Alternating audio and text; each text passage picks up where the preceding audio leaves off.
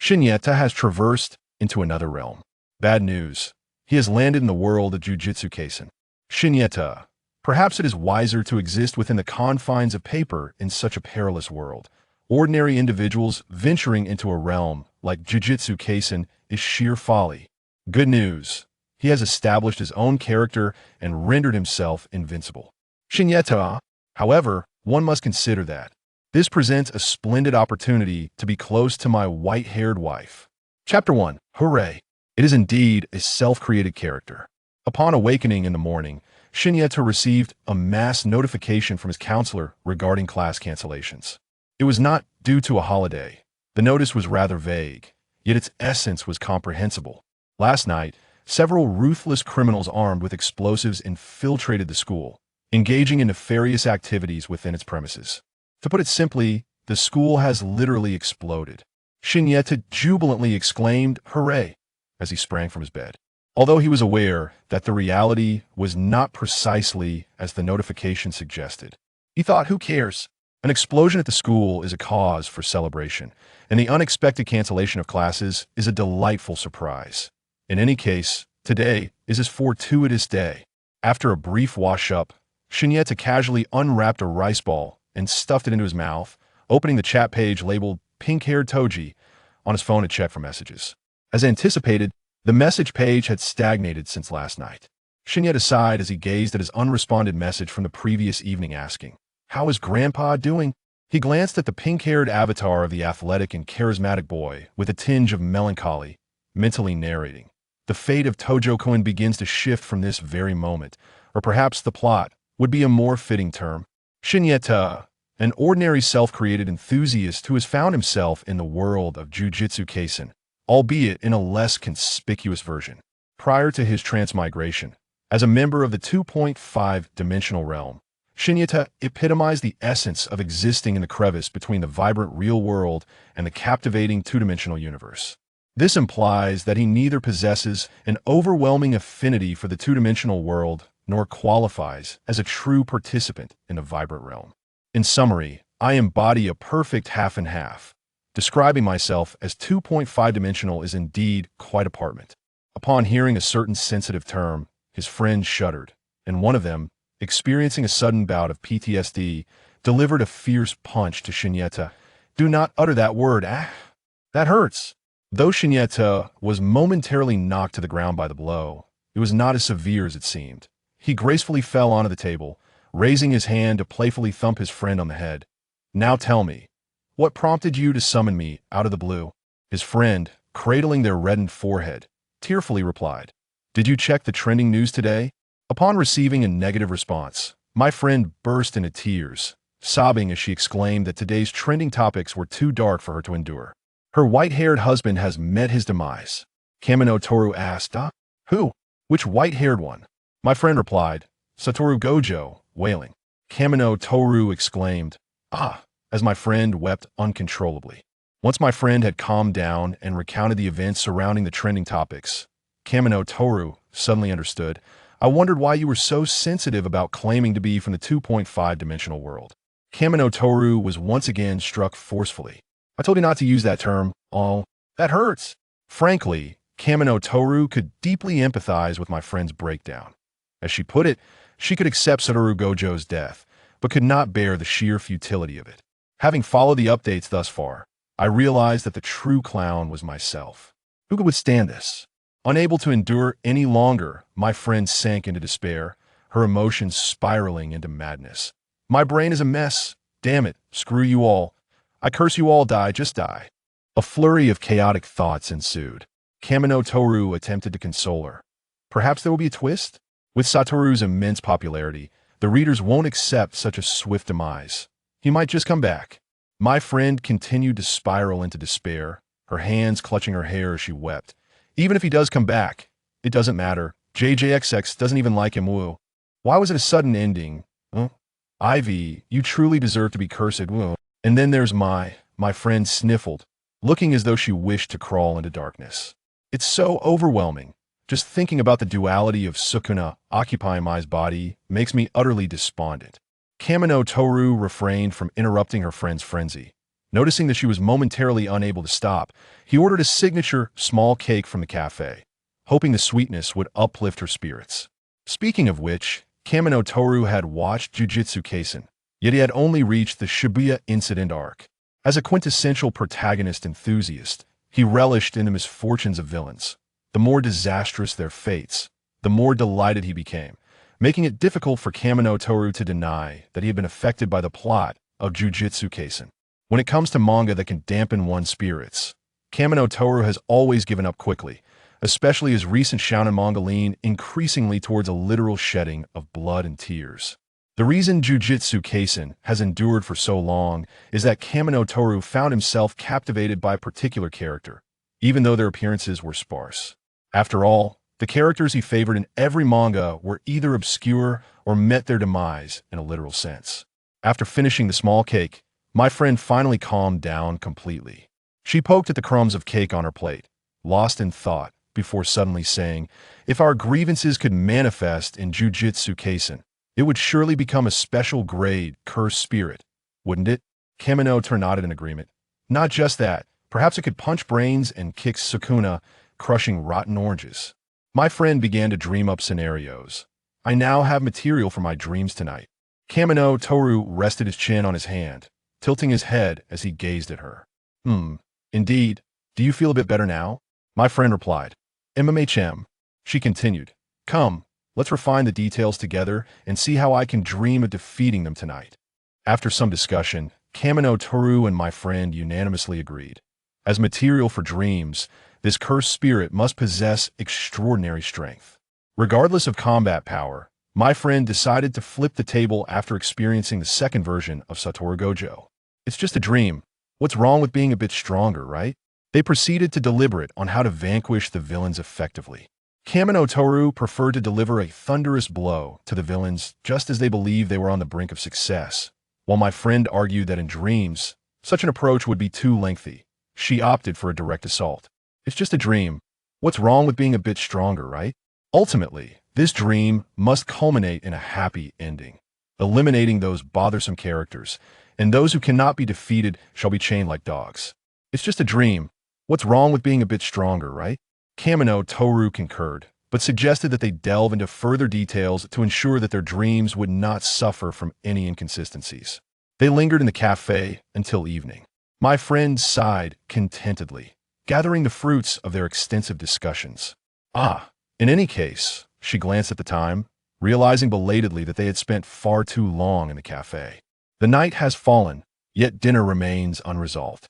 Although Chinyu has only consumed a small piece of cake today, perhaps due to her current exhilaration, she does not feel hungry.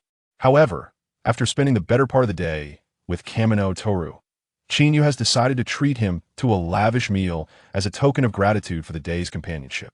She invited, "It's getting late, shall we go? Let's grab a bite." "It's on me."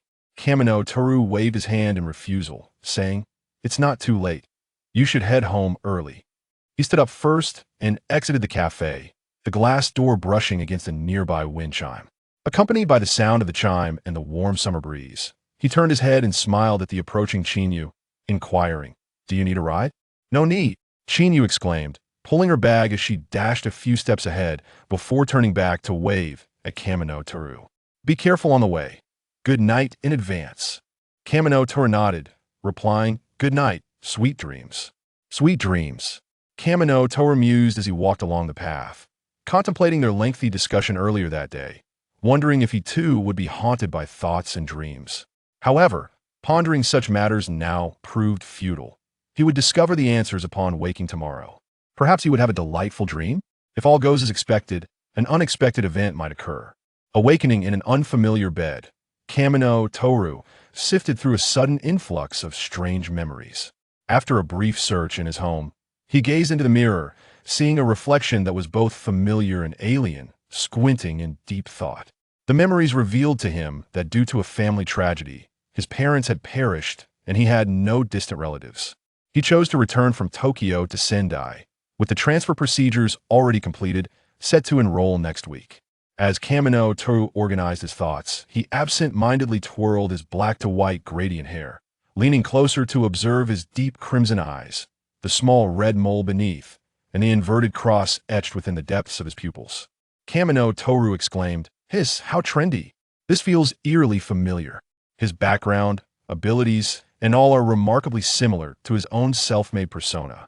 Moreover, when combined with the school he is set to transfer to in his memories, Kamino Toru pondered, "What should I do if I wake up to find that I have traversed worlds? How do I convey this to you, my friend?" The good news: he has entered the realm of jujitsu, not as a cursed spirit. The bad news: he has entered the realm of jujitsu. The good news: he has entered his own creation, complete with a rich background, abundant wealth, linguistic proficiency, and his self-defined abilities are limitless, with freedom to toggle them at will. Defeating foes is no longer a mere fantasy. The bad news: he cannot recall his age prior to the traverse. The physical form in this three-dimensional world has been erased as a consequence of his heightened abilities, rendering his return uncertain. All of this was conveyed to him by the inexplicably emerging memories. Nevertheless, it is not a grave matter. It is his own creation, tangentially related to his lineage, and there is little of significance worth lamenting. Merely surviving is already a remarkable feat. If he must express something, the only regret lies in his friend's cautionary words. Be careful on the road. No one knows whether tomorrow or an unexpected event will arrive first. And in his case, if only his physical form was erased without the accompanying memories, should it be classified as mere disappearance? Kamino Toru rubbed his chin and mused, finding the ultimate answer to why it was he who traversed worlds can wait. The pressing matter is to ascertain the nature of his abilities to strategize for the future. After all, within the additional memories, he is aware of the powers he possesses, yet has never utilized. This deviates from his original character design. Of course, to be precise, he had not established any plans regarding school transfers. This is likely a consequence of his self-creation being rationalized upon entering the jujitsu world by some external force. Kamino Toru suspects he can identify this external force, and his traversal is likely connected to it. Thus, after perusing his memories, he harbors skepticism regarding the notion of limitless abilities. As the creator of his own persona, Kamino Toru is acutely aware of the bugs inherent in his design, if his powers are indeed boundless. He gazed into the mirror at the inverted cross in his pupils and thoughtfully nodded at the reflection of his eyes. Perhaps a small experiment is in order? Following the guidelines of his memories, Kamino Toru activated his ability, Word Spirit, declaring, "A delectable omelet rice will appear on the table behind me." To his astonishment, he beheld a beautifully packaged takeout dish emitting steam suddenly materializing on the surface. Wow, incredible! Kamino Toru's eyes widened in disbelief. Creating something from nothing. Once he becomes accustomed to his abilities and determines the limits, he will certainly stir up some excitement.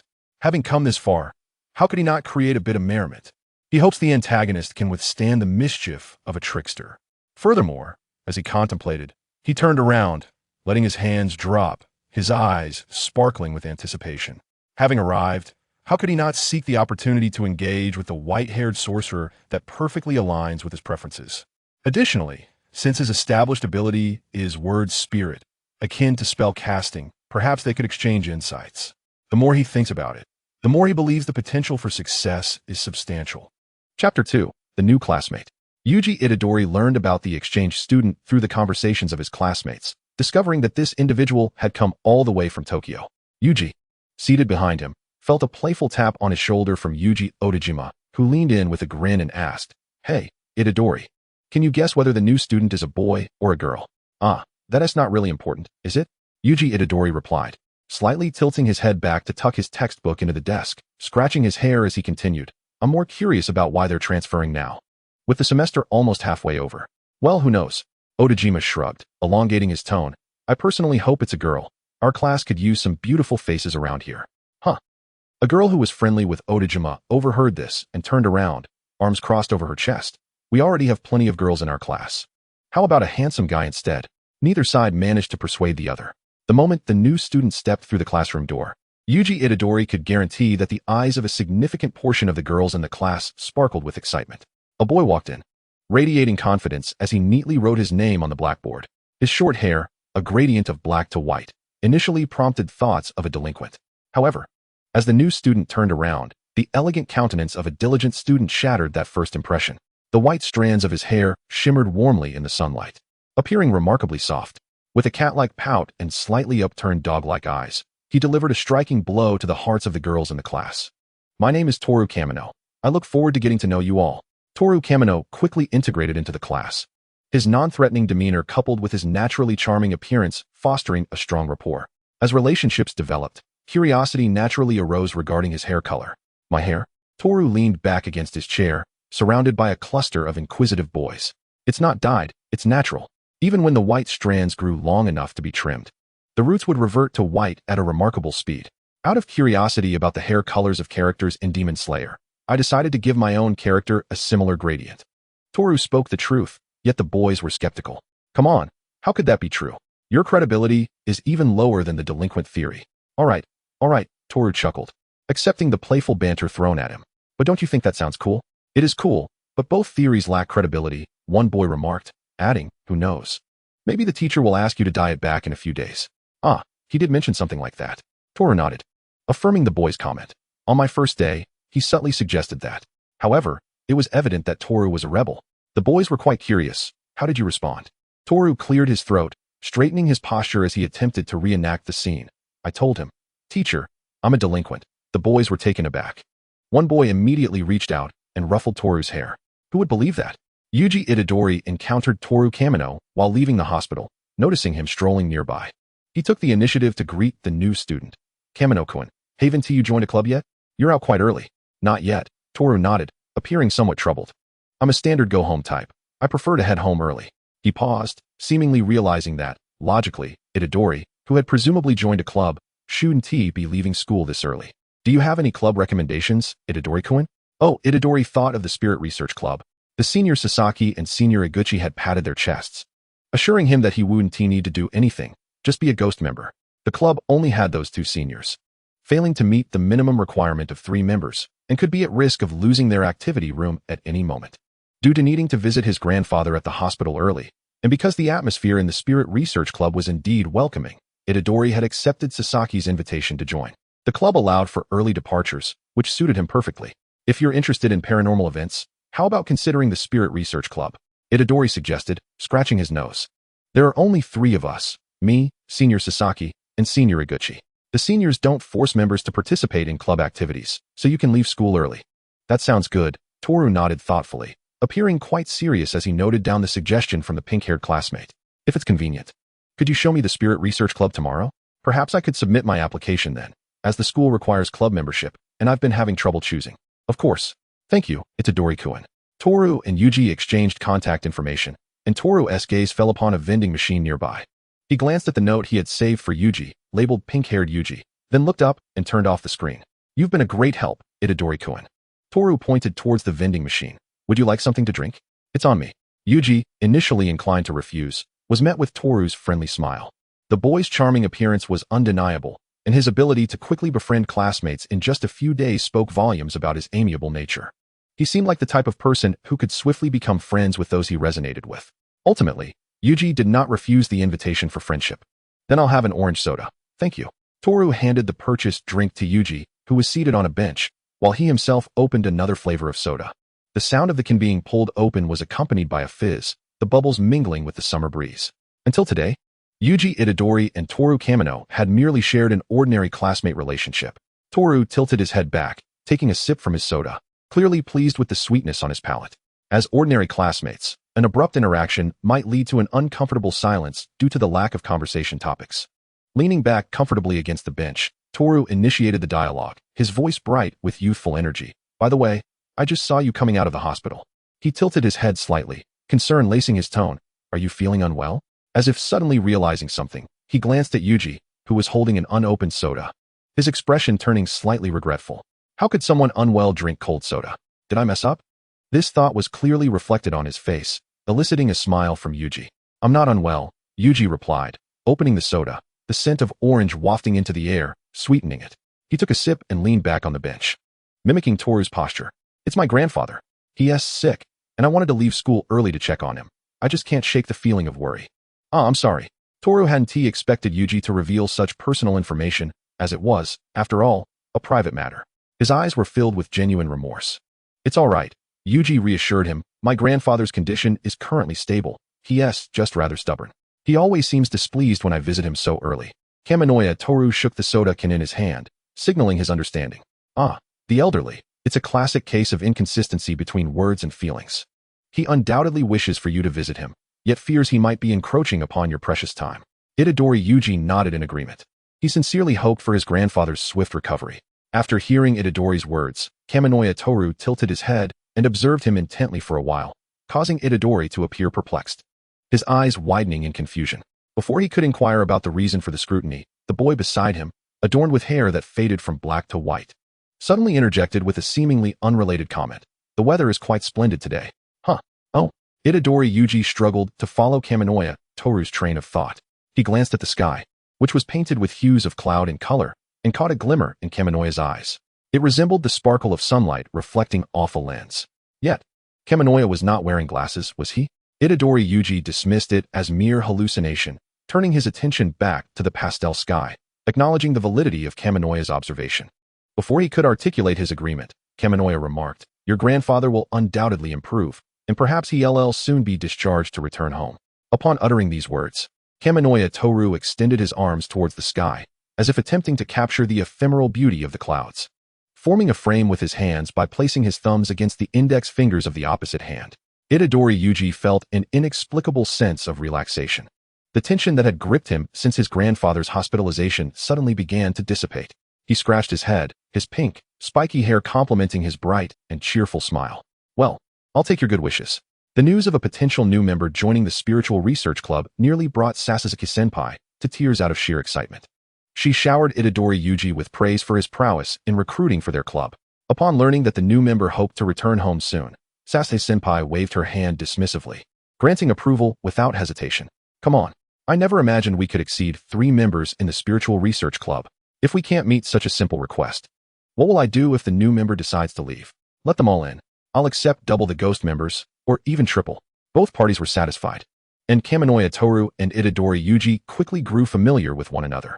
Kaminoya Toru subsequently conducted a series of experiments, ultimately concluding that apart from requests akin to let the world perish, his word spirit bore no other restrictions. There was no backlash. Even a malevolent command such as destroy the world merely signaled its failure without any consequential events. Of course, it wasn't he entirely without consequence. Kaminoya did sense a subtle, intangible force subtly warning him, which led to a clearer understanding of his abilities. He could alter the seasons, move mountains, and command the winds and rains. He could manifest his ideals directly or thwart them with a single utterance. He was the embodiment of truth, the sole representative of world consciousness in this realm where divinity had crumbled. It proclaimed, "Please protect my child." Chapter 3, to Tokyo. Its favored child was Gojo Satoru, however. As the embodiment of world consciousness, even its fondness could not shield him from the malice of the creator from a higher dimension. Despite this miniature world not entirely relying on the creator's will, the world consciousness foresaw the future, thrusting the complete narrative that Kaminoya Toru had yet to perceive into his consciousness. It desired to liberate its world from the creator's grasp and required a variable. Kaminoya Toru was quite receptive to the notion of being that variable. Once he confirmed whether the child to be protected was singular or plural, he readily acquiesced. In simpler terms, both protagonists and supporting characters were subjects of his protection. As for the cursed spirits, they were merely part of this world. The world consciousness had its biases, but what did that concern him? He agreed without hesitation, while being informed of certain precautions. Due to the considerable energy expended to bring him, this variable, into existence, the world consciousness would soon succumb to a brief slumber. The timeline had shifted from the main narrative to an alternate branch, and although Kaminoya Toru was granted the highest authority of world consciousness, the catalyst for the story's inception remained unchanged.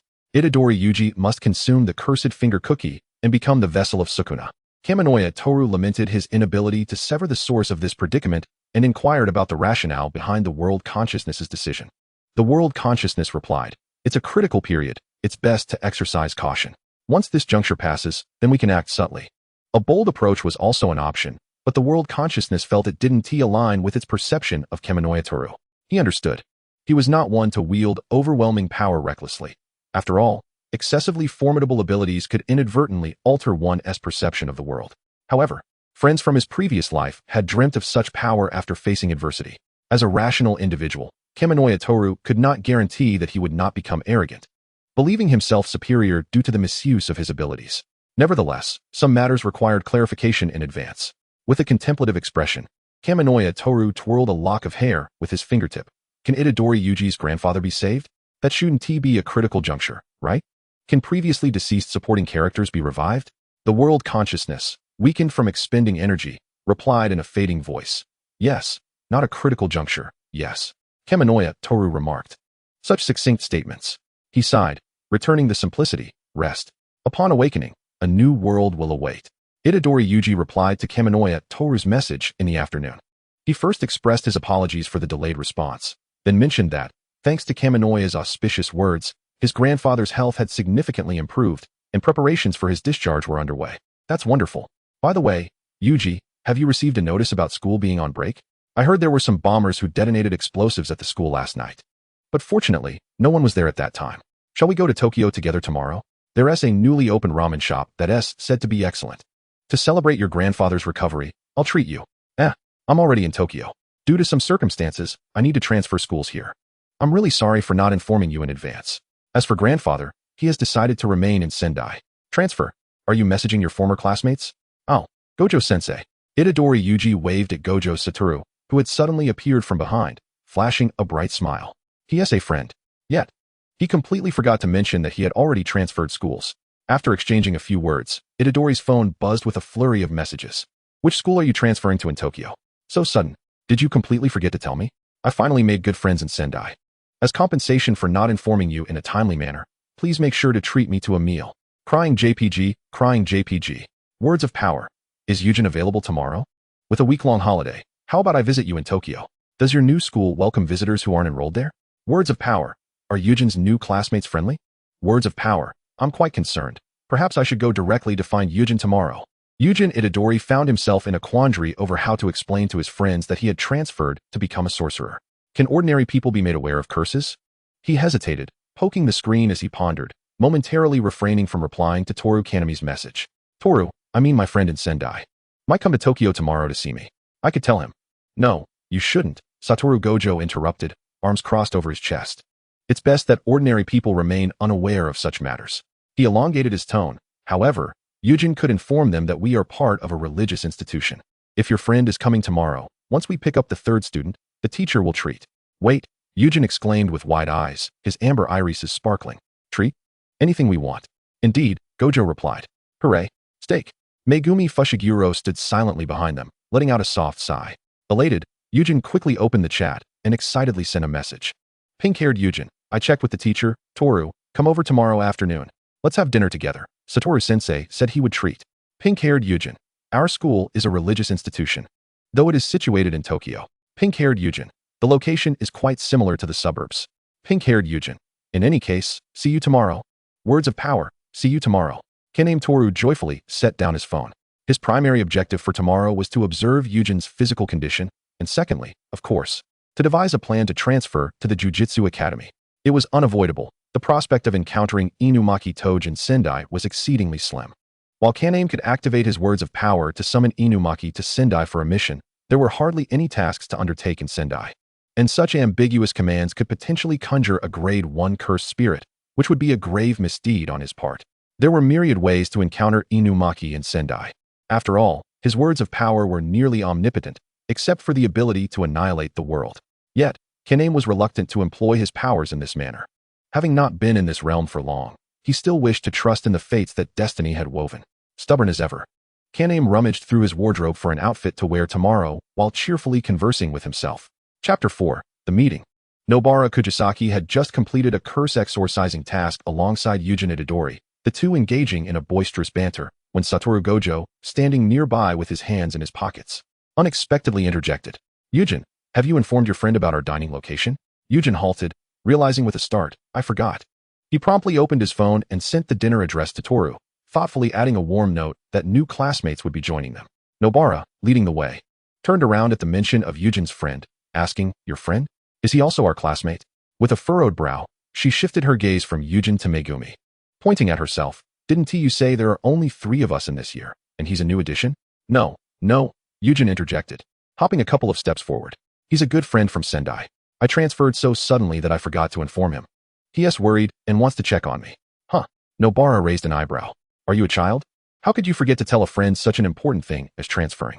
Even children wouldn't forget their friends, Yujin murmured, ruffling his hair in self-deprecation. Reflecting on how much had happened in a single day, by the time he realized, he was already in Tokyo.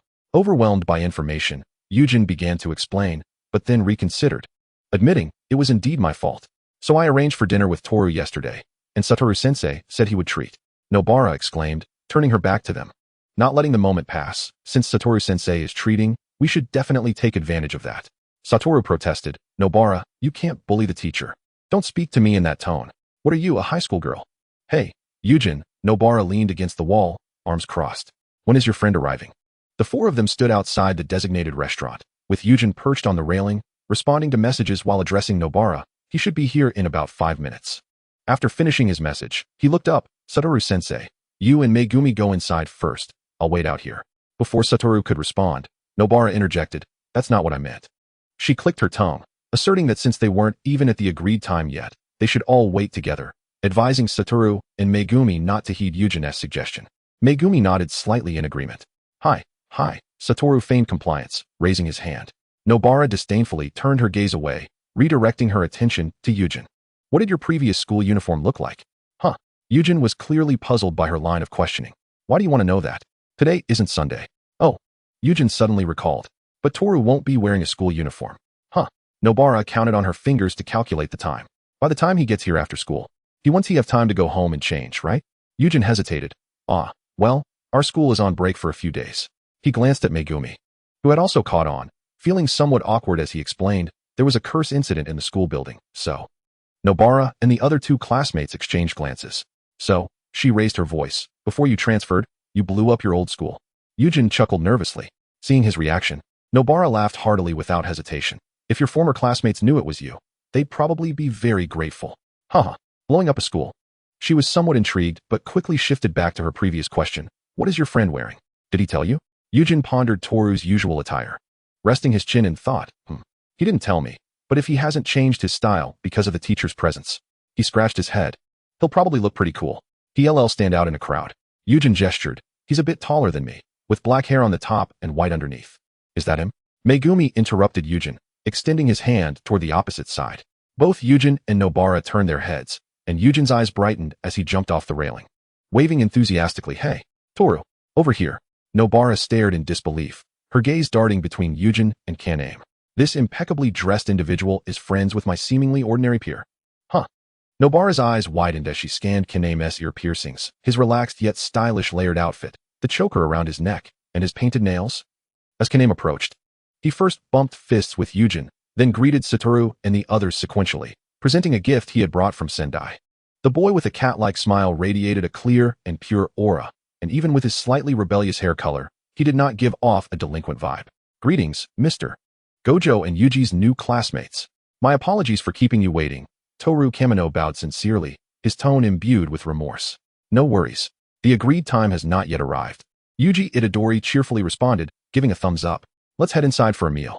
Just as he was about to pull Toru through the door, he turned to find Satoru Gojo bending down, scrutinizing his good friend. Yuji tilted his head in confusion. Mr. Gojo, is something the matter? Gojo emitted an ambiguous exclamation, prompting Yuji to inquire. Is your friend an ordinary person? Is he?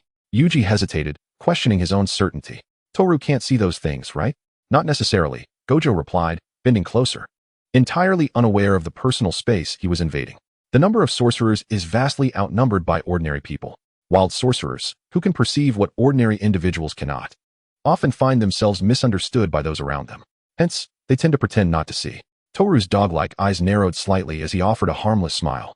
The tall sorcerer before him slowly lifted his black eye mask, revealing his brilliantly blue irises, reminiscent of a reflection in the sky. Wouldn't you agree, Toru? Your cursed energy is nearly overflowing, you know? Chapter 5, Word Spirit. The three exclaimed in unison. Toru stepped back, creating distance from the oblivious teacher, refraining from directly answering Gojo's question. Didn't Mr. Gojo say he would treat us? He pouted, feigning innocence while patting his stomach. I hardly ate anything on my way here, as I was eager to see Yuji. It's quite a long journey from Sendai, and I'm starving now, Mr. Gojo.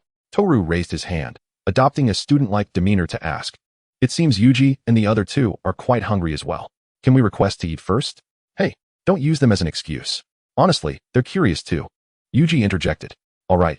Gojo straightened up, setting aside his eye mask. He paused for a moment before taking a step toward the restaurant, his voice filled with enthusiasm. Let's go eat then. The desserts here are absolutely fantastic. I recommend you all order one. Order one. Are you a sweet-toothed freak? Nobara Kujisaki protested, following suit. We said we wanted sushi. I want steak. Yuji declared, turning to poke Toru and Megumi Fushiguro. What about you two? I'm fine with anything. Anything works for me. After indulging in a hearty meal, the group collapsed contentedly in their private booth. Nobara, in a daze, remarked, Is this what money tastes like? No wonder it's Tokyo. Yuji nodded in agreement. Only Megumi remained seated, sipping his drink. Gojo swallowed the last bite of cake, amidst the background chatter of Yuji and Nobara exclaiming how Mr. Gojo managed to finish such a sweet cake alone, and asked clearly, Now that we've finished eating, can Toru answer the teacher's question? The booth fell silent. Toru set down his chopsticks, which had been idly poking at his bowl, and without any further pretense, straightforwardly admitted, Yes, I can see. Huh, really? Yuji's reaction was the most pronounced, as he sprang upright, exclaiming, I never sensed that Toru could see what I can't. He murmured in awe, Toru's acting is incredible. Toru replied, That's not the main point, Yuji. It must be tough, huh? Yuji gazed earnestly into Toru's eyes. Mr. Gojo mentioned that making eye contact with cursed spirits would put you in their sights. You never show it, but it must be difficult for you. Toru understood Yuji's underlying message, feeling somewhat guilty for the stark contrast between reality and Yuji's perception. He blinked sheepishly. Well, it's not that bad. Their conversation was interrupted by applause. Here, look at the teacher. Toru tilted his head toward Gojo. Gojo retracted his hands, the smile on his lips fading slightly as he addressed Toru seriously. So, Toru, are you willing to transfer to school with Yuji? Oh, Toru lightly touched his lips, feigning recollection. Actually, I only transferred from Tokyo to Sendai not long ago. That is not a concern. I can assist with your transfer, Gojo assured. Oh, is that so? Toru neither affirmed nor denied, asking no questions. Did the teacher already know about my technique from just one glance? Not entirely, Gojo didn't deny it. But if you wish to share, you may inform your 3 classmates ahead of time. Did I agree to join? Toru sighed, his naturally upturned lips reflecting some exasperation. My innate technique is word spirit. Word spirit? Megumi echoed. Is it similar to Inamaki-senpai's technique? Inamaki-senpai? Yuji questioned, unfamiliar with the name. Is he a senior above us? Indeed. Megumi explained. Inamaki-senpai is a semi-first grade sorcerer who can obliterate cursed spirits below his level with just a single phrase. It's an incredibly powerful technique. Wow. Yuji clapped enthusiastically, his eyes sparkling as he turned to Toru. Is Toru that impressive too? I'm not that amazing, Toru shook his head. My word spirit primarily focuses on healing. And even when uttering harmful phrases, the offensive capability is nearly negligible. Megumi frowned in thought, unable to resist asking, Can you speak normally with your technique? Yes, Toru nodded. I can control the switch, and if I turn it off, it doesn't affect my ability to speak. He casually inquired, Isn't Inamaki-senpai like that? Megumi replied, Inamaki-senpai only speaks using names of rice ball fillings. Toru nodded in understanding, I see. Speaking of which, Yuji suddenly interjected, recalling something. I remember, Toru once told me. My grandpa will definitely get better over time, and maybe he can come home from the hospital soon. He enunciated each word clearly. At that time, Toru must have used word spirit on me. Toru had no intention of hiding the truth. Yes, because you looked so sad. I wanted to be friends with you and hoped it would make you happy.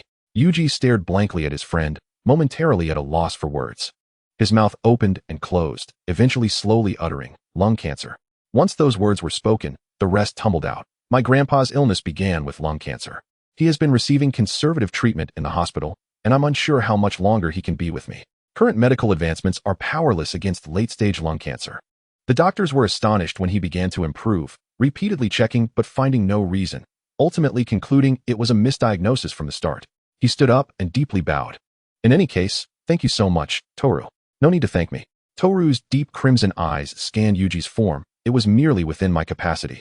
Yet, Yuji is truly the one who cannot see cursed spirits, so how did he suddenly become a sorcerer? Ah, Yuji's gaze drifted, slightly guilty. The situation was rather urgent at that time, so, I ate that special grade cursed object. Don't just shove everything into your mouth. Satoru Gojo listened quietly to the dialogue between the two individuals, softly calling out the name of the soon-to-be 4th student. His index finger tapped rhythmically on the table. To what extent can Toru's healing abilities reach? Toru Kamino retorted, What level does Teacher Gojo expect me to achieve? Is it possible to regenerate severed limbs? Indeed. Regardless of who it is? Indeed. How long will it take? Toru Kamino did not answer the question immediately. The 6 eyes, concealed behind a mask, met with those deep crimson orbs for a prolonged moment, both parties understanding the implications. This could be troublesome, Satoru Gojo chuckled. It would be quite precarious if that group of rotten oranges found out. Ultimately, Toru Kamino agreed to transfer to the Jujutsu Academy. Or perhaps it was more accurate to say that he had achieved his objective. By voluntarily revealing a portion of his abilities, he secured his admission into the academy. Although his power system bore no relation to Jujutsu, converting some of his capabilities into cursed energy was merely a matter of intent. Even if the Jujutsu Administrative Department harbored suspicions and subjected him to rigorous testing, his technique could only facilitate healing. Even if he uttered phrases akin to explode or distort like Inumaki, his technique would inflict no harm.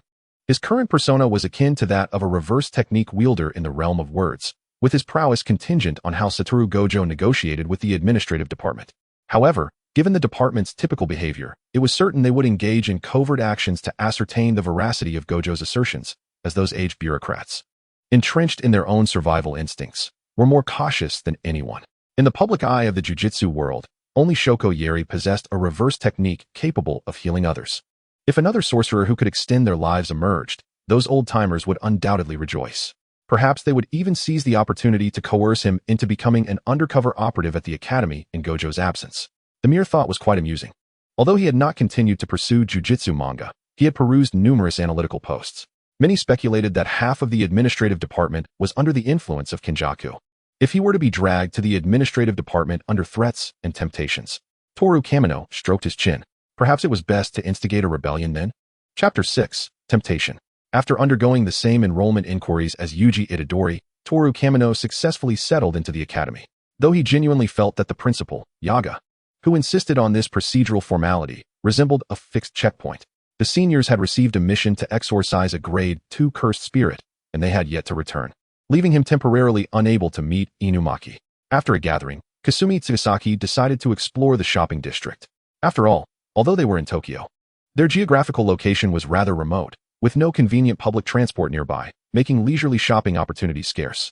Fushiguro Megumi and Yuji Itadori were retained as her assistants, while Toru Kamino needed to complete some formalities and thus returned with Satoru Gojo.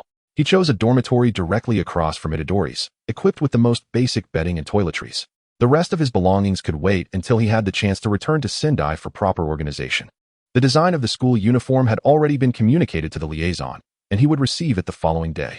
Lying on his bed, Toru Kamino surveyed his surroundings, extending his hand with fingers splayed in midair. What shall I do next? Although the administrative department had temporarily been subdued by Satoru Gojo's influence, preventing them from issuing a death sentence for Yuji Itadori, it was evident that these high-ranking officials were reluctant to allow a vessel that could threaten their lives to remain. Gojo had become considerably more restrained compared to the more reckless version of himself. Had Suguru Geto still been around, the more impulsive Gojo might have dealt with the duplicitous higher-ups quite differently. But now, Satoru Gojo could easily compete with the likes of Kosuke's Takumi for the title of the working emperor. He spoke of boundless superiority while dutifully completing tasks and even treating students to meals. Contemplating this, Toru Kamino's thoughts wandered. The notion of a cat teacher was amusing. Yet he also realized that he was not necessarily younger than Satoru Gojo. He hardly remembered the details. His close friends were all avid supporters of Gojo, and they frequently shared intriguing analytical posts, fanfiction, and fan art, inevitably intertwining personal biases. For instance, references to Cat Gojo or Fox Geto. At one point, a friend's preferences had even shifted towards the mob category, nearly resulting in their expulsion from the friend group of pure romantics. To summarize, the cats were good. The administrative department was bad, and the 3 prominent families were not much better. Satoru Gojo slept only 3 hours a day, while his students were referred to as cattle and horses. Though there were other special grades, only he undertook missions. Students were of utmost importance to him.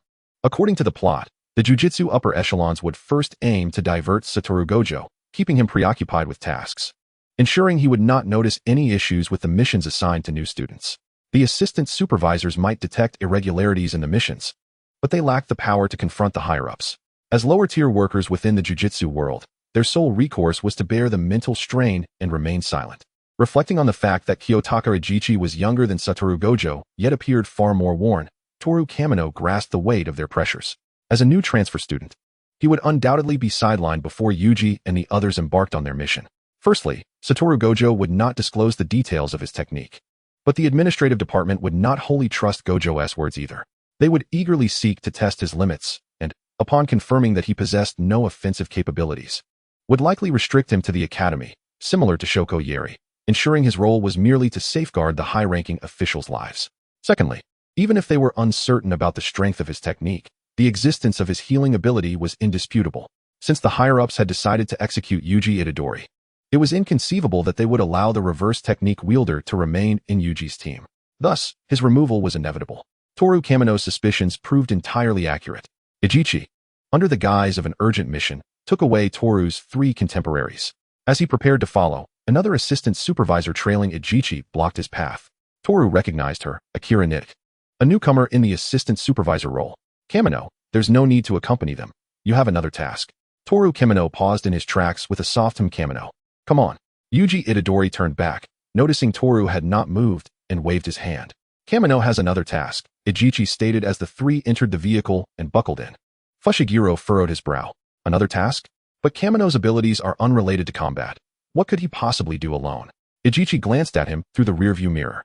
Apologies, but I'm not quite sure. However, it shouldn't be anything significant, he explained, withdrawing his gaze. It's likely a simpler task. Yuji Itadori responded with a bewildered "oh," while Tsukisaki leaned against the window, resting her chin in silence. Only Fushiguro's eyes flickered with understanding. It was probably something from the higher-ups. How unfortunate that Gojo-sensei wasn't around at this time. As their conversation concluded, silence enveloped the vehicle. Yuji, newly introduced to the world of jujitsu, felt a sense of novelty in everything. Even in the absence of conversation, he could entertain himself with silly thoughts. Tsukisaki caught a glimpse of his foolish grin through the window, and couldn't suppress a smirk. Fushiguro Megumi felt a sense of unease as he gazed out the car window at the particularly gloomy sky, leaves swirling upward, heralding the impending storm. Shinichiro was ushered before the higher-ups. Freshly graduated, Nidhi Akira's bright disposition had yet to be dulled by the burdens of his demanding job, and he engaged in casual conversation with Shinichiro along the way. Upon disembarking, Nidhi was halted, and the guide was replaced by a man whose countenance bore the unmistakable mark of disdain. He scrutinized Shinichiro from head to toe, clearly dismissive of this newcomer in the realm of curses. In an instant, Shinichiro realized that Gojo Satoru had exaggerated his abilities in the report to these higher-ups, likely placing him in the range of a level 4 to level 3 sorcerer. However, it seemed that his reversal technique might not factor into this assessment. With the esteemed Jo Shaoju in attendance, if his capabilities did not surpass hers, his presence would hold little significance for these higher-ups. Yet, having someone who could perform reversal techniques was certainly preferable to having none at all. After delivering him to his destination, the guide bowed to the individuals within and then closed the door behind him. The atmosphere turned dark, thick with the metallic tang of blood. Shinichiro felt an ineffable discomfort. In this modern age, one might at least turn on a light. Must we cower behind curtains in such darkness? He was a healing sorcerer. A voice, aged and resonant, emerged from behind the curtain, cutting straight to the chase. Utilize your utmost ability to heal the sorcerer before you. Adjusting to the dimness, Shinichiro looked ahead. A sorcerer lay on a soft mat, limbs severed, flesh raw and torn. His breathing was stable, indicating he was likely unconscious. Shinichiro lowered his gaze, meticulously controlling the output of his cursed energy, and obediently began his incantation over the injured sorcerer.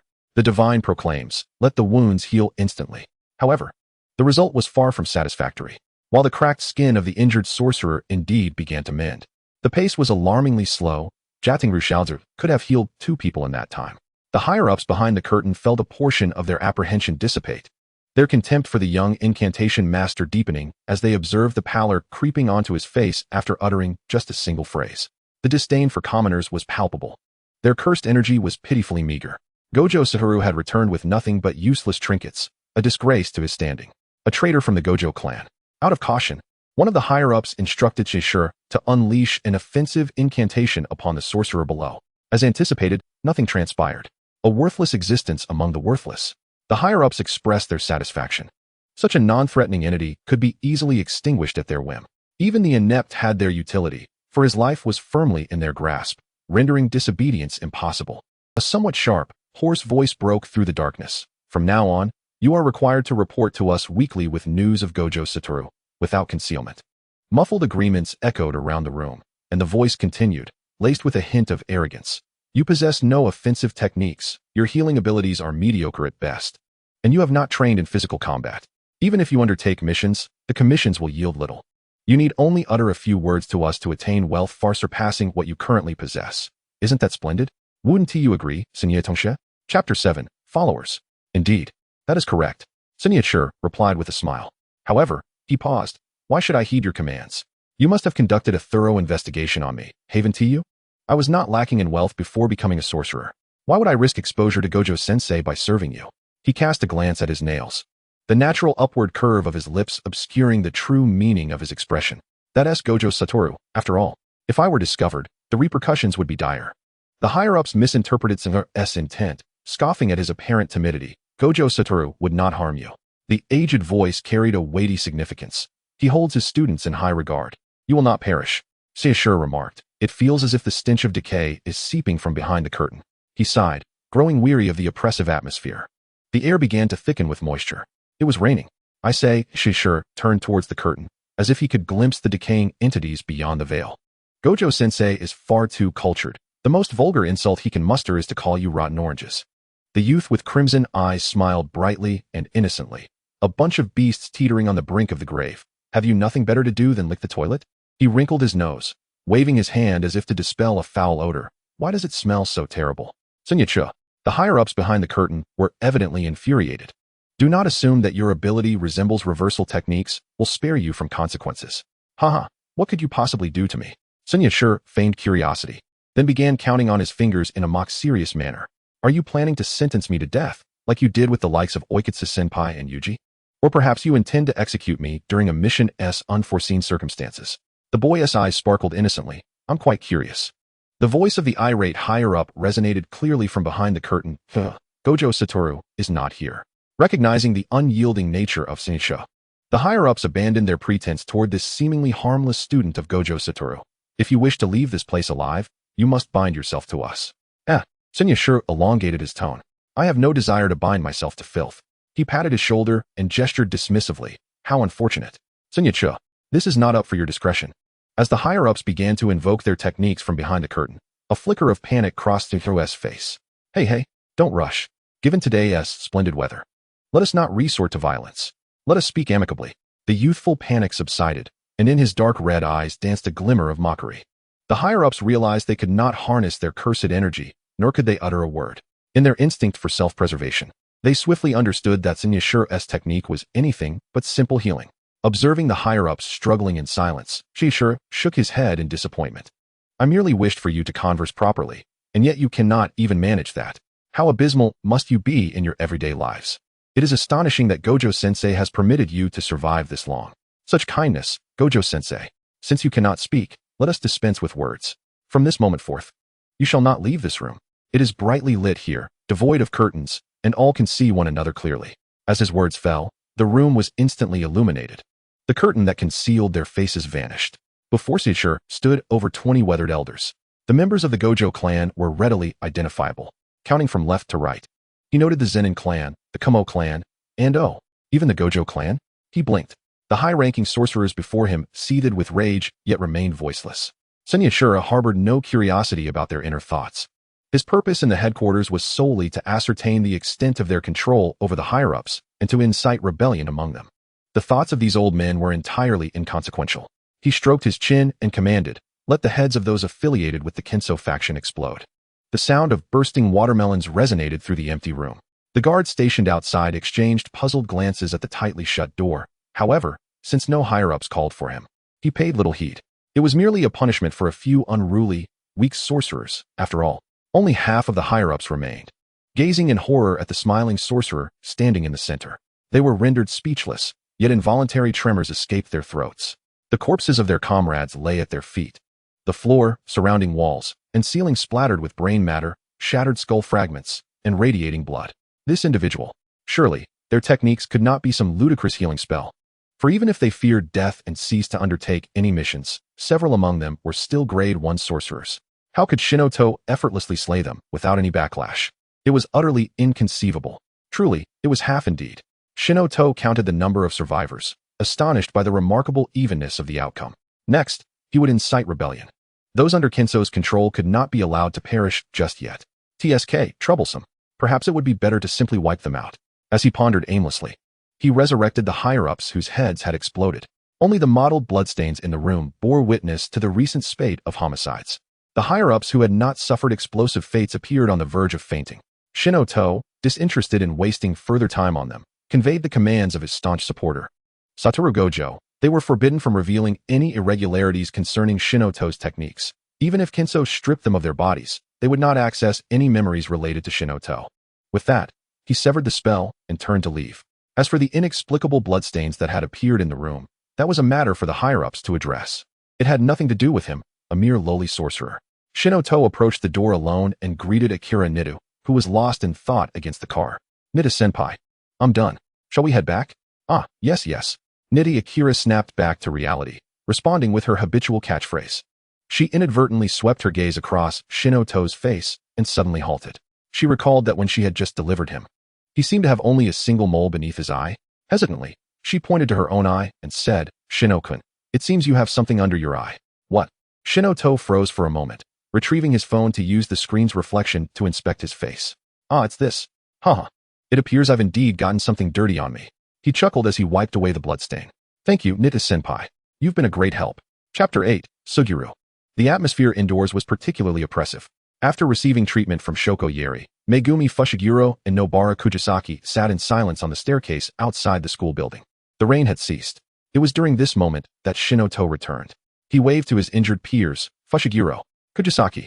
Upon seeing them look up, Shinoto approached and handed each a bag of pastries he had bought on the way back from a newly opened dessert shop that was running a promotion. He had inadvertently purchased too many. I've tried them. Some of their cakes aren't overly sweet, so even if you're not particularly fond of desserts, you can still have a taste. As he said this, Shinoto couldn't help but recall the highest praise for desserts from his past life. Not sweet. He observed the two, who had thanked him but then returned to their despondent state. Despite knowing the story, Shinoto still inquired, by the way, what about Yuji? Is he still in the infirmary? Nobara Kujisaki's lips quivered slightly as she lowered her head, her voice muffled as she spoke. It's about Itadori. He had an accident during the mission, and we were insufficiently capable, so. I'm sorry. Megumi Fushiguro picked up where Nobara left off. The new classmate before them was likely here because of Yuji Itadori, and although they had been informed of the high mortality rate within the sorcerer community prior to enrollment, to have a friend perish so soon was disheartening. Megumi bit his lip, bowing his head and ceasing to speak. Sorcerers do not die without regret. He found himself somewhat hesitant to meet Shinoto's gaze. Ah, I see. His new classmate responded surprisingly calmly. So Yuji's body is still in the infirmary? Yes. Megumi was somewhat taken aback by Shinoto's reaction. However, he was aware that some individuals concealed their emotions, so he did not dwell on it. Dr. Yeri is still examining him. Shinoto tilted his head. Has Satoru-sensei returned? He should be in the infirmary as well. Shinoto nodded, indicating he understood. He pointed to the injuries on his two peers' faces. What about you? Are your injuries serious? Dr. Yeri has already treated us. These minor injuries will heal quickly. Shinoto looked at Megumi, and while he could overlook Megumi's injuries, Nobara was a girl. A girl's face is of utmost importance.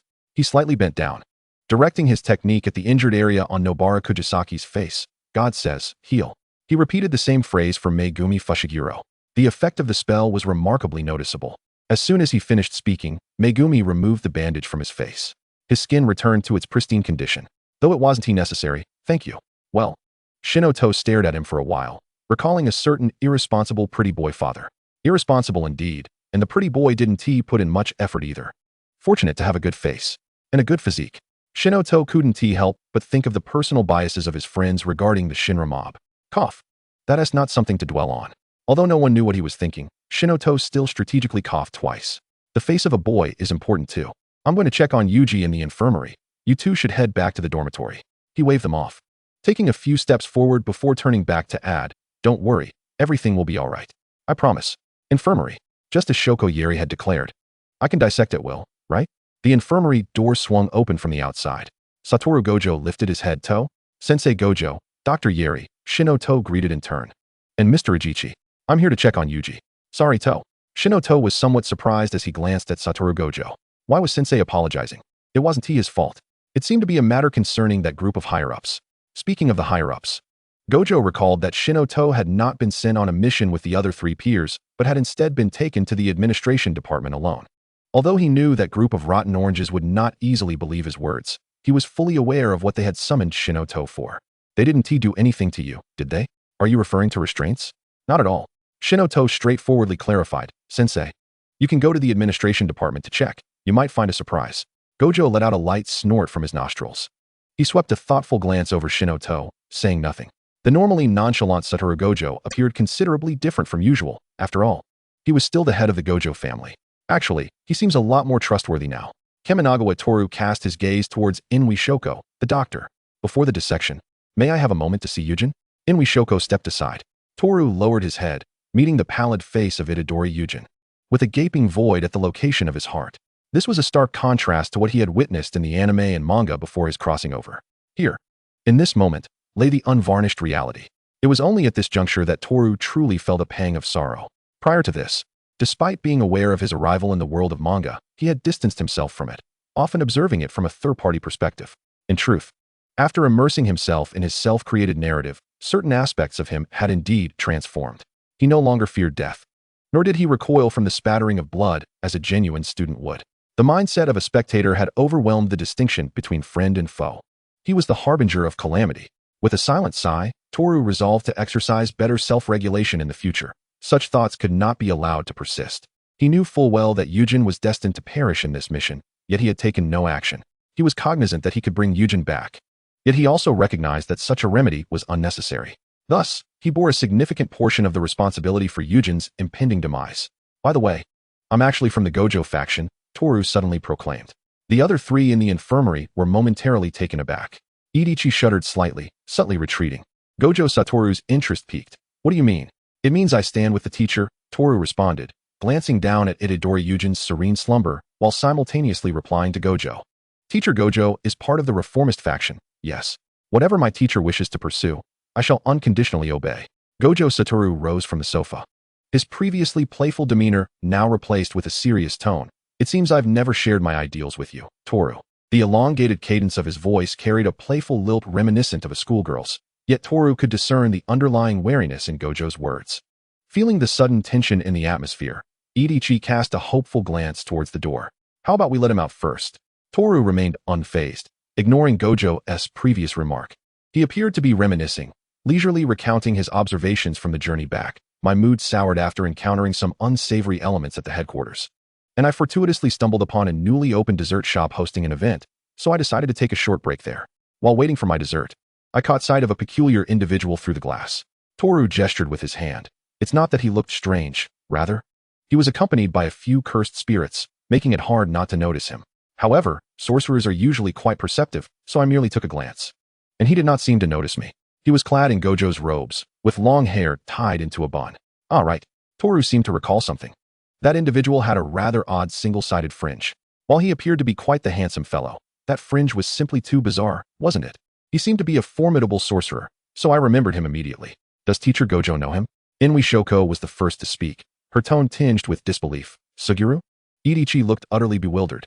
Gojo Satoru stood up from the sofa, the corners of his mouth tightening into a flat line. That's impossible. What is impossible? Toru's voice brimmed with confusion. Is there something wrong with that person? Inui Shoko seemed to recall something, frowning as she glanced at Gojo. Gojo, how did you handle Suguru's corpse? I didn't handle it, Gojo replied, his expression devoid of any amusement. I'm sorry, Shoko. Don't apologize to me. Inui Shoko sighed, exasperated by the two troublesome individuals. Shoko, I leave Yujin in your care. I'll step out for a moment. As soon as the words left his mouth, Gojo vanished from the infirmary. Toru appeared utterly bewildered, letting out a soft, huh? Teacher Gojo? Don't mind him. Inui Shoko interjected. Toru blinked. All right, but who is Suguru? Inui Shoko paused, setting down the medical gloves she had just picked up, and stepped outside.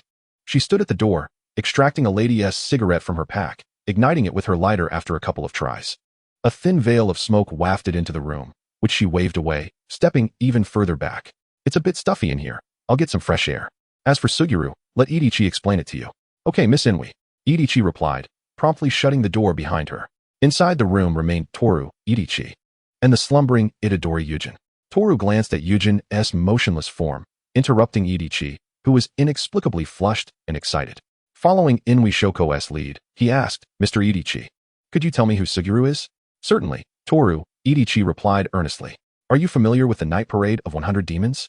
The Night Parade of 100 Demons? How could Toru possibly be unaware of who Suguru Geto was? He was Gojo Satoru's sole confidant, his one and only. When the Jujutsu Kaisen anime first aired, various pairings emerged, and many of Toru's friends were manga enthusiasts, while the anime fans were fervently shipping Itadori and Fushiguro. The manga supporters remained steadfast in their allegiance to Gojo and Suguru. Those who didn't T-ship anyone were inundated with a plethora of fanworks from their friends. After all, everyone understands that confidant reads as, in this context. Toru appeared to listen attentively, yet he absorbed Itachi's exposition like water through a sieve. Upon concluding the account of this most malevolent cursed sorcerer's demise, Itachi wrapped up his explanation. So, the cursed sorcerer I encountered on my way was Suguru Geto? Toru continued to inquire. That's impossible, isn't he already? Itachi adjusted his glasses, which had slipped down his nose. Mr. Gojo is investigating this matter. I see. The infirmary door swung open once more, and Inui Shoko returned after dispersing the smell of smoke. Have you finished your explanation? Itachi stood rigidly. Yes, Miss Inui. Then, Inui Shoko's sentence was abruptly cut off by the sudden reappearance of Gojo Satoru. His hair flowed down gracefully, unencumbered by the blindfold, and his striking blue eyes sparkled brilliantly. Shoko, Geto's corpse is missing. Toru, what cursed spirits were accompanying Geto? Toru mused internally that Gojo's eyes were indeed beautiful. While he obediently answered, one with a volcanic head, one with an octopus head, and another humanoid with branch-like eyes. Gojo's voice lowered. Geto never commanded such cursed spirits. It may not necessarily be Suguru Geto, Toru added. The person I saw had a ring of stitches on his head. If Suguru Geto's head had not been injured. Stitches? Gojo noted this quietly, intending to return to the Gojo estate to research whether such characteristics were documented in the realm of Jujutsu. Toru glanced once more at Itadori Yujin, who lay upon the dissection table, sensing that the time had come. Teacher Gojo, let us not discuss your confidant for now. He gestured towards Yujin. Yujin is in the midst of making a pact with Sukuna. 39 contracts. 39, should we intervene? What? Gojo widened his eyes in surprise. Without delving into how Toru Kinu arrived at such a conclusion from a mere corpse, the implications embedded within that statement alone are sufficient to indicate that his student's true technique is far more intricate than a simple healing spell. No, now is not the time to ponder such matters. Satoru Gojo gently pressed and patted Kinu's shoulder, inquiring what assistance the teacher might require. Before the world's consciousness slipped into slumber, it had forcefully imparted upon Kinu all the futures it had observed. Upon sifting through these memories, Kinu concluded that this was indeed the concluding chapter of the manga he traversed before. It must be said, only that madman I've could concoct such a plot. The mere introduction of a twin motif was enough to trigger Kinu's anxiety. No manga has ever introduced a twin concept mid-narrative without causing utter chaos among its audience. Just look at the debacle surrounding the character Sakura in the realm of Kagaku. Reflecting on Jujutsu Kaisen, Kinu couldn't help but recall a meme from a comment section prior to his traversal. Sister, open the door. It's me, my brother. Kinu thought, this is absurd. Such strange knowledge flooding my mind. As he engaged in a mental whirlwind, he first utilized Jujutsu to mend Yuji Itadori's body, and then quietly activated the spell's switch. Kinu rapped on Itadori's head and urged, Yuji, do not acquiesce to him. Chapter 10, Resurrection. Within the domain of life, Yuji Itadori, pinned beneath Sukuna, was contemplating feigning agreement when he heard Kinu's command. The words he had yet to utter caught in his throat, leading to a violent cough that left him disoriented. Unable to recall what he had intended to say, Sukuna squinted at the expanse above the domain. In a fleeting moment between coughs, Itadori faintly discerned Kinu's voice. Awaken from your own body, Yuji. In that instant, Itadori felt himself plummet into an abyss, only to be swiftly yanked upwards. The intense sensation of weightlessness inducing a dizzying illusion. As he broke the surface, a crisp sound resonated in his mind, akin to shattering some form of constraint. The youth sprawled on the dissection table opened his eyes. Adachi, witnessing the upright form of Yuji Itadori, felt an impending threat to his own job security. Stunned, he silently screamed within. Is this truly what I am witnessing? The vessel of Sukuna had perished and revived, all thanks to a supposedly feeble, healing sorcerer. No. This wasn't merely a rescue. It was resurrection. How could this be? Everything about it seemed amiss. How could he report this? If the higher-ups inquired, what could he possibly say? It was obvious that Satoru would never allow him to disclose this. The best way to ensure a secret remains hidden is. Adachi cautiously moved his gaze, only to lock eyes with a pair of cerulean orbs reminiscent of the sky. Oh no, this was disastrous. The source of his anxiety had always been Satoru Gojo, and their gaze sent Adachi's heart racing. He struggled to control his emotions, standing rigidly in place. Satoru averted his gaze, and just as Adachi began to relax, he heard Satoru's voice laced with mirth. Adachi, do not let me down. Yes, yes. Adachi stood at attention, responding with unwavering conviction. Kanu surveyed his surroundings, casually draping a cloth over Itadori's vital areas. To Adachi, the lifeless form of Itadori was merely a mundane body. Yet now that he had revived, it was best to cover him. Was that you just now, Toru? Itadori, his upper body bare, asked in mild astonishment. I am not dead, he began, lowering his gaze and belatedly realizing that the wound from which his heart had been extracted had healed. A new heart pulsating vigorously within his chest.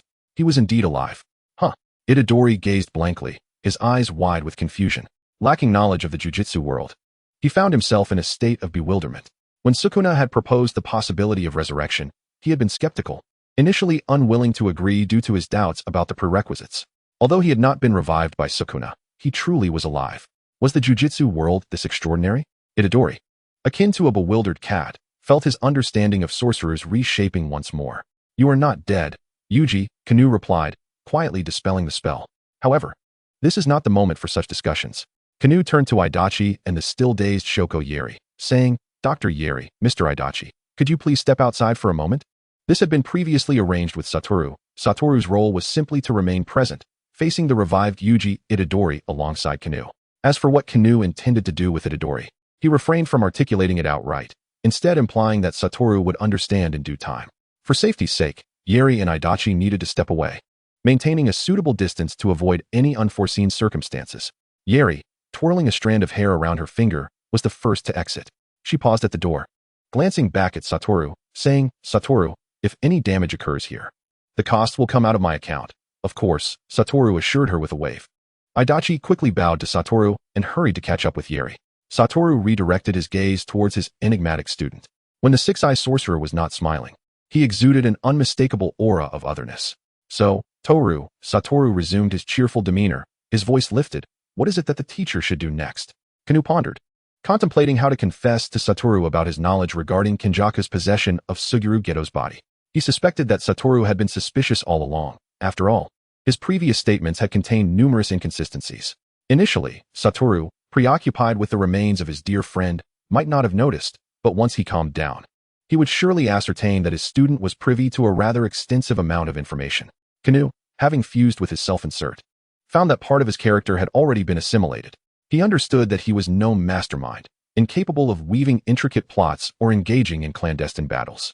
He was simply an ordinary person, much like many devoted fans, wishing to connect with his beloved predecessors.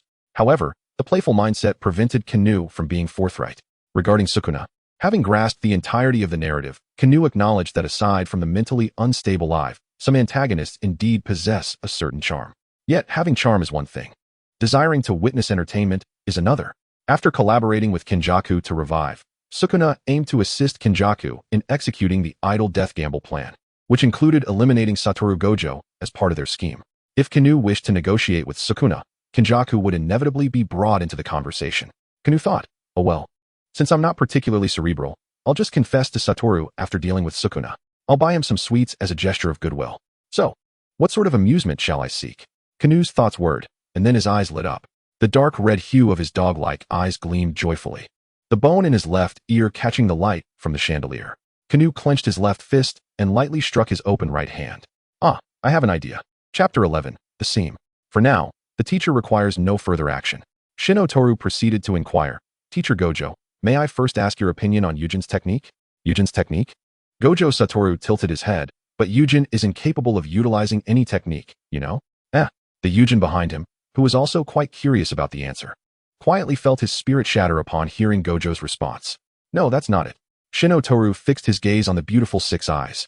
After becoming the vessel for Sukuna, Yujin's body will imprint Sukuna's techniques. What do you think about this, Teacher Gojo? Realizing that Shinotoru seemed to be privy to many secrets, Gojo was not particularly surprised by his knowledge. After a moment of contemplation, he replied, as long as Yujin can suppress Sukuna, his soul will gradually absorb the techniques of cursed objects. Isn't it because the cursed energy is of the same origin?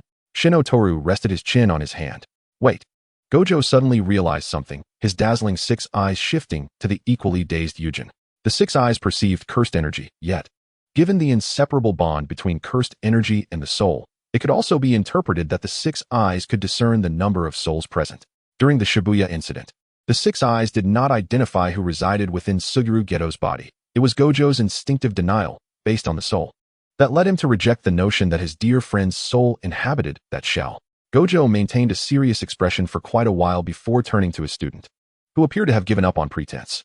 Shinotoru obediently produced a roll of bandages, seemingly filched from somewhere, and offered it forward. Teacher Gojo? Gojo dismissed his hand and strode toward a nearby sofa, seating himself with a rather arrogant posture before donning a black eye mask from his pocket. His soft white hair spiked up, reverting to the familiar style of Gojo Satoru.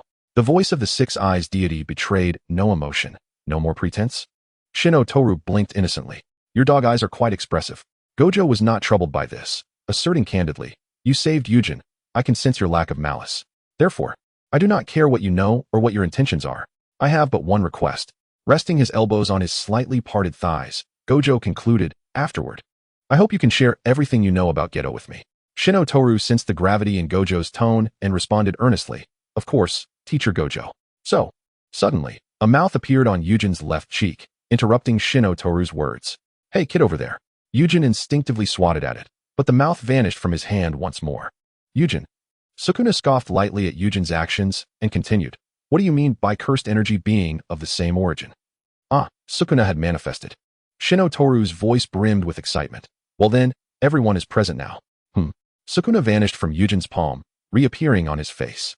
Yujin chose to ignore him. Cursed energy being of the same origin. Shinotoru pondered for a moment, but ultimately bypassed the question, countering, Sukuna, do you not find the resemblance between yourself and Yujin quite striking?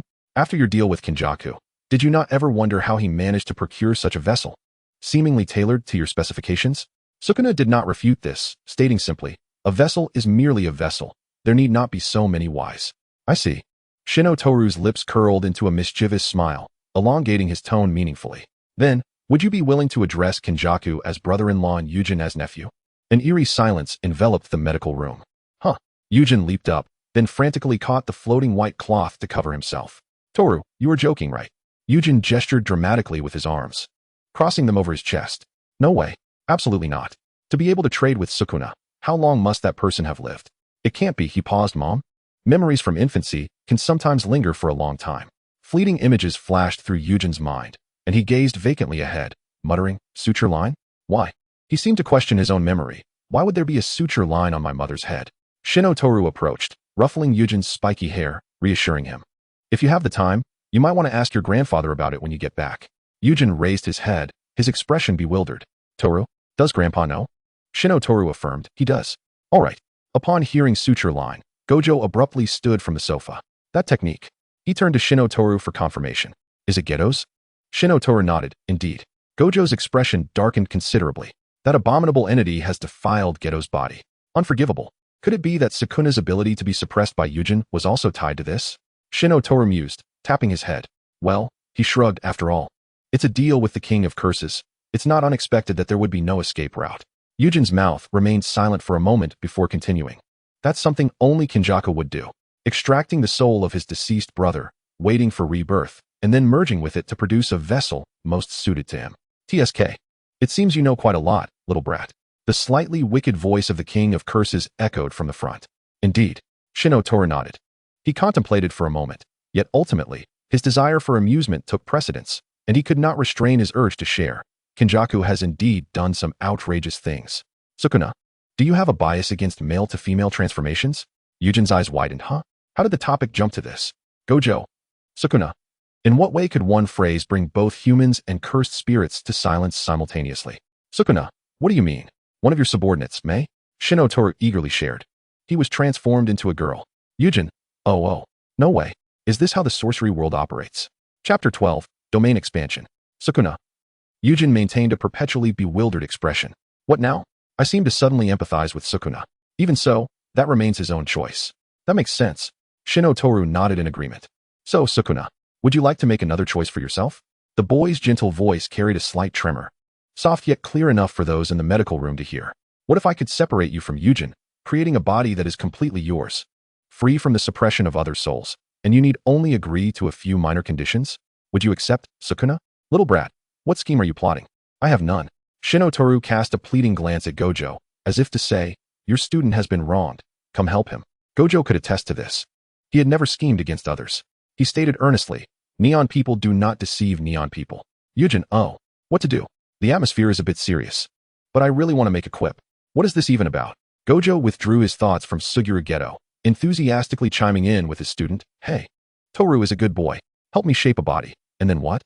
Sukuna scoffed, "It's not hard to guess what demands you would make. It is simply a matter of not being able to take a life or inflict harm upon others." He made an exaggerated expression of annoyance. "Tedious." "I never claimed such a thing," Shino Toru refuted.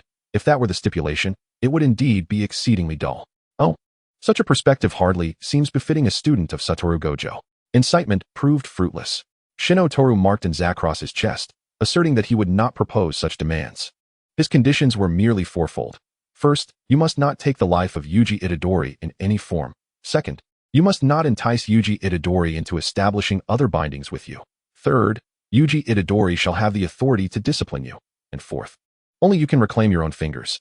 Shino Toru extended 4 fingers. "If you can abide by these 4 points, I shall assist you in sculpting your physique." Toru, what does the third point mean? Yuji Itadori pointed to himself. "I am to discipline Sukuna?" "Me? It's quite straightforward," came the reply. "If Sukuna desires to kill, all you need do is command him to halt, just as Gojo would, and he shall comply." "But, is that truly feasible?" Yuji Itadori scratched his head.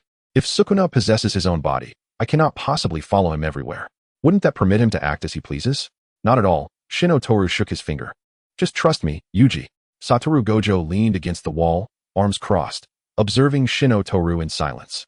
Upon completing his explanation, Shino Toru turned to Yuji Itadori's cheek. "What do you think?" Sukuna remained silent. Shino Toru continued, "While I may not fully grasp your reasons for agreeing to Kinjaku, nor do I know if the King of Curses experiences loneliness, this is a millennium later, a time brimming with prodigies. I do not believe Kinjaku's scheme will succeed, nor will the era regress. With Satoru-sensei present, you need not worry about encountering someone of equal prowess, nor shall you feel boredom. If your sole motivation for joining Kinjaku's plan is for amusement and the thrill of battle, then why not choose me? You need only pay a trifling price." The room fell into silence. After a moment, Sukuna grinned, his sharp canines clicking together. "You have persuaded me, child." Shino Toru gave him a thumbs up, a most sagacious choice. Domain expansion, life's transience. Blood-red threads radiated from Shino Toru's center, enveloping the entire medical room. "What is this?" Yuji Itadori inquired. Curiosity piqued as he stomped his feet on the ground. The soft thread sank under the force, only to be pulled back into place by delicate strands of black liquid. "Wow, how marvelous." Shino Toru waved his hand, conjuring a simple garment for Yuji Itadori to don. "It's quite unsightly for my companion to remain unclothed. This is my domain." Not to digress, Shino Toru pivoted to shout at Satoru Gojo, "Sensei, please refrain from disturbing those threads."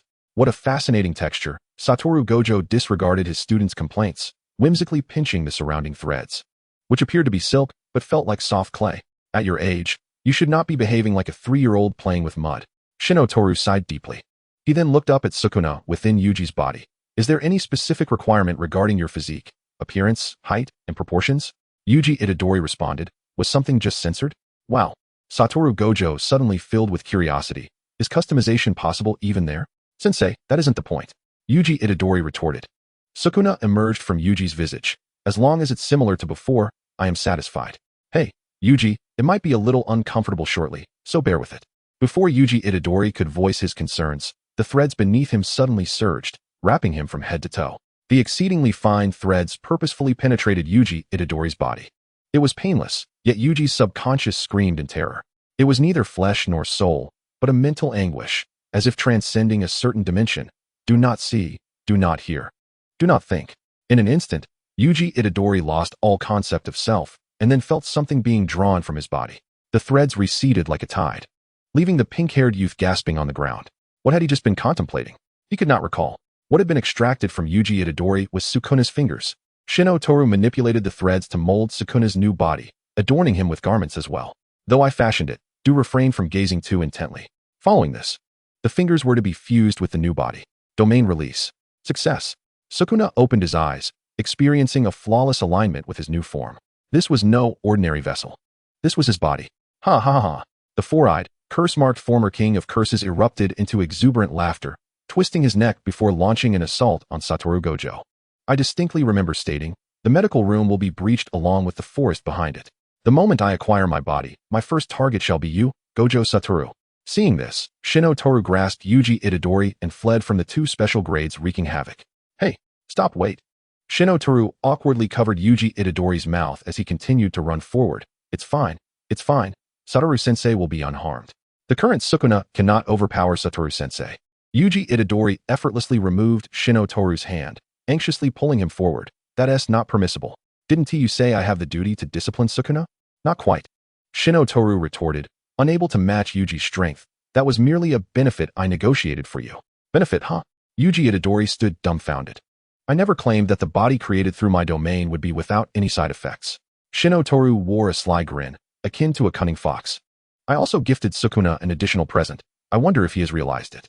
Yuji Itadori, discerning Shinotoru's tone, sensed something amiss but remained curious. What gift? Shinotoru coughed, speaking in a tone only Yuji could hear. Sukuna is no longer a curse. Even if he consumes countless fingers, it will merely replenish his cursed energy. He shall survive as a sorcerer. Ah, the thought of Sukuna discovering he has transformed into the very sorcerer he detests is simply too delightful. Ha! Yuji Itadori.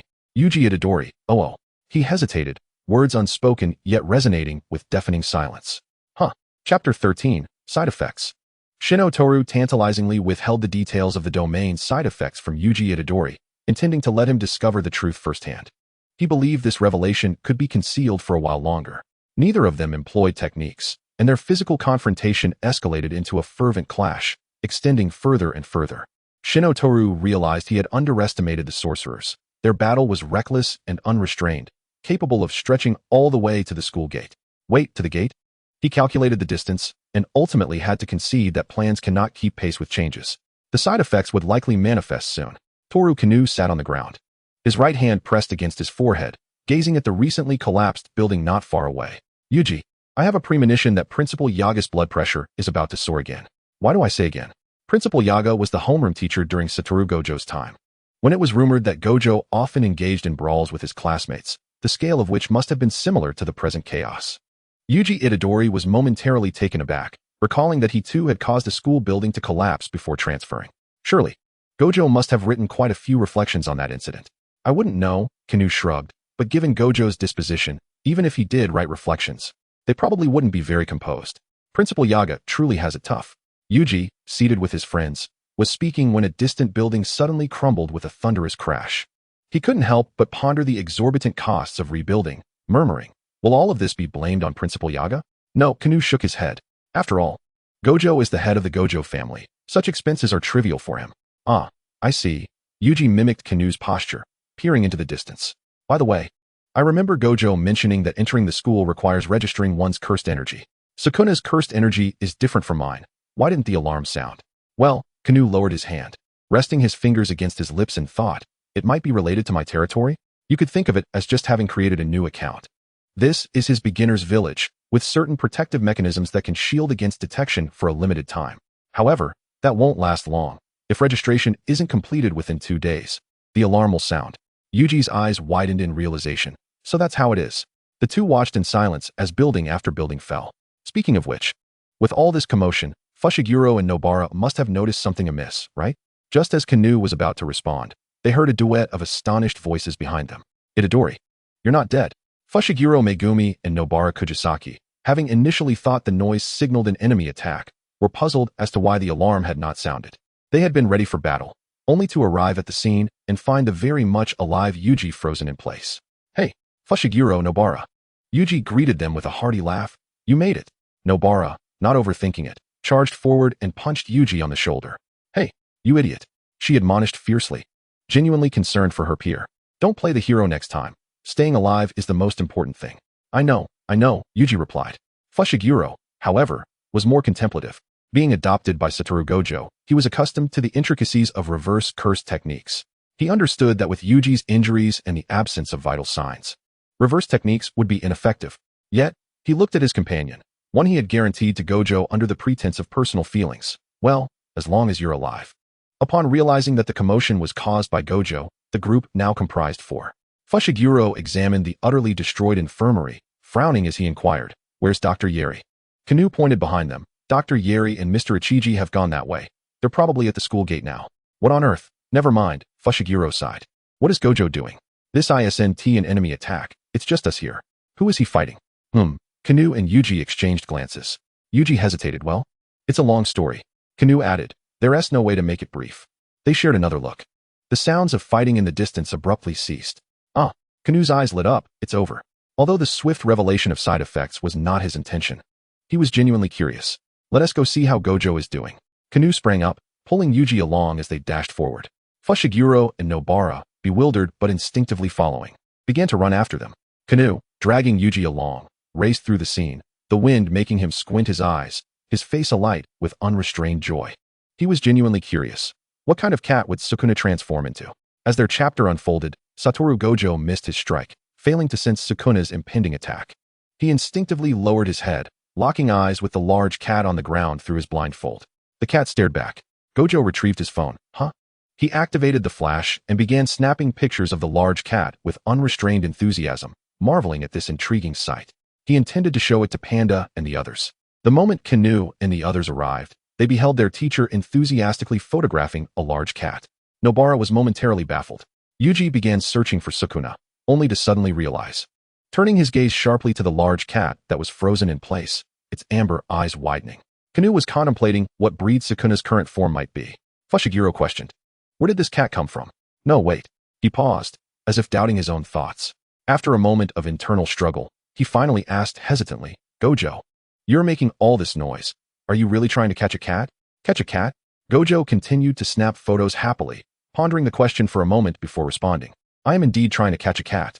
Fushiguro hesitated, unsure if such antics were beneath Gojo, and ultimately fell silent. Principal Yaga is going to be furious. It's fine. Gojo waved dismissively with his other hand. Yaga is used to it. Fushiguro scoffed. Nobara exclaimed, Principal Yaga, you need to rein him in. Taking advantage of the moment, Kanu snapped several more photos of Gojo capturing the large cat Sukuna. What a delightful occurrence. Please. This is a rare chance to witness double the feline charm. While this side effect certainly carries its burdens, the ability to transform into a cat is one of the greatest inventions in the world. If I ever have the chance to return to my original world with my phone, I must share this precious moment with my friends and family, he mused, fully aware that he would likely be criticized for Sukuna's apparent OOC behavior. Moreover, the most significant aspect of this side effect was that upon transforming into a cat, Sukuna could temporarily use no cursed energy, and the physical prowess during the transformation was limited to the highest capabilities of the cat breed. In other words, for the time being, Sukuna could only embody a robust large cat. Though the king of curses, Sukuna, inspired fear.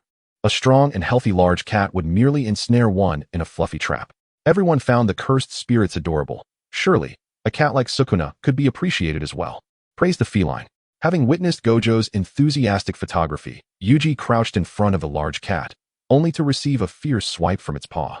Its claws gleamed menacingly, striking Yuji's cheek with precision. Blood, nothing more occurred. Yuji touched his face, looking at the cat's menacing visage in confusion. Sukuna? Sukuna who? Nobara Kujisaki glanced at the cat, and then at Yuji Itadori. Yuji, naming a cat Sukuna really suits you. No.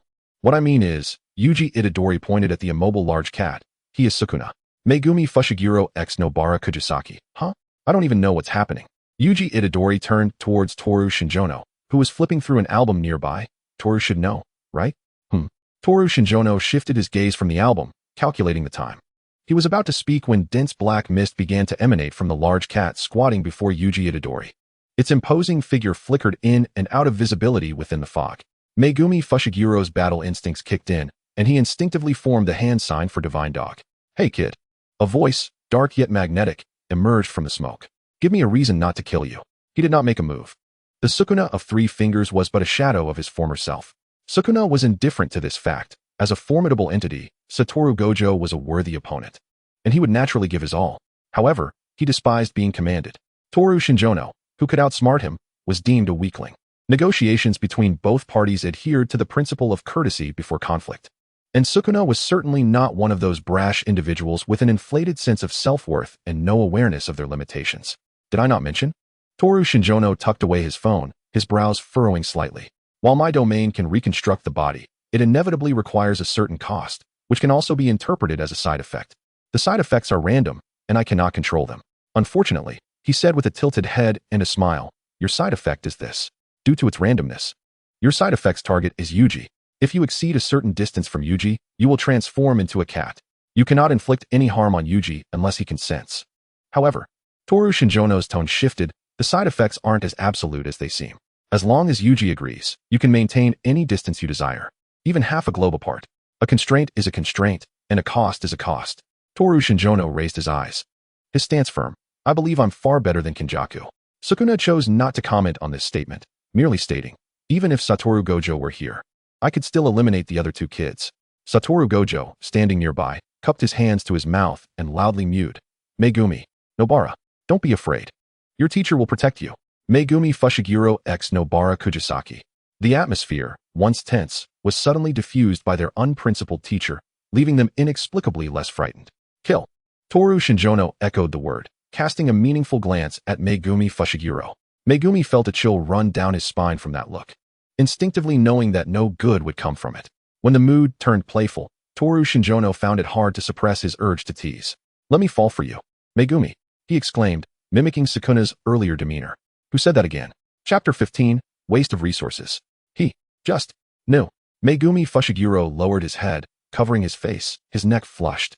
Although he was puzzled as to how Toru Shinjono, who was not present at the time, knew such details, he felt utterly humiliated that, in that moment, he had not reacted to those words. But Toru Shinjono's expression made it feel so shameful.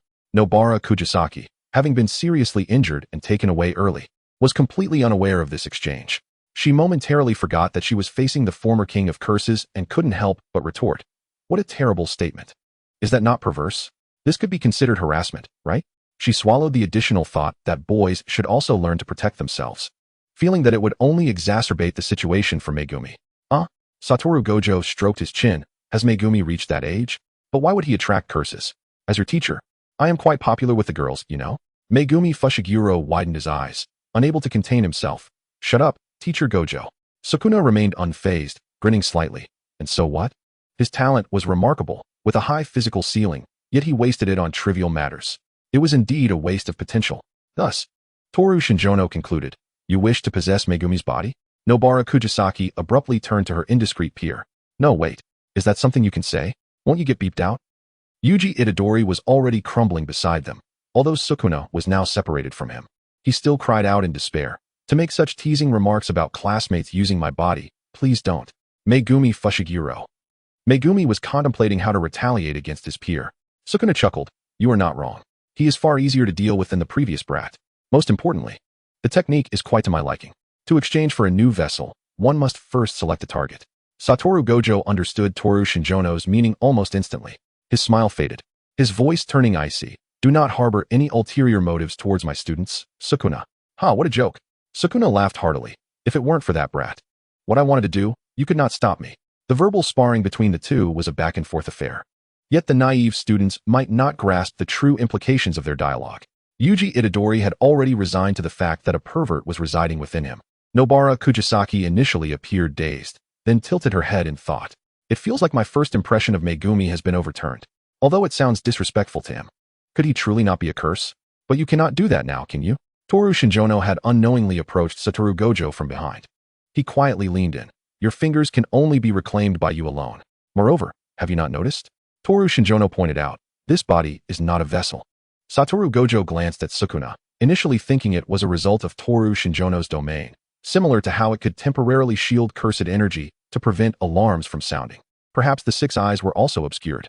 However, since Toru Shinjono said it was not that reason, it must be something else. If the six eyes were functioning properly. Satoru Gojo chuckled after realizing the implications. This truly is surprising.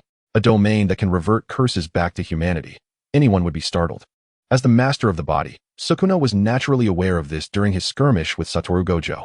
Jujutsu sorcerers, For a fleeting moment, he considered directly eliminating that brat. However, the thoughts of the boy were indeed easy to decipher. After living for a millennium as the former king of curses, how could he not understand a child who could not conceal their emotions? Looking for amusement? How audacious, kid. Even if you revert to human form and become a sorcerer. So what? His power remains at his disposal, and without that damned side effect, he can still pursue his desires. If one is weak, they should be trampled underfoot. Having failed to observe the anticipated reaction from Sukuna, Kamino Toru was not particularly surprised. After all, he had once been a sovereign in his domain. The amusements of the former king of curses were not as captivating as one might expect. Nevertheless, he had harbored some hope. With a slight pout, Kamino expressed his disappointment. Despite his formidable abilities, he had never contemplated using them to exert forceful control over villains for his own entertainment. Ultimately, he remained an outsider in this world. Should he recklessly wield his powers to stir chaos, even while ostensibly aligned with the so-called righteous? How could he endure the stark contrast of returning from greatness to insignificance? Moreover, the dichotomy of good and evil as described by the world's consciousness was overly simplistic. Did the virtuous not have their own share of loathsome characters?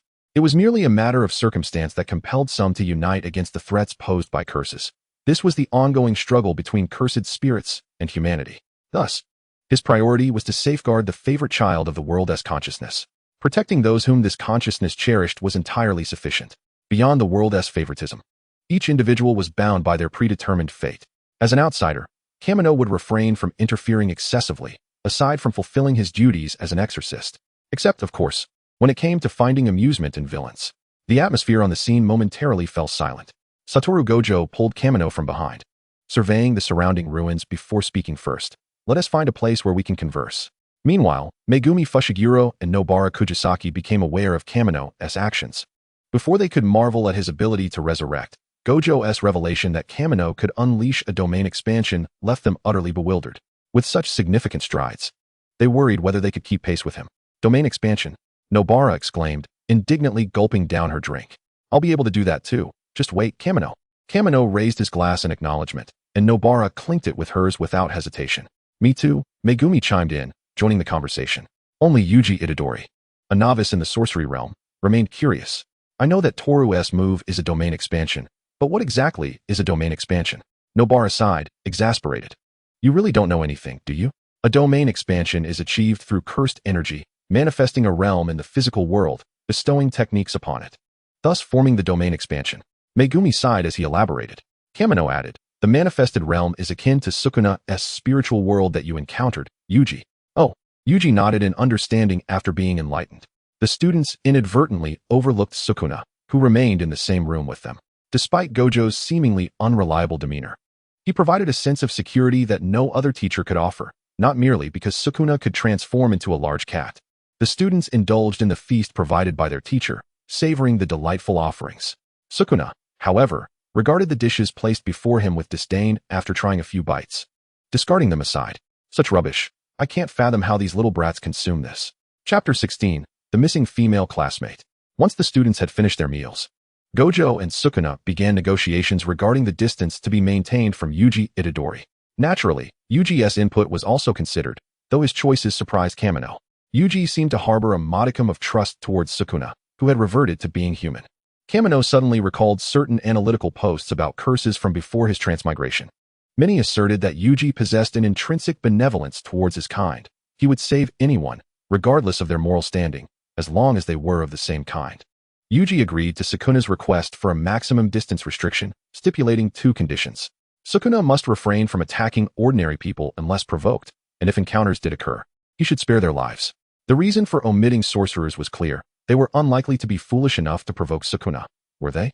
Sukuna smirked knowingly. Such naive children. He acquiesced. To him, ordinary humans had always seemed like mere ants, who would concern themselves with the thoughts of the ants beneath their feet. Such insignificant beings hardly warranted the value of extermination. Sukuna had intended to seek out his loyal subordinate, Raimai. However, after hearing Kamino's plans regarding Suguru-Geto's variant of the cursed spirit, Gojo managed to keep Sukuna temporarily in check by some means, while also registering his cursed energy. Not to mention, Yaga Mazamichi found the situation utterly absurd upon learning of this development. Nevertheless, with matters settled, he could only devise ways to smooth things over. How did that six-eyes brat end up so warped? Kamino had previously exerted control over only a fraction of the higher-ups. Upon learning this, Gojo first lavished praise upon him, then stated that to avoid alarming anyone, Yuji would be reported as deceased. With time until the sister exchange between the Tokyo and Kyoto schools, Yuji would have ample opportunity to train. As for Kamino, Gojo waved his hand dismissively, granting him leave.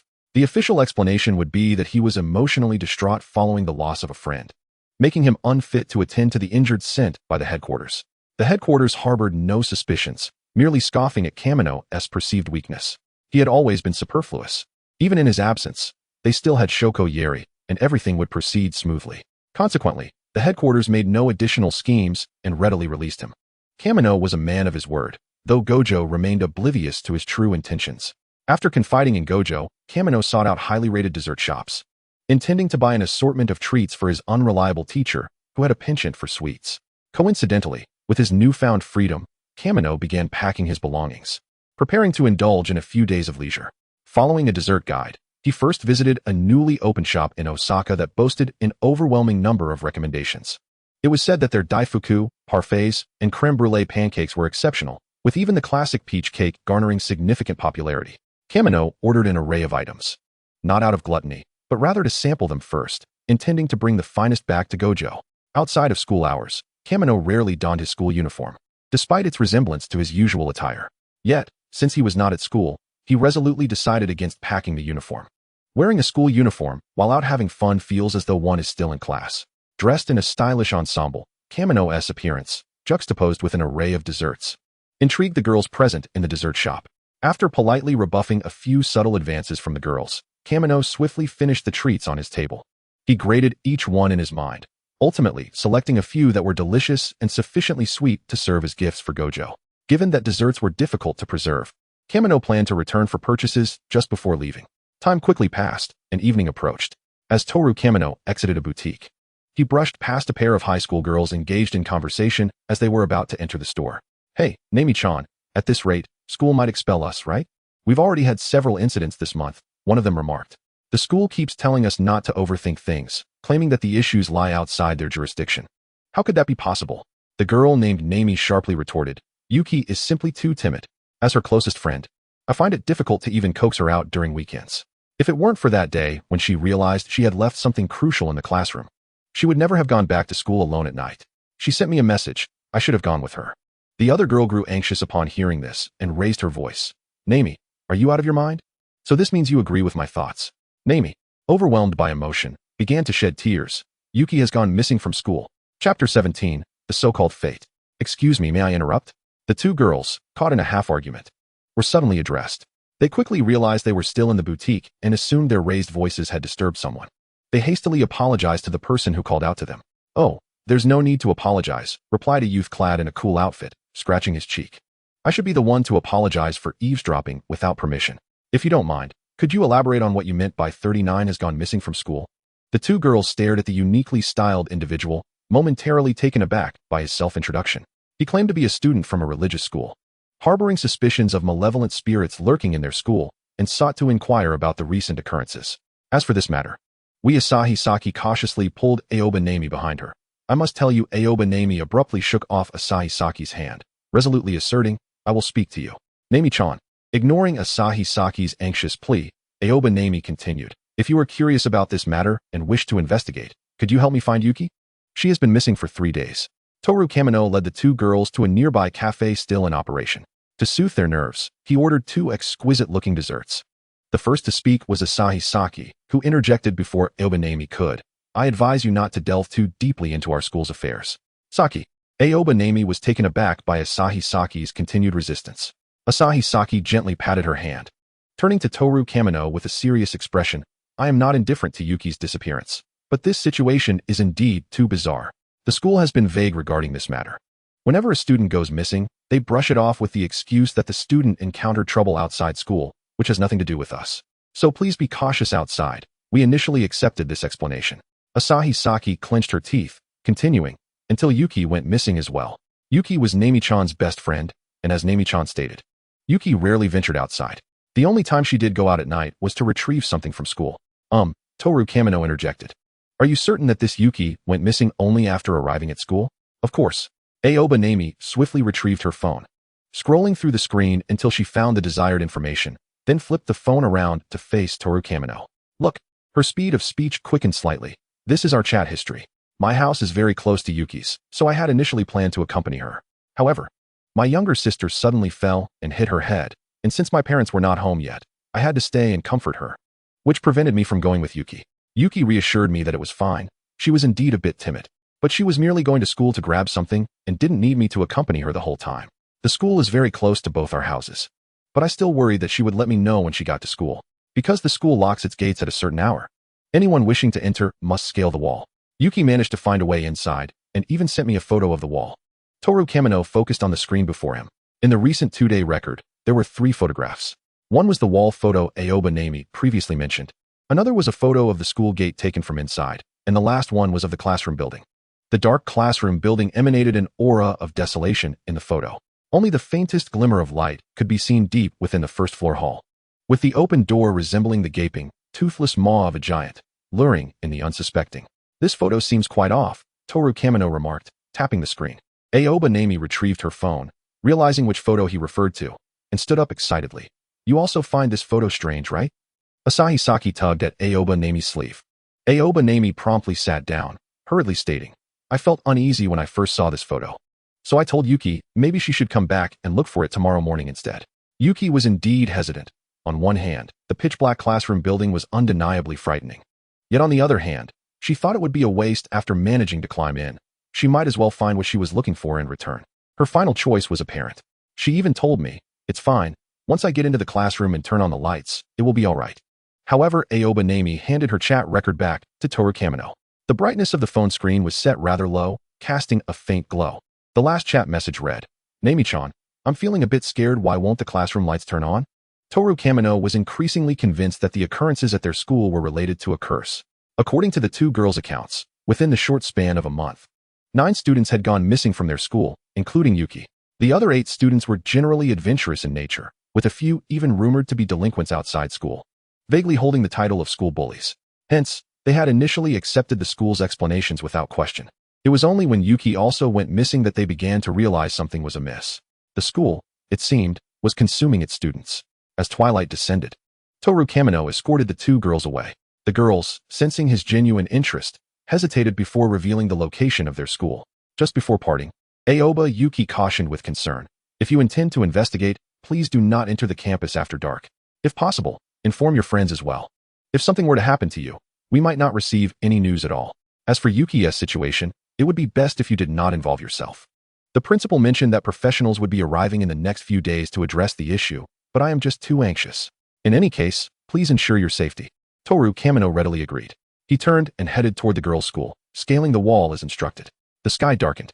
Toru Kamino first went to the second-floor classrooms, checking each one.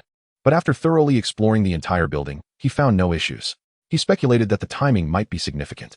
He stood in the upper classroom, gazing out the window at the sky, and decided to step outside, intending to return once night fully enveloped the surroundings. At the moment he was about to exit the educational building, Toru Kamino was taken aback and looked up, noticing a layer of black barrier gradually descending over the school. A barrier? Kamino raised an eyebrow. He recalled that one of the JKs had mentioned that the principal would invite professionals to resolve the issues at hand in the coming days. Sorcerers, to be precise. It seemed the principal was aware of the reasons behind the occurrences at school. Yet, he wondered who had been summoned. Although the educational building was quite distant from the school gate, the distance was direct. He turned his gaze towards the gate, faintly spotting a familiar figure in a white-haired uniform. Wait, a white-haired figure? Kamino widened his eyes slightly. Doggy eye, from a distance. Noticed there were still people in the educational building and was momentarily stunned. Salmon Row? Chapter 18, pretending to be an ordinary person. Didn't the principal announce earlier that the school was closed today? Why were there still people around at this hour? Moreover, the other party wasn't even in school uniform. Doggy eye didn't ponder this too deeply, merely assuming a student had returned home to change out of their uniform and then come back for some reason. What a hassle. Kamino's thoughts raced, and he refrained from immediately revealing his own identity as a sorcerer. Observing the scene I advocated for closely, he couldn't allow anyone to steal his thunder. If he were to act like an ordinary person, what could he do to ensure he wouldn't be a hindrance? He first displayed an expression of confusion, as if to question, are there still students coming to school at this hour? He then feigned sudden realization and approached. Excuse me, fellow student. Are you here for an inspection as well? Doggy eye paused his steps. Kombu? Not an ordinary person, but rather a sorcerer here to complete a task? Yet why hadn't he been briefed? The auxiliary supervisor didn't mention anyone would be accompanying him on this task, perhaps due to their shared status as spellcasters. Kamino effortlessly understood the meaning behind Doggy eye's words. The senior was greeting him, mistakenly believing he was also a sorcerer assigned a task.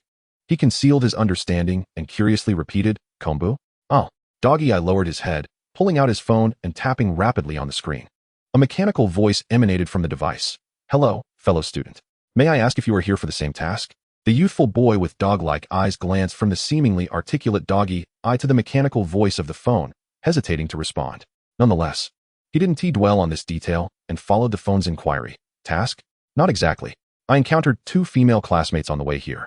They mentioned some peculiar occurrences at school and that a friend had gone missing. I have a keen interest in supernatural events, so I came to investigate and see if I could uncover the reasons for the disappearance. However, he paused. They did mention that professionals would be called in to address the issues in the coming days. The 2 exchanged glances. Kamino expressed his astonishment. Could you be the professional they spoke of? Doggy Eye extracted key phrases from the other's dialogue. Supernatural events, keen interest, professionals. He was likely not a sorcerer, but an ordinary person with a penchant for adventure. His fingers continued to tap the screen, and the mechanical voice responded, I see.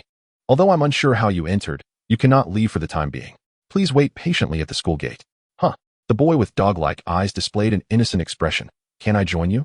Doggy Eye crossed his arms. The mechanical voice replied, It's dangerous. Dangerous? The other party disregarded Doggy Eye's warning, instead revealing a rather excited demeanor. So, the supernatural occurrences here were indeed real. Doggy Eye remained silent. Kamino pretended not to notice Doggy Eye's expression of helplessness and proceeded to share his findings. I've thoroughly examined the entire building and found nothing unusual. They said the friend went missing while returning to the school at night to look for something. Thus, I suspect that the supernatural events only occur after dark. I'm aware I can't compare to a professional, but I assure you I won't be a burden. He wore a slightly apologetic expression as he continued. I promised them I would find their missing friend, so. Kamino clasped his hands together. Please, fellow student. Doggy Eye hesitated, pressing the phone for a while without speaking. Though he wished to inform him that the missing female student likely faced grave danger if she encountered a curse, he ultimately chose to remain silent. Fine. The curse he observed from the window had only reached level 2, and as a quasi-level 1 sorcerer, he could easily handle it. Moreover, he couldn't guarantee that the curse would be confined to the educational building. It was safer to act together. After a moment of silence, the mechanical voice finally spoke again. Do not wander. Understood. Kamino cheerfully responded, I won't stray, and obediently positioned himself behind Doggy Eye. Rest assured, fellow student. I won't wander off. Night had fully descended. The 2 stood together in front of the educational building. Having acclimated to the darkness, they felt no discomfort in the dimly lit campus. They simultaneously noticed a flicker of light in the first-floor hall.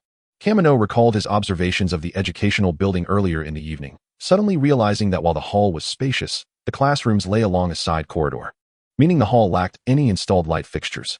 Then where does this light come from? The educational building was indeed peculiar. Just as Kamino was about to alert Doggy Eye to this observation, he turned to find the spellcaster already stepping onto the stairs of the first floor. Kamino, I was just lost in thought. He hurried to catch up. Chapter 19. Level 2 Curse. 1. Kamino and Doggy Eye shared their speculations. Standing together under the flickering fluorescent lights, the pale lights emitted a weak, intermittent crackling sound, suggesting a faulty connection. They appeared to be ordinary lights, and Doggy Eye sensed no curse lingering nearby. He shook his head at Kamino, gesturing towards the left corridor, indicating that everything was fine and suggesting they examine the classrooms on the left first. Kamino, pensive, scrutinized the lights, assuring himself that his memory was intact. However, he refrained from contradicting Doggy Eye's decision, turning to follow the spellcaster as they ventured into the dim corridor. Doggy Eye entered the outermost classroom and attempted to turn on the lights. He pressed the switch, yet the room remained shrouded in darkness. Frowning, he speculated that the school had cut off power after students dismissed for the day. But what about that light in the hall? Surely it couldn't be the only one with a separate circuit. Doggy Eye heightened his vigilance, yet after inspecting all the classrooms on this side, nothing unusual occurred. Had something hidden away? They returned to the first-floor hall, gazing towards the right corridor. Doggy Eye tapped away on his phone, and moments later, the mechanical voice echoed in the spacious hall. Let us check the right side first. If nothing is found, we will head upstairs. Kamino nodded in agreement. Perhaps due to the right side being further from the lights, it appeared darker than the left. As Doggy stepped into the classroom, an unsettling sensation washed over him. His eyes widened, and he swiftly turned to shout at the get down. His body, ensnared by a cursed incantation, instinctively dodged to the left, narrowly avoiding a stream of purple cursed energy that grazed his shoulder and embedded itself into the wall behind him. The ensuing explosion shattered the wall, sending debris and dust soaring into the air, while the classroom's desks and chairs were violently upended by the shockwave. Sunichiro, shaken yet unafraid, contemplated the situation. It wasn't that he feared a mere second-grade cursed spirit, but rather, he was relieved that he had previously subdued his own cursed energy with a spell. Had he not done so, Doggy's incantation would have backfired upon him in an instant, potentially causing grievous harm. Without waiting for the dust to settle, he keenly observed. Above us, coughing, Dogingji lowered his hand, his sharp gaze fixated on the cursed spirit suspended from the ceiling. 8 spindly arms, resembling spider legs, extended from its body, which was grotesquely covered in eyes. At its center was a massive maw, intermittently emitting fragmented phrases. I don't want to attend remedial classes, it wailed, standing behind Dogingji. Shiichiro refrained from intervening. A semi-first grade sorcerer battling a second-grade cursed spirit was, in essence, an overwhelming mismatch. He found himself lost in thought, pondering whether students in Neon City also required supplementary lessons. To be frank, despite the appearance of a Neon resident, Shiichiro was authentically a native of the Flowering Land. If one were to delve into his heritage, his mother was a foreign exchange student from Neon, while his father was a distinguished scholar from the Flowering Land. The couple, from their school uniforms to their wedding attire, welcomed Shiichiro into the world just a year after their marriage. In the Flowering Land, it was customary for children to retain their surnames from both parents, and thus, they bestowed upon him 2 names, just in case he decided to pursue studies in Neon, sparing him the need for a new name. As a citizen of the Flowering Land, the prospect of weekend remedial classes felt ingrained in his very DNA.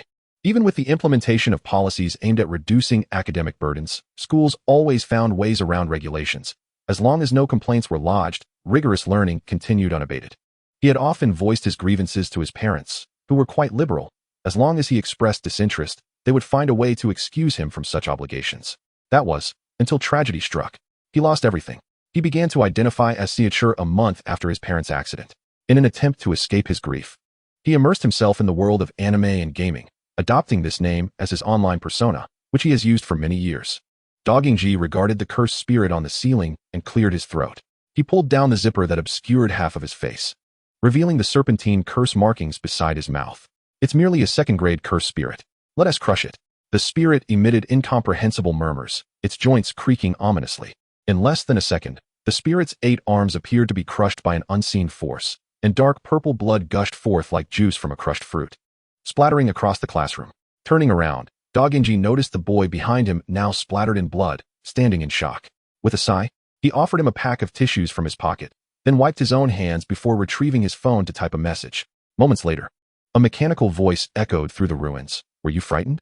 Chapter 20. Second-grade cursed spirit. 2. Snapped back to reality by the voice.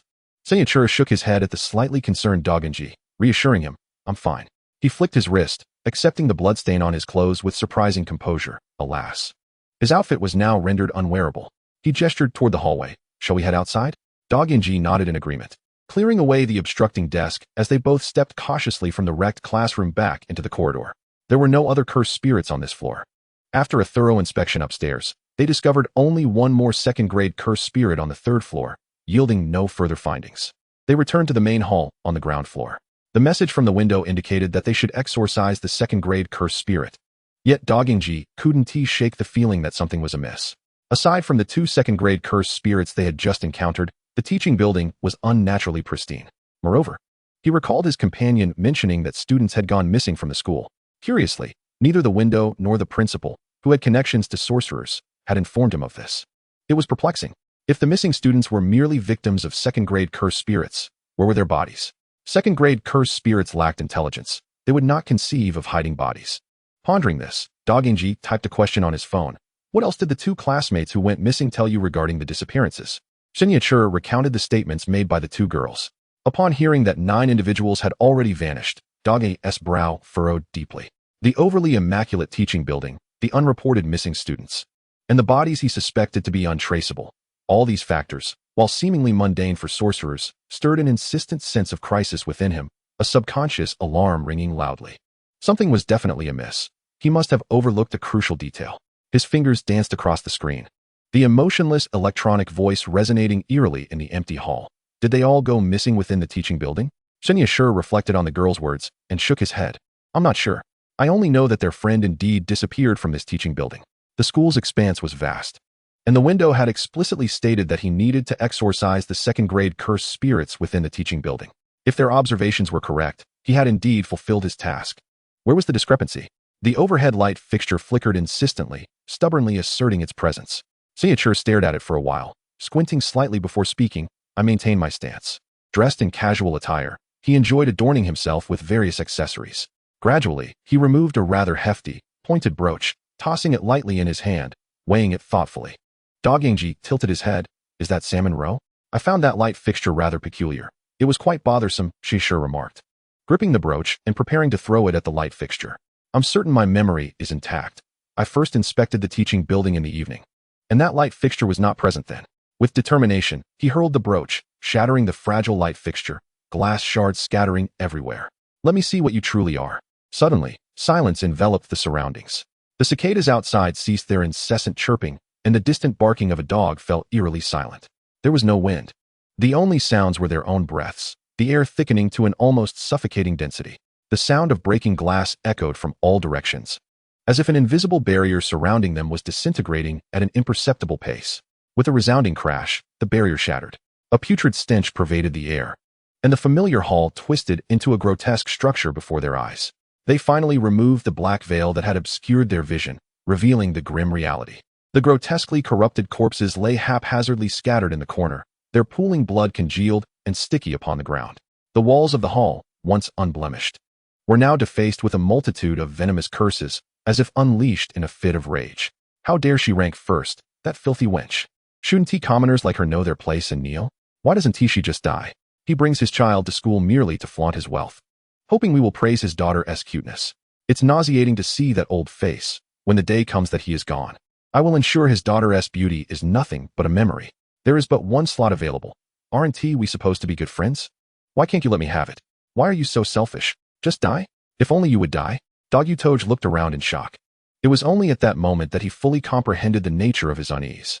The school building was an illusion, and the cursed spirits they had exorcised were likewise mere phantoms. When they stepped into the educational edifice that night, they had already succumbed to an illusion. The true realm they had entered was not the school, but the domain of the cursed spirit. From the very beginning, they had walked into a trap laid by the curse. After numerous attempts, it was evident that it was quite adept at this. There was little need for it to exert effort, merely waiting for them to become ensnared in the mirage, like catching fish in a barrel. Yet this time, it had miscalculated. A toy had dared to escape from the playground it had meticulously prepared. This would not do.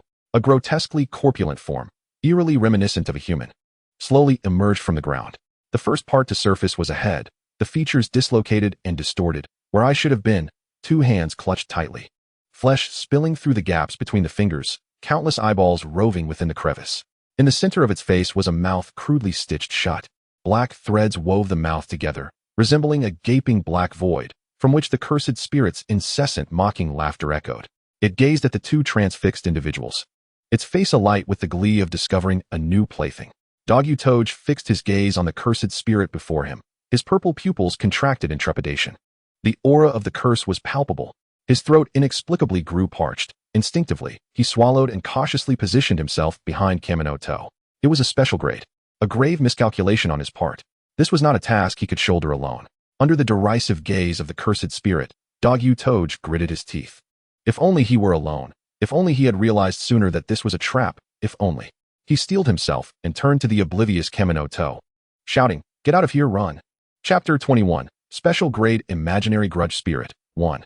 His body obeyed the incantation's command and turned to flee. Enhanced by the world's consciousness, his speed was remarkable. The structure of the domain was intricate, vastly different from the original school. It was merely the building serving as a barrier, obscured by numerous obstacles. Yet in an instant, Kamino vanished from the sight of both Dog-Utoj and the cursed spirit. Kamino mused, after adjusting the total cursed energy, this body is surprisingly obedient. But those legs could move a tad slower. Just in time, he regained control of his body, preparing to use his verbal techniques to support Dog-Utoj from afar. While it was not impossible for a quasi-first level to take on a special grade, Dog-Utoj, being a verbal sorcerer, would inevitably harm himself while inflicting damage upon the enemy. Sorcerers indeed required practical experience. Facing an adversary beyond their level could potentially awaken latent abilities. Yet, special grades were still special grades. Although Kamino hoped this special grade would be a learning opportunity for Dogyu-senpai. The chasm of levels was not something one could simply wish to traverse. Just as he was about to vocalize a buff to enhance Dog-Utoj, the scene before him shifted, and he was abruptly transported to another location. The dark, damp basement was teeming with low-level cursed spirits. Once he steadied himself, Kamino immediately activated his verbal technique, bestowing upon Dog-Utoj a buff that would prevent backlash in this battle. After uttering the incantation, he redirected his gaze toward the low-level cursed spirits that had begun to stir upon noticing him. These numerous entities echoed the grievances of humanity steeped in negativity. I don't want to do homework. Why is there a split? School is dreadful. Exams, exams. At that moment, Kamino comprehended why the educational building within the earlier illusion had appeared so pristine. It was because that special grade cursed spirit had confined them all here. He sighed, and as the multitude of spirits surged toward him, he declared to the considerable assembly, "Vanish." There was no battle, no sound. Everything transpired silently. They were erased as if they were mere filth, wiped away by an unseen eraser. The cacophony of complaints ceased instantaneously, leaving the basement in an eerie silence. Just as Kamino was about to teleport back, he suddenly sensed another presence within the room. A human? It was indeed a possibility. The remnants of the hall were too fragmented for him to ascertain the exact number of casualties. Were they students previously ensnared by the cursed spirit? His gaze fell upon a pile of clutter in the corner of the basement. There. He approached it. The basement felt expansive, and following the eradication of the cramped low-level spirits, it appeared even more vast. Even with careful steps, the soles of his shoes inevitably produced faint sounds upon contact with the ground. The breathing grew heavier. Just as Kamino was about to reach out and remove the obstruction, a dark figure suddenly lunged forth. She seemed intent on using her momentum to collide with Kamino and escape. But the overestimating high school girl misjudged her opponent as strength and instead found herself tumbling to the ground. She scrambled to her feet in a panic, gazing fearfully at the boy before her. Is he human? No, she was uncertain. This was the third day of her entrapment, and although she did not understand why the creature confining her had not attacked, the prolonged proximity to numerous monsters had severely destabilized her mental state. She attempted to inquire who he was, but her rattling teeth refused to obey her commands. Her face contorted from exertion, and her limbs felt weak from the effort of running, slipping from her control. Kamino looked down at the name tag pinned to her school uniform, his crimson eyes narrowing slightly. Fujita Yuki. Yuki? Chapter 22. Special Grade Imaginary Grudge Spirit, 2. Dogyu felt a slight relief as Kamino vanished from sight. Though escaping the realm of birth was a formidable challenge, especially for an ordinary person, locating the boundary of the domain was not particularly difficult. One merely needed to find the proper exit of the school building to escape. If luck were on their side, he might have already fled. Steeling himself, Dogyu focused intently on the cursed spirit before him, his body slightly hunched, his hands poised in a stance that was both offensive and defensive. The adversary was a special grade. He could not unleash overly lethal incantations, for the backlash might very well befall him. Special grade cursed spirits varied in rank, yet they all possessed a certain intelligence. This particular spirit was capable of crafting illusionary traps, and now bore a mocking grin. He needed to find an opportunity to effectively employ his incantations to delay it. Then, he would devise a means of escape. Dogyu took a deep breath, his pupils constricting, and instinctively sidestepped to evade the cursed spirit's energy assault, using a large chunk of dislodged tile as cover as he quickly retreated. The corpulent humanoid cursed spirit clearly was not willing to relinquish its newly acquired plaything. Another seemingly useless toy had been relegated to a temporary storage room, leaving only this one behind. Gazing in the direction where Inumaki had fled, the cursed spirit quietly vanished into the shadows. The ground beneath the sorcerer's feet surged ominously with dark shadows as he stepped forward, and a grotesque, tumor-ridden hand suddenly thrust out from the depths of the darkness. What? With no time to shift forms, the white-haired sorcerer disregarded his balance, rolling awkwardly to the side, managing to rise and retreat a few steps just in time to halt his motion. The positions of the sorcerer and the cursed spirit had exchanged. The massive form of the cursed spirit now blocked half the path. It regarded the somewhat disheveled sorcerer with glee, raising its hand and bursting into laughter. The shrill, jarring laughter mingled with countless, indistinct murmurs. Come, surrender. Join us. Devour him. Unite with us. Damn it. The voice of the cursed spirit could insidiously influence the human mind. Inumaki forced himself to remain calm, gripping the throat lozenge tucked within his pocket. Utilizing incantations against a special-grade cursed spirit would surely result in backlash. He would first employ a less lethal incantation to clear a path, and then boom. The ground beneath him collapsed, clouds of dust rising. Ha. The special-grade cursed spirit, having unleashed its cursed energy once more, danced joyfully in place, envisioning the battle prowess of its injured little toy plummeting, eagerly anticipating the taste of victory. Blow it away. What? The cursed spirit froze in place, then was sent flying backwards, crashing violently against the wall. The tremendous impact caused it to embed itself into the structure, leaving only half of its head hanging outside. Plummet. The wall thunderously collapsed. The cursed spirit being forcefully pinned to the ground under the weight of gravity, utterly immobilized. Inumaki Toge, having unleashed 2 consecutive incantations against the special grade cursed spirit, braced himself for injury, yet his throat neither ached nor felt dry. The lozenge he had on hand was rendered momentarily ineffective. No backlash. This is impossible. Backlash only occurs when incantations are used on spirits of lower strength. Nonetheless, high-intensity usage of potent incantations would still cause damage to his throat. He was certain the cursed spirit before him was indeed special grade. No, this is not the time for such thoughts. Casting a glance at the cursed spirit buried beneath the rubble, Inumaki Toge pivoted his feet and ran along the path he remembered Toru Shinya had taken. He was uncertain if the other had successfully escaped, but sorcerers must protect non-sorcerers. May all go smoothly. Yuki? Upon hearing her name, Fujita Yuki warily scrutinized the boy before her, her expression clearly conveying, "Who are you? And how do you know my name?" Even without words, her thoughts were palpable. "Oh, this." Toru Shinya scratched his face and gestured toward the name tag on Fujita Yuki's clothing. "It's written on your uniform, you know?" The girl stiffened, her gaze awkwardly dropping, her tension easing slightly. "But I do know you, if you are indeed the Yuki I am familiar with." Toru Shinya added leisurely. "Aoi Nami and Asahi Saki are your friends, right?" Hearing familiar names, Fujita Yuki hurriedly nodded. As a student who traversed solely between school and home, after enduring 3 days that could only be described as terrifying, her psychological defenses had noticeably strengthened, yet she ultimately succumbed to the names of her friends. The typically timid girl nearly broke down in tears. She stifled a sob, suppressing all her questions within. This was not the time for inquiries. The monstrous entities that had once filled half the basement had been completely eradicated, likely by this boy. Was he here to rescue them? Fujita Yuki possessed enough self-awareness not to ask questions she ought not to. After 3 days of being missing, the girl finally steadied herself and hoarsely uttered the only question she had during this time. "May I ask how we are to leave?"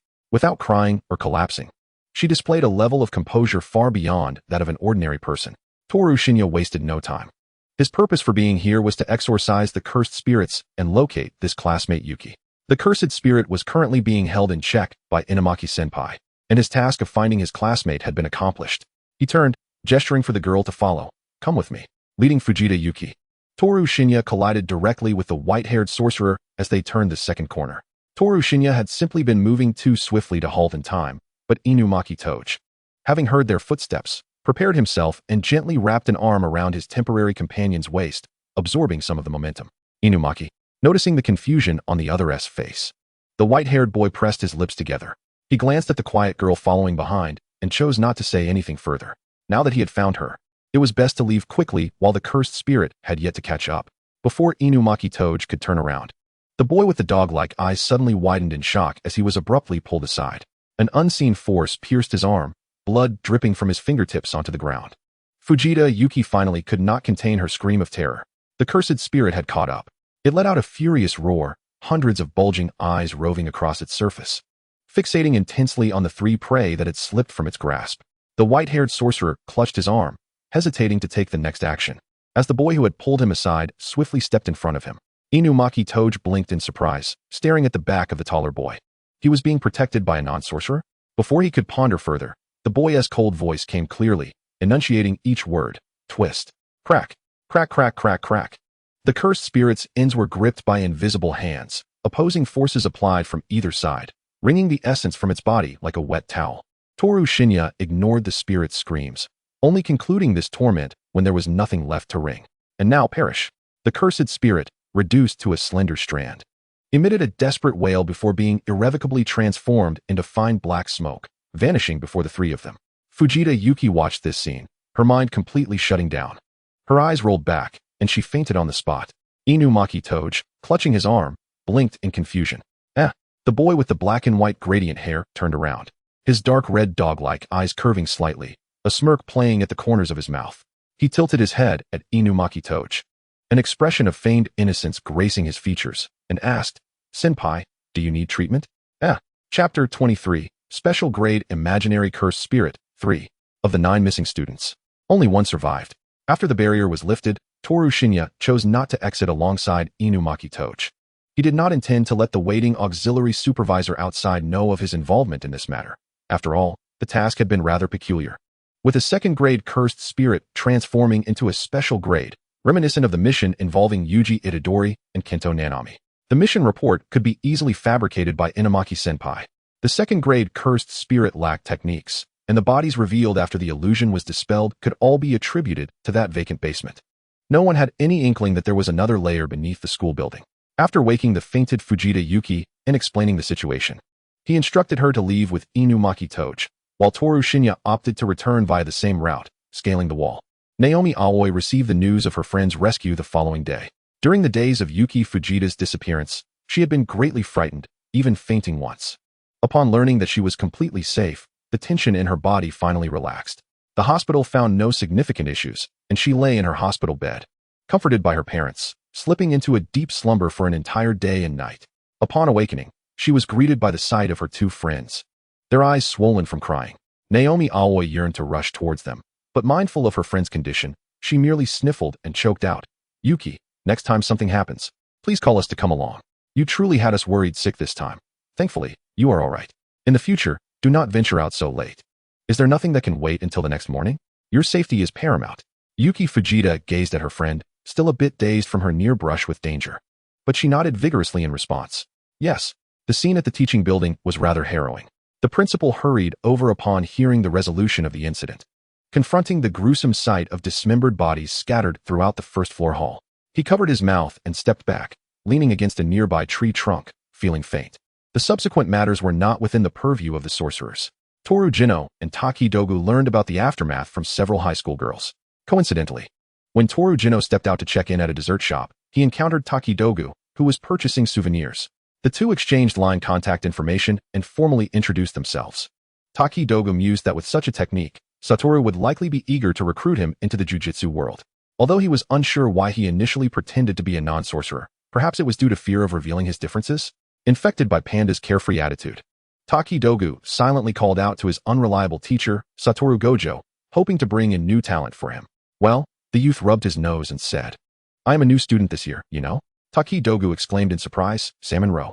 He hurriedly typed on his phone, and a mechanical voice soon chimed in. "Then why aren't you attending classes at school? Are you already on a solo mission right after enrolling?" For some reasons that are difficult to explain, Satoru Gojo simply gave me a break. Toru Jino sighed and continued, "It's not a solo mission. I merely encountered something on the road that seemed like a curse. Given the number of missing persons, it was impossible to ignore." Indeed, Taki Dogu nodded in agreement. As they conversed, a female voice called out to Toru Jino, "Hey, student over there, please wait a moment." She ran over with two companions, her voice growing louder as she approached. "Last time, we didn't exchange contact information, and I didn't know where to express my gratitude. It's such a stroke of luck to meet you here today." Naomi Aoi and Saki Asahi stopped in front of Toru Jino, while Yuki Fujita quietly informed them that the other person beside Toru Jino was also one of her rescuers. Upon hearing this, the two girls bowed repeatedly to express their thanks and insisted on treating them to the local specialty desserts.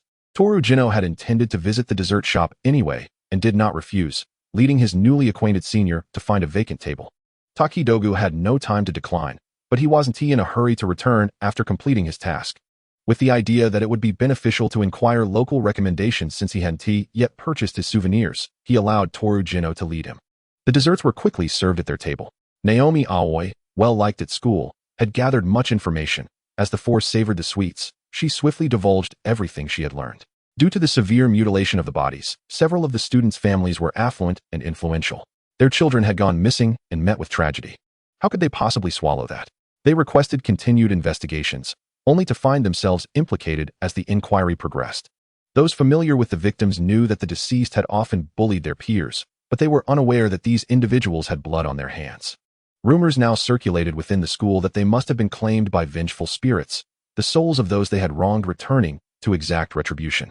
Yuki Fujita, having also been missing for several days, inevitably heard some whispers, but after her investigation cleared her name, coupled with Naomi Aoi's formidable presence, the chatter died down significantly. Toru Jino stuffed the last bite of cake into his mouth, first reflecting that those individuals had indeed met their just desserts, then inquired, "Has your school ever had any campus ghost stories, or the like?" "Campus ghost stories?" Saki Asahi frowned. "I have heard a fragment of them." She gently nudged Naomi Aoi with her elbow. "Naomi-chan should know more about this." Naomi Aoi swallowed her food and organized her thoughts. "I don't know too much about it. I'm not particularly interested in this area. But the most famous campus ghost story at our school likely involves a former senior. It is said she was exceptionally beautiful and academically gifted. But on the night she received her university recommendation, she mysteriously died in the school dormitory. No one knows who did it. Some say it was out of jealousy from a close friend, while others speculate it was an unknown boyfriend driven by love turned to hatred. In any case, opinions vary widely. For some inexplicable reason, the school demolished that dormitory and built a new teaching building in its place. Subsequently, rumors arose that if one entered a specific classroom on the first floor of the teaching building alone after complete darkness fell and performed certain rituals, they could encounter the ghost of that senior. Wait a minute. As she spoke, Naomi always sensed something was amiss. Blinking her eyes and feeling a chill in her heart. Given everything that had transpired at the school this past month, it felt. She let out a nervous laugh, refraining from continuing. In any case, that's how it is. Toru Jino lightly tapped his fingers on the table, asking with a degree of certainty, the 39 stories, has it become widely circulated only recently? The three high school girls exchanged glances, hesitantly nodding. Is that so? Toru Jino pondered for a moment before looking up to reassure the anxious girls. It's all right. I was merely asking casually. The matter has been resolved. So you need not worry. The three girls opened their mouths, but ultimately refrained from asking anything further. After finishing their desserts, the girls had other plans and politely bid farewell before leaving. Takidogu had initially wanted to inquire about souvenir recommendations, but after hearing their conversation, he too felt that something about this entire situation had been off from the start. Before he could contemplate further, Toru Jino interrupted his thoughts. Once we return, let us report this matter to Teacher Gojo. Although there were no cursed fingers within the cursed spirit, Toru Jino felt inexplicably that this incident was somehow connected to Kinjaku. It posed no significant issue. Once they returned, using verbal techniques would reveal the identity of the mastermind. Even if it wasn't Kinjaku, the blame would still fall upon him. As students, it was best to leave the perplexing matters to their teachers. Salmon roe, Toru Jino exclaimed, shifting the topic. By the way, Taki-senpai, are you in a hurry to return these days? Takidogu shook his head. That's great. The youth gleefully clenched his fist. I know of a dessert shop that I am incredibly interested in. Their limited edition sweets are said to be exceptionally delicious. However, it's not easy to savor them, as it requires two people to visit. Takidogu, with hands clasped together, half pleadingly and half adoringly, asked, Tai-senpai, could you accompany me tomorrow? Takidogu observed the natural blush at the corners of the newly appointed junior's beautiful face, silently averting his gaze. It was undeniable that he had little resistance to the handsome visage of his junior. As the fingers tapped against the screen, a mechanical voice resurfaced. Certainly. But what are the specific requirements? The corners of Shinyato's mouth curled mischievously, while his senior chuckled knowingly. You'll find out tomorrow. Chapter 24. The prerequisite for obtaining the limited edition cake is. Early the next morning, Shinyato and Inumaki Toge met at their predetermined spot. Their accommodations were in opposite directions, one to the south and the other to the north, so they decided to convene at a location equidistant between them, having agreed beforehand to meet before heading to the cafe together. Naturally, the attire stained with cursed spirit blood from the previous day was unsuitable. But Shinyato had an abundance of casual wear, allowing him to effortlessly don a new outfit today. Inumaki Toge's gaze instinctively fell upon his junior. July had officially ushered in the sweltering heat of summer, with only the mornings and evenings offering a hint of coolness. To wore a loose-fitting black and white checkered shirt paired with relaxed dark knee-length trousers and chunky leather shoes, his wide belt only visible when he moved. A black baseball cap sat slightly tilted, casting a shadow over his brow, while his subtly upturned lips glimmered with a healthy blush. The black lip ring adding an unexpected edge to his youthful appearance. The overall dark ensemble accentuated the silver earrings adorning his ears, creating a strikingly fashionable look suitable for a day out. Feigning nonchalance, Inumaki Toge briefly glanced at his junior's lip ring before lowering his head. The only similarity between To and Toge was their choice of dark attire. The white-haired youth remained clad in his school uniform, a custom high collar shielding the lower half of his face, and his neatly styled hair, despite its whiteness, exuded an air of innocence. Standing alongside Shinyato, dressed in his uniform on a non-weekend day, Inumaki resembled a diligent student irresistibly drawn to the allure of a rebellious companion. Following the navigation, Shinyato led Inumaki Toge to their destination. Toge glanced up at the sign and then typed a message, inquiring, Kyucha Cafe? Indeed, Shinyato replied. Recalling the online reviews about the establishment, this cafe has been around for quite some time. It was on the verge of closing due to the owner's old age, but their granddaughter couldn't bear to see it go and took over. Frequented by longtime patrons, the cafe had become a haven for those of similar age, a place to relax and converse with old friends. However, the granddaughter was not content to maintain the status quo. As Shinyato gestured for them to enter, he continued. The cafe's decor was initially unappealing to the younger crowd, prompting the new manager to renovate it. Since reopening, it has become immensely popular among students, often leading to long queues after school and on holidays. Fortunately, the current time posed no such issue. Inside, a few girls dressed in JK uniforms occupied the space, some turning instinctively at the sound of the door's bell, their eyes lighting up upon seeing two handsome figures enter. Shinyato and Inumaki Toge chose a window-side table, and after placing their orders with the waitress, they resumed their previous discussion. The newly renovated cafe featured a refreshing mint green and soft pink color palette, which appealed to the younger clientele. To attract new customers and promote the cafe, the manager had introduced a limited dessert event, which had gained considerable popularity among local schools. Shinyato rested his hands on the table, stretching lazily before propping his chin on his palms, exuding an aura of casual indolence. Inumaki Toge surveyed the surroundings, quietly snapping a few photos with his phone, selecting some to share in their group chat. The cafe chosen by my junior is indeed quite splendid. If our next group task takes us to Osaka, this place will undoubtedly be our top choice post-mission. Meanwhile, in the absence of a task, the panda, having just finished guiding his junior students, quickly replied to the messages. Unprincipled teacher substituting for the department. 4. Panda, doesn't tea eat bamboo leaves? Toge, are you done? Panda, doesn't tea eat bamboo leaves? Where are you? It looks quite nice, perfect for girls to take photos. Panda, doesn't tea eat bamboo leaves? Wait. A place suitable for girls to take photos? Did you manage to single out a task and find a date? Yellowtail mayonnaise. No. It's a junior I met during the task. Panda, doesn't tea eat bamboo leaves? A girl? Yellowtail mayonnaise. No. Panda, doesn't tea eat bamboo leaves? Oh? It glanced back at the exhausted junior students sprawled on the floor, scratching its head in confusion. The panda was aware of a mishap involving one of the new students. But wasn't there supposed to be only 3 freshmen? Had another joined? Why hadn't the right-hand man mentioned it? Moreover, the 2 other freshmen were still at school. How could one be dispatched solo? Was this yet another prodigy akin to Yuta? The panda rubbed its face, setting aside its phone to prepare for the next round of guidance. Inumaki Toge realized, after responding to the messages, that aside from knowing the limited event required 2 participants, he was utterly oblivious to any other specific requirements. The cafe remained tranquil, and the electronic voice emanating from the speakers seemed decidedly out of place. He opened the chat with Shinyato, sending his inquiries. Upon seeing the message, Shinyato felt the warmth of sunlight streaming through the glass, casting a distinct contrast against the shadow of his cap. As a thought crossed his mind, he propped his chin on his hand, tilting his head slightly, his eyes hidden in shadow meeting the sun's rays, causing his pupils to constrict and instinctively squint. After a moment, he composed himself, shaking off the nonchalant expression. Contemplating the event's requirements, he began mentally organizing his thoughts. He cleared his throat, turning to confirm with Inumaki Toge, since you agreed to join me. You wouldn't back out now, would you? Hearing this, Inumaki Toge felt a wave of foreboding wash over him, but having already committed, he would not renege in front of his junior. He resolutely shook his head. Shinyato pondered what to do. Why does this feeling of self-imposed pressure weigh so heavily on me? Yet, I am genuinely interested in the limited desserts. Everyone who has tried them has raved about them.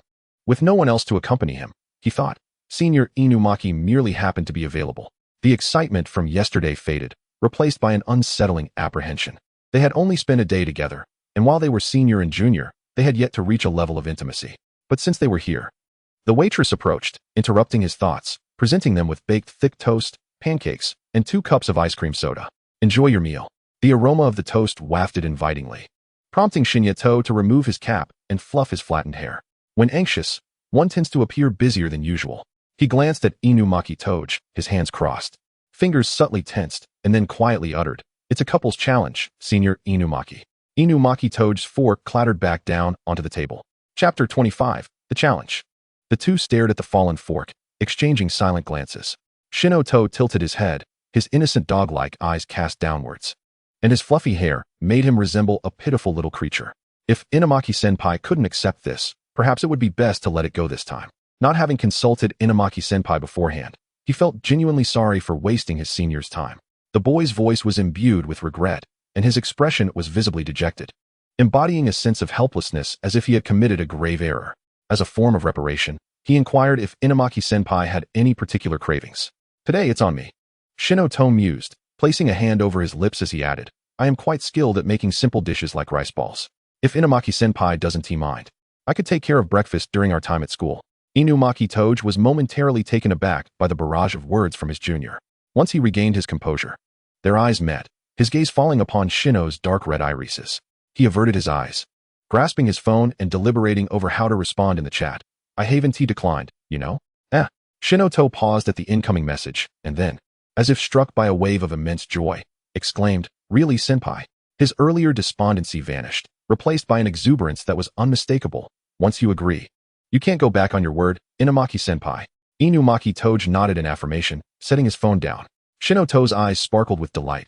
Hooray! Observing the little flowers sprouting behind his junior, Inumaki Toge discreetly averted his gaze. He had indeed been momentarily startled by the prerequisite of acquiring a limited edition cake, yet, rather than participating in the challenge merely for the cake, he found it hard to resist the sight of his junior's pitiful expression. Inumaki Toge was well aware that the sense of grievance Shinoto portrayed was somewhat exaggerated. Having spent considerable time on social media, he had discerned certain preferences of his own.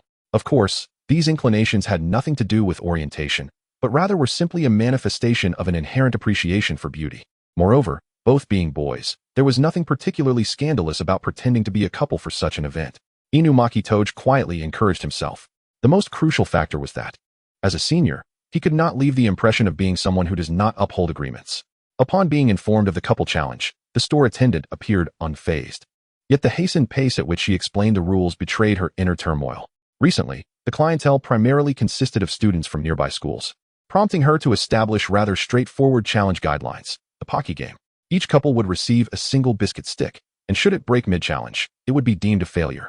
Employees would take photographs during the challenge, and upon successful completion, the couple would need to select a photo to post on Instagram, thereby earning their limited edition cake. The photo could be deleted after exiting the shop.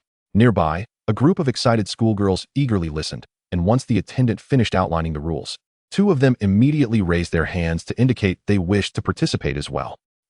The attendant hesitated, but noted that the store was currently short-staffed. The establishment had only recently reopened, and due to financial constraints, the owner had only hired one employee. However, the two former owners would assist, so they generally managed to handle the flow of customers without becoming overwhelmed. Typically, there weren't many patrons during this time, and even if couples participated in challenges, the attendant and the owner could manage quite well. Unfortunately, prior to Shinoto and his companion's arrival, the store owner had an urgent matter to attend to, and the two former owners typically came in the afternoon to help. If both couples were to challenge simultaneously, she would indeed find it quite difficult to manage taking photographs alone. A pudding-haired schoolgirl, eavesdropping, quickly grasped the attendant's concerns and volunteered to assist by taking pictures for the boys' team. The attendant sighed in relief and confirmed with her, "Is that all right? Would it be too much trouble for you?" "Not at all." The pudding-haired girl waved her hand dismissively, giving a thumbs up in her direction. "I usually take their photos, so you can count on me." The couple needed to provide a phone for the photos, and upon hearing this, Inumaki Toge casually handed over the phone he had been holding. Standing face-to-face with Inumaki Toge, Shinoto accepted the Pocky stick from the attendant. Once both parties were prepared, the attendant raised her hand and declared, "Begin." Shinoto placed the biscuit's end in his mouth, leaning slightly towards Inumaki Toge. To prevent the biscuit from breaking, the two, working together for the first time, cautiously nibbled at the stick, the rich chocolate flavor enveloping their mouths. It was not overly sweet, rather, a slight bitterness lingered at the end. This balance was just right for the nervous duo. Inumaki Toge had never been so close to another person before. A faint fruity aroma seemed to linger around them, making him instinctively want to lean back. With success tantalizingly close, an inexplicable competitive spirit surged within Shinoto as he reached out to grasp the back of his senior's neck. Shinoto managed to roll the last morsel of biscuit into his mouth. The cool sensation brushed against Inumaki Toge, and upon realizing what it was, a rush of heat surged through him. Their lips had touched. He buried the lower half of his face into the high collar of his specially tailored school uniform. Watching his oblivious junior excitedly signal their success to the pudding-haired girl, who was beckoning him to view the photos she had taken. What the heck? That fool. As the surrounding sounds faded, the thumping of his heart grew increasingly distinct.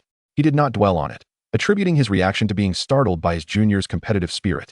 Taking a deep breath, he waited until the heat on his face had completely subsided before approaching to view the photos. The pudding-haired girl's skills were indeed worthy of her boast. Every photo had perfect composition and lighting. Inumaki Toge did not scrutinize them closely, casually selecting one when posting it on Instagram. Once Shinoto had redeemed the limited edition cake, he swiftly deleted the post. He had no inkling that within those brief moments, his classmates far away in Tokyo would erupt in chaos. During a break, Panda received a notification about an update from someone he followed and instinctively clicked on it. Open. Screen. Bombardment. He leapt into the air, quickly capturing a screenshot and shakily presenting his phone to Zen and Maki. Hey Maki, quickly help me see if this is real. What's real? Zen and Maki, wiping a knife, glanced at it casually. Zen and Maki. Wait. Although it looks real, what is this? Right. Panda lamented, face-palming in exasperation. That guy Toch. Here we are, diligently teaching our juniors, and he is secretly dating. Zen and Maki scrolled through her phone. Why can't I see it here? He deleted it. Panda sighed inwardly, regretting not being quicker on the draw, then scoffed. Maybe he realized he posted it by mistake. The well-rested wild rose passed by Panda and, catching a glimpse of the content on his phone, halted in her tracks. Wait. If I'm not mistaken, one of the protagonists in that image is definitely Shino, right? Chapter 26. What type of woman do you like? Kanzaki Wild Rose leaned closer, resting her chin on her hand. Panda-senpai, could you let me see your screenshot? Sure. The panda handed over the phone, accompanied by a thoughtful explanation. The one with white hair is my peer alongside Maki. I am aware, Fushiguro had mentioned this to us. It was then that Itadori took the phone, confirming with her own eyes that she was not mistaken, and directly thrust the device before Fushiguro.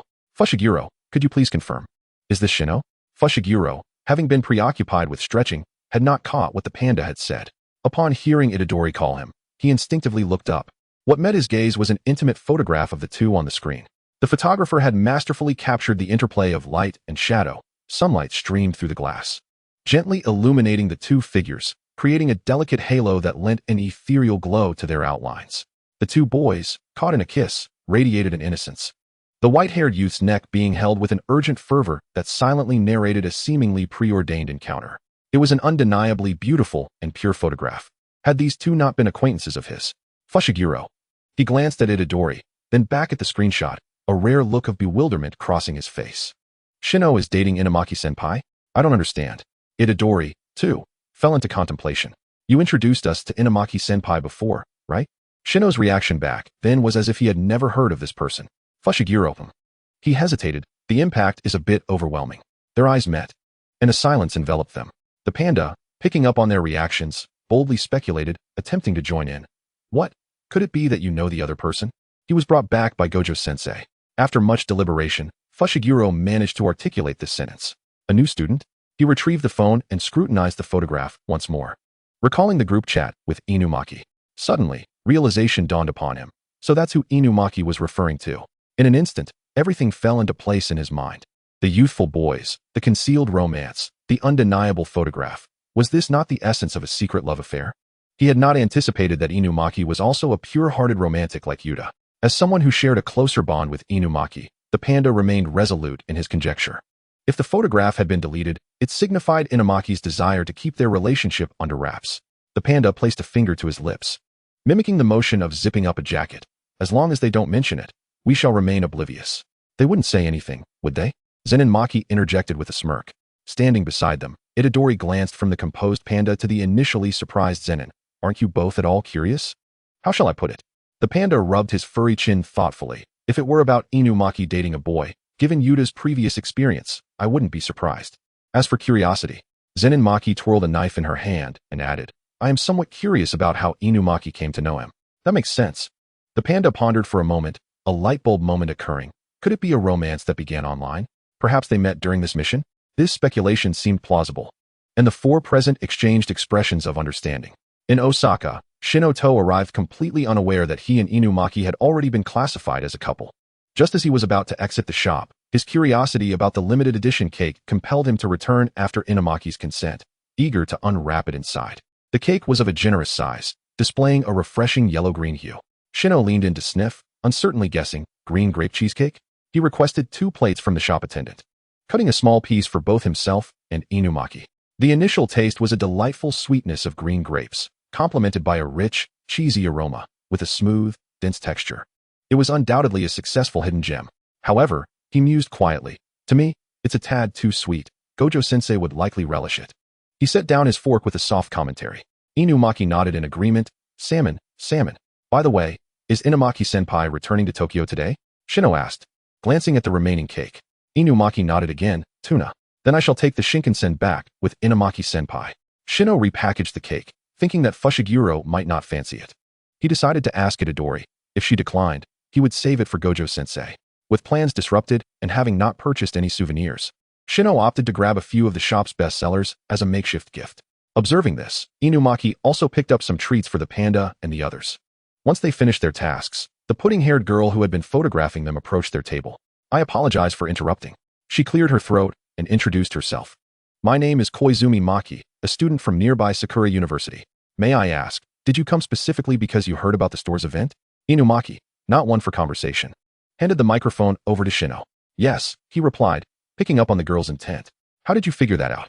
It's the uniforms, of course. The relieved Koizumi casually pulled out a chair and sat down, her demeanor quite at ease. I recognize the uniforms from the schools around here, but yours? She gestured towards Inumaki. It's obvious you're not from this area. Inumaki compared their outfits, noting the distinct differences. Tuna, I'm actually here to help promote Yukine's endeavors. Koizumi cheerfully raised her phone. This is Yukine's account. There will be many similar events in the future. If you're interested, feel free to bring your friends along. After a 2.5-hour journey, the two returned to Tokyo. Entering the cursed school, Shino raised the package in his hand, signaling that he would head back to the dorm first to drop off his things before returning to meet his peers. Inumaki also raised his bag. Salmon. The timing suggested that the panda and the others were likely still with the younger students, and since they had plenty of items, it would be best to travel together. After dropping off their belongings, they could head back for training. As they made their way to the dorm, passing by the playground, Shino spotted Fushiguro and Itadori by the vending machine from afar. Two others stood opposite them, and from their backs, Shino couldn't help but raise an eyebrow. Isn't that Tadu Aoi and Zenin Maki? So this was the time for the mingling session? Sure enough, Tadu's deep, resonant voice echoed from nearby. What type of women do you like? He abruptly turned, pointing a finger at Shino and Inumaki. And you, what type of women do you like? Me? Shino tilted his head, raising a hand to indicate himself. You want to know what type of women I like? He feigned contemplation for a moment before grinning and responding. I actually prefer men. Chapter 27. Have you missed him? He actually said it out loud. Itadori gasped softly, discreetly glancing at Inumaki. The neck gaiter concealed much of his face, leaving Itadori unable to glean any information from his expression. Tadu Aoi. He was not disheartened by this revelation and continued his inquiry. Then, what type of men do you like? Please, no more questions. Nailaki Nozomi screamed internally. Can't you all see it? Can't you all perceive it? Kamino is genuinely the type to speak his mind. Although Panda Senpai spoke with utmost conviction, her feminine intuition assured her that the relationship between Kamino and Inumaki Senpai had not yet reached that stage. Perhaps they hadn't even broken the proverbial paper window. It cannot be said. If it is spoken aloud, it will be disastrous. Kamino. Isn't it just a matter of fighting? Without hesitation, Nailaki Nozomi seized the conversation and queried whether all those questions were merely to buy time. If you want to fight, just fight, you jerk. I can only assist this much, Kamino. She charged ahead towards Zenin Maki. Without any handy tools, and with her martial skills being rather lackluster, she had no choice but to proceed as such, suddenly launching her attack. Nailaki Nozomi successfully landed a punch squarely on Zenin Maki's face. I was just about to hit you. Up close, you aren't even as pretty as Makine. What nonsense are you spouting about my peers, you large pores woman? Zenin Maki staggered back, her gaze darkening instantly, as she unfurled her handgun without hesitation. What an impolite first-year brat. With a disdainful scoff, she declared, allow me to teach you a lesson. A bullet was swiftly fired towards Nailaki Nozomi. How should one converse with their seniors? The battle was on the verge of erupting. Without receiving a reply, Tadu Aoi still voiced his opinion that they were exceedingly boring. Albeit this time, he directed his initial attack towards the unguarded Kamino Toru. Kamino Toru, Is that aimed at me? But my public persona is merely that of a humble caregiver. Before Tadu Aoi could close the distance, Inumaki Toge stepped forward, blocking Kamino Toru. Don't move. He hurriedly stuffed everything he was holding into his junior's arms, and as Tadu Aoi froze due to the effects of the curse words, he commanded his junior, return to the dormitory. Kamino Toru had no time to react, his body obediently sprinting forward. Should I be thankful for having control over the total amount of cursed energy? Inumaki Toge withdrew his gaze and assumed a defensive stance before Tadu Aoi. Moku Hana. Now, the one you will battle is me. When Panda and Zenin Maki arrived at the scene, everything had already reached its conclusion. Under the collaboration of Fushiguro Megumi and Inumaki Toge, Tadu Aoi had certainly reaped no benefits. Especially since one of his reasons for coming to Tokyo was to attend a special handshake event with an idol, he naturally would not go all out at this moment. Nailaki Nozomi seized the initiative, preventing Zenin Maki from getting close, focusing instead on dodging bullets. By the time Zenin Maki arrived, they were evenly matched. Ultimately, due to Tadu Aoi's haste to attend the handshake event, this inexplicable brawl concluded. Is everyone from Kyoto school like this? Nailaki Nozomi lamented, clutching the hem of her clothing. This is my newly bought sportswear. Well, Panda comfortingly patted her shoulder. Perhaps they are all holding their breath after last year's humiliating defeat. Moreover, both Tadu and Maki are notoriously known for stirring trouble at Kyoto school. It would be odd if they didn't end up fighting. Nailaki Nozomi grumbled. How annoying.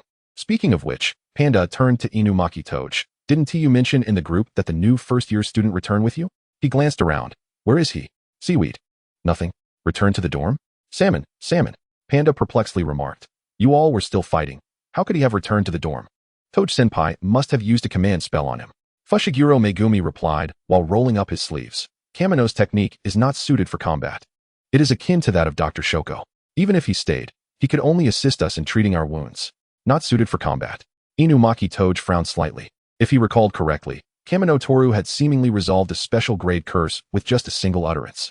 His Junior S technique could not possibly be unsuitable for battle. As for why he instinctively shielded Kamino Toru despite knowing he would not be harmed, Inumaki Toge merely attributed it to his habit of protecting juniors, not pondering it further. Whether Kamino preferred males or females was inconsequential in his eyes. After all, until one encounters someone they genuinely adore, no one can guarantee the other's gender. The only thing Inumaki Toge was curious about was this. If he could directly deal with a special grade curse, although this information was likely only disclosed to him, it certainly indicated that Kamino Toru's level was definitively above his own. He had also cast techniques on Kamino Toru twice. Then, why had he never experienced backlash? Upon returning to the dormitory, Kamino Toru placed the souvenirs in the refrigerator. After contemplating, he decided to split the remaining green grape cheesecake in half, taking one portion to find Gojo Satoru. After conversing with the Waka Temple, Gojo Satoru was in relatively good spirits and readily agreed to taste the limited cake upon Kamino's invitation. The silver-haired teacher evaluated seriously. It feels a bit undersweet. But the ingredients are excellent. Which shop is this from? If the teacher has time, he should visit. Gojo-sensei is indeed a super dessert enthusiast. Well, as long as he enjoys it. Kamino Toru stared at the cake in a daze. If the teacher wishes to purchase this cake, perhaps he could try using his wealth? Gojo Satoru tilted his head, lightly tapping the air with the plastic fork. ISNT it for sale? Not at all. Kamino shook his head. It's a limited edition from an event. Limited? Gojo Satoru appeared intrigued by this term. What event? Couple challenge. Gojo Satoru, huh? He fell silent for a moment before turning to loudly plot. Then let Shoko accompany me afterward. Dr. Shoko cannot leave school easily. Then what about Idichi? Spare Mr. Idichi Gojo-sensei. Principal Yaga. The principal would definitely beat you up. Absolutely. Sugar. Gojo Satoru promptly quieted down. The air suddenly fell silent. Kamino Toru offered no support, quietly observing Gojo Satoru for a while before shifting his gaze elsewhere. Does the teacher think of him? It was rare for Gojo Satoru to remain unresponsive. Chapter 28, All Memories. The conversation ended abruptly. Gojo Satoru took away the unfinished cake. And aside from the brief moment of silence, he seemed no different from his usual self. Yet Kamino Toru was acutely aware that he was not as calm as he appeared on the surface. Come on, who doesn't know what a close friend truly signifies? Your subconscious is the true reflection of your heart, Gojo-sensei.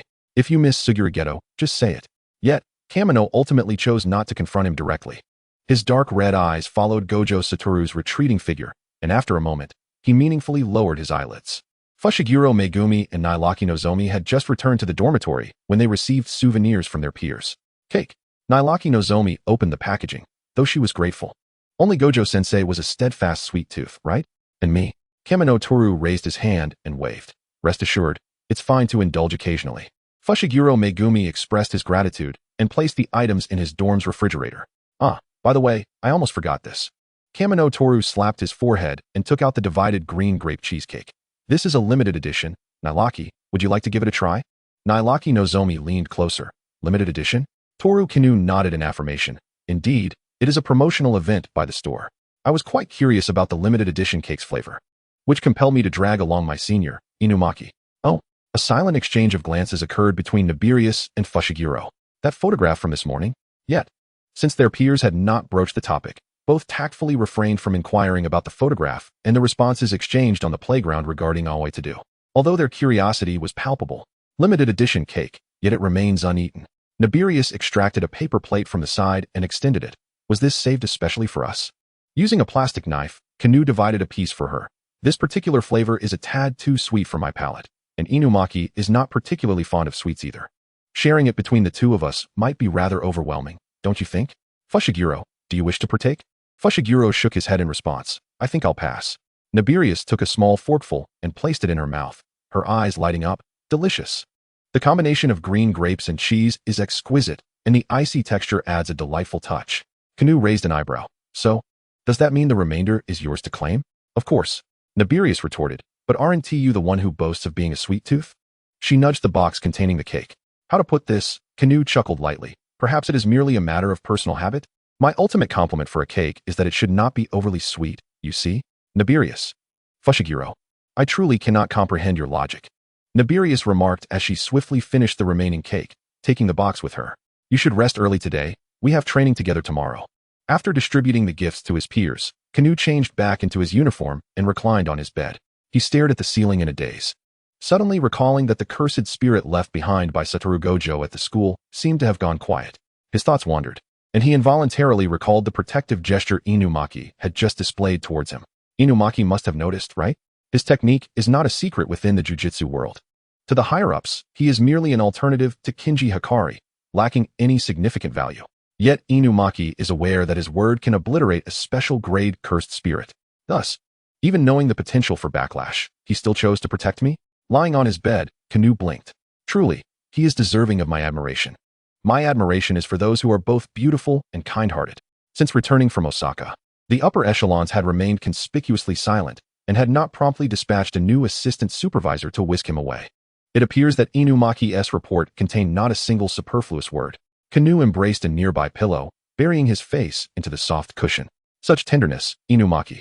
When he had given out the gifts, Kanu noticed that Yuji was absent from the school. Following the narrative's trajectory, he pondered whether Yuji had encountered Junpei Yoshino. Wait, does this mean that Mahito has already made his entrance? Kanu sprang from his bed, pacing around the dormitory. Before his transmigration, if one were to inquire about his friend's most despised figure within the jujitsu realm, Mahito would undoubtedly top the list. However, times have changed.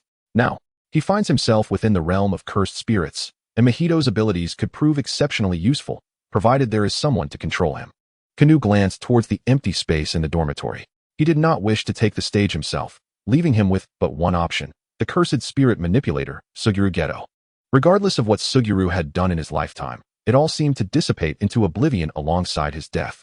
He was unaware that Satoru Gojo would be sealed away by one who wore his skin. Nor did he know of Gojo's demise, or that he too would be controlled after death. Kanu felt a pressing need to understand. Why did he choose to betray? Why abandon the cat? Surely, the education system for jujitsu sorcerers must bear some blame? Kanu murmured, gazing towards the direction of the empty space. The weather is rather splendid today. Although he had contemplated this when Satoru had left with the cake, he had not anticipated such rapid implementation. Would Satoru be upset upon learning of this? Kanu tilted his head. It would be alright even if he were angry, wouldn't it? Resurrect, Suguru Geto, who is fondly remembered by Satoru Gojo, he declared. Please, return to life before me.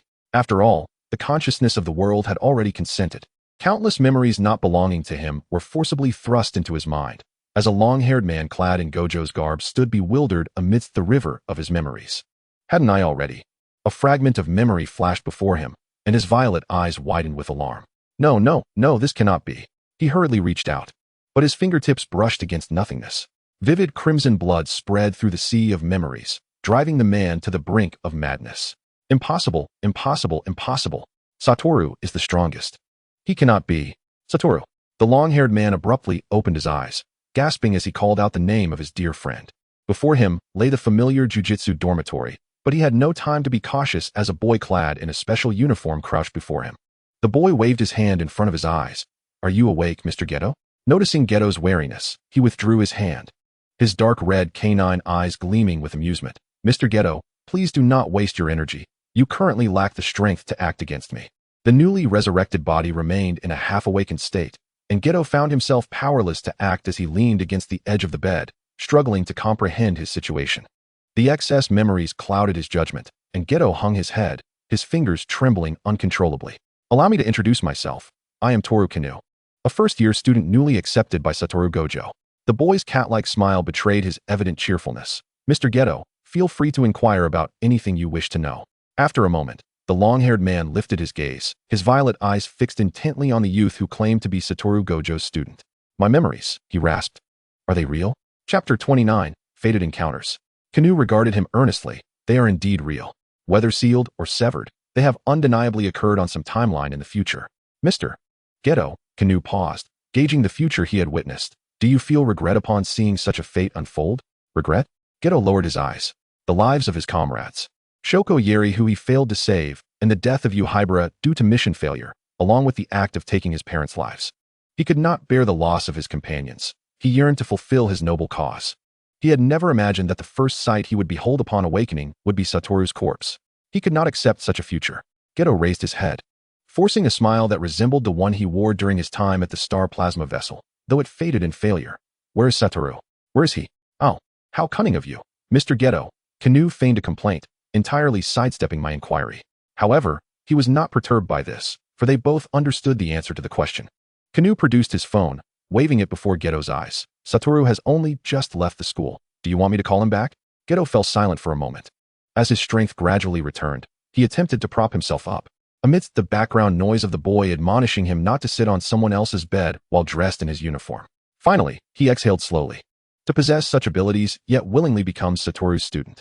Why the reluctance? Toru Shinjino, thwarted in his attempts, resolved to not engage with the childish adults. From both an aesthetic and familial standpoint, choosing Satoru Gojo as a teacher was undoubtedly a prudent decision, was it not? Suguru Geto interjected. You're not going to mention his teaching abilities, are you? Having served as a mentor for many years and raising 2 daughters. Suguru felt an inexplicable familiar ache in his head. So what is the purpose of my resurrection? The cursed spirits he once conquered had completely severed their connection with this new body. While his martial arts experience remained intact, his body required a complete reconditioning. Everything was anew. This entirely new vessel held no utilitarian value. Purpose? Toru Shinjino regarded him with astonishment, seemingly perplexed by the question. Haven't you fully reviewed your memories? Suguru Geto failed to grasp his meaning. Huh? Your previous body was commandeered by Kenjaku. Resurrecting you was undoubtedly a strategy to combat piracy. Suguru Geto retorted, no, that's not what I meant, never mind. He could not suppress the urge to pinch the bridge of his nose. Indeed, none of Gojo's students were particularly easy to manage. Toru Shinjino leaned in. Are you angry, Mr. Geto? No. All right then. Toru Shinjino stepped back, taking a seat at the desk. If Mr. Geto had truly reviewed all the memories, rather than focusing solely on Teacher Gojo, he should understand the purpose of my resurrection. Shouldn't he? Suguru Geto closed his eyes in contemplation. Mahito? Yes. Don't you think Mr. Geto's technique is quite suitable for opening a plastic surgery clinic? Suguru Geto, momentarily taken aback, stammered, what clinic? The boy with the dog-like eyes continued to elaborate on his grand vision. Mahito's ability to transform individuals on a spiritual level could, if controlled, make him the finest plastic surgeon in the world. Suguru Geto observed Toru Shinjino, whose eyes sparkled with excitement, and hesitated. I must respectfully decline. Performing surgery to enhance a monkey's aesthetics? I would be insane to entertain such a notion.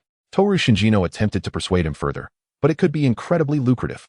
Suguru Geto replied, sorcerers are not lacking in wealth. True enough. Toru nodded in understanding. Yet relinquishing this idea was absolutely out of the question. He abruptly inquired, what do you plan to do next, Mr. Geto? Next? Suguru Geto was momentarily taken aback. Since the beginning, he had not contemplated his future, nor had he thought about his family. Only Gojo occupied his thoughts.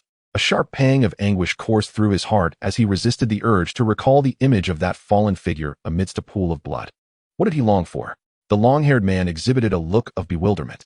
Toru Shinjino, having noticed the change in expression, raised his hand to pose a question. Have you considered staying at Jujutsu High as a teacher, Mr. Geto? Teachers seem to be a scarce resource. Typically, only Teacher Gojo conducts classes. When he is unavailable, the seniors take over. We genuinely lack teachers. Would you consider it? No. Please don't be hasty in your refusal, Mr. Geto. Toru interjected swiftly. The number of future teachers at Jujutsu High will only increase. If you decline now, there may not be another opportunity. Overwhelmed by Toru's barrage of words, Suguru Geto momentarily lost track of his original thought. He and Toru locked eyes for a moment. Who else is there? Toru propped his chin on his hand. Well, I can't just say I was tricking you, can I? He quickly rifled through his mind and produced 2 names. For instance, Kinji Hikari. Suguru Geto's eyes widened in shock.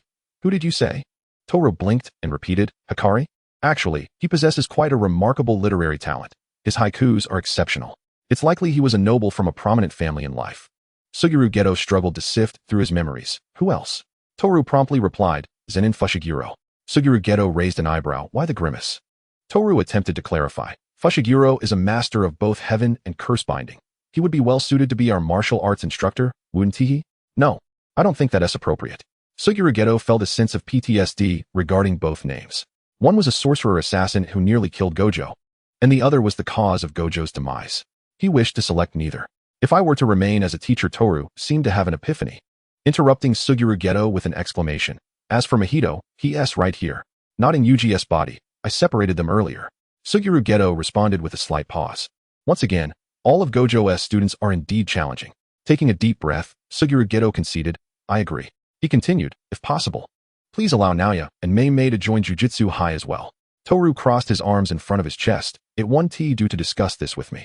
Moreover, he frowned as he recalled the plot. I'm not certain if Kenjaku is aware of them during this period. If you wish to avoid alarming the snake, I wouldn't recommend proceeding. Suguru Geto offered no counter-argument. He regarded Toru with a smile reminiscent of his mentor days. With your abilities, this should pose no difficulty. Toru shrugged nonchalantly, glancing at his phone without directly answering his query. Time was running short. Suguru Geto struggled to follow the leaps in Toru's thought process. Frowning as he retorted, what? What I mean is the dormitory door swung open abruptly. In such haste to find a teacher. What does Toru wish to discuss with the instructor? Their eyes met. Chapter 30. Reunion. No one spoke. Satoru Gojo stood silently. His habitual smile thoroughly vanished from his countenance. He grasped the doorknob, maintaining the action of opening the door, and, through his blindfold, fixed an intense gaze on the long-haired man not far away. Geto. He was not a despicable imitation. Both his 6 eyes and soul clamored to inform him that the person before him was the genuine Suguru Geto, his dear friend whom he had murdered a year prior. Satoru Gojo forced a smile. His beloved student had truly surprised him with a monumental revelation. Shifting his gaze to the right, Satoru Gojo released the deformed doorknob he had been gripping. He smiled once more, a hint of mischief in his tone. Toru Shinjino. Toru jolted, Being suddenly called by my full name by Teacher Gojo feels rather alarming. The boy with the dog-like eyes retreated discreetly to the edge of Suguru Geto's bed, peering over cautiously. Is there something you wish to discuss, Teacher Gojo? Satoru chuckled lightly. What is there to discuss? The teacher has not requested you to undertake such matters. Has he?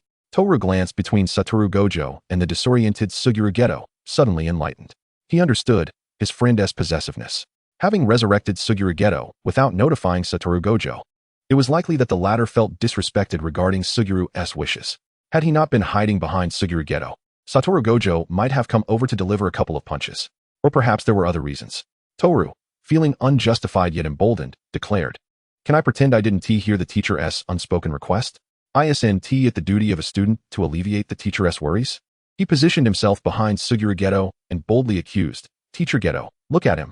Suguru Geto was jolted back to reality by the call of teacher.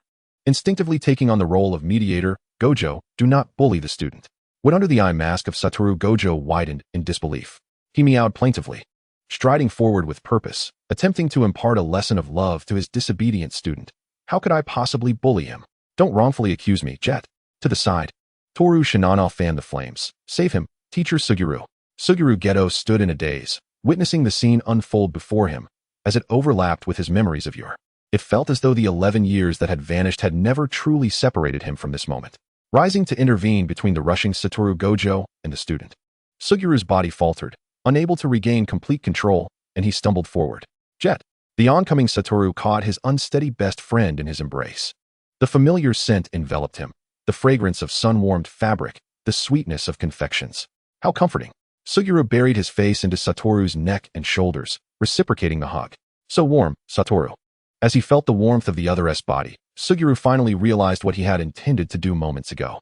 Satoru should not lie alone in a cold pool of blood. He yearned to hold him, to say, It has been too long, Satoru. In response, he was met with a tighter embrace. Indeed, it has been a while. Toru Shinano crossed his arms, eyes crescent with mirth as he observed the scene. What was it you said? Cats should be happy. If they are not, let their caretakers sort it out.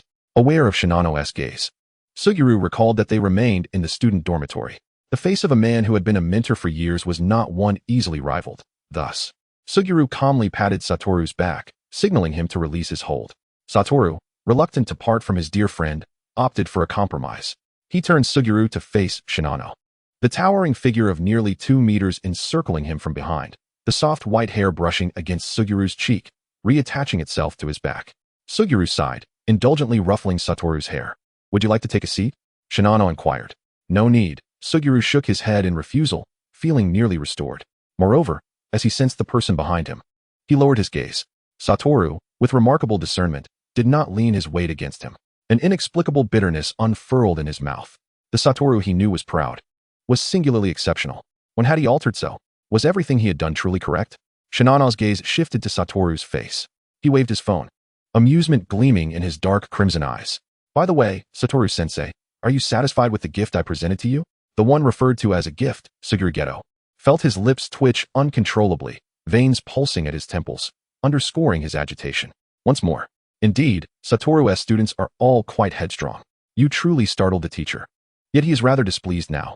Satoru, elongating his words, replied to his student. Shinano tilted his head in confusion, an expression of innocence adorning his features. Why not? Shouldn't Satoru-sensei feel overjoyed? Satoru nodded. You're right. However, his voice dropped to a grave tone. What is the price? Toru, tell me. Satoru scrutinized his seemingly unscathed student. What must you sacrifice? The notions of crafting a new vessel for Raiman Sukuna and resurrecting Suguru Geto were worlds apart. No one could achieve such a flawless resurrection. The cost of such an endeavor was known only to the practitioner. Haha, Satoru-sensei, are you worried about me? The boy with dog-like eyes waved his hand dismissively, appearing utterly unconcerned. Rest assured, I do not require any additional cost. Additional? Shinano nodded. Satoru-sensei must have discerned it by now. I possess what is termed the 39 techniques. 39. Satoru tilted his head against Suguru, who intuitively removed his eye mask and deftly arranged his tousled hair. Shinano exhibited a look of disbelief. Could you not be a tad more discreet in front of students? He remarked. Truly, it's no surprise that the two were deemed problematic by Dr. Shoko even during their student days, now having grown into problematic adults. I cannot see through your techniques. The resplendent, cerulean pupils sparkled in the room. You mentioned your techniques are of a healing nature, devoid of lethal words. Your technique indeed seems to reflect this. I believe in you. Yet, the 39 six eyes continuously implies you lack techniques. Why is that? Shinano had no words to counter the world-S consciousness. Look at these beautiful 6 eyes. Should I thank the world-S consciousness for leaving me with a semblance of modesty? If he were to voice his thoughts, Shinano murmured softly, I truly do not possess any techniques. Initially contemplating revealing a fraction of his abilities, he found he could not outsmart Satoru. It's all right if you don't wish to speak, Toru. Suguru discerned his thoughts. His patience for the young sorcerer exceeded that for ordinary individuals, especially since Toru was Satoru's student. Though belated, he felt it imperative to convey, thank you. He straightened, an inner tempest of fury brewing within Suguru, who possessed memories of the future. Leave the matters of the jujitsu world to me and Satoru. There is no need for you to concern yourself, regardless of past decisions. He simply wished to stand by Satoru's side. No more parting. Chapter 31. The Junior. It was no exaggeration to say that Toru Shinano felt as though he had experienced the tender care of parents who had divorced and then reconciled. However, he had already gained control over a portion of the higher-ups, making it too late to claim there was no need for concern. Satoru was aware of this. When action was required, he would naturally inform Suguru. In this regard, a student need not worry. Shinano's thoughts took a turn as he contemplated the revival of Suguru for another purpose, still unwilling to relent. Teacher Suguru, will you not reconsider? Suguru's smile seemed affixed to his face, the throbbing vein at his temple betraying his true sentiments. Not in the slightest. Even if the path once taken was flawed, he would not alter his perception of the monkey. Real is indeed quite useful, yet I would never apply it to an ordinary monkey. The monkey at the pinnacle of wealth retains some semblance of utility, while others. What are you all discussing? Satoru, who had not grasped the intricacies of their encrypted conversation, began to stir. Is there anything Satoru-sensei cannot know? Suguru turned to soothe the meowing giant. Nothing of consequence. Merely an intriguing cursed spirit. Special grade? Indeed. Then why not? Satoru poked at Suguru's chest. Surely you no longer possess any controllable cursed spirits? Suguru hesitated, seemingly caught off guard. Toru eagerly interjected. Teacher Suguru does not refuse.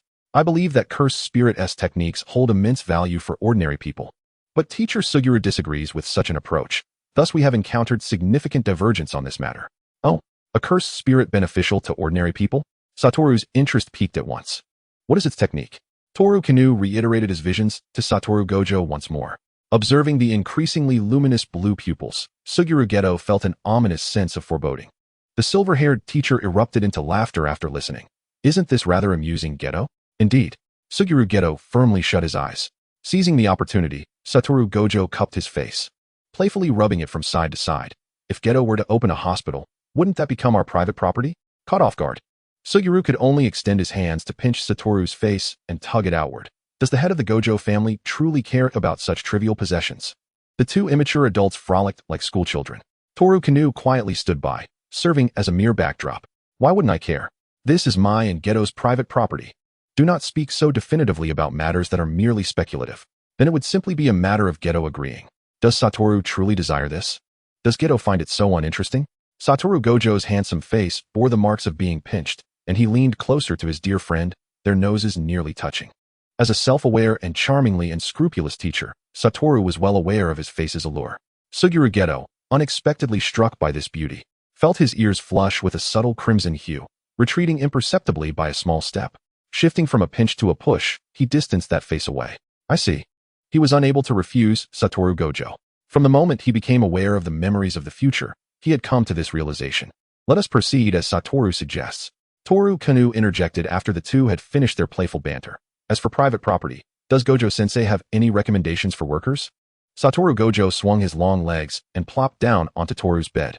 The dog-eyed youth instantly narrowed his eyes. Gojo-sensei, please refrain from casually sitting on someone else's clean bed while wearing outer garments, just like Geto-sensei. Satoru patted the spot beside him. Fear not, I haven't touched it. Indeed, there was still the limitlessness to consider. Realizing this, Toru Kanu could not suppress a sigh. Did Principal Yaga truly not have high blood pressure while teaching them? Satoru Gojo leaned back on his hands, his long legs crossed, pondering Toru's question. Workers, you say? The sorcerers in our realm are neither plentiful nor scarce. Since it counts as private property, family members are naturally excluded. This was not to imply that Satoru Gojo, as the head of the Gojo clan, lacked capable individuals. He simply preferred to keep his family in the dark. All members of the three great families were a definite pass. As a cosmetic surgery hospital, ordinary doctors were essential as well. With this thought, Satoru realized his manpower was indeed insufficient. Even accounting for the sorcerer reserves from the school, it would not fill the gap in numbers. I truly hope you all grow up quickly.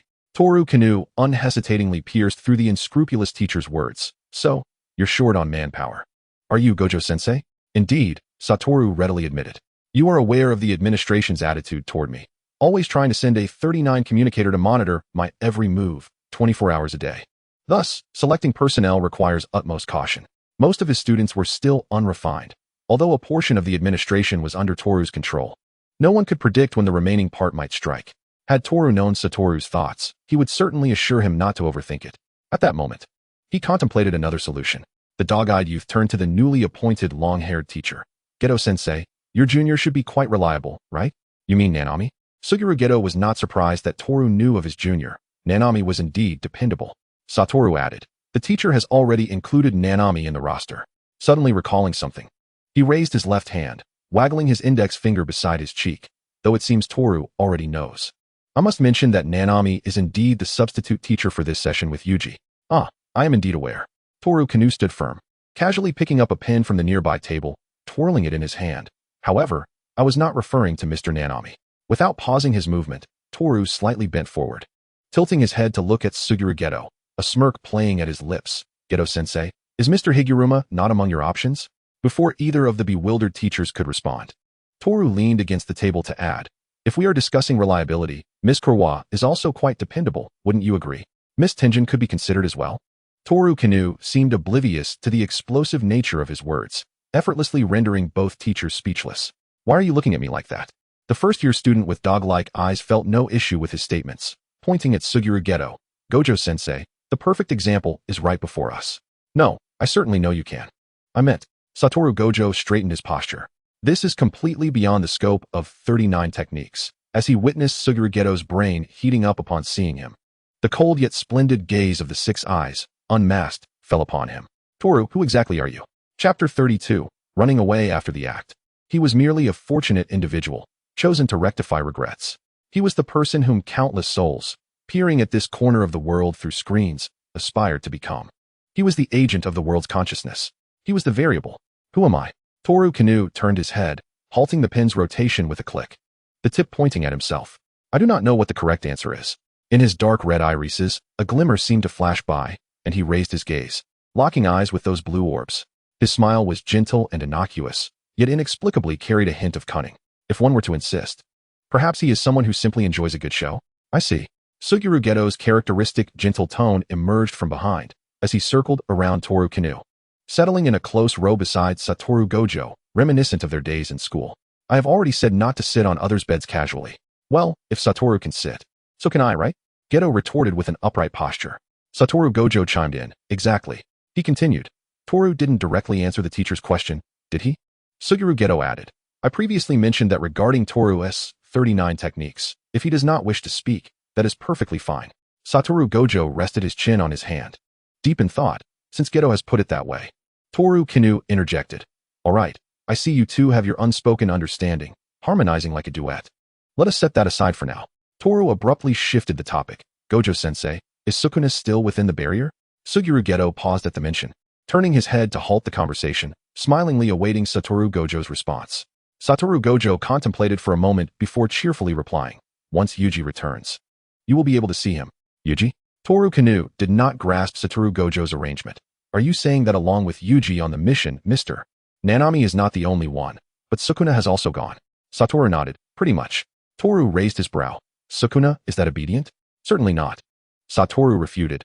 I merely imposed constraints upon him. Satoru. Suguru Geto's lips straightened, tugging at Satoru's sleeve, his expression one of disapproval. Toru Kamino felt a twinge of guilt over the words he had just uttered to Suguru Geto.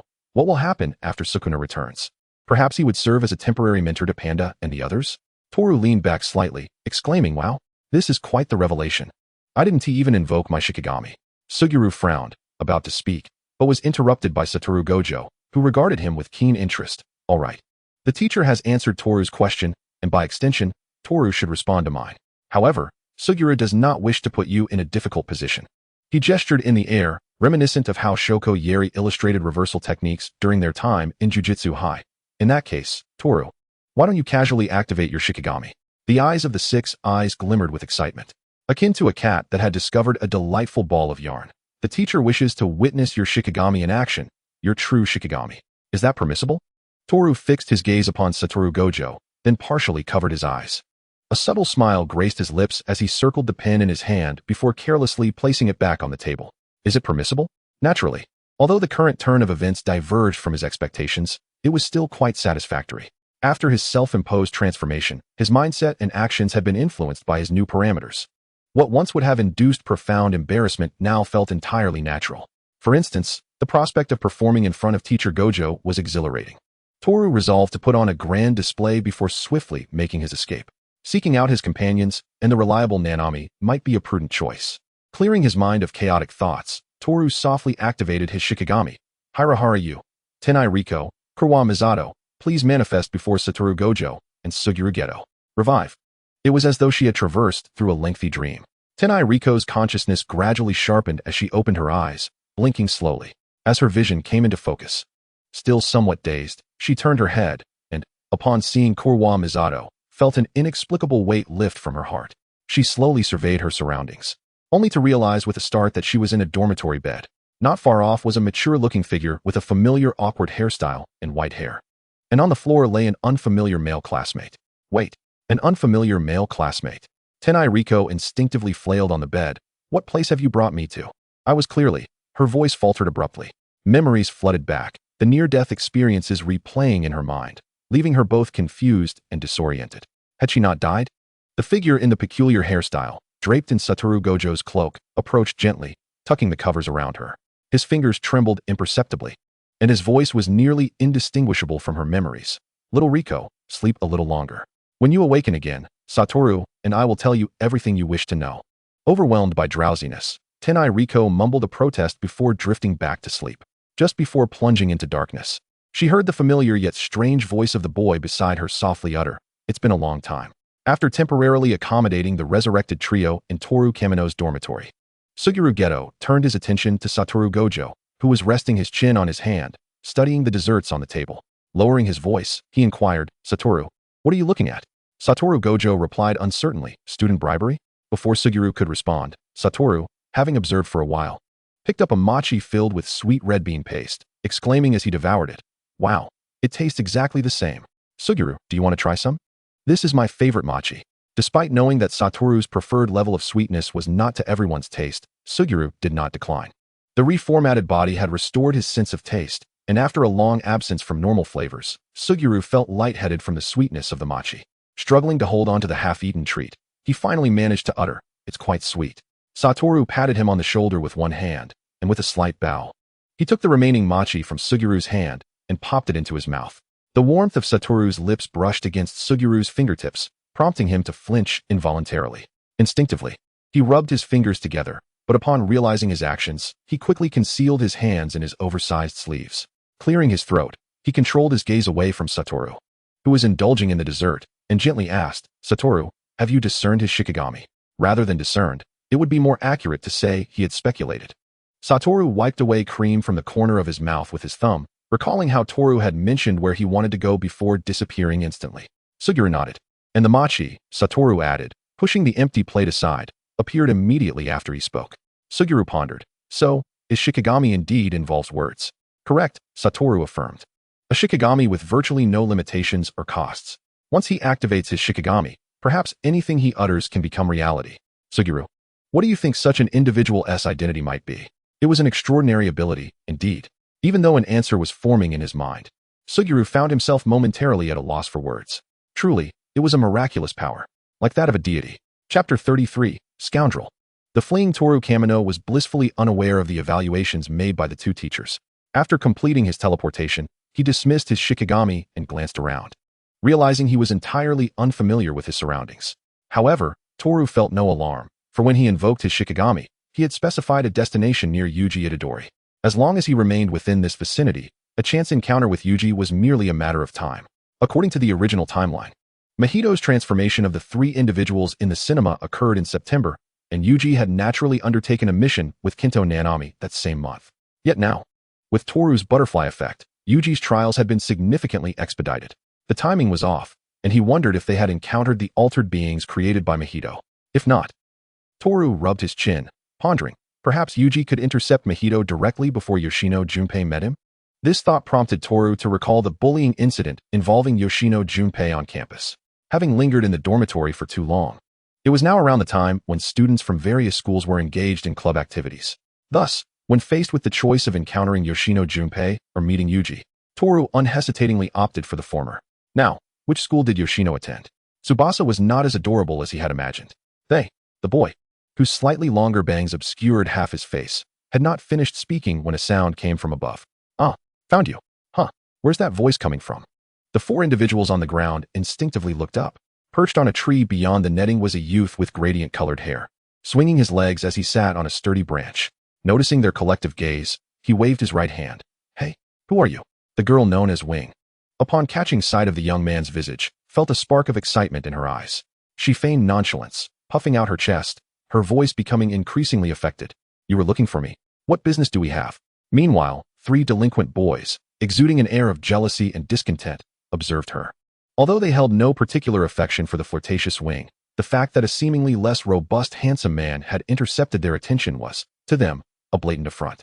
This fellow appeared to be affluent. With three of them present, how could they possibly lose? Moreover, Yoshino Junpei was of little worth to extract any benefit from. How utterly vexing. Where did this pretty boy come from? Truly revolting. "Hey, are you sitting so high up because you're afraid of us?" They jeered, laughter echoing. "Are you pitying this guy?" The leader of the trio kicked Yoshino Junpei with force, a glint of excitement in his beady eyes. He knew how to exploit their numerical advantage and manipulate the sympathy of others. While most students would choose self-preservation, there were always a few righteous fools who would take the bait. The boys would eventually tire of beating him and robbing him of his money, while the girls, if they presented themselves, were fair game, and the teachers would feign ignorance. They ruled the school with impunity, having long since developed the habit of looking down on others. Sitting above them, Kamino Toru couldn't help but strike a nerve with their inflated pride and sensitivity. The thought of such a handsome boy being beaten by them exhilarated the leader to the point of widening his nostrils. "Pity?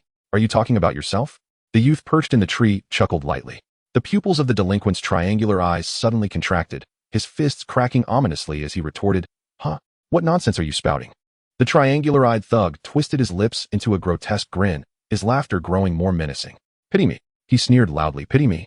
With one foot firmly planted on Yoshino Junpei's head, he completely disregarded the latter's cries of pain. "What's wrong? Don't you want to be a hero? Come on, I'm right here. You're all talk, aren't you? Too scared to come down from your perch? Huh? Ha ha. Kamino Toru Henti anticipated that a mere casual remark could so easily dismantle their facade. He watched with interest as they floundered in their words. His gaze shifted to Yoshino Junpei, who was curled up and enduring the pain, and he leaned back against the tree trunk, his voice slightly amplified. Classmate, would you care to attempt a desperate resistance? As the saying goes, the boy with gradient-colored hair curled his lips into a smirk. Those who are ruthless fear not for their lives. Rather than be bullied by scum, one might as well take down one or two. Wouldn't you agree? No, I can't.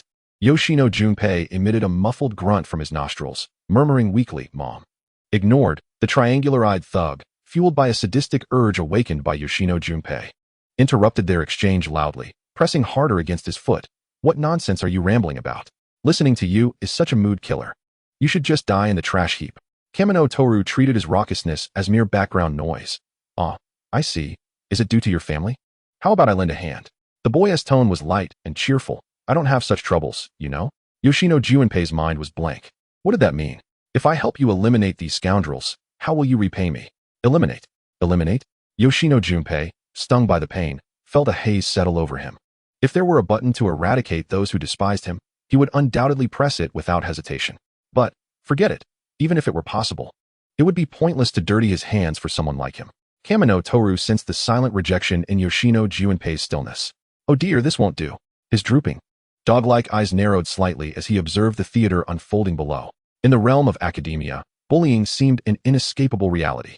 Sometimes, there was no need for a reason. Some individuals thrived on tormenting those weaker than themselves, satiating their desire for control. Such behavior was ubiquitous, even in the land of the rising sun. Even if the weaker party paid the ultimate price, these bullies often faced no repercussions due to their age. Moreover, this was Neon. And precisely because this was Neon, wouldn't it be splendid to rid the world of a few scoundrels? Kamino Toru felt that his current state could best be described as a bloodline awakening. Dealing with scum was as easy as peeling an orange. Yet, these individuals were still mere mortals. To do a good deed, one must not let a third party know. Instead, it would be better if they simply vanished. Yoshino Junpei was well acquainted with how to minimize injury when facing a beating. He kept his head down, avoiding eye contact with his assailants. When the oppressive weight on his head finally lifted, he quietly exhaled in relief. Although he knew these thugs would not relent easily. At least this segment had come to an end, right? He glanced ahead, only to find no other figures on the ground. Yoshino Junpei suddenly lifted his head. There was no one there. Chapter 34, Companions. Had those for simply vanished? Yoshino Junpei's pupils constricted sharply, as if he had realized something. He forced himself to stand, suppressing the pain. A glimmer flashed in the half-covered eye obscured by his long bangs as he looked up, staring in bewilderment at the boy in the tree. You. He wanted to ask Kamino Toru how he had accomplished this. Yoshino Junpei felt no panic over the loss of life. It was as if a heavy stone had been lifted from his heart, leaving him feeling considerably lighter. His only concern was whether his savior would face any trouble for this act. The words on the tip of his tongue were swallowed back. Ultimately, Yoshino Junpei merely murmured, I won't say a word. In terms of family, those thugs were hardly superior to him. Even if they went missing, their families would probably just assume they had gone off to cause trouble again. By the time they thought to look for them, it would be far too late. Furthermore, Yoshino Junpei harbored little trust in the local police department. Would anyone even believe him if he spoke out? Kamino Toru, perched above, replied with a smile. You have no evidence against me, even if you suspect me. Besides, those in higher positions can do nothing to me. Let us not dwell on this. Kamino Toru glanced at his phone, interrupting Yoshino Junpei's unspoken thoughts. A friend is looking for me. He paused, winking down at the battered boy. Perhaps fate will bring us together again. Yoshino Junpei struggled to keep up with the boy's rapid shifts in conversation, only to see him vanish from view in an instant. The black-haired boy blinked, his eyes slightly dry, and slowly exhaled. He whispered to the empty heights, Thank you. Well then, perhaps we shall meet again by chance. That might be a world he could never touch. Slowly tidying his clothes, Yoshino Junpei lowered his head and returned to the corner of the classroom. No one noticed him. Just as he was about to relish the rare moment of tranquility, he looked up to survey the classroom and found his expression frozen in disbelief. His eyes widened in shock. What are those monstrous things on his classmates? On a street corner, Kamino Toru encountered Yuji Itadori, who was engaged in conversation with Nanami Kento. So cursed energy is tainted, huh? As Toru's gaze fell upon the familiar figure, Yuji's unfinished words took a smooth turn. Toru, what brings you here? Before Toru could respond, the enthusiastic Yuji introduced the reliable adult beside him. This is Nanami Kento. He was called by teacher Gojo to lend a hand. With a sigh, Nanami remarked, Please don't emulate everything from Mr. Gojo. He turned to the youth in a special uniform, greeting him. It's a pleasure to meet you, classmate. Toru also offered a slight bow. Nice to meet you, Mr. Nanami. I'm Kamino Toru. He displayed a somewhat apologetic expression. Am I interrupting your teaching duties? Not at all, Nanami replied calmly. We're merely covering some basic material. It's hardly an interruption. Toru nodded in understanding and redirected his attention to his friend. He unlocked his phone and showed Yuji the chat screen. To respond to your earlier question, it was Yuji who called for me. Huh, me? Yuji stared at the chat records, still bewildered, and pointed at himself with a finger. Me? Indeed. Toru maintained the phone screen towards Yuji, slightly tilting his head as he magnified a particular phrase in the chat. Pink-haired Yuji, we won't have to wait until the sister exchange meeting to see each other again. Right? Yuji, The pink-haired youth stared blankly, his eyes wide. That was indeed something I said, isn't it? Toru returned the phone to his pocket. So I came directly to find you. It was merely reported as a death status. We are certainly not prohibited from meeting. However, Yuji scratched his head. But Teacher Gojo mentioned we need to keep things under wraps for now. That was directed at the seniors, right? Oh, right. Yuji cheerfully accepted this explanation, exclaiming yay, while looking at Nanami with bright eyes. Hey, Nanami. He pulled Toru closer. Would you mind if I added another student to your teaching session? Nanami faced the expectant gaze of the pink-haired youth, hesitating for less than 2 seconds before the dependable adult ultimately chose not to refuse. Given the current timing, Toru should have been attending physical training classes at school. So skipping class? Nanami held no particular thoughts on this, considering him to be similar in nature to Gojo Satoru. Teaching 1 is the same as teaching 2. Nanami organized his thoughts, preparing to inform Toru about the lesson content they had just covered. The trio was situated in a not-so-secluded area, with students from nearby schools passing by as their club activities concluded. The design of the Jujutsu High uniforms subtly differed from that of ordinary school uniforms, piquing the curiosity of passing students, who inevitably cast glances. A JK caught sight of the scene and momentarily froze, then excitedly nudged her companion with her elbow, signaling her to look to her right. Following the JK's gaze, her friend grabbed her hand. They leaned in together, whispering, exchanging furtive glances before they squeezed past, walking away. Toru, oblivious to this small interlude, remained quietly attentive to Nanami's steady voice, feeling a sense of anticipation for what was to come.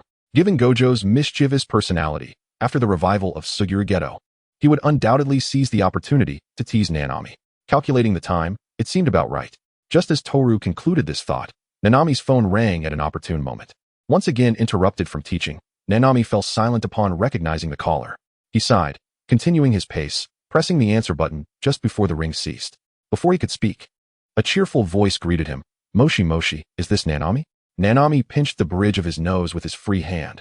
What is it, Mr. Gojo? Gojo remained silent, and a cacophony of sounds erupted from the other end. Nanami frowned, preparing to inquire. But the voice that came through the receiver made him instinctively tighten his grip on the phone. Nanami. He halted. Even after years apart, the voice, though somewhat distorted over the phone, was instantly recognizable. It belonged to his once closest, now deceased companion, Geto Suguru. Chapter 35, Geto. Although Gojo sometimes appeared overly impulsive, Nanami did not believe he was without restraint. Mr. Gojo, please do not tease me any further. The other end of the line erupted in loud protest. Nanami. Don't slander me. I have never teased you. Nanami. All right, came Gojo's exaggeratedly despondent tone from the receiver. You've hurt my feelings, Nanami. The only effective way to stop Gojo's antics was to ignore any ruckus he created, a skill Nanami had honed over time. After Gojo's meowing went unanswered, Nanami calmly inquired. So what is it, Mr. Gojo? There was a moment of silence on the other end before a light chuckle broke through. Nanami, do you believe in miracles? What? Being addressed with such gravity by Gojo, Nanami was momentarily taken aback. Miracles? What do you mean? His mind raced. Fueled by memories of being subjected to peculiar demands from his former superior, Nanami's thoughts were agile. An incredible hypothesis flickered in his mind. Before he could grasp this fleeting notion, Gojo abruptly hung up, initiating a video call instead. Nanami instinctively pressed the answer button. The screen displayed Gojo's striking face, close to the camera, with the familiar backdrop of the Jujutsu High dorms, and it seemed there were others present as well. Nanami, don't blink, okay? A familiar yet strange voice echoed from off-screen. Gojo, 1T this scare Nanami? Not at all. Don't underestimate a former salaryman's resilience. He turned his head, pulling a junior into view. Hey, let us have little Hibara, and Nanami say hello. Nanami stood frozen, gripping his phone, his mind blank as he gazed at the cheerful smile of his former companion. Time had left no trace on the other. The brown-haired youth waved at him. Hey, Nanami. Hi, bruh. And it's also Suguru. Nanami fixated on the screen, attempting to discern whether he had unknowingly fallen under some sorcery. Don't doubt it, Nanami. This is all real. Background sounds of knocking emerged. Gojo lowered his hand holding the phone. Here to find Toru? Probably. Suguru leaned against the wall, his tone teasing. Gojo, should we open the door? Wait a moment. The phone screen returned to Gojo's face, the mischievous teacher smirking. In any case, if you want to know what is happening, why not return to Jujutsu High, Nanami? Sensing the familiar scent of mischief, Nanami instinctively rejected. No. I saw Toru. Gojo interjected with a smile. Is Toji with you? Kinto. Nanami glanced toward Shinjo Toji and replied, yes. Don't worry about Yuji. Toji will take good care of him. Come back, Nanami. All right. The rapidity of events left Yuji Itadori bewildered. His friend, who was supposed to be at school, suddenly appeared beside him, while Nanami was unexpectedly called back by Gojo in the midst of a lecture. Additionally, the usually composed Nanami exhibited a slightly hurried demeanor upon his departure. It felt as though something significant was unfolding right beneath his nose. Having missed the full story, Yuji cast a curious glance at his friend, who wore an expression of amusement. Toji, what do you think Gojo-sensei called Nanami back for? Shinjo Toji stroked his chin thoughtfully and speculated. Perhaps he is maliciously eager to witness his junior falter? Yuji leaned casually against the railing, pondering while observing his friend's sly grin. So it was Toji's doing? Shinjo Toji did not deny it. Pretty much. Is it something akin to what happened with me and Sukuna? Yuji scratched his head. Got it. Recalling Nanami's uncharacteristically flustered departure, Yuji once again recognized the fact that his friend was indeed a source of amusement. He rapped his knuckles against the railing, saying, I hope Nanami won't be too startled by you. Toji waved his hand dismissively. Don't worry, Nanami wouldn't be frightened by Gojo-sensei. I meant you. Shinjo Toji twirled the button on his sleeve and suddenly remembered Gojo's mention of Sukuna establishing a binding. Oh right, Yuji. He stepped closer, leaning beside Yuji. Gojo-sensei said that Sukuna is moving alongside you all. The dog-eyed youth glanced around, his gaze eventually returning to his friend. Why haven't I seen him? Gojo-sensei mentioned that Sukuna is acting with me and Nanami?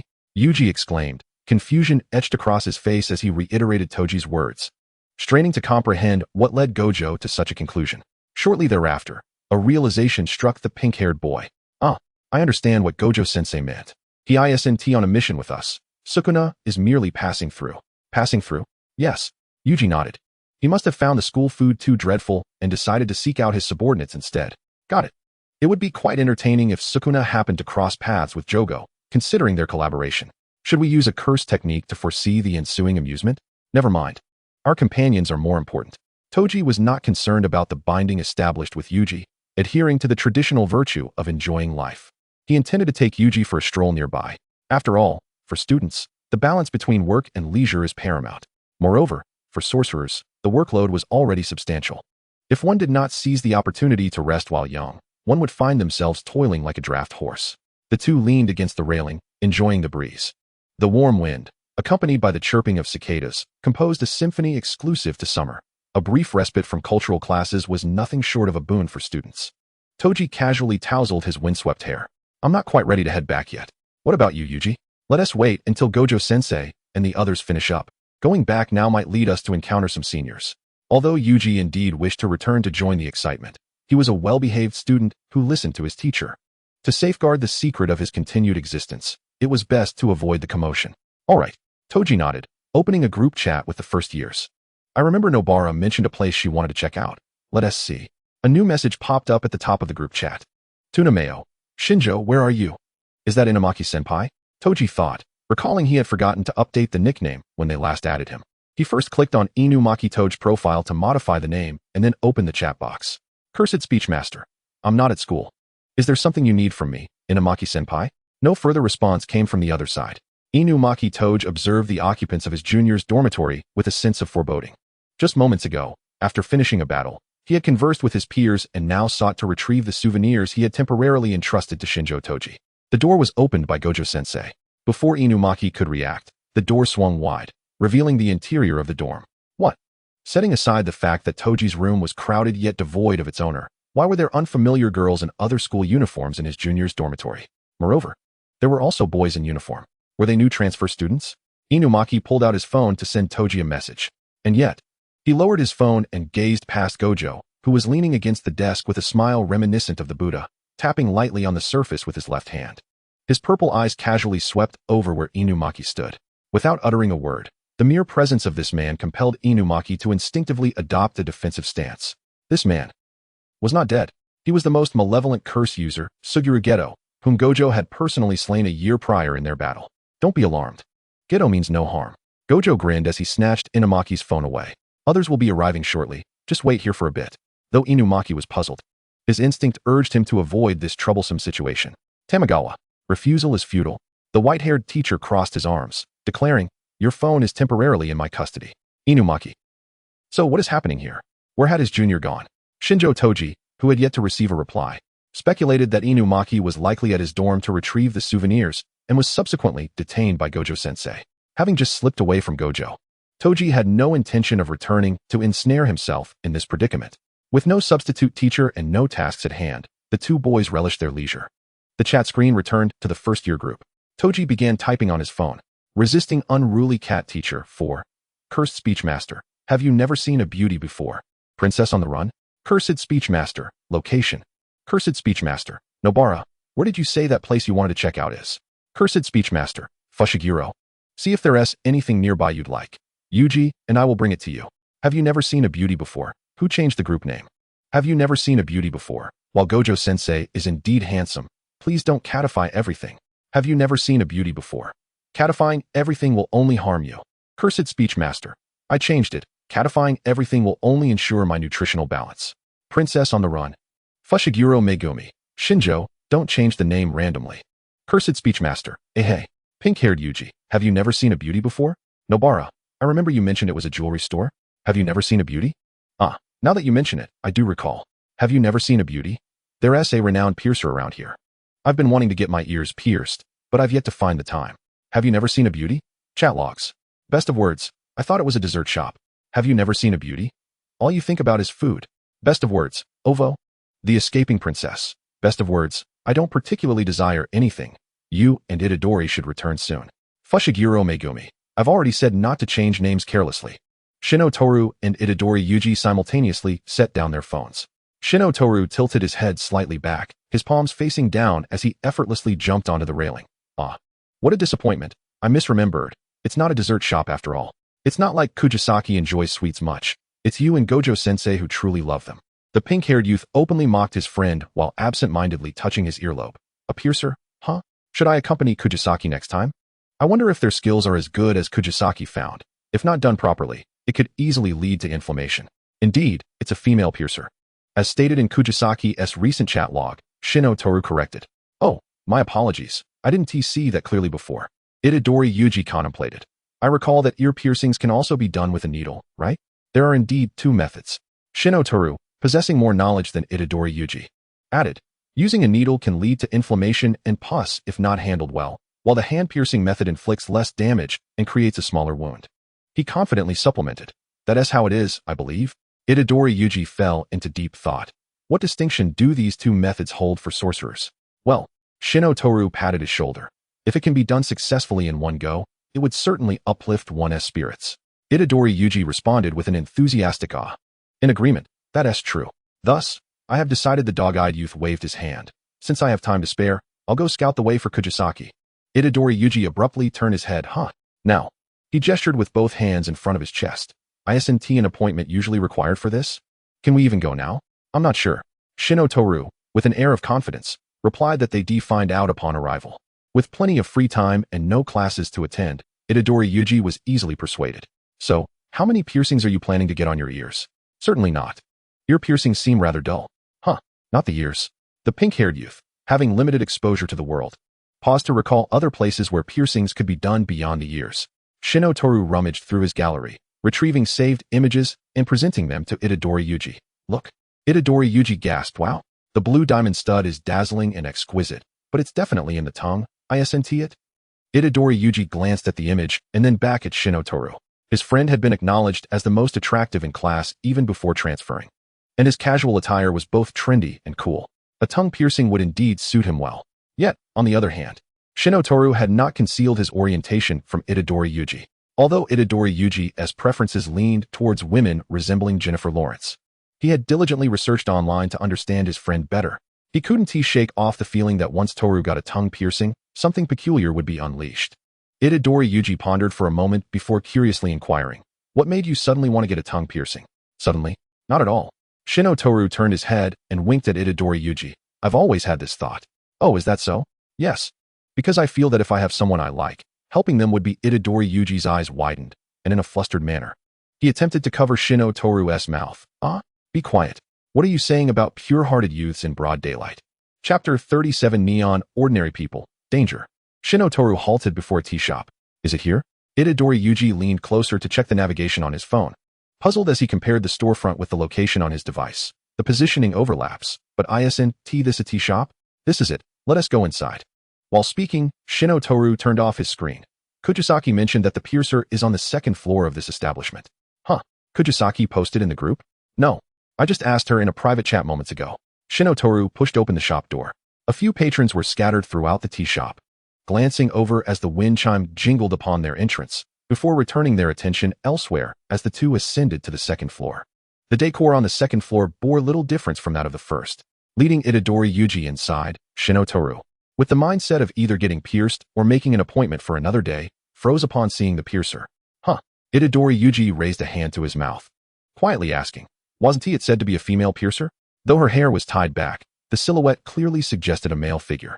The piercer, busy tidying up, sensed the arrival of new customers and turned to greet the two youths politely, then inquired, "Do you have an appointment for today?" Shino Toru, fixated on the piercer's eyes, remained silent. His gaze followed the piercer's slightly longer right side fringe to his shaved half-head. It was quite a unique hairstyle. Eyebrow piercings, ear studs, and lip rings adorned him without exception. Clad in a sleeveless vest paired with a loose jacket, faint tattoos were visible on the piercer's skin. Noticing Shino Toru's lack of response, Itadori Yuji spoke up. "Apologies, we don't have an appointment. We heard from a classmate that a female piercer here has excellent skills, and we impulsively decided to come." As he spoke, he unconsciously lingered his gaze on the piercer's eyes. Sensing the curiosity from the youths, the piercer prompted, "Are you curious about my eyes?" Itadori Yuji quickly apologized and waved his hands. "No, I meant, if you don't mind sharing? No need to be so formal. Just call me Bae." The black-haired piercer removed his gloves and lightly tapped beneath his eye. "This is an eye tattoo. I wouldn't recommend it for students. The female piercer you mentioned is unavailable today. I don't have many appointments, so I can accommodate you today without an appointment." He looked towards Shino Toru. "Just let me know what you'd like to get done. Take your time considering it." Shino Toru, He pulled Itadori Yuji to a nearby bench. Itadori Yuji's eyes sparkled with curiosity. "Toru, did you see Bae's eyes?" "I did. He is so cool." Itadori Yuji exclaimed in a hushed tone. "Is this what Tokyo is like?" Shino Toru refrained from commenting. Shino Toru fell into contemplation. He wished to connect with the world's consciousness, inquiring if it had conjured up any peculiarities unbeknownst to him. These ordinary people in Neon truly have it tough living in such perilous times. One can only hope for brighter days ahead. Though their professions differ, the appearance and name of the piercer, Bae, resonated with a character from a certain anime. If it is merely a fusion of worlds and not a blunder orchestrated by the world's consciousness, it genuinely feels as though the ordinary folks in Neon are doomed. Sensing his friend's unusual demeanor, Itadori Yuji felt a twinge of caution and pulled out his phone to type a message. "Pink-haired Yuji, what's wrong? Is there something off about this person?" Shino Toru shook his head, replying in kind through text. The resonance of words. "No, I merely found him somewhat familiar. Hence I took a closer look." Given that Tosaka Toru had remained in Tokyo prior to his trip to Sendai, Itadori Yuji naturally believed his friend's words. "Fluffy-haired Toru. Could it be someone we've encountered before?" "Fluffy-haired Toru, have you made a decision?" The resonance of words. "Let us do it. He appears to possess considerable skill." "Fluffy-haired Toru, if I'm not mistaken, your statement leaves no room for ambiguity, correct?" The resonance of words. "Hee." Tosaka Toru rose and inquired towards the piercer. "Can I get a tongue piercing, sir?" The piercer replied with a wry smile. "That will be 6,000 yen. "Certainly." As Tosaka Toru pulled out his phone, he asked, "May I have your contact information, sir?" Upon successfully acquiring the piercer's contact information after the procedure, Tosaka Toru sat in a tea shop downstairs, idly stirring his coffee with a straw in his right hand. Itadori Yuji sat beside him, appearing even more anxious. "Is it really painless?" Completely without pain, Tosaka Toru rested his chin in his hand, gazing at his friend. "Are you particularly afraid of pain, Yuji? After all, I possess normal pain receptors. Observing something so sensitive as the tongue makes it seem quite painful." Itadori Yuji recalled the few occasions he had accidentally bitten the side of his tongue during meals, trembling in empathy. Tosaka Toru clarified. The piercing I got is positioned such that there's virtually no pain. The piercer's technique is exceptional. Is that so? Itadori Yuji pondered, somewhat skeptical, as he began searching for information on piercings on his phone. The first line read, after getting a piercing, you cannot drink using a straw. Itadori Yuji. He was about to caution Tosaka Toru when he remembered his friend's unique abilities. Never mind. A notification chimed from their group chat, prompting both boys to glance down at their phones simultaneously. Resist the unscrupulous cat teacher, for haven't you seen a beauty before? The resonance of words and fluffy-haired Toru. Haven't you seen a beauty before? Is it over? How does it feel? The resonance of words. Quite good, although the female piercer was absent. Fluffy-haired Toru. The new piercer is quite handsome. Fluffy-haired Toru. Toru even asked for his contact information. Haven't you seen a beauty before? Huh? Haven't you seen a beauty before? The runaway princess. Haven't you seen a beauty before? Fushiguro, come quickly. Tosaka has new developments. The resonance of words. The resonance of words. What? Is there a situation I'm unaware of? The resonance of words. At this point, should I say no? It's not what you think? Fushiguro Megumi. I already told you not to change others' names casually. Fushiguro Megumi. Setting that aside, have you received any messages from Teacher Gojo? Fushiguro Megumi. Fluffy-haired Toru. Fluffy-haired Toru, not yet? Fluffy-haired Toru, what's wrong? Fushiguro Megumi. Then it must be a message for you. He said he would wait for you and Tosaka to return at the dormitory. Tosaka Toru casually tossed his phone onto the table. Well, what's meant to come will come. A mature jester must learn to amuse himself. Chapter 38, The Long-Awaited Reunion. When Nanami Kinto arrived, Gojo Satoru and Geto Suguru were whispering secrets, while Inumaki Toge attempted to reclaim his phone from Teacher Gojo without success. Tainai Riko finally gathered her thoughts and understood her resurrected identity, quietly conversing with Kurwa Misato. Am I truly not dreaming? This is a resurrection, after all. Although Kurwa Misato was also unclear about the situation, she smiled and gently stroked her lady's hair. This is not a dream. How astonishing, for me. It was merely the blink of an eye, yet over a decade has passed. Hey, Kurwa. Tainai Riko gently tugged at Kurwa Misato's sleeve. Did you manage to escape? Kurwa Misato, understanding her unspoken question, softly replied, I did escape, Miss Riko. Then why? Perhaps I wish to stay by your side for as long as possible. Kurwa Misato smiled, saying, though I escaped, my injuries are not severe enough to last until the end.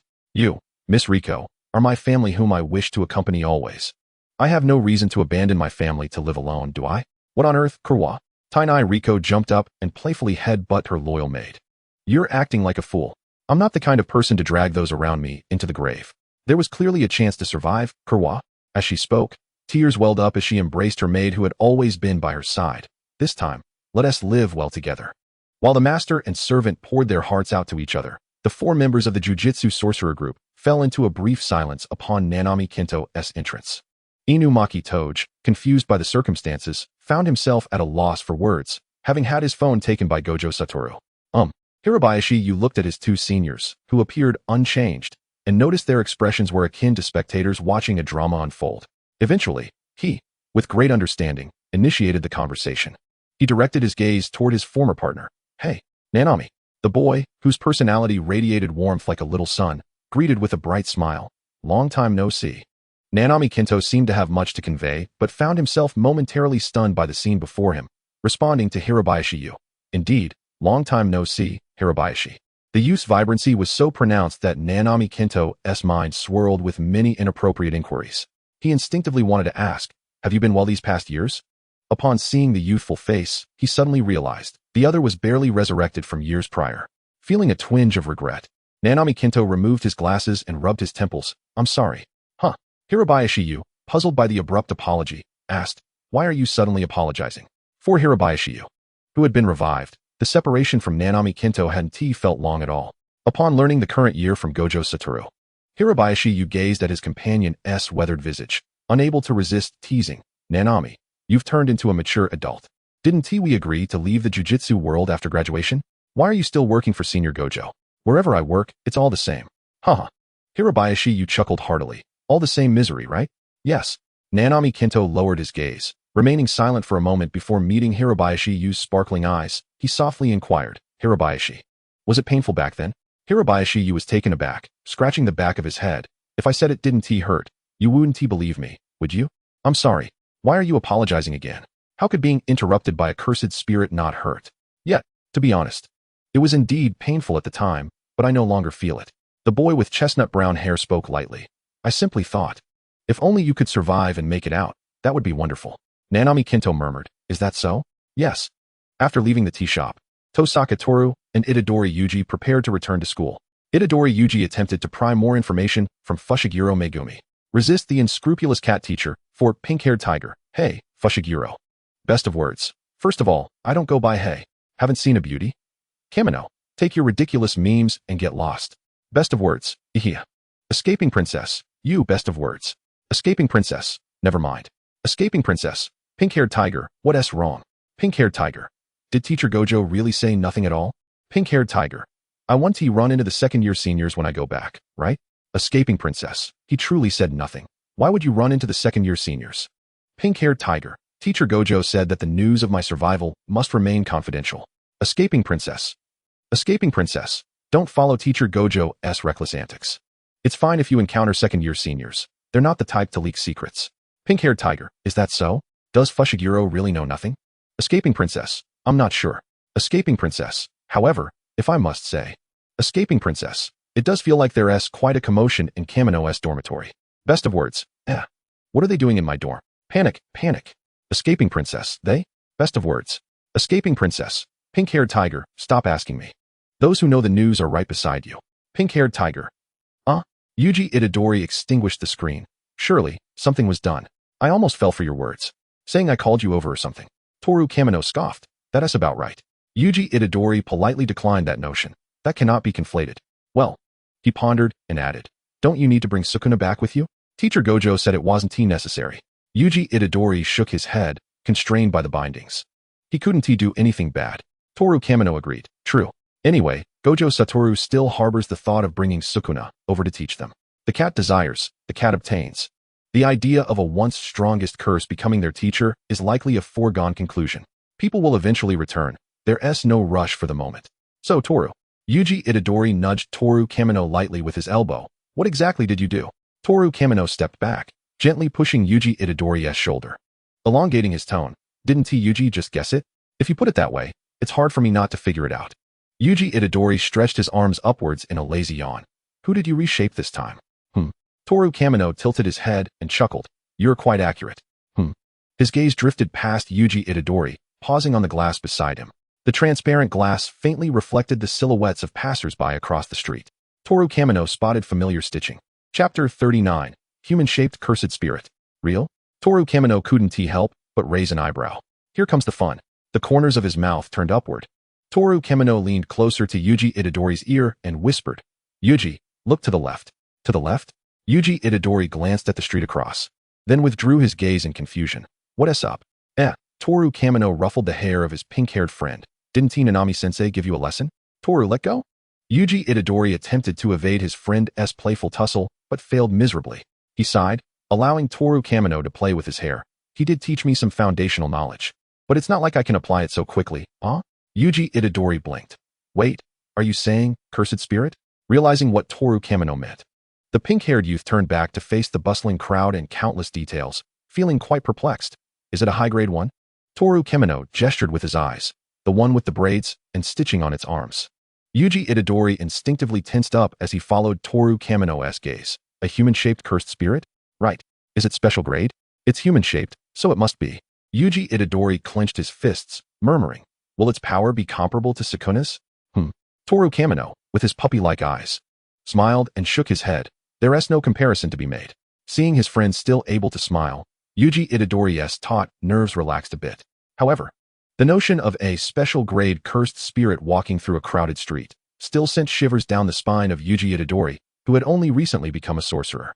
Even if Toru Kamino clearly stated that this cursed spirit's power is far inferior to Sukuna's, they might not be able to save everyone in an instant when the cursed spirit strikes. There are too many people on the street. Toru, do you have any way to divert its attention? Divert? That's easy. Toru Kamino quickly sent a message on his phone and then grabbed Yuji Itadori, weaving against the flow of people into a nearby alley. Compared to ordinary cursed spirits, special-grade cursed spirits are even more sensitive to human sight. Yuji Itadori stumbled as he was pulled, scrambling to keep up with Toru Kamino's pace. Why the sudden change? Didn't you say you would draw it away? Toru Kamino ran ahead, glancing back, only to meet a pair of heterochromatic eyes. He pretended to be frightened, abruptly turning back, his feet flying. Find a place with no one around. It has already noticed us. Behind them, the blue-haired cursed spirit with heterochromatic eyes silently grinned. It bounced around like a child who had found a new toy, hands cupping its face, its originally handsome features marred by sudden facial contortions. A new little cookie has been delivered. How did you find this place? Yuji Itadori scanned the desolate surroundings while continuing to run alongside Toru Kamino. Compared to the noisy street, this place felt eerily like another world. Abandoned sports equipment, a half-built, dilapidated building. They hadn't seen a single soul since they arrived. Toru Kamino finally came to a halt as they entered what appeared to be an abandoned air raid shelter. Just now I heard. Huh. Yuji Itadori hadn't anticipated that response. Where did you hear that? Toru Kamino. From students at the nearby school we passed earlier. They said they were going to hold a courage testing event here tonight, and were discussing it quite loudly, so I overheard. Oh, now that you mention it. Yuji Itadori understood. A club activity? Toru Kamino nodded. Exactly. Hey. Yuji Itadori couldn't help but recall that the turning point in his life seemed to stem from a club activity. Enthusiasts of the supernatural were fervently trying to prove the existence of ghosts, unaware that upon truly encountering them, their lives would begin a countdown. Then they would be discovered through the window, prompting sorcerers to come and exorcise the cursed spirits. He hadn't thought much of it back then, but now, reflecting on it, it seemed that Senior Sasaki and the others were genuinely interested in the supernatural phenomena as they managed to unseal Sukuna's fingers in a pitch-black school building. Toshinori Kamino spread his hands. Ignorance breeds no fear, yet one cannot claim to be a connoisseur of dragons if one becomes frightened afterward. The phantoms envisioned by enthusiasts of the supernatural are vastly different from the realities of cursed spirits. A connoisseur of dragons? Yuji Itadori scratched his head, repeating the phrase with an accent reminiscent of a foreigner grappling with Chinese for the first time. Toshinori was speaking in Chinese? What does that term mean? My apologies. It was only upon being reminded that Kamino realized his words were a blend of Chinese and Japanese. He proceeded to elucidate the term in Japanese, to which the pink-haired youth nodded, his expression one of enlightenment. After a moment's contemplation, he sighed, I wonder how Sasaki-senpai and the others are faring. Well, Yuji needn't worry about them at all. Kamino turned towards the entrance and spoke softly. Since it was Teacher Gojo who introduced you to the world of curses, why not place a modicum of trust in him? Yuji Itadori seemed to sense something and turned his head. He's here. The sound of footsteps grew closer, yet the two, concealed by the entrance's obstructions, could not immediately discern the figure of the cursed spirit. A click echoed, the sound of heels striking the ground. The figure of a spirit with braided hair stood at the threshold, backlit as it raised its arms. Pleasure to make your acquaintance. A flamboyant smile graced his lips, his crimson tongue swirling around his mouth. The voice of the youthful spirit was laced with a syrupy softness. The vessel of Sukuna. Though he was loath to admit it, Kamino felt somewhat out of place.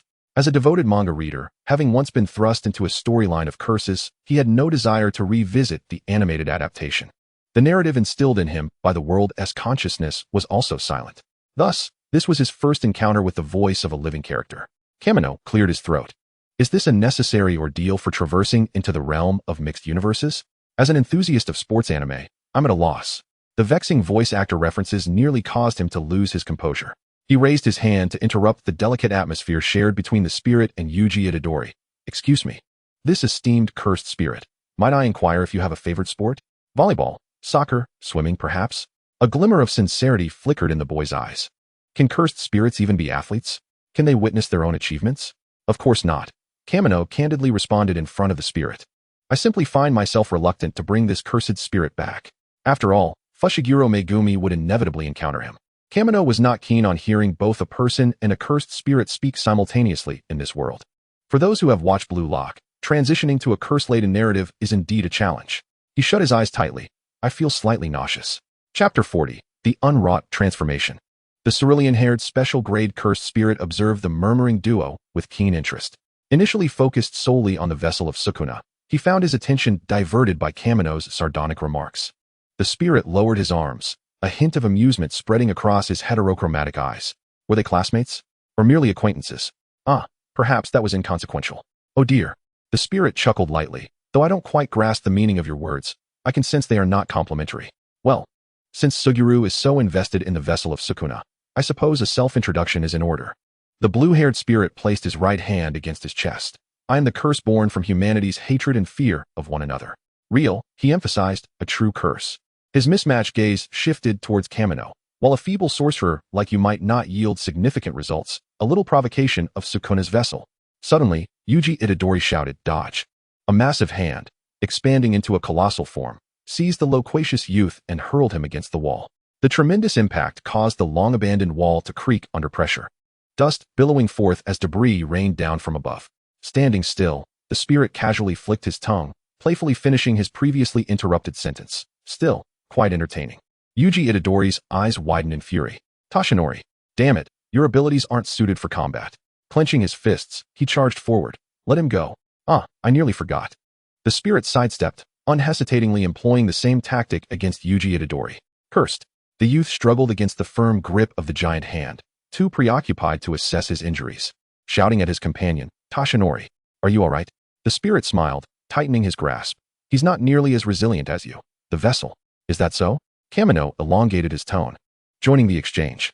"I beg to differ. Tashinori." Yuji Itadori's voice found his companion's location. "Are you unharmed?" "Of course I'm fine. In shonen manga, it's a rule that one can sustain injuries without consequence." Yuji Itadori breathed a sigh of relief. The captured youth lay nonchalantly against the edge of the giant hand, grinning as he waved at the spirit. "By the way, esteemed spirit." Kamino gestured towards his own mouth. "When smiling, even if you feel like sticking out your tongue, please try to adopt a different expression. Be wary of potential copyright issues, all right?" The spirit tilted his head. "Much of what you say eludes me." Kamino responded. "That merely indicates you haven't read enough. A new era, a new cursed spirit. Remember to surf the internet more."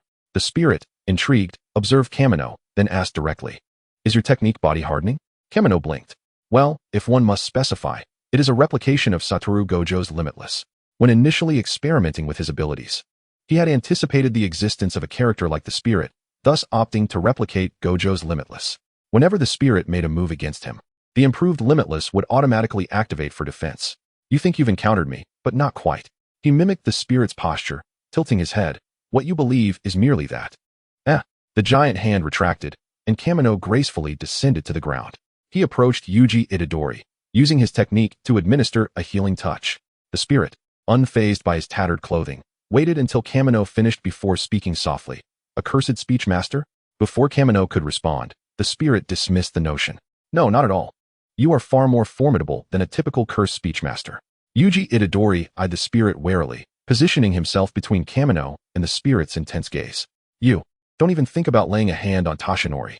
"Ah, that's an unfounded accusation." The spirit raised his hands in a gesture of surrender, his eyes wide with innocence as he spoke in a slightly playful tone. "It was merely a small experiment."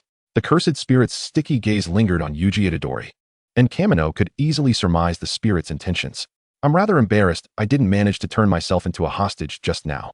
Although the curse had prohibited several spirits from employing hostages to coerce Yuji Itadori into forming external bonds, the tension in the air was palpable. Ultimately, their objective is to provoke Yuji Itadori, compelling him to recognize his own frailty and thereby seek a form of binding with Sukuna from within. Clearly, Mahito has not relinquished his intent to exploit Tenjin as a potential breakthrough.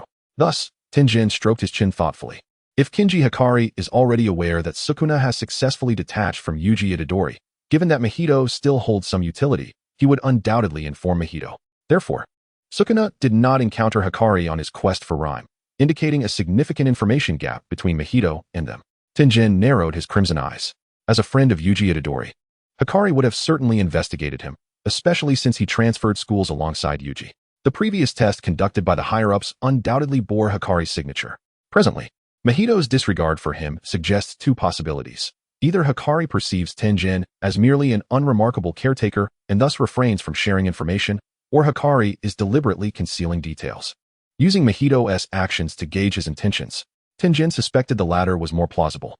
The boy with dog-like eyes subtly curved his lips in a smirk, hidden from Mahito's view. Remaining vigilant, Yuji Itadori, aware that his companion is merely a formidable healer, maintains a readiness for battle as a cursed spirit. "You claim to harbor no ill will. Do you truly wish to hear the absurdity of your own words?" Tenjin peered around Yuji, his expression one of skepticism. As he gently nudged his friend, Yuji slightly shifted his gaze. I sense hesitation in Tenjin. After a moment's contemplation, he hesitantly inquired, "Does Mr. Mahito genuinely harbor no significant malice?" Yuji Itadori, disregarding the cursed spirit before him, turned his head, seemingly intent on delivering a sharp rebuke to Tenjin's head. He is in special grade cursed spirit. It is precisely because he is a special grade cursed spirit that I said so. Tenjin moved in front of Yuji and continued. You see, when you turned to speak with me, he did not launch a surprise attack. Yuji Itadori, feeling something was amiss, regarded Tenjin with suspicion. Out of an unspoken understanding, Yuji ultimately chose to remain silent. Tenjin stepped forward, his amiable visage radiating a uniquely pure and innocent aura. How about we befriend each other in a human manner, Mr. Cursed Spirit? Yuji Itadori, perplexed, hesitated, his right hand slowly retracting after a few feeble attempts to extend it. Since Tenjin can resurrect, surely his techniques encompass more than mere healing, right? Perhaps he is a combat medic as well. Ah, certainly. Mahito exclaimed, his face lighting up with surprise as he extended his right hand without hesitation to shake. Then, he gripped it tightly. In that instant, the cursed spirit with heterochromia unabashedly unleashed his full malevolence. As a friend, I must inform you. Believing that cursed spirits possess no malice makes you a fool. Non-action transformation. Chapter 41, The Return. Nothing transpired. Tenjin chuckled lightly, feigning curiosity as he retorted, What were you saying, Mr. Mahito? I believe I heard you call me a fool. He shook their still clasped hands. What is this non-action transformation? Could you elaborate for me? Yuji Itadori, bemused, replied, Tenjin, please refrain from grinning like a villain. Can't you see that the cursed spirit whose hand you are grasping is nearly terrified out of his wits? Oh, my apologies. Tenjin released his grip innocently. According to the narrative, Mr. Mahito is the villain, is he not? Noticing that Mahito appeared to be at a disadvantage against Tenjin, Yuji finally felt at ease. At that moment, his desire to voice a complaint peaked. Now you seem more like one. The tension has completely dissipated. Mahito, visibly unsettled, lost the confident demeanor he once held. The moment Tenjin released his hand, he sought to flee, only to discover that he could not wield any cursed energy. He felt as if he were a true ordinary person. Damn it, damn it, damn it, damn it. What in the world is this person's technique? Such an individual exists beside the vessel of Sukuna. That bastard Suguru never mentioned anything. The absence of the thrill of battle left Mahito feeling a choking sensation in his throat. I must find a way to escape. Do I appear villainous? Tenjin disregarded Mahito's subtle retreat, producing his phone to scrutinize his own reflection on the screen. Not at all. I appear to be an entirely good person. Yuji Itadori interjected. I was not commenting on your appearance. Tenjin ignored Yuji's retort, extending his tongue for a closer inspection. Ah, I'm bleeding. Yuji Itadori, having been successfully diverted, leaned closer. It must be from that cursed spirit's attack. It certainly seems so. The gentle brush of his teeth against the tongue piercing sent a slight sting through the puncture. Tenjin pointed vaguely at the piercing. This does not bode well. Experiencing this right after a hit. I hope it doesn't become inflamed by tomorrow. Yuji raised a hand in suggestion. Perhaps you could use your technique on yourself? Absolutely not. Tenjin firmly rejected. That would be utterly dull. The phone slightly shifted, reflecting the shadow of the cursed spirit stealthily inching towards the entrance. Say, Mr. Cursed Spirit, are you contemplating an escape? Mahito froze momentarily. I would not advise such an action. The boy with dog-like eyes earnestly analyzed. Without the ability to wield cursed energy, you cannot outrun Yuji. And your physical prowess pales in comparison to ours. Why not pause and heed some of my counsel? Mahito scoffed. Is that what you intend to convey, sorcerer? You are devising a plan to exorcise me, aren't you? That is not entirely accurate. Tenjin shrugged. If I wished to exorcise you, I could have done so immediately. What I mean to say is, Mr. Mahito, would you consider changing your alliance? The echoes of Tengin's voice reverberated through the abandoned air raid shelter. Should you agree, your future as a cursed being would be smooth sailing. You would face no struggles for sustenance, enjoy complimentary work, and have benefits secured. No need to fear that Satoru Gojo might end your life. He might even serve as your sparring partner. What do you think of my proposal? Before Mahito could respond, Yuji Itadori's eyes widened in awe. What kind of job is this? Sorcerers don't have benefits. Tenjin furrowed his brow. They don't. No, I don't think so. Yuji scratched his head. Teacher Gojo never mentioned anything about it. No wonder the higher-ups are such tyrants. Tenjin clicked his tongue in disapproval. Employing child labor without any guarantees. Truly, they wish to reap all the benefits. He raised his gaze slightly, steering the conversation back. Mr. Mahito, have you made your decision? Mahito was still indecisive. He simply wished to explode from the tension. Under the intense scrutiny of those dark crimson eyes, Mahito felt as though he were a fish on a cutting board, entirely at the mercy of this unfamiliar young sorcerer. How could he have known about the cursed spirits forming alliances? Was there a traitor among them? No, impossible. If I choose to refuse. Mahito's eyes narrowed. Will you kill me? With meticulous word choice, Mr. Jujitsu sorcerer, Kamino To, gently waved his finger. It is an exorcism. He sauntered towards the shaman, halting his steps approximately 1 foot away from the cursed spirit. I shall not exorcise you. Not only will I refrain from doing so, but I will also ensure that you are well cared for, provided that you do not refuse my offer. However, whether you choose to believe this or not is entirely up to you. What say you, Mr. Shaman?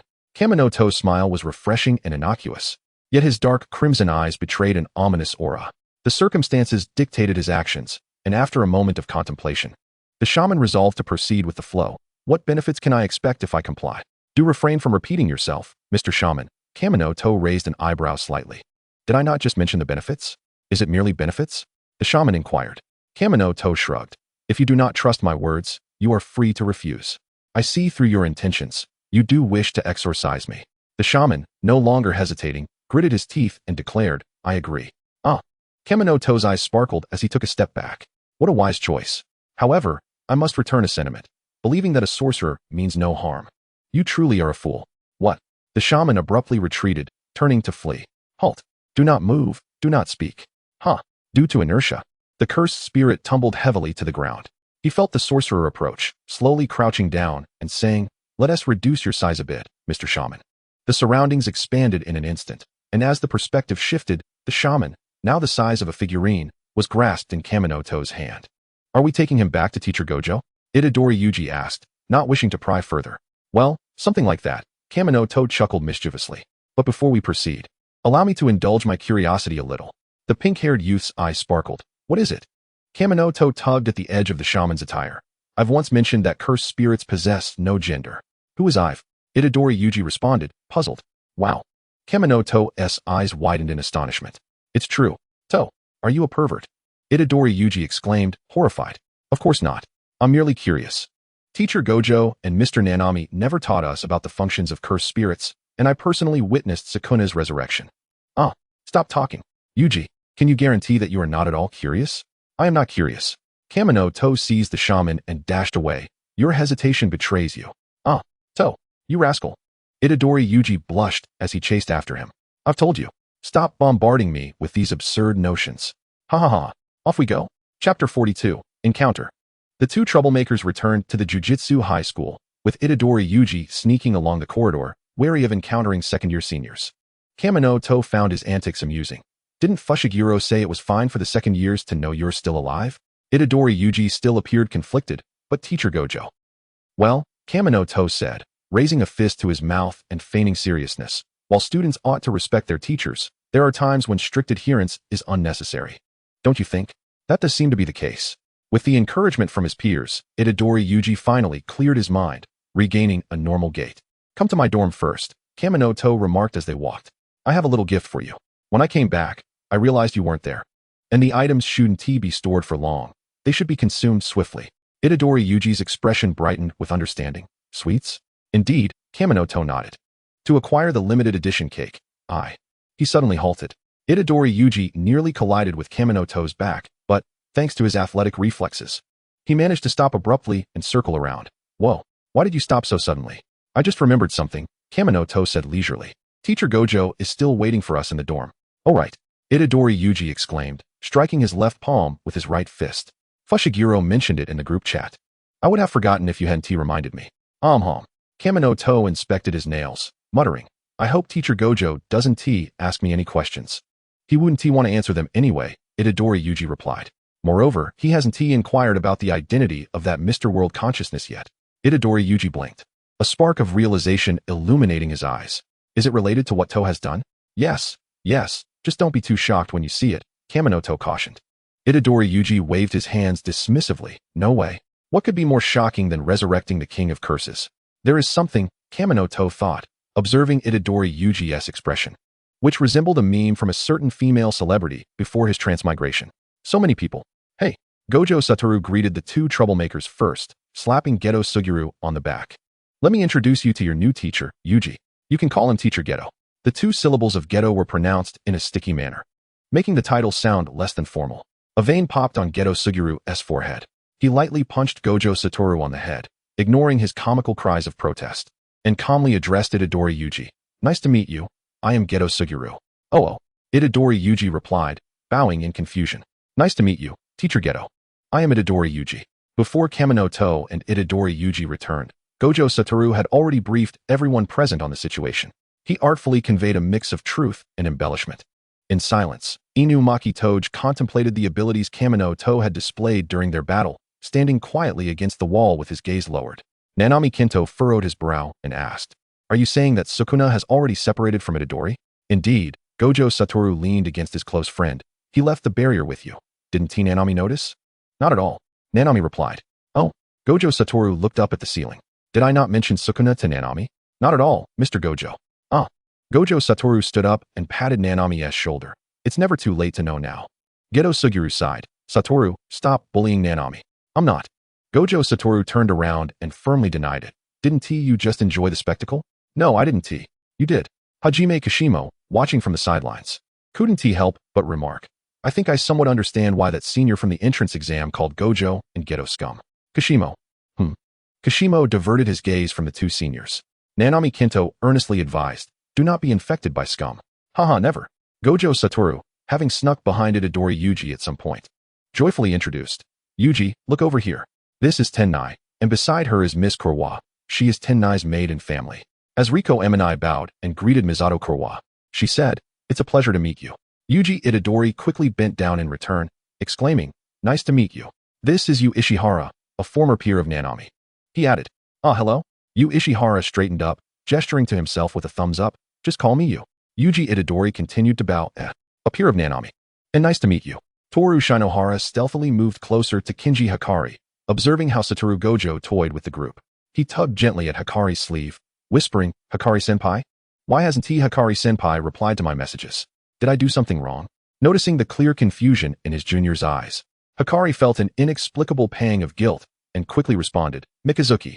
To ensure Shinohara understood, he exaggeratedly formed an X with his arms in front of his chest. Oh, I see. The boy with the dog-like eyes visibly relaxed. I thought it was because I hadn't informed Hikari-senpai that I wasn't in the dorm, which made him upset. After all, Hikari-senpai's gift is with me, so not informing him was indeed my mistake. Wait. This has nothing to do with my junior. In truth, it was Hikari who had his phone snatched by Gojo when sending a message, causing the lack of response. Hastily, Hikari attempted to clarify using his food-related dialect. But upon seeing Shinohara's bewildered expression, he realized the gravity of his predicament. Oh no, it seems my junior still doesn't comprehend my food language. Their previous seamless communication relied heavily on the smartphone's intelligent translation. Where's my phone? He inquired, glancing towards Gojo's direction, where Satoru was engrossed in play with Yuji Itadori. After a moment's contemplation, Hikari refrained from approaching. Shinohara followed his gaze, and, after a moment of thought, his eyes lit up. So, Hikari-senpai means that your phone is temporarily with Gojo-sensei for some reason, which is why you couldn't reply to my message. Tuna, he exclaimed in food language, quickly nodding in agreement. Shinohara continued to speculate. So, are you asking where Gojo-sensei put your phone? Tuna. Hikari nodded vigorously. Shinohara pondered over the situation, realizing, if I join the conversation now, I might just become one of Gojo-sensei's new toys. Recalling his past experiences with peers, Hikari fully agreed with his junior's assessment. Perhaps I should ask Suguru-sensei instead. Chapter 43, Hikari-senpai? Hikari buried the lower half of his face into his collar, gently tugging on Shinohara's sleeve to pull him back. Shinohara, taken aback, lowered his foot and stepped back half a pace. What's wrong, Hikari-senpai? The white-haired boy's fingers curled slightly as his purple eyes darted towards Shinohara's refreshingly handsome face. Due to his previous battle with Suguru Geto, he found it difficult not to feel cautious around this formidable sorcerer. However, he was acutely aware that Shinohara had been instrumental in Geto's revival. Did he know who Geto was? Or rather, was he aware of the past relationship between Satoru Gojo and Suguru Geto? Shinohara waved his hand in front of Hikari's eyes. Concern etched on his face. Hikari-senpai? Blinking, Hikari snapped back to reality, releasing his grip on Shinohara's sleeve. He pointed towards Suguru Geto's position, then placed a hand on Shinohara's shoulder, turning him around. Once Shinohara's dorm was empty, he could slowly gather the information he sought. For now, it was best to leave the inquiry about the phone's whereabouts to his reliable junior. Confused by the abrupt turn, Shinohara muttered, I think I understand what Hikari-senpai means. He scratched his head and walked towards Suguru Geto. Suguru-sensei, he called out, glancing behind Geto. Do you know where Gojo-sensei put Hikari-senpai's phone? Geto paused, momentarily caught off guard, before recalling with Shinohara's prompt that Satoru had indeed taken a student's phone. He stood up, scanning the area. It should be lying on the bed. Shinohara joined the search. There's nothing on the bed? Where does Gojo-sensei usually put his phone? Perhaps under the pillow? Under the pillow? Shinohara lifted his own pillow and searched for a while, eventually finding Hikari's phone wedged between the bed and the wall. Shinohara sighed. Having exerted some effort to retrieve it, he dusted himself off and stood by the bed, adjusting his slightly disheveled uniform. In the process, a miniature figure he had shrunk to the size of a figurine tumbled out. Geto raised an eyebrow. What? Shinohara bent down to pick it up. Oh, I almost forgot about him. Geto glanced between the figurine and Shinohara, his smile, cultivated over years as a teacher, cracking slightly. He grumbled through clenched teeth. Why didn't the alarm respond to the unfamiliar cursed spirit entering the barrier? Shinohara, with his dog-like eyes, appeared quite innocent. Because I underwent special treatment?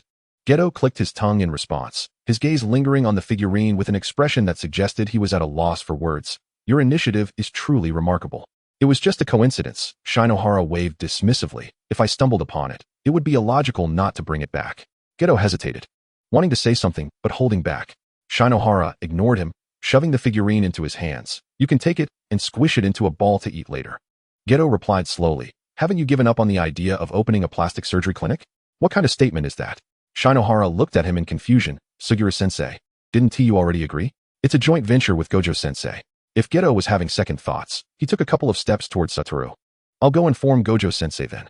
Wait, Geto quickly interjected. I didn't say I wouldn't agree. The surgery clinic? Leave that to Satoru. Suguru's disdain for monkeys remained unchanged. Shut up. Once Satoru Gojo had had his fill of fun, Suguru Geto took the initiative to lead the group out of Shinohara's dorm. What is the point of a teacher lingering in a student's dorm? If there is something left unsaid, let us discuss it elsewhere. Just as Hikari was about to step out, he suddenly recalled that he had sought out his junior to retrieve the gift he had stored with him for their peers. He halted, turned around, closed the door behind him, and quickly typed on his phone. Shinohara, my gift is still with you.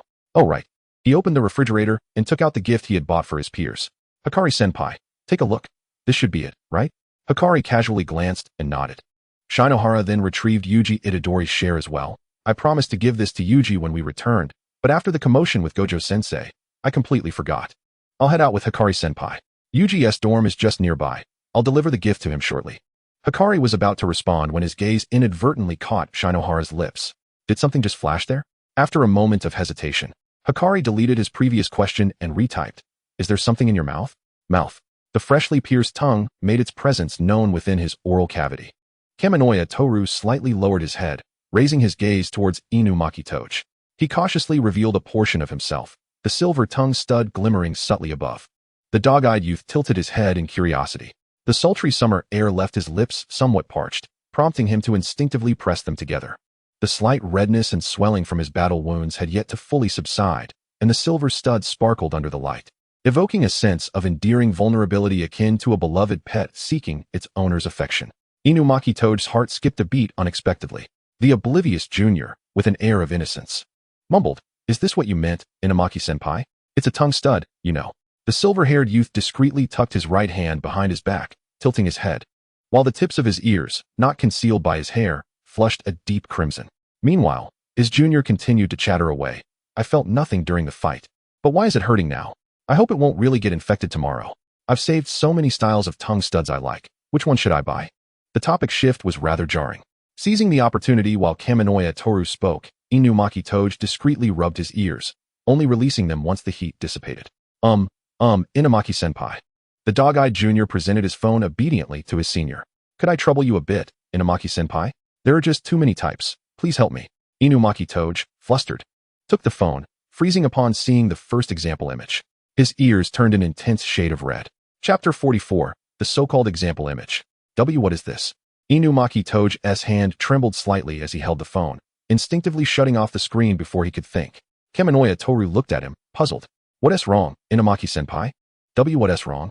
That was the question he should have asked, as he recalled the example image his junior had just shown him. Inumaki Toge's already flushed ears felt like they might ignite. The model in the example image had their eyes covered with a black cloth, a slender silver chain attached to the tongue stud. The photographer's technique added an ambiguous allure to the photo. Though the naive youth occasionally discussed attractive women with his panda friend on YouTube, that was the extent of it. What on earth did his junior usually watch? Kaminoya Toru, who merely wanted Inumaki-senpai to see the example image, had not anticipated such a reaction. He easily snatched the phone from Inumaki Toji's grasp, revealing the example image, raising an eyebrow. Oh, it seems I accidentally swiped back a few more images? He had saved the image simply because he found the style intriguing. Kaminoya Toru glanced between the phone and Inumaki Toji, blinking his dog-like eyes. Do you think this style is odd, Inumaki-senpai? Pick the ordinary style? Came the swift electronic response as his fingers glided across the screen. Although the AI-generated voice was devoid of emotion, it somehow conveyed an air of fluster. Kaminoya Toru narrowed his eyes at Inumaki Toji's crimson ears. But don't you find this style interesting, Inumaki-senpai? Inumaki Toji. If worn, it would lead to being forcefully controlled by the other party. Inumaki Toji. His fingers halted midair, his violet eyes widening in surprise. That is true. He conceded. But it was indeed Kaminoya himself who got the tongue stud, right? Could it be?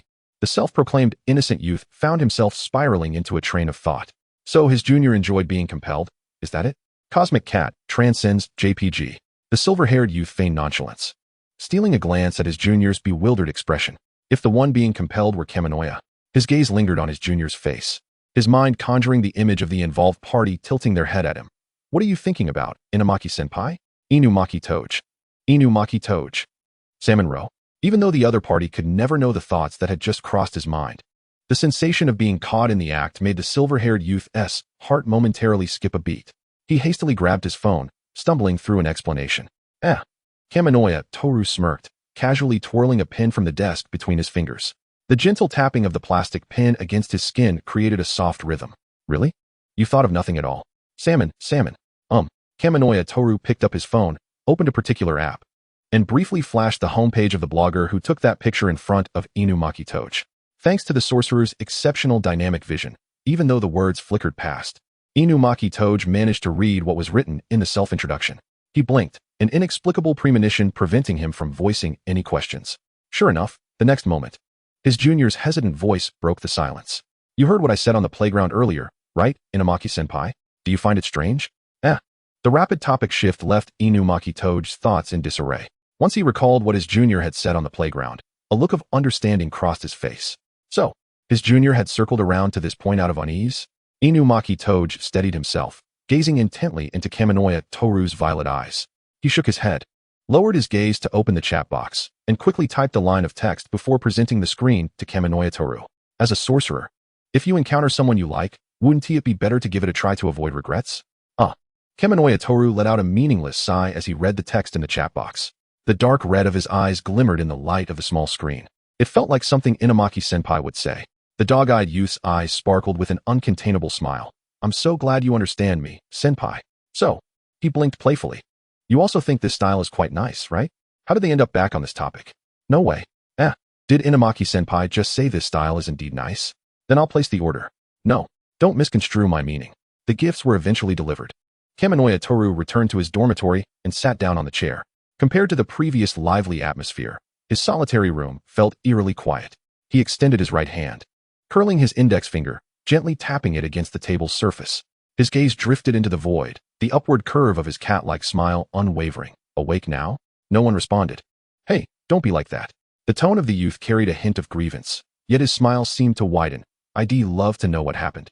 But as the agent of world consciousness, I still hope you'll tell me yourself, okay? It seemed as if something stirred in the air, only to fall silent moments later. It hesitated, feeling somewhat guilty as it observed its own variables. The moment it sensed the merging of worlds, it had awakened. The unobserved variables left it feeling bewildered. Kaminoya Toru retracted his hand, forming a gesture of 3 in front of him, his dog-eyed expression softening. In my presence, evasion is not only shameful, but utterly futile.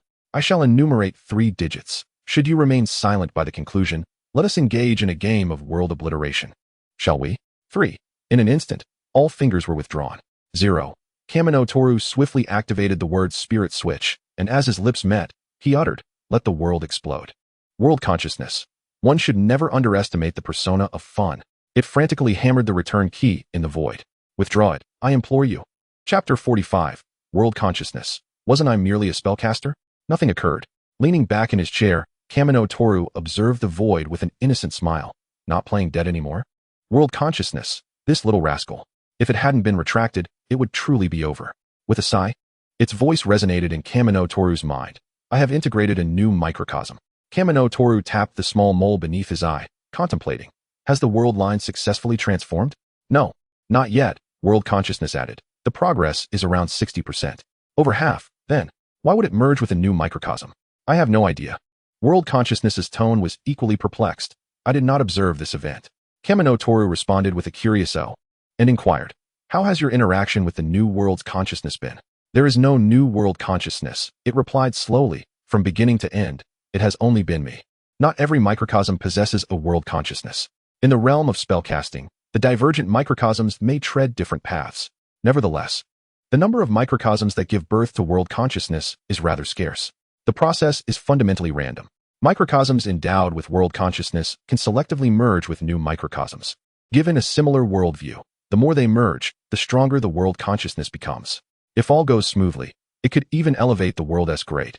And achieving a higher dimension is not out of the question. Yet, world consciousness stated it was unaware of the merging. This implies that the event occurred passively. After explaining the issue of birth, world consciousness continued to mutter, this shouldn't be happening. I never consented to merge worlds. As it spoke, it began to doubt itself. Did I? Noticing the choice of words, Kamino Toru's eyes flickered. You say you never consented? Are you implying that you never have? Or just this time? Of course, I have never. World consciousness asserted firmly. Merging worlds may be simple, yet managing the world views is exceedingly troublesome. Microcosms with modern backdrops are best merged with those of a similar contemporary context.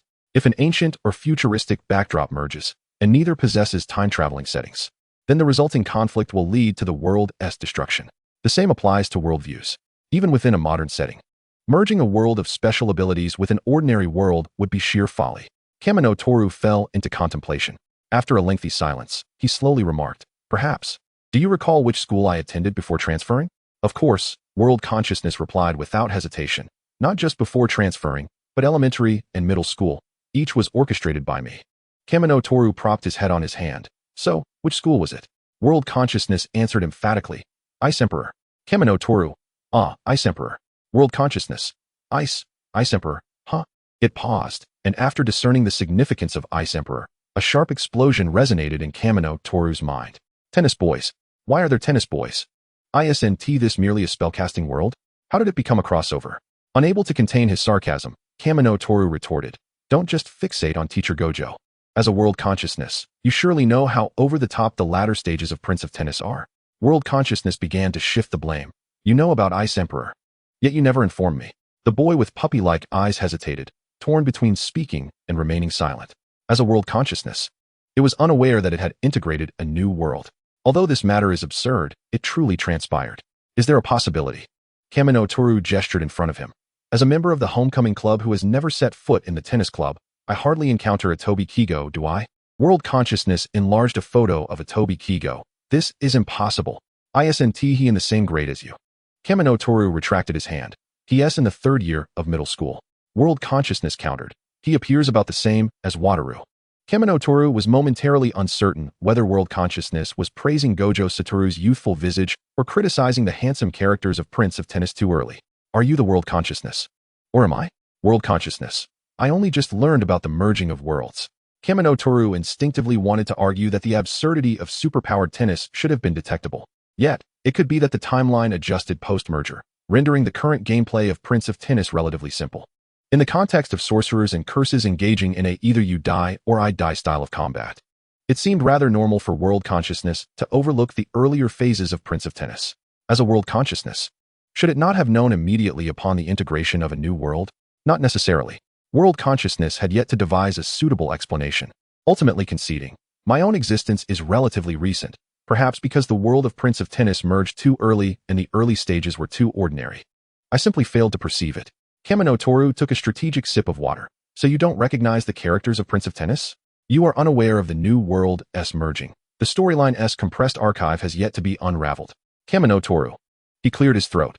Then how did you perceive the newly merged world? World consciousness replied with a hint of melancholy. When Kaneki-kun opened his eyes in the hospital and became a half-ghoul. Kamino Toru. This time, the compressed archive was unraveled rather swiftly. World consciousness. Kamino Toru chuckled. So, what do you intend to do about it? World consciousness grasped the underlying meaning of the inquiry. The newly merged world represents a new variable. since Kamino Toru could happen upon Mr. Itadori, sorcerers, curse users. And even curses could potentially manifest anywhere. Tokyo, the grand stage. Come if you dare. Headache. JPG. For now, let us not dwell on them. World consciousness redirected its focus back to the progress of the world line transformation. The critical nodes had been completed. The remaining 40 could proceed at a leisurely pace. Kamino Toru nodded. By the way, world consciousness paused. Upon awakening, I observed the future of the main world once more. Yuta Okatsu is getting married. Kamino Toru, huh? His droopy puppy-like eyes widened slightly. Who? Yuta Okatsu. To whom? It wasn't he mentioned. World consciousness added. It seems he even gave the engagement ring meant for Rika to his granddaughter. Kamino Toru displayed a look of disbelief. My friends ship Yuta and Rika. Isn't he supposed to be the pure love or God? World consciousness attempted to explain. After all, you are part of the flower family. Perhaps the national context differs. Kamino Toru endeavored to comprehend it all. Fine, he chose to concede. Teacher Sugiru's words carried even more weight now. A man who toys with women. World consciousness cautiously inquired. Do you despise Yuta Okatsu? No. Tenaja resolutely dismissed the notion of a world consciousness, rather than loathing the characters. It would be more accurate to abhor the creator who bestows upon them admirable traits only to subsequently obliterate them. He smirked slightly, his dark crimson eyes flashing with a hint of malevolence. Should the opportunity arise to return, I would undoubtedly deliver a punch squarely to Ive's face. Chapter 46. Allies. Return? The world consciousness feigned ignorance to Tenaja's probing. After all, it would be unwise to make guarantees regarding matters of which it itself was uncertain. Tenaja fell into a momentary silence, and together with the world consciousness, they tactfully bypassed this topic. The two began to deliberate on how to advance the remaining 40. If all went according to plan, significant progress should manifest in the coming days. The world consciousness, intrigued by Tenaja's unwavering confidence, inquired, why? The boy with dog-like eyes stretched lazily. The day's abundance had drained most of his energy, rendering his typically clear voice somewhat sluggish. This is merely my conjecture. He concluded succinctly, promptly silencing his microphone, leaving the world consciousness to fret in curiosity without receiving another word. The world consciousness emitted a dissatisfied hum within his mind. Riddler. Get out of Tokyo. Tenaja crossed his arms, adopting an inscrutable expression. The world consciousness bore with it, but ultimately could not restrain itself from asking, what if, in a few days, there is no increase in progress? Tenaja shrugged. Then it can only be said that, barring unforeseen circumstances, an unforeseen circumstance has indeed occurred. The world consciousness. The conversation gradually returned to the newly merged small world. Regarding the resolution of the ghoul issue, the world consciousness confessed that it was still getting accustomed to this small world. Despite being aware of the main world line's plot, it had yet to devise an effective strategy. Tenaja sighed and slowly articulated. There exists a most straightforward and permanent solution. Without waiting for the world consciousness to voice any inquiry, he swiftly activated the word spirit switch. Ghouls can consume human food without any adverse effects. The world consciousness paused in astonishment. Huh? It had not considered this possibility. In a languid tone, Tenaja replied, of course, it can be done. In the original world, my friends had often remarked that if ghouls had normal taste buds, this series would encounter 99 fewer contradictions. Hence the nickname Tokyo Foodies.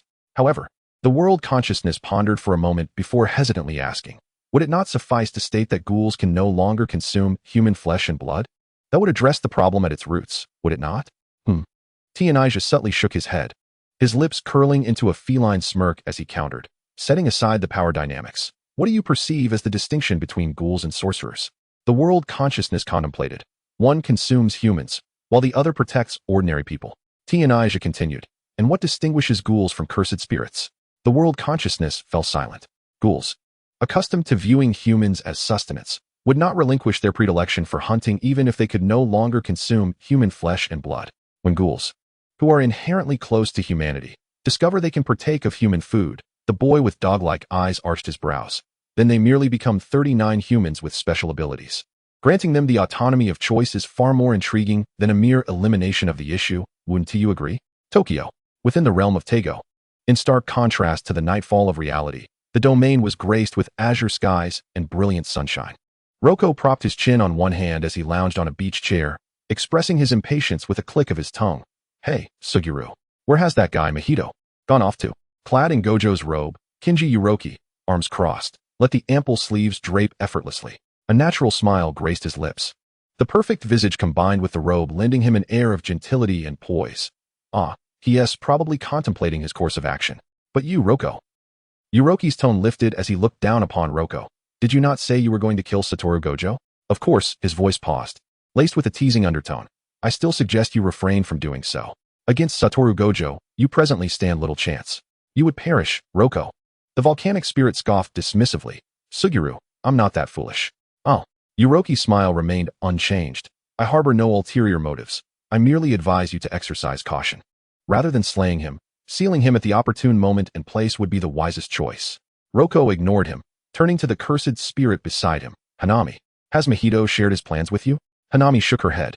Ah, that guy Mahito. Roko slammed his fist into the armrest of the beach chair, the resounding noise causing Tego, lurking in the depths of the ocean, to peek out in confusion. He speaks of cooperating with Suguru, yet acts unilaterally. Now that he has taken on the role of leader, he should take it more seriously. Yuroki observed Roko's agitation with keen interest. Are you worried about Mahito? Do cursed spirits experience such emotions? What are you saying? Roko interrupted. We are the true humans. Yuroki snorted lightly, disregarding Roko's irate remarks as he leisurely moved to another beach chair. Has Mahito not informed you how he intends to proceed? Roko's anger was palpable. No. He cast a sidelong glance at Yuroki. Do you happen to know? Yuroki feigned innocence. We are merely allies, after all. The details of actions are naturally beyond our purview. Roko's eyes half closed, his expression betraying a sense of annoyance at Yuroki's empty rhetoric. Although unaware of Mahito's whereabouts, I can provide you with fresh intelligence. Before Roko could voice his inquiry, Yuroki continued. In Tokyo, or perhaps beyond, there have emerged new species that are neither human nor cursed spirits. Roko's eyes widened in disbelief. What? He scrutinized Yuroki, skepticism etched across his features. A new trick concocted by sorcerers? No. Yuroki enunciated each word with clarity. I said. New species. Roko's realization dawned. Have you encountered them? Indeed. The man with stitches adorning his forehead narrowed his eyes, recalling the new species that had drooled uncontrollably upon him in a dim alleyway. With a structure akin to humans, yet possessing extraordinary regenerative abilities, and a strange substance seeping from their bodies. Yuroki subtly rubbed his fingers together, faintly recalling the warmth of the new species' blood that lingered on his hands. He sighed softly. How peculiar, after all these years. Roko failed to catch his words, furrowing his brow as he asked loudly. What? Nothing. Yuroki reclined on the beach chair, his head tilted back, the sunshade casting a dense shadow over him. Perhaps, we are on the brink of acquiring new allies. Chapter 47. Cursed Spirit Jewel. Roko could never have anticipated that the cursed spirit leader he had mentioned was already transformed into a cursed spirit jewel by Suguru. After ensuring the revival of several individuals, disregarding the night moth's astonishment that had faded to the color of shock, Satoru Gojo joyfully embraced his dear friend as they returned to their dormitory. Although Suguru Geto's room was preserved due to the influence of a certain dear friend, it ultimately lacked cleanliness.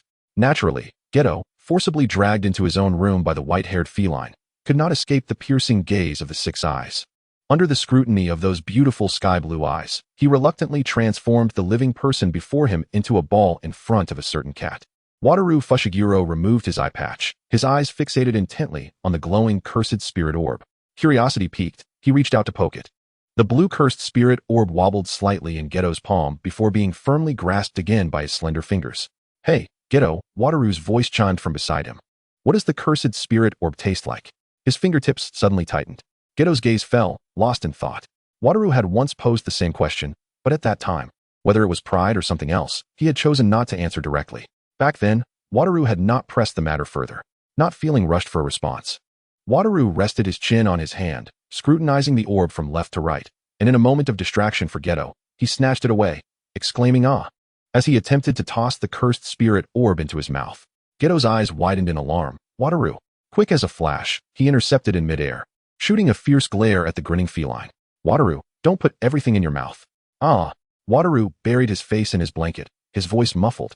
Why does Geto have to stop me? Since you're unwilling to tell me, can't I just try it myself? He playfully altered his tone. Wataru-chan feels so wronged. Geto sighed deeply. Speak properly, Wataru. Why?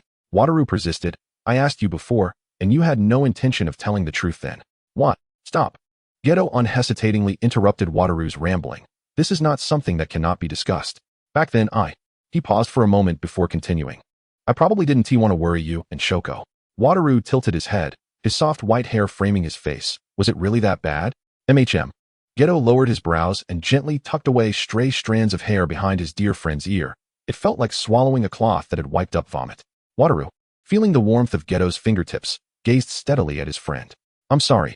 Geto chuckled softly. It's not your fault. How could the once spirited youth willingly disclose such a vulnerability? He believed himself to be the strongest, just like Wataru, and would not allow his friend to look at him with sympathy. The strongest need not seek pity. Must the cursed spirit orb be consumed? Perhaps? Geto tossed the orb into the air and caught it again. If that student of yours hasn't tea-tampered with it, I indeed have no choice but to swallow it to absorb the curse. Wataru staunchly defended his student. Toru would never harm your body. What a scoundrel. Don't utter such ambiguous words. Wataru protested loudly. That is how Shoko describes us both. Geto sighed. Fine, he is your cat. He shifted his attention back to the cursed spirit orb. The taste was not the most crucial aspect. Years of consuming cursed spirit orbs had accustomed him to the flavor. What truly worried him was the size of the ball. His previous body had developed a muscle memory for swallowing, and even overly large cursed spirit orbs posed no issue. But now, Geto felt a twinge of concern for his untested throat. He steadied himself, dismissing all other thoughts, and directly stuffed the blue cursed spirit orb into his mouth. The oversized orb clashed against his teeth, producing a faint click. The familiar yet nauseating taste did not greet him. Instead, a wave of cream cake aroma filled his mouth. Before Geto could marvel at Wataru's student accomplishing something remarkable, the orb had smoothly reached his throat. The sphere slid slowly down his esophagus, the sensation of choking causing a wave of nausea. He could only cover his mouth with both hands to prevent the orb from surging back up, rendering his efforts futile. The new body could not immediately acclimate to this suffocating feeling, and Geto felt the world around him dim as his trembling hands pressed against his lips. Don't lower your head, Geto. The white-haired teacher had somehow pressed closely against his back, reaching out to cover his lips with his hands. The unyielding force compelled the dark-haired teacher to lift his head slightly. Is it going down at all? The man, teary-eyed from the orb, struggled to nod. MHM. Then, lower your head a little. Obediently, the man bowed his head, desperately working his numb tongue. Swallow. His Adam's apple bobbed up and down as the cursed spirit orb was successfully swallowed. Wataru lowered his white lashes, slowly retracting his hands, his wrists turning to discreetly hide the dampness on his palms. Cough, cough. Geto bent over, coughing violently, the corners of his eyes uncontrollably reddening. The poised demeanor he had maintained since his revival shattered completely. That guy? Thinking of Toru Kamino. Geto gritted his teeth. Since he could adjust the taste of the cursed spirit orb, why couldn't he replicate my original body? This new body is truly cumbersome. When I finally become a teacher at Jujutsu High, he gasped, squeezing out the latter half of his sentence between his teeth. I must teach him properly. Wataru observed his friend, now visibly enraged and shedding his saintly facade, a flicker of confusion dancing in his blue eyes. After a pause without any response from Wataru, Geto turned back, intending to inquire about Toru's academic performance when he heard his friend slowly say, It's so bitter, Geto. Geto. Geto? His eyes widened, still glistening with tears. Wataru. The back of his neck and ears rapidly flushed, whether from anger or something else, and not long after his revival. Geto ultimately resorted to using his fists against his dear friend. Are you a pervert? Effortlessly restraining the agitated black-haired fox, Wataru showed no awareness of the impropriety in teasing his friend, loudly meowing. Wataru-chan is not a pervert. Geto struggled in vain, ultimately muttering in frustration. Don't mimic JK's speech, you scoundrel. I've said we're both like that. Geto closed his eyes. Exercise, I'll start exercising tomorrow. Chapter 48, A Miracle for Mei Mei. The next day, a day devoid of classes or missions was perfect for catching up on sleep. Toru Kamino, with earplugs in place, slept soundly until the afternoon. When he groggily opened his phone, he discovered an explosion of messages in the group chat. Toru perused the messages in order, scrolling through the screen with his finger. Resist the unscrupulous cat teacher, for haven't you seen a beauty? Hey, are you awake? Haven't you seen a beauty? The runaway princess, pink-haired Toji, is the best at words. Haven't you seen a beauty? Maki said, since everyone is free today, the second year is planning to organize a dinner tonight, asking if you're joining. Haven't you seen a beauty? Also, let us celebrate the fact that Itadori didn't die. Pink-haired Toji, huh? Didn't teacher Fushiguro stop Inamaki-senpai from saying that? Haven't you seen a beauty? Huh? Have you never seen a beauty? How would I know? Have you never seen a beauty? In any case, to sum it up, are we going or not? Pink-haired tiger, let us go? The escaped princess. 1. Have you never seen a beauty? The power of words is magnificent. Where is everyone? You're the missing piece. Have you never seen a beauty? Shinya, you're not still asleep, are you? Have you never seen a beauty? The power of words is magnificent. Wake up. Have you never seen a beauty? It's afternoon, young master. Have you never seen a beauty? Yuji, could you check on Shinya? We don't want him to sleep through the day. Pink-haired tiger. It's alright, Itadori, that's just how he is. He tends to sleep for long hours on his days off, but he'll wake up eventually. Have you never seen a beauty? Fine. I'll create a group for the first and second graders. Any announcements can be made there. Have you never seen a beauty? The power of words is magnificent. Remember to check the messages. Shinya Toru leisurely scrolled to the bottom of the chat log, obediently exited the group chat, and found the new group created by Itadori. New Century Cattle and Horses, 7. Panda doesn't eat bamboo leaves. Panda doesn't eat bamboo leaves. Although, this group name is quite moving. Don't call me Zenin. Itadori, are all the first graders going? Have you never seen a beauty? Shinya still hasn't woken up, the other two are going. Tuna mayonnaise, not awake? Have you never seen a beauty? Yeah. Yuji said it's normal. He usually sleeps a lot on his days off. Have you never seen a beauty? It's fine. He'll see the group chat once he wakes up. Have you never seen a beauty? Don't call me Zenin. Did you confirm where we're going, Maki? Don't call me Zenin. Location.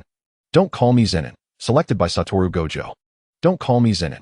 If he hasn't woken up by the time we need to leave, let Yuji wake him. Panda doesn't eat bamboo leaves. Are we sneaking in alcohol? We want to be able to buy any there. Tuna mayonnaise. Is it Principal Yaga S? Panda doesn't eat bamboo leaves. Thumbs up, JPG. Have you never seen a beauty? If you can bring it, go ahead. Panda doesn't eat bamboo leaves. Can you all drink? Have you never seen a beauty? I can, but I'm unsure about the others. The Escaped Princess, Itadori. Why did you change my name to? The Escaped Princess. Don't drink too much. It'll give you a headache. Pink-haired tiger. I've never drunk before. I can give it a try? After finishing the chat history, Shinya Toru didn't rush to reply. He shook his head, threw off the blanket, and got out of bed to wash up first. With his eyes closed, he splashed cold water on his face, and after the refreshing shock, he finally felt completely awake. New Century Cattle and Horses, 7. The power of words is magnificent. Are you awake? Ready to head out? After sending the message, Shinya Toru tossed his phone aside and opened his wardrobe to select his outfit for the day. Shortly after, his phone vibrated on the bed. Pink-haired tiger. Almost done. I'll come to call you once you're dressed. Have you never seen a beauty? Maki has sent the location. You saw it, right? Have you never seen a beauty? The second years will leave first, and I'll follow Maki. You, Yuji, and Fushiguro will come later. Have you never seen a beauty? Wake up quickly. Don't be late, understood? Otherwise, I'll have to punish you. When Yuji Itadori knocked on the door, Shinya Toru had already gotten ready. He opened the door in response and raised an eyebrow at his friend, who was dressed casually. Not bad, Yuji. It's no wonder he personally chose the clothes for his friend. The pink-haired youth wore a loose black tank top that covered his hips, paired with pleated suit pants and thick-soled shoes in red and white. A red and white checkered shirt was tied around his waist, and the fabric fell naturally under the tank top, exhibiting a sense of irregular design. With one hand half gripping the strap of a black crossbody bag, and the other making a beckoning gesture, Yuji smiled sheepishly at the compliment. After all, it was you who picked out my clothes. Shinya Toru scrutinized him from head to toe, and with a finger against his lips, suggested, however, your neck seems a bit bare. Huh. Yuji instinctively looked down my neck. Just wait a moment. Shinya Toru opened a drawer and precisely selected a black choker from a pile of trinkets. He casually added 2 silver chains and handed it to his bewildered friend. Here, put this on. Not daring to defy his friend's fashion sense, Yuji took the choker and put it on obediently, albeit awkwardly. After finally fastening the clasp, Yuji let out a sigh of relief. Is this all right? Shinya Toru nodded in satisfaction. He stepped forward and patted Yuji on the back. Where's Fushiguro? Yuji pointed towards the door. He's waiting outside. Shinya Toru asked curiously, why didn't he come in with you? Well, Yuji scratched his cheek thoughtfully, probably out of politeness. Shinya Toru, Fushigiro's politeness is ingrained in him. He opened the door and immediately spotted Megumi Fushiguro waiting against the wall. Shinya Toru raised his right hand in greeting. Hey, Fushiguro.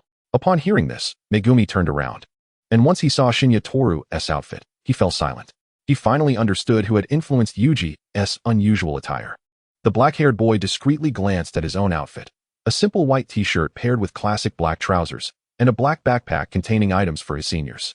Fresh yet ordinary, starkly different from his 2 peers. Shinya Toru clearly noticed Megumi's subtle scrutiny, and an idea struck him, causing the corners of his mouth to curl upwards mischievously. Seizing the opportunity, he grabbed Megumi's wrist and pulled him into the room, slamming the door shut behind them. Observing the bewildered Yuji, a hint of delight sparkled in Shinya Toru's crimson eyes. He tightly grasped Megumi's wrist, ensuring he wouldn't escape upon hearing what he was about to say next. Hey Yuji, How about we try a little miracle, Fushiguro? Chapter 49, Gossip. Nailthorn Wildrose sat in the reserved private room with the second years, while 3 male peers updated their small group on their travel progress. Resist the unruly cat teacher. 4. The power of words is magnificent. We're almost there. The power of words is magnificent. You can order first. We took a bit longer in the dorms. Have you never seen a beauty? Tisk, have you never seen a beauty? No dietary restrictions, right? The power of words is magnificent. Pink-haired tiger, the escaped princess? The power of words is magnificent. I don't have any. Pink-haired tiger, neither do I. The power of words is magnificent. Estimated time is 5 more minutes. Have you never seen a beauty? What about Fushiguro? Aren't you all together? Why isn't he saying anything? Pink-haired tiger, Pink-haired tiger, well, how should I put it? By the time we arrive, you'll understand why. Pink-haired tiger, Fushiguro is a bit stiff right now, perhaps? The power of words is magnificent. Ovo, have you never seen a beauty? Huh? Have you never seen a beauty? What happened? Did someone confess to you on the way? Rolls eyes JPG.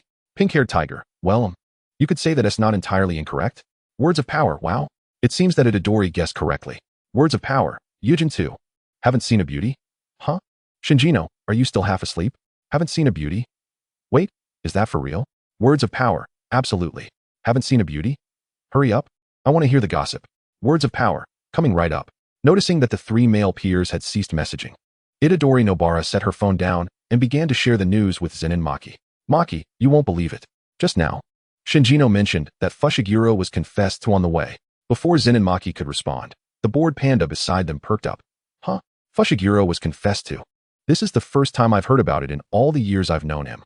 Despite Fushiguro's undeniably handsome appearance, his reputation as Fushiguro the Brooding during middle school, coupled with his occasionally rowdy underlings, had likely deterred any girls from confessing their feelings. After Fushiguro entered Jujutsu High, the chances of encountering female classmates diminished significantly, and the only girl in his class showed no romantic interest whatsoever. A confession, now that would be something. The panda was getting excited. Oh. Itadori Nobara turned to the panda. Indeed. She placed her phone on the table, sliding it toward the panda with her index finger. Take a look. After securing permission, the panda grabbed the phone and began whispering with Inumaki Toge. Is it true? But if it's Fushiguro, it seems rather normal, right? Don't you think so, Toge? Salmon. Zen and Maki, not bothered by having her turn interrupted, didn't have much enthusiasm for gossip. Upon hearing the first-year boy's request to order ahead, she placed the menu between herself and Nobara. Let's select a few items first, and when they arrive, we can order together. Is there anything you want to eat? The izakaya's menu was handwritten by the owner, complete with charming illustrations beside each dish, exuding a delightful homey vibe. Itadori Nobara pointed to the bottom right corner of the menu, chicken meatballs. Zen and Maki opened her phone's notes to jot it down. Anything else? Grilled chicken liver? Aren't we going to order a main dish? Well, we can wait for the others to arrive before ordering that, she replied. Right, anything else? We must order sashimi. Let's do it. When Shinjino, Fushiguro, and Itadori entered, the others were engaged in a game of rock, paper, scissors to decide on their choice of fried food. Upon hearing the sliding door, everyone in the private room instinctively turned their gaze toward the entrance. Hey, Shinjino waved first. I just checked the time. We're not late, Nobara. Itadori Nobara. She stared blankly at her 3 peers, from the left, where Fushiguro sat with his head turned away, to the right, where Itadori was tugging at his collar. Itadori Nobara. Huh? The fashion-loving Nobara was utterly taken aback. Given first impressions, she recognized Shinjino's trendsetter status. The boy with black and white ombre hair donned an outfit primarily white, accented with sporadic black. His white sleeveless tank was tucked into matching white flared trousers, while a loose white jacket hung casually over his arm. 2 black belts adorned his waist, and he wore a choker and a cross necklace that dangled over his chest. Piercings decorated his lips and ears.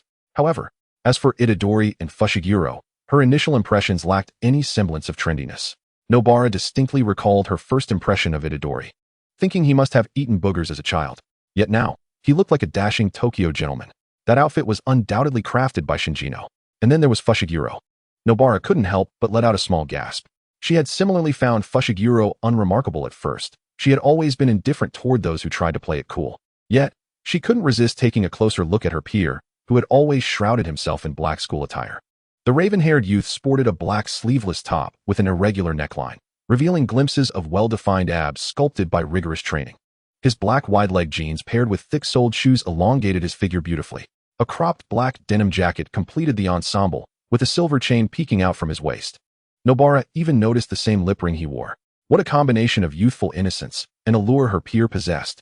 Hadn't she once referred to Fushiguro as a demon? The second-year students in the room also fell silent, captivated by the transformations of Fushiguro and Itadori. Shinjino raised an eyebrow and casually closed the door behind them. He patted Fushiguro's back, gently nudging him forward as his cheeks began to redden.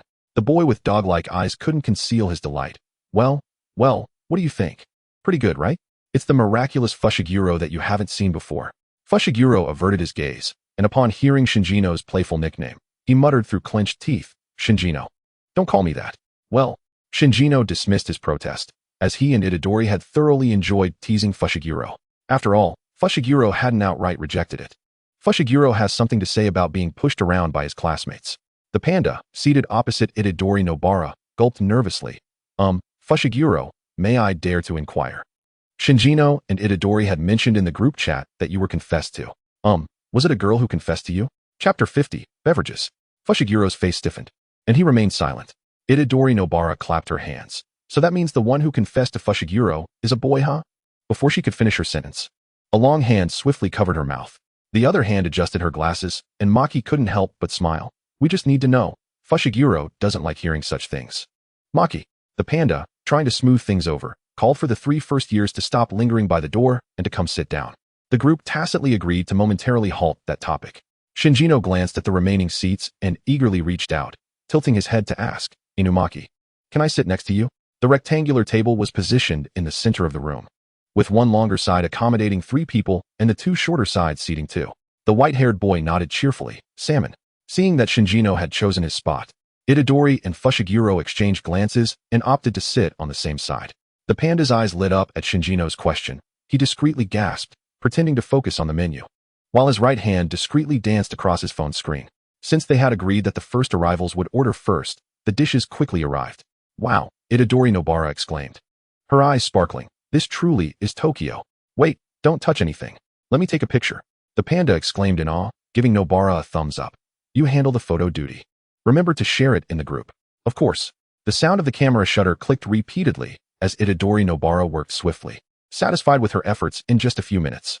Wait for me to finish editing the images tonight, and I will post them in the group. Now, Panda continued her words. Let's get started, shall we? Toru Shino retrieved the beverages entrusted to them by Panda from Yuji Itadori's messenger bag.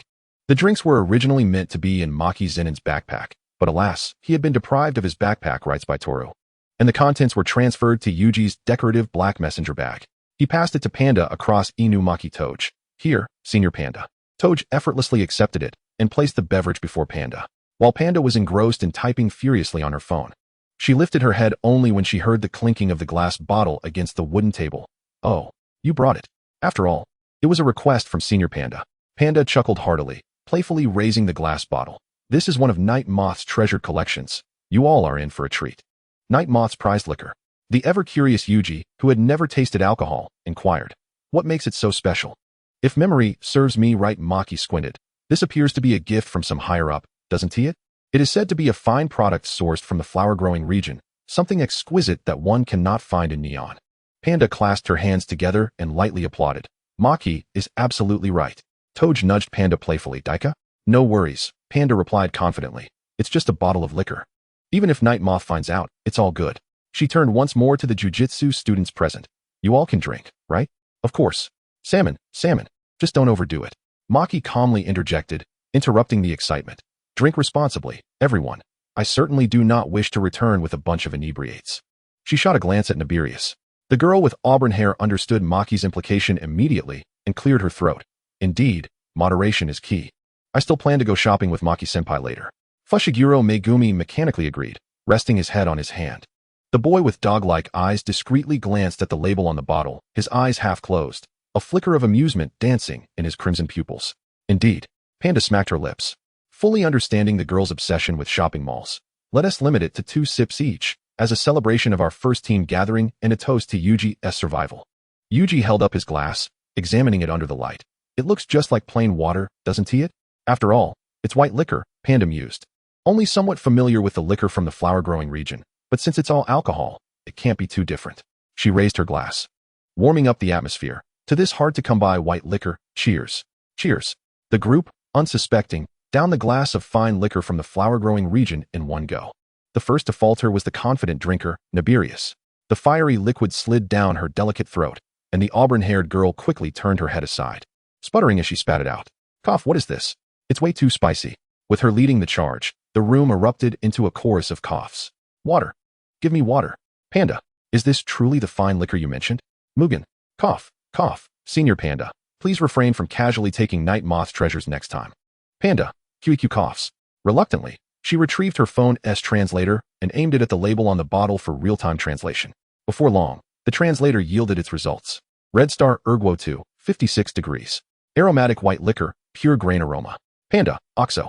Her hand trembled as she shifted her gaze to the label S56 vol. For the first time grasping the significance of learning English. 56 degrees of white liquor. Even Night Moth would be intoxicated. For the jujitsu students who had little experience with white liquor, it was a disaster waiting to happen. Panda, realizing the gravity of the situation, hurriedly began to inquire. You didn't swallow it, did you? You all spit it out, right? Of course. Maki wiped her mouth with a tissue, accustomed to Panda's sporadic unreliability. With that level of spiciness, how could one possibly swallow it? Fushiguro silently nodded in agreement beside her. Toj, coughing softly, had not fully swallowed it either. The curse user's throat had succumbed to the harshness of the flower-growing region's brew. Toru tilted his head, observing him for a moment before pouring him a cup of tea from the table. Salmon, salmon. The silver-haired boy gratefully accepted the kind gesture from his junior, sending a cute flower emoji in their chat. Oddly, Toru, who usually replied instantly, did not even glance at his phone this time. The same Yuji who had spit out the liquor quietly raised his hand. I just saw Toru swallow it all. Huh. Panda gasped in horror. Is he all right? Shino. The boy with dog-like eyes turned at the sound, slowly shaking his head. The room was dimly lit with warm overhead lights, and seeing Toru's expression unchanged, Panda felt relieved and called for everyone to eat. After this incident, the group temporarily shelved the idea of drinking. After finishing their meal, Maki and Nibirius deliberated on where to shop for clothes, while Yuji and Fushiguro, who initially intended to sneak away, were kept back to serve as the girls' designated clothing racks. Toj naturally could not escape this outing either. He sighed silently, turning to pull up the unusually quiet Toru. The boy with dog-like eyes looked at him in confusion. It seemed he wanted to rise with Toj's pull, but dizziness overwhelmed him, causing him to collapse into his senior's embrace. Chapter 51, Intoxication. Daika. Toru, are you okay? The boy with dog-like eyes quietly closed his eyes, burying his head in his senior's neck, subtly nuzzling. The four standing at the doorway, including Mahito, were momentarily taken aback by the sudden turn of events before promptly closing the door and rushing toward the two entwined figures. Panda felt a shiver run down her spine, instantly identifying the culprit behind Toru's current state. It's you. 56 degrees of white liquor from the flower-growing region. She panicked. Wait, did Toru really drink it all? Yuji appeared flustered as well. Right, I thought Toru could drink well. Huh. He blinked. Toru, can you handle it? Panda, caught off guard by the question, stammered. You ask me, and I ask who? Didn't we inquire in the group about whether we could drink? Didn't Toru also say he could? No. Maki calmly browsed through the chat history. He never actually said that. Panda. Yuji, Fushiguro. Panda. QAQ. This is utterly disastrous. She stood frozen, breaking into a cold sweat. So, do we need to take him to the hospital? It's not that serious. Nibirius stepped forward to check on Toru and finally breathed a sigh of relief. Waving her hand, Toru is simply drunk. It's not alcohol poisoning, no need for a hospital. She glanced at Toj, who was holding Toru to prevent him from slipping down, her brown eyes narrowing slightly. Do you have any plans next, Toj? The silver-haired boy shook his head. Salmon? Well. Nagi Tsukasaki interlaced her fingers with Maki Zenin's, while her other hand pressed against her lips as she cleared her throat delicately, saying, I initially intended to share an outfit with Makine. Ahem. In any case, Kamino finds it inconvenient to return alone right now. Could you assist in escorting him back to the dormitory, Inamaki-senpai? Salmon. Nagi snapped her fingers decisively. It settled then. With her right hand holding Maki Zenin and her left dragging Yuji Itadori along, she declared, Kamino is in your capable hands, Inamaki-senpai. Yuji stumbled forward slightly as he was pulled, instinctively grasping onto Megumi Fushiguro beside him. The group marched out energetically like a small train, slamming the door shut behind them. The private room fell silent once more. Nestled in the embrace of his senior, Kamino To was frowning, his breath betraying the discomfort brought on by the alcohol's warmth. He instinctively leaned against the cool skin of the white-haired boy, rubbing his face against the nape of the other's neck. Inamaki's ears turned a shade of crimson, and he found himself uncertain about where to place his hands. The inebriated youth offered no opportunity for hesitation. In the moment when his junior nearly toppled forward, Inumaki tightly embraced the warmth of Kamino. The intoxicated boy, oblivious to the world, nestled deeper into his senior's embrace, opening his mouth against Inumaki's neck. Unconsciously, Inumaki tightened his grip, bowing his head so that his slightly longer bangs obscured his striking brows and eyes. Kamino murmured softly, almost inaudibly, "I feel so unwell, senpai." Upon exiting the private room, Panda finally exhaled with relief. Confirming that his junior was merely inebriated, he felt inclined to tease, "By the way, that was barely 2 sips. It seems Kamino truly cannot handle alcohol." Nagi Tsukasaki clicked her tongue, retorting, "One cannot dismiss the potency of the drink so easily." Panda chuckled, gesturing for her to check the group chat. Nagi immediately understood. After leaving the task of navigation to Makine, she linked her arm with her and scrolled through the chat history. This time, it was a smaller group, dedicated to their ship's discussions, consisting of only 4 members, with Maki Zenin not included. Fat Panda doesn't eat bamboo leaves. Look, did you see? The moment Kamino entered, he insisted on sitting next to Inumaki. He has feelings for him. Fat Panda doesn't eat bamboo leaves. I've always said they must be talking. Haven't he seen a pretty girl before? Why don't you believe me? Fat Panda doesn't eat bamboo leaves. There were so many other seats available, yet Kamino chose Inumaki. Fat Panda doesn't eat bamboo leaves. Haven't he seen a pretty girl before? Think about it. Really think about it. Fat Panda doesn't eat bamboo leaves. Just now, Kamino passed the drink, and I was busy in this group and couldn't catch it in time. Fat Panda doesn't eat bamboo leaves. Guess what? Inumaki helped catch it. Fat Panda doesn't eat bamboo leaves. Is this not love? Upon reading the chat, Nagi Tsukasaki scoffed dismissively. Haven't he seen a pretty girl? Please, passing a drink is something any polite person would do. Haven't he seen a pretty girl? Inumaki, the runaway princess, am I wrong? Fat Panda doesn't eat bamboo leaves. Hey, don't evade what I said. Fat Panda doesn't eat bamboo leaves. Inumaki 2, 99. P. Haven't he seen a pretty girl? Huh. Kamino is clearly a 1. You uncouth person. Fat Panda doesn't eat bamboo leaves. Girl, you're just not seeing enough. I suggest you broaden your horizons. As her phone vibrated incessantly, Megumi Fushiguro lingered at the back of the group, quietly opening the group chat. Runaway princess. Runaway princess. I don't know what you're all arguing about. Can't you just be together? Haven't he seen a pretty girl? Ah. The omnivorous person has left our battlefield. Pink-haired tiger. Ah. So Tsukasaki, you're tacitly approving of 2 and Inumaki being together, aren't you? Haven't he seen a pretty girl? So what? Haven't he seen a pretty girl? Ultimately, it'll be up to me to bring this pair together. Useless men. Fat Panda doesn't eat bamboo leaves. Well, Panda doesn't count as a person. Runaway princess. Pink-haired tiger, eh? Did Tsukasaki do something? Haven't he seen a pretty girl? You can't even see the food right in front of you. Haven't he seen a pretty girl? Do you understand the significance of one half of a couple being intoxicated? If not, you should read more. Runaway princess. So Tsukasaki, doesn't this imply you're acknowledging them as a couple? Haven't he seen a pretty girl? Maki Zenin smirked, casting a sidelong glance at the 4 who believed themselves to be unnoticed. Well, she decided not to expose them. The 4, with a curse from Shoko, cheerfully headed towards the shopping district. At that moment, Inumaki, who had been the subject of their chatter, successfully brought the inebriated junior back to the dormitory. Chapter 52. Hangover soup. Supporting the swaying Kamino toe, Inumaki gently placed him on the bed without much effort. He patted his junior's shoulder, receiving only a few incoherent sounds in response. The expression on the white-haired boy's face was somewhat perplexed. It was known that to alleviate the effects of alcohol, one needed to consume hangover soup the next day, correct? However, with Jujutsu High's location, ordering takeout was out of the question, and the cafeteria had long since closed.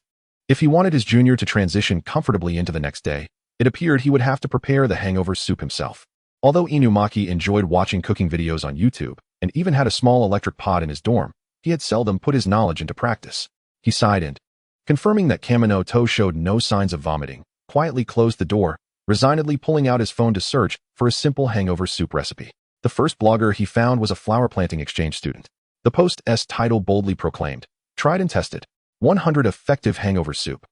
Opening the post, he was greeted by the recipe for the soup. Chop apples and oranges, add them to cool water, bring it to a boil, and then simmer for 5 more minutes. Let it cool, add honey to taste, and voila, a simple hangover soup is ready. Inumaki thought. Though sorcerers earn a decent salary, he rarely bought fruits. That was a pass. He continued to scroll. Ah, seaweed soup. He finally stumbled upon a recipe that seemed feasible, and without hesitation, Inumaki clicked to read further. The blogger stated, First, boil the soup base, then add the kelp, and once it boils, turn off the heat and let it cool slightly before serving. The white-haired boy saved the post and began to ponder. The soup base was easy enough. He had bought some during his previous culinary attempts, but the kelp. The last batch he bought seemed to have been consumed entirely. He wondered if Panda had any left. He searched his room thoroughly and, finding nothing, messaged Panda. Tuna mayonnaise. Panda, do you have any kelp left? Panda, focused on being a clothes rack, felt his phone vibrate and pulled it out to check. After a moment of thought, he replied, check the second drawer on the right side of the table. I remember there's still a bag left. Tuna mayonnaise, thanks. With one hand carrying the girls' bags, Panda quickly typed on his screen with the other. Fat Panda doesn't eat bamboo leaves. Why the sudden inquiry about kelp? Isn't that what we had left over from our failed attempt last time? The other party quickly replied. Tuna mayonnaise. Shino needs to drink hangover soup. I will give it a little try. Panda doesn't eat bamboo leaves. Huh? The little panda's eyes instantly sparkled with excitement. Panda doesn't eat bamboo leaves. Go for it. My room door is always unlocked, as you know, Ovo.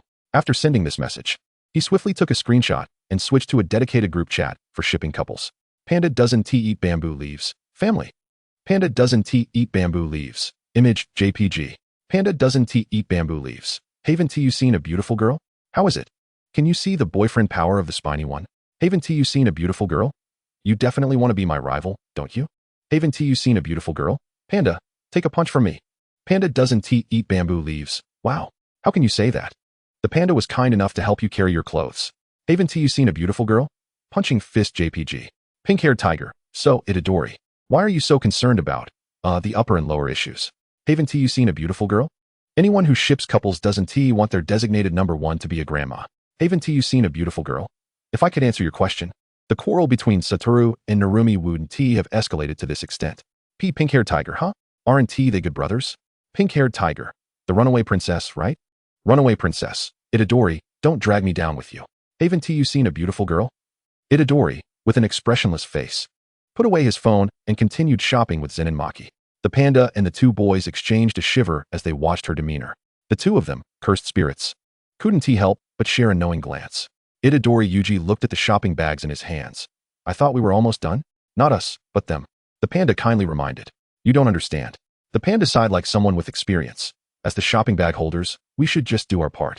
Itadori Yuji regarded him with newfound respect. Fushiguro Megumi. He seemed to want to say something, but ultimately said nothing. After all, thanks to Itadori and Maki's presence, although many eyes were still on him, none approached. Hey, Itadori, pulling Maki back, shouted at them. Keep up. All right. Itadori Yuji and the panda pushed each other as they hurried forward. Just come. With the panda's generous sponsorship, Inumaki Toge awkwardly managed to prepare hangover soup following the blogger's tutorial. He scooped a small spoonful into his mouth, confirming the taste was correct, and after letting it cool slightly, returned to Shinoto's dormitory with the hangover soup. The junior lay quietly on the bed, appearing extremely well-behaved. Inumaki Toge set down the hangover soup and approached, sitting at the bedside, gently pinching the flushed cheeks of his junior, attempting to wake him, but to no avail. Having never cared for a male classmate alone before, Inumaki Toge felt a bit lost, due to his inability to speak normally and the fact that his junior didn't quite understand Onigiri language. Their communication usually relied on chat boxes and the electronic voice of his phone. However, with the other party intoxicated, he couldn't chat with him, nor could he hear the words he typed out on his phone. So what was he supposed to do now? As if sensing his best friend's confusion, the panda happened to send a message at that moment. Panda doesn't eat bamboo leaves. Toge, how did the hangover soup turn out? Did Shino drink it? Inumaki Toge glanced at the peacefully sleeping Shino and replied, it turned out okay, but he's asleep and I can't wake him up. The panda immediately grasped the underlying message. The other party couldn't wake up, and he didn't know how to feed him the hangover soup. He slapped his thigh, wishing to rush back to the dormitory and shake his best friend's head vigorously. Panda doesn't eat bamboo leaves. Toge, think about it. Panda doesn't eat bamboo leaves. I mean, is there a possibility? Panda doesn't eat bamboo leaves. That you might actually be a curse master? Tuna mayonnaise? Inumaki Toge slowly set down his phone, his mind momentarily blank. He didn't have the habit of using curses outside of battle. However, he couldn't just leave his junior unattended. The white-haired boy pondered for a moment, then hesitantly unzipped the neck of his hood. Shino, wake up. Chapter 53, Woof Woof. The dog-eyed boy hazily opened his misty eyes. Huh. He turned his head, looking blankly at the one commanding him. Inumaki Toge pressed his lips together, feeling somewhat awkward as he continued. Drink the hangover soup. No response. Eh. The unexpected situation made the white-haired boy widen his eyes slightly. He tried again, but to no avail. The curse master, suppressing his confusion, decided to change his request. Sit up. The dog-eyed boy, somewhat reluctant, buried his face in the pillow and rubbed it a few times, causing his usually well-kept hair to stick up. He sluggishly propped himself up. This time it worked. Inumaki Toge subtly sighed in relief and handed over the hangover soup. Drink. The dog-eyed junior obediently accepted it and drank it all in one go. He set down the bowl and looked at his senior with a hint of grievance. Not sweet. How could the hangover soup be sweet? With no response from Shinoto, his dog-like eyes drooped, and his perpetually upturned cat-like mouth appeared somewhat listless. His right hand instinctively gripped the bedsheet, and Shinoto quietly made a request. I want candy. Inumaki Toge knew well that intoxicated individuals were unreasonable, but he wasn't particularly fond of sweets. He usually only had some throat lozenges on hand. Throat lozenges count as candy, right? He felt around in his pocket and pulled out the throat lozenge he had placed there before leaving. Unwrapping the candy, Inumaki Toge tentatively offered it. Shino tilted his head, extending his right index finger towards his lips. Ah. He blinked, seemingly confused as to why the person in front of him hadn't fed him yet. Inumaki Toge. The intoxicated junior was truly different from his usual self. The white-haired boy sighed softly, bending down close to his junior, holding the throat lozenge just shy of a centimeter from his lips. Eat. Shinoto obediently opened his mouth, but did not, as Inumaki Toge had imagined. Take the candy from his hand. The dog-eyed boy squinted slightly, still in a daze from the alcohol. Huh. The greedy little dog, fixated on the candy. Didn't he care about his senior's embarrassment, only eager to savor the source of sweetness. Heat rushed to Inumaki Toge's cheeks as he pressed his lips together and softly commanded, Shino, stop. Shinoto paused, reluctantly ceasing his actions. He looked up with eyes that gazed from below, resembling a small puppy. Inumaki Toge covered his eyes with one hand. Eat the candy. This time, the junior complied. Inumaki Toge successfully placed the candy in his mouth. Just as he was about to find a tissue to wipe up, his wrist was suddenly grabbed. What is this? Self-push? Stick it on. What is this? Self-push. Take a bite. The alcohol-embellished mind reverently clung to its inner thoughts. Kamino Toru did not ponder why the paper-thin figures manifested in reality. With a mischievous grin, he seized the opportunity, biting into the side of Inumaki Toge's neck while he was distracted. Are you a dog? Kamino Toru. The silver-haired youth bit down hard on his lip, barely suppressing his words. For the first time, the cursed speech user felt a pang of frustration regarding his identity. This frustration, of course, did not permeate Kamino Toru's mind. He straightened slightly, his expression growing increasingly bewildered. Sensing the pressure on him lessen, Inumaki Toge seized the moment, deftly flipping the audacious junior over. Positions reversed, Inumaki adjusted his breathing, ignoring his burning ears, and firmly grasped Kamino's cheeks. Pull yourself together, he murmured. Kamino, let us get some sleep. Once the cursed speech user's breathing steadied, Inumaki released his grip. The poor junior's cheeks were flushed, clearly a testament to Inumaki's fierce handling. Kamino, is he a dog? Accompanying the girls until they were done, Panda and the others felt as though they had lost half their lives. Panda candidly remarked that battling cursed spirits was not nearly as exhausting. Zen and Maki chuckled softly. Inumaki Toge, standing nearby, added a sharp retort. That just means you need to train more, Panda-senpai. Panda vehemently countered, what nonsense. I've never lacked practical training. The usually energetic Itadori Yuji also raised a flag of dissent. Inumaki, isn't it alright to buy some things next time? No way. Inumaki Toge firmly rejected. It's true that you could wait until next time, but it's only when you have the items in hand that you can feel at ease. What if they run out later? Itadori hesitated. Fushiguro Megumi shook his phone. It's getting late. Shall we head back? Ah, indeed. Inumaki Toge recalled their classmate who had left midway due to drunkenness, wondering how Kamino was faring. I asked Toge. Panda shrugged. Toge said yes, about done. That's good. Inumaki Toge sighed in relief. Senpai Inumaki is quite reliable. That's Toge for you. Exhausted from physical exertion, the boys slept soundly until dawn. Panda, half awake, rubbed his eyes as he stepped outside, only to bump into Inumaki Toge returning with breakfast. His gaze unwittingly fell upon the other's neck. What's on my bro's neck? Chapter 54. Thoughts. Toge. Panda pointed to his own neck. Do you need to cover that up? The silver-haired youth did not don a neck covering with every casual outfit. Even in school, he had no habit of wearing his uniform on weekends when unencumbered by tasks. The crewneck t-shirt clearly displayed the marks from last night's encounter. Inumaki Toge tilted his head in confusion. He instinctively raised a hand to cover the spot Panda indicated, then suddenly realized his ears flushed a deep red. Kelp. Panda couldn't help but reveal a knowing expression. Oh, are you alright? Salmon. Well, since you put it that way, Panda scratched his fluffy head, reminding himself to avoid face-to-face contact. Let us leave it at that. After exchanging greetings, they brushed past each other. Inumaki Toge feigned calm as he closed his door, then leaned against it, feeling somewhat drained. The skin that had been bitten still throbbed faintly. Yet, it seemed that some sensation coursed through his limbs, a peculiar itch with no clear remedy. He bore no resentment towards his junior. In fact, he found the flushed face of the drunken junior rather endearing. Placing his breakfast on the table, Inumaki Toge rummaged through the drawer for a band-aid and diligently applied it to the spot Panda had pointed out in the mirror. With the windows and auxiliary supervision quiet for the past 2 days, the curse user took advantage of the rare 2-day weekend to empty his mind. Flinging himself onto the soft bed, perhaps it was best to set aside the things he couldn't understand for now. On the other side, awakening from a hangover, Kamino Toru rubbed his slightly swollen eyes. He ambled to the sink, cupping cold water in his hands to splash onto his face. The icy droplets cascaded down his cheeks and into his collar, the sudden chill jolting him awake. Kamino Toru lifted his head, gazing at his damp reflection in the mirror.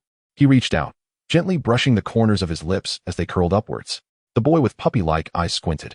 He remembered everything from the previous night. Thus, he chuckled softly to himself. What a smooth operation, Kamino Toru.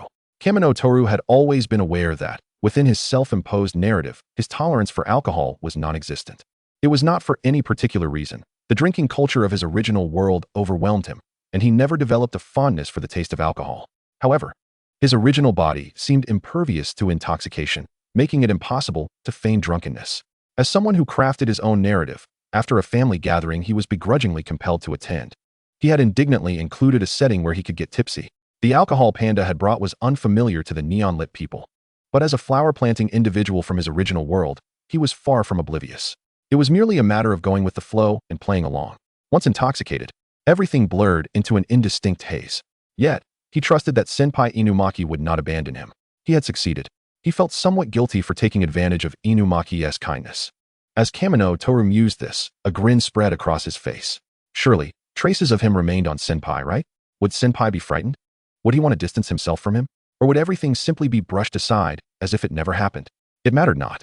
The boy with puppy-like eyes, successfully entwined with his self-imposed narrative, thought carelessly. He would maintain control over the situation. He did not wish to witness his own folly. After a day of exertion, Itadori Yuji awakened revitalized. As dawn broke, Nanami Kinto sent him a message. The gist was that he had a day off today and need not attend extra lessons. Feeling somewhat restless, the pink-haired boy poked his friends in their small group chat. Pink-haired tiger, cursed speech is the best. Want to go out? Pink-haired tiger, escape princess. Fushiguro, what are your plans for today? Pink-haired tiger, haven't you seen any beauties? Inumaki, do you have any recommended spots to check out? The first to reply was the ever-early riser, Inumaki Toge. Haven't you seen any beauties? I'm trying on clothes. Urgently need a photographer. Tiger, how is your photography skills? Pink-haired tiger, they're okay, I guess. Pink-haired tiger, images in JPG format for reference only. Haven't you seen any beauties? Come help me take pictures quickly. Noticing that Kamino Toru and Fushiguro Megumi had not replied, Itadori Yuji decided not to dwell on it, and chose to accompany his classmate instead. Meanwhile, Kamino Toru, finally awake, without hesitation joined the fray upon learning of Itadori Yuji's plans. Amidst their playful banter, the trio suddenly realized that one of their peers seemed to be missing. Has Fushiguro not replied to your message?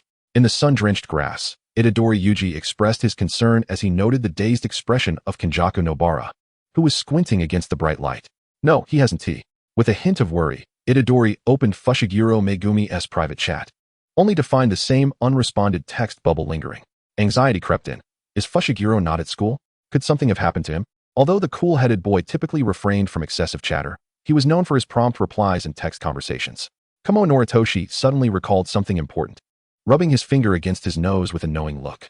Nobara sprang up from the grass, exclaiming, "Don't worry, I'll ask Maki-senpai. Haven't you seen a beauty? Maki-senpai, are you there? Haven't you seen a beauty? Do you know where Fushiguro has gone? Don't call me Zenin, Megumi. Don't call me Zenin. He has probably gone to see his sister. Haven't you seen a beauty? Sister? Haven't you seen a beauty? That guy has a sister? He never mentioned it to us. Don't call me Zenin, did he not? Well, I can tell you where he is. But just make sure not to expose me. Haven't you seen a beauty? Alright, Maki-senpai." After learning from Zenin Maki about Fushiguro's whereabouts, the trio devised a plan to locate him. Noritoshi watched with a smile as his companions bickered, Honestly, that Fushiguro. He could at least have told us if his sister was ill instead of just vanishing. Nobara frowned, already searching for gift shops near the hospital. Maybe Fushiguro didn't want us to know about his sister's illness, Itadori countered softly. That doesn't justify him suddenly ignoring your messages. Nobara muttered as she booked a present for her classmate's sister. Let us go, she declared with fervor, eager to confront Fushiguro and give him a piece of her mind. Noritoshi and Itadori exchanged glances before leisurely following her lead. As Fushiguro stepped out of the hospital room to catch a breath, he inadvertently glanced up and spotted Itadori's striking pink hair. What are you doing here? He frowned as the trio rushed towards him, each carrying something in hand. Of course, we're here to visit your sister, Noritoshi interjected, confidently stepping in front of his companions. Wait, you have a sister? Fushiguro asked, bewildered. Noritoshi blinked innocently. I don't, it's your sister. Fushigiro's forehead twitched with frustration. The other two adeptly attempted to mediate the situation. Nobara silently accepted the gift bag from Itadori, as Itadori cheerfully reassured Fushiguro. He wrapped an arm around his shoulder, pulling him towards the hospital. Despite his reluctance, Fushiguro found himself unable to escape the grasp of his exuberant friends. Let go, he protested, feeling an inexplicable tension rise within him. Nobara, eager to give Fushiguro a playful slap, hesitated, weighing the consequences before reluctantly dropping the idea. The four of them jested and jostled, drawing curious glances from other patients and their families. Fushiguro, feeling the heat of embarrassment rise to his cheeks, gritted his teeth and muttered, Itadori, let go. I want tea, Itadori replied, ever watchful. Though Fushiguro was not one to shy away from confrontation, he found it safer to keep his friends close in this scenario. With a resigned sigh, he conceded, fine, since you all know, there's no point in hiding it. Let go, I'll take you to her. Upon arriving at the hospital room, Nobara and Itadori quickly realized that the situation was not as they had imagined. Noritoshi stood quietly at the foot of the bed, his gaze cast downwards, a somber expression crossing his face as he took in Tsukimi's pale features. Nobara, taken aback by the sight of the girl lying motionless on the hospital bed, felt a wave of uncertainty wash over her. Zen and Maki had merely mentioned that Fushigiro's loved one was ill, leading her to assume it was a minor ailment, perhaps just requiring a few 4 drips. Thank you for the gifts, Fushiguro said as he fetched 3 chairs, gesturing for them to sit. But as you can see, Tsukimi may not be able to thank you in person. I apologize. Nobara quickly waved her hands dismissively. Why are you apologizing? We barged in uninvited. We should be the ones saying sorry.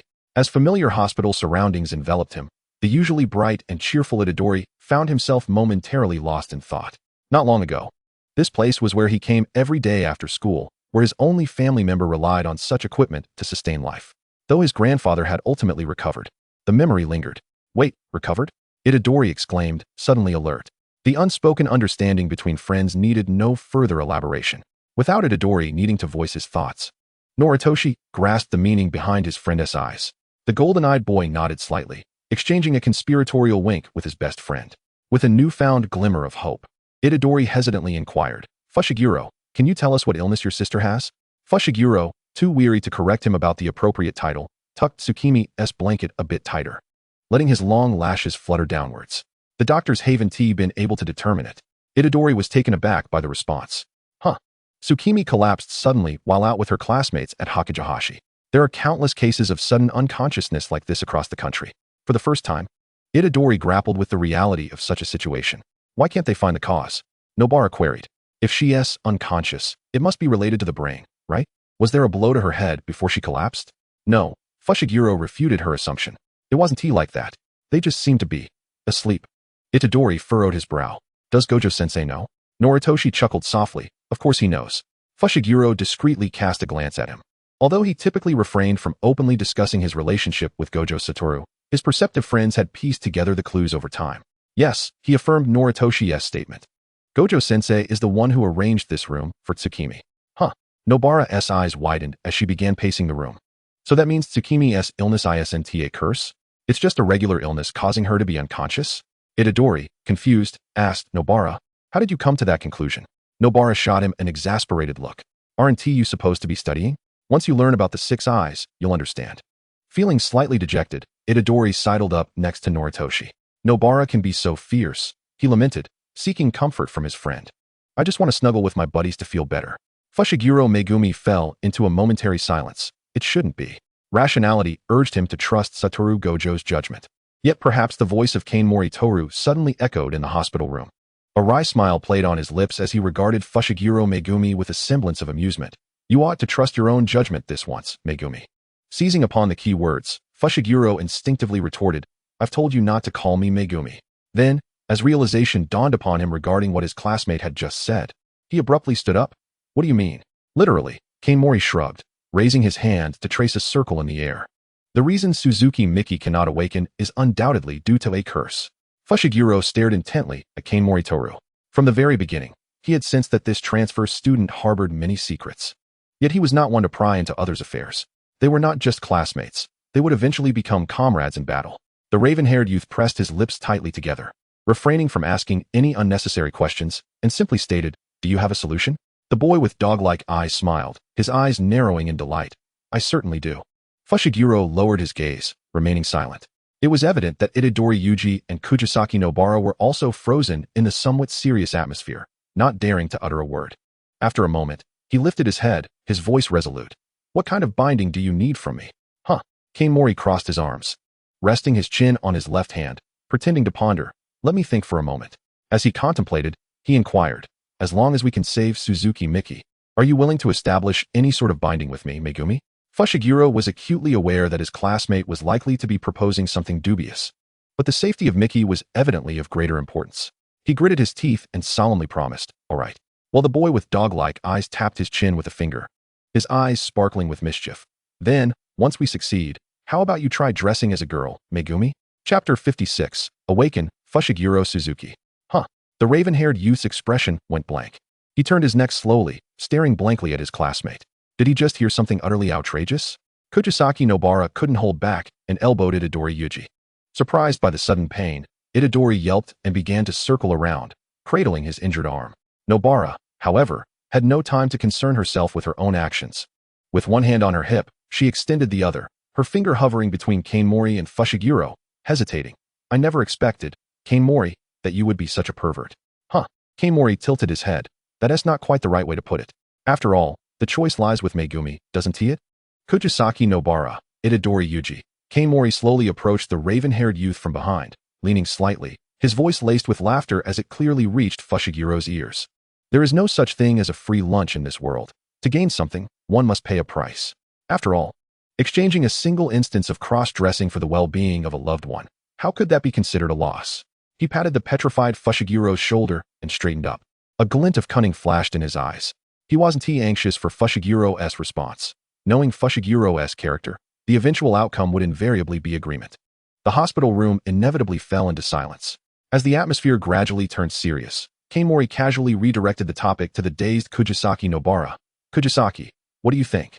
He elongated his words, gesturing with his hands in the air, his dog-like eyes sparkling due to the light. This is Megumi's cross-dressing we're talking about. Aren't you curious?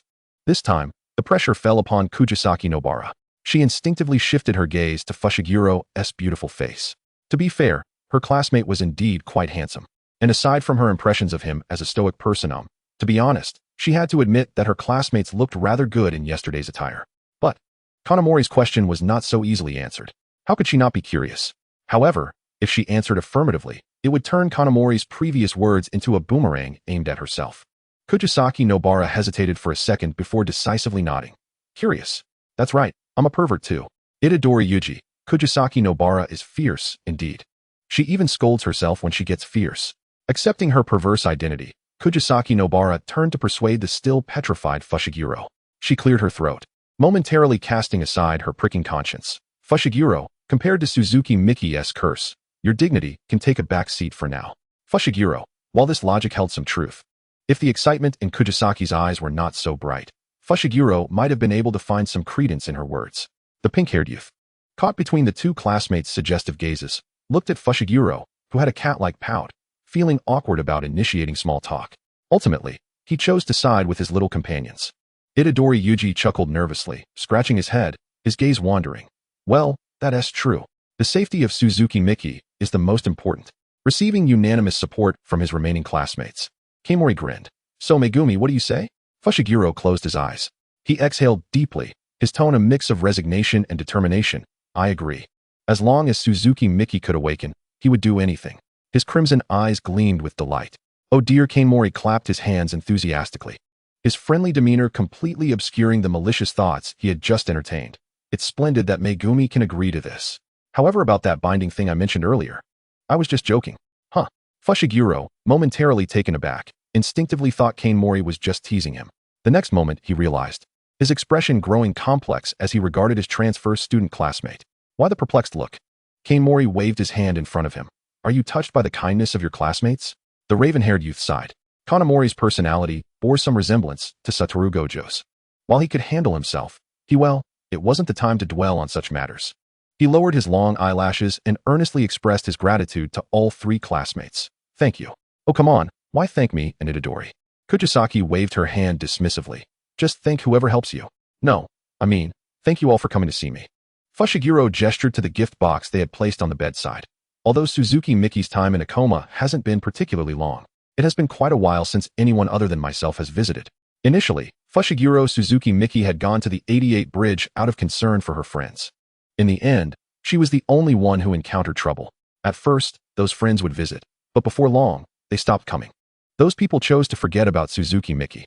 Expressing gratitude could wait until later. Itadori Yuji redirected the conversation. Fushiguro can decide what kind of cross-dressing he wants to do after it's all over. He looked anxiously at his friend, Toru. About Suzuki Miki, you familiar with his friend's unspoken words? Kanemori Toru promptly assured him with a nod. Don't worry, it'll be fine. Shall we commence? The unconsciousness of Fushiguro Tsukimi is but a facet of the cursed spirit plan, although awakening her is merely a matter of a few words. Kamino Toru gazed at the mark on the girl's forehead, subtly stroking his chin. According to the narrative, Tsukimi would later be possessed by Sukuna, leading to a successful manifestation of the entity, who would don Tsukimi's guise in a bid to marry Sukuna, who is clad in Fushiguro Megumi's form. What a hellish tale of twisted relationships this is. Kamino Toru held neither a particularly favorable nor unfavorable impression of this entity. After all, IVV's portrayal of her resembled that of a love-struck individual, and love-struck individuals are hardly worth anyone's time. He merely felt a twinge of curiosity about when exactly this Miss One had infiltrated Fushiguro Tsukimi's being. Was it at the moment when Kenjaku absorbed the real person in the primary timeline, releasing the idol transformation? Or was it now? If it is indeed now, then Suguru has yet another cursed spirit jewel to consume. Kamino Toru irresponsibly dismissed the earlier association regarding love-struck individuals, a smirk playing at the corners of his mouth as he quietly activated his speech spell. If one infiltrates Fushiguro Tsukimi's body, she will transform into a cursed spirit jewel in my grasp. In the next instant, a black orb inexplicably materialized in the hands of the boy with dog-like eyes. Oh, how surprising.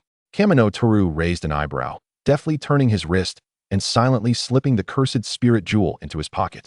A fine treasure indeed. He would present it to Gojo-sensei upon his return, allowing him to treat Suguru to an extra meal. Now moving on. Awaken, Fushiguro Tsukimi. Chapter 57, An Apology Gift. As the words fell, the girl who had slumbered for an extended period slowly stirred, her eyelids fluttering open. Her eyes, long shrouded in darkness, were unaccustomed to the brilliance of sunlight, and tears cascaded down Tsukimi's cheeks, soaking the pillow beneath her. Tsukimi. Fushiguro Megumi rushed forward, grasping his sister's hand with fervor. The dark-haired youth was not one for sentimental declarations. His lips trembled as he repeatedly choked out his sister's name. Tsukimi, Tsukimi, Tsukimi. His sister had finally awakened. Yuji Itadori refrained from interrupting the siblings' reunion, as he was well-versed in the hospital's protocols and promptly pressed the call button near the bedside. A nurse hastened to the scene, and upon discovering that the long-slumbering patient had awakened, she quickly notified the attending physician. A flurry of activity ensued. Every examination came back normal, and the medical staff wore expressions of uncontainable joy. After imparting important information to the family, they left the room for the Fushiguro siblings. Kamino Toru and his companions quietly stood in a corner, content to act as mere background figures. Newly awakened, Fushiguro Tsukimi appeared somewhat feeble. She tilted her head gently. Regarding her brother, who was tightly pursing his lips, Fushiguro Megumi gazed at his sister, and the world around him blurred. He blinked back tears that had long been held at bay, which trailed down his cheeks and dripped onto his hand, which was clenching the bed sheets. Megumi had formulated countless scenarios in his mind about what he would say when Tsukimi awoke. He had envisioned himself sternly chastising her for her kindness, for venturing out at night with friends without informing him. He had imagined mocking her for her carelessness, which had squandered a year of her life, potentially costing her the chance to attend her dream university. He had considered many possibilities, yet could not foresee that when his sister truly awoke, he he would find himself utterly speechless. Fushiguro Megumi bit down on his lower lip. His head bowed as he murmured softly, "I'm sorry." Though he was a sorcerer, he had been helpless in the face of the curse that befell his sister. "I'm sorry, truly I am."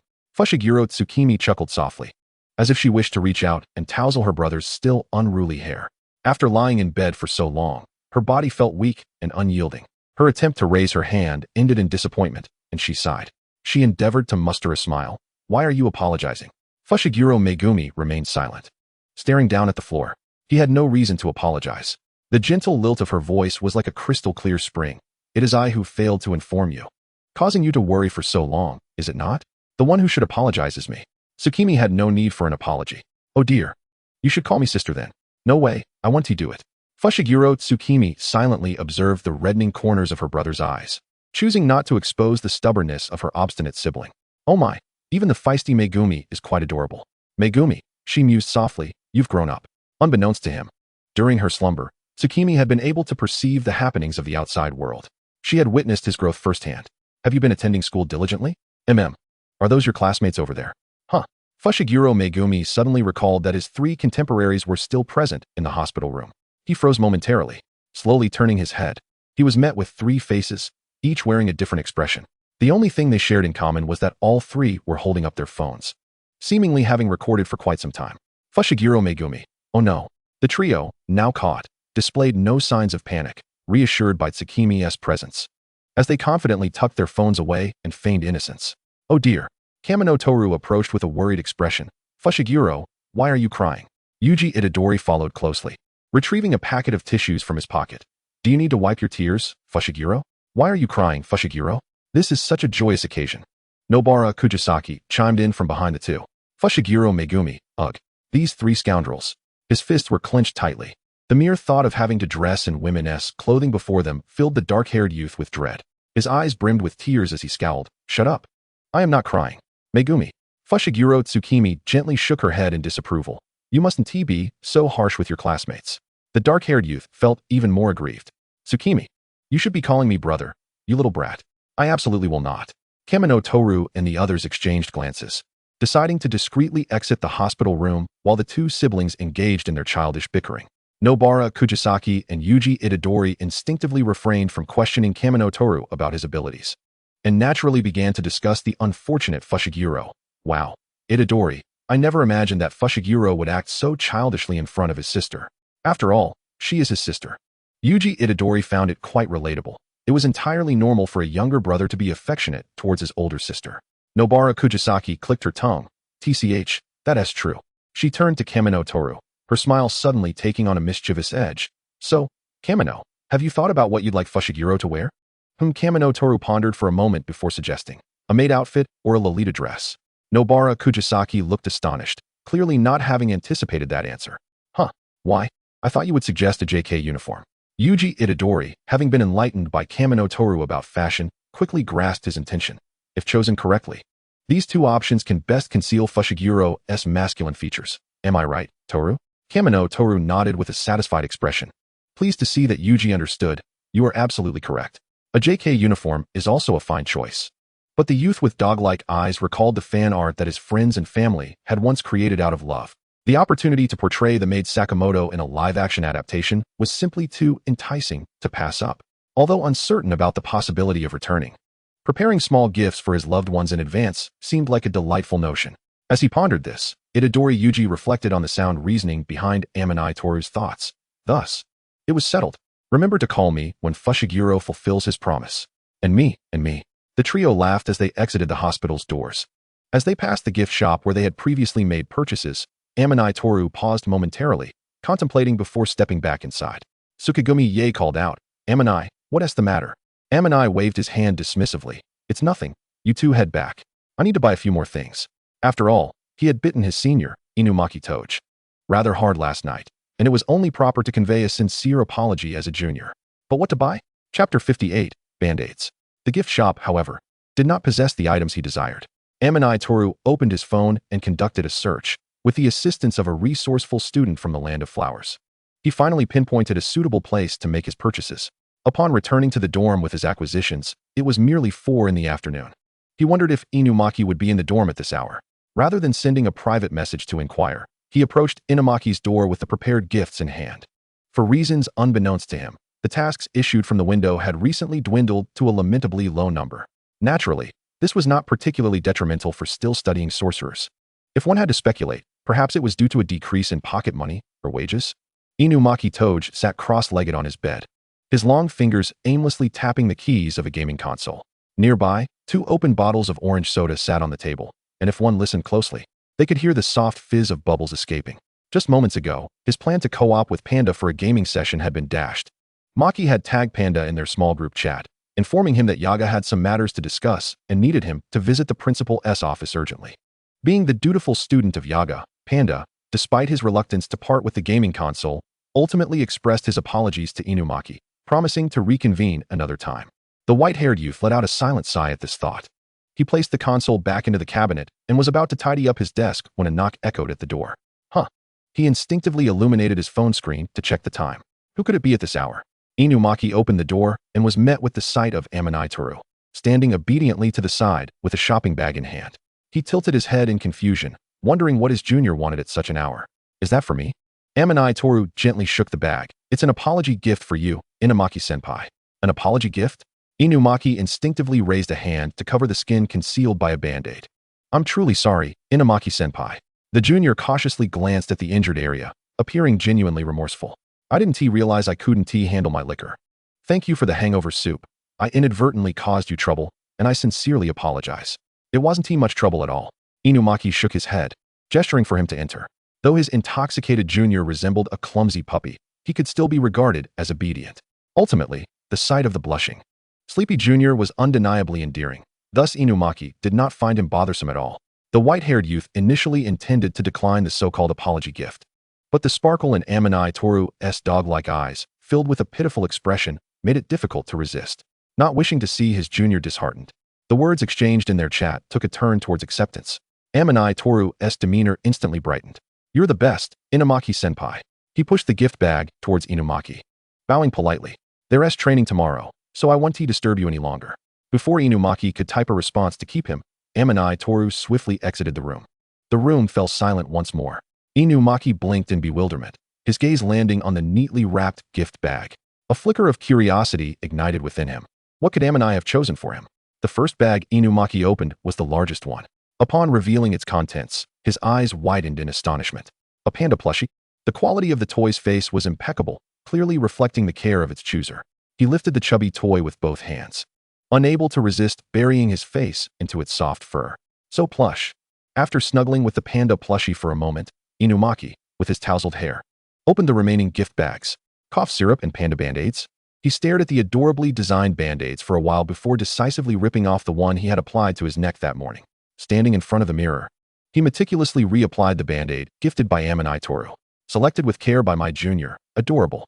It had been 2 hours since Itadori Yuji and Tsukigumi Ye returned to Jujutsu High. The 2 energetic students made their way to the training grounds, inviting the remaining members of their small group to join them if they had returned. As an officially recognized healer, Amanai Toru was not particularly enthusiastic about training, but he would not miss the chance to watch his friends spar. The student from the land of flowers loves a good spectacle. Upon arriving at the training grounds and scanning the surroundings, Amanai Toru discovered that his 2 classmates were absent. He snapped a photo of the empty training area and sent a query to their group chat. Resist the unscrupulous teacher, for words of power are the best. Has the pink-haired one never seen a beauty? Words of power are the best. Image. JPG. Words of power are the best. Did you leave me hanging? Knife. Pink-haired one. I'm so sorry. I forgot to mention. Pink-haired one, Toru. Come to the principal's office. Pink-haired one. Gojo-sensei said he needed to see us. Has never seen a beauty? I'm parched, Toru. Remember to bring us 2 bottles of water when you come. Amanai Toru raised an eyebrow. Gojo-sensei wanted to see them?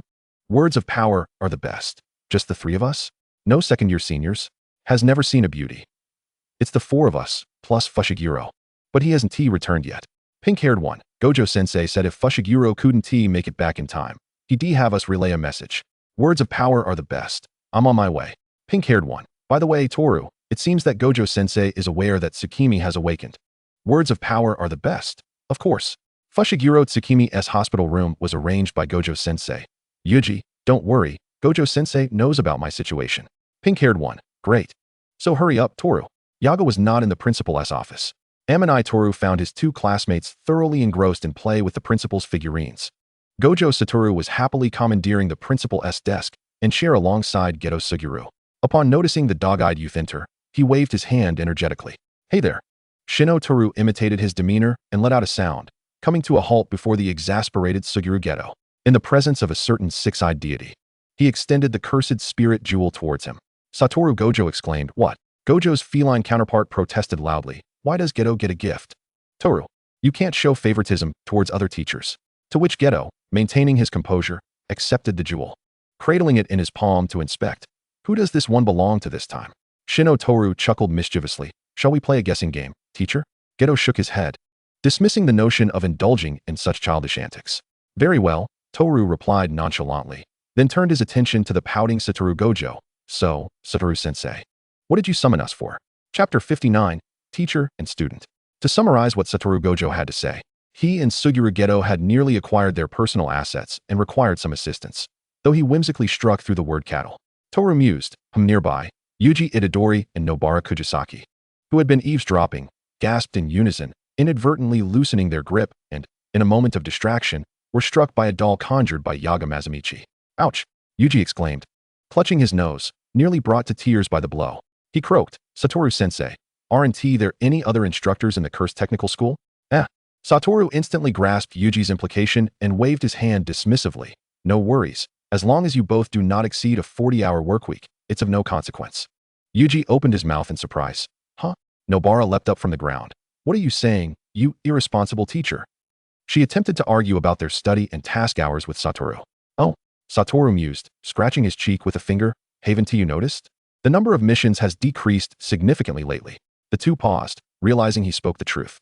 Compared to the frequency of assignments when they first enrolled, they were now enjoying a much more leisurely pace. Satoru's eyes, obscured by his black blindfold, flickered towards Toru's position. Sensing Satoru's gaze, Toru felt a flicker of unease. The cat's smirk involuntarily widened. "Oh dear," he turned his head, pretending not to notice the scrutiny from the white-haired feline. This matter was hardly his fault. Indeed. The next moment, a familiar name slipped from Satoru's lips. The reduction in missions was likely attributable to Sukuna. Nobara wore a look of incredulity, as if the world had gone mad. Yuji could not contain his astonishment. What? When the teacher found out, he was equally shocked. Or rather, he had not anticipated that his students would ultimately outmaneuver Sukuna. Ever since the former king of curses emerged from the barriers surrounding the school for the sake of his past subordinates, the cursed spirits from grade 3 to grade 1 in Tokyo had, like dogs scenting meat, disregarded distance and recklessly rushed to their demise. Their minds were filled with a singular thought. So delicious, so enticing. Devour him. Only by consuming him can they grow stronger.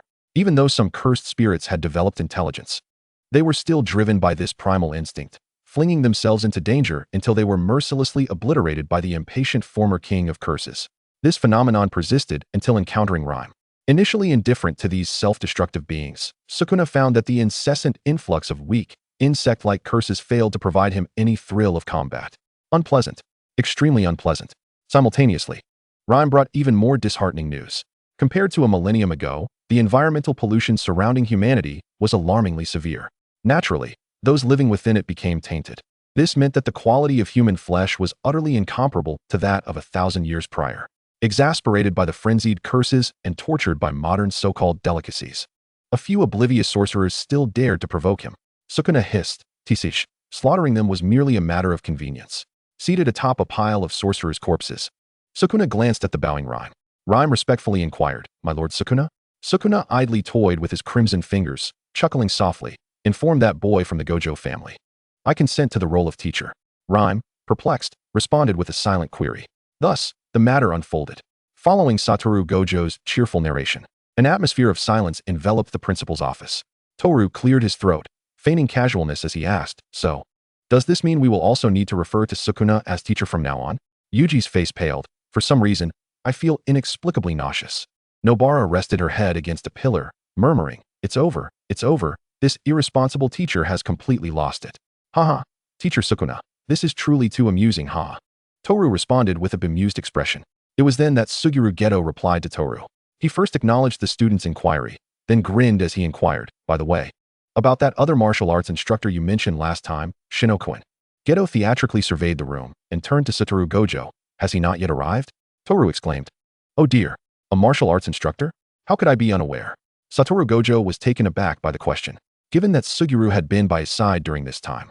If there was something he was unaware of, it was likely something that transpired when Gedo had just been revived.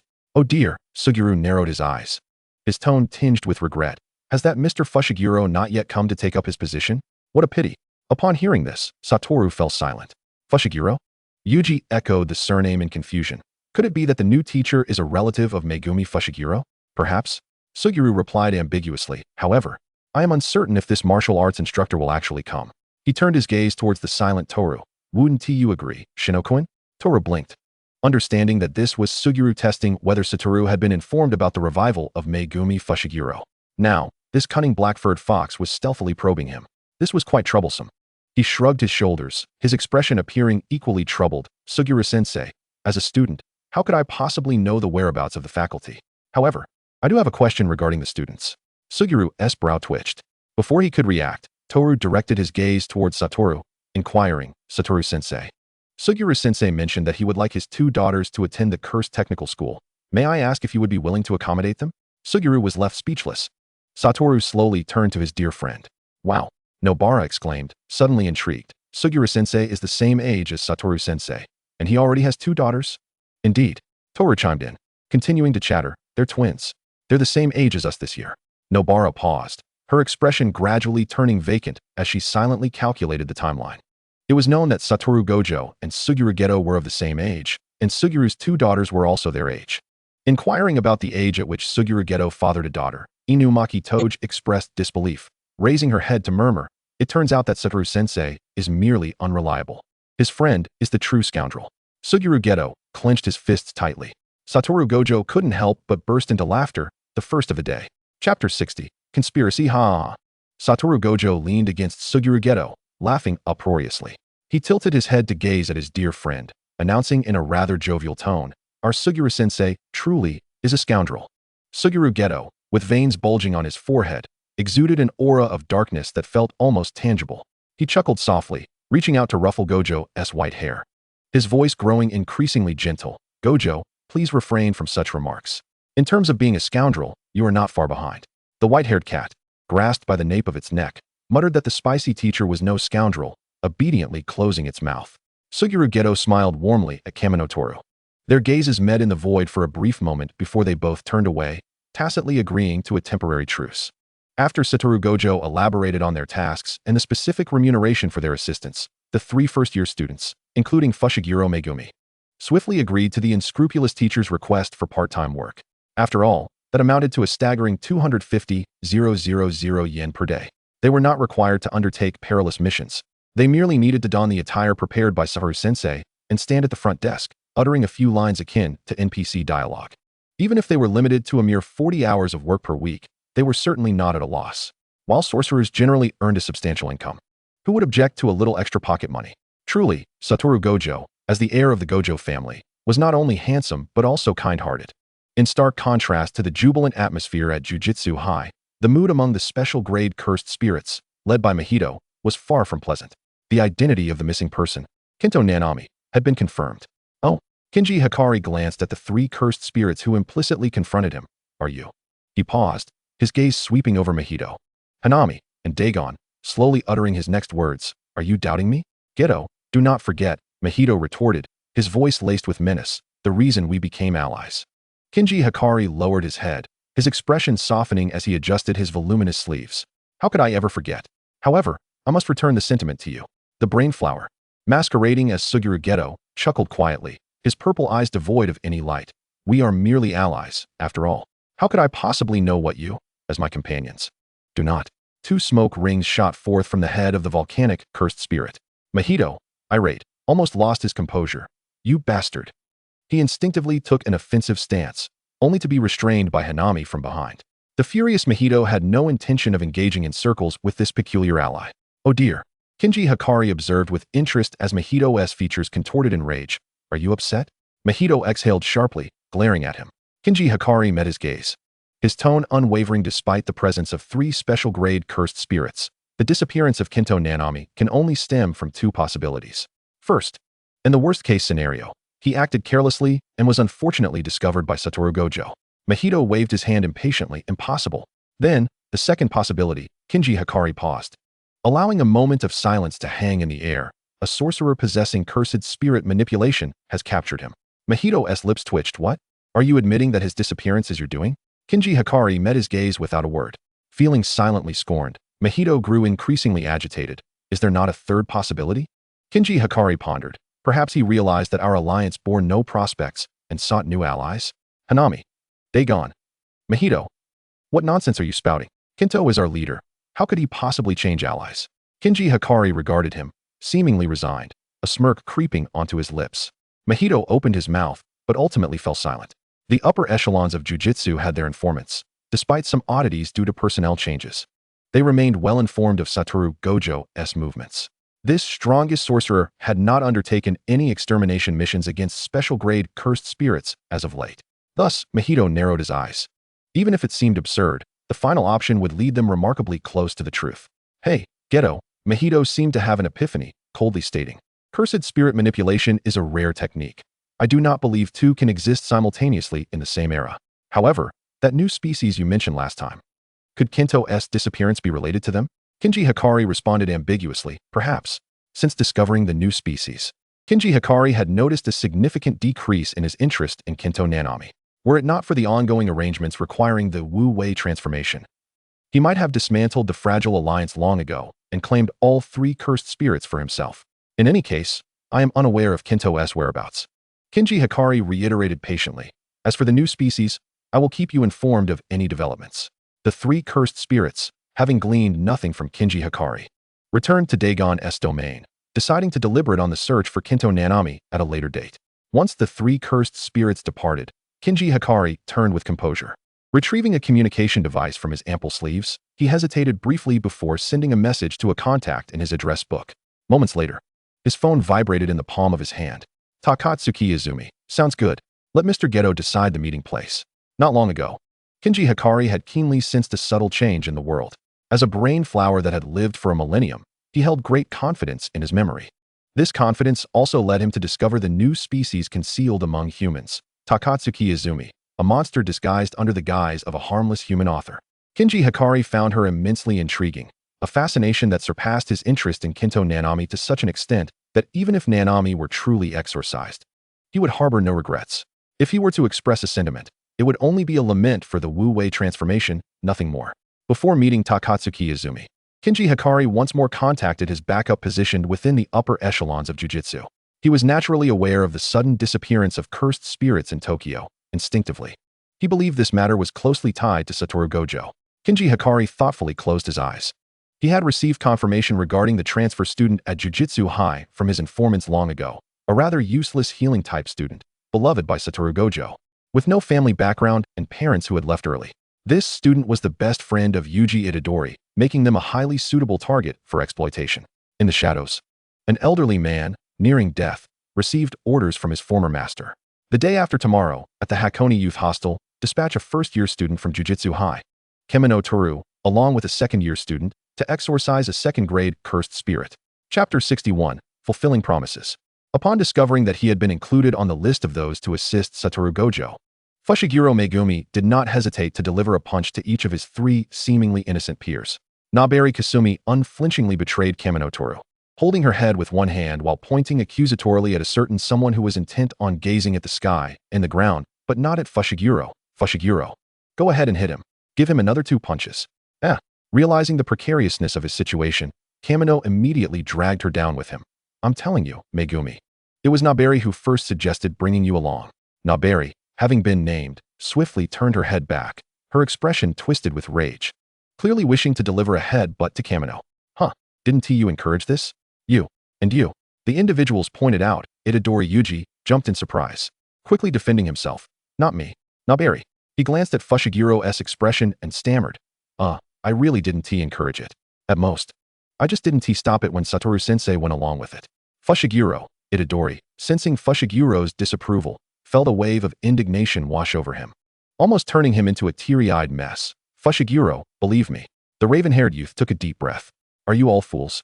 Wasting your training time just to help Satoru-sensei watch the store? But Naberi pouted. That guy is paying us 250,000 yen for a day. Yeah. The pink-haired youth nodded vigorously. Although sorcerers earn a handsome salary, it is tiered based on rank. For instance, he, having only completed one mission, despite its success, could not receive a single yen due to the resurrection issue. To prevent his grandfather, who resided in Sendai, from worrying about him, Itadori often shared only good news. Even when strapped for cash, he had never considered directly asking for money. The part-time job offered by Satoru-sensei was indeed a timely solution to his pressing needs. Fushiguro directed his gaze towards Kamino. Kamino, well then, it's my turn to explain. The youthful boy with dog-like eyes coughed lightly, taking his time to say, just experiencing what it's like to work part-time? Fushiguro, Itadori, Naberi. She shot a complex look at her peer. All right. Go back to your room, young master. Upon returning to the dormitory, Kamino flopped onto the soft bed behind him. As he reminisced about the produce from his friends back in the original world, he leisurely activated his words of power. Before long, a square box adorned with a bow suddenly appeared on Kamino's desk. Resist the unscrupulous cat teacher, for words of power are the best. Jiang. Image, JPG. Words of power are the best. The runaway princess, guess what it is? Haven't you seen a beauty? You brat. Haven't you seen a beauty? Open it, and take another photo, please. Pink-haired Tora. Toru, your speed is too much. The runaway princess. You. Words of power are the best. Hee. Words of power are the best. Megumi, it's time for you to fulfill your promise. The runaway princess. I told you not to call me Megumi. The runaway princess. Fine. Haven't you seen a beauty? I have a camera, a full-length mirror. And makeup here. Hurry up. Pink-haired Tora. Coming. Words of power are the best. Here we go. The runaway princess.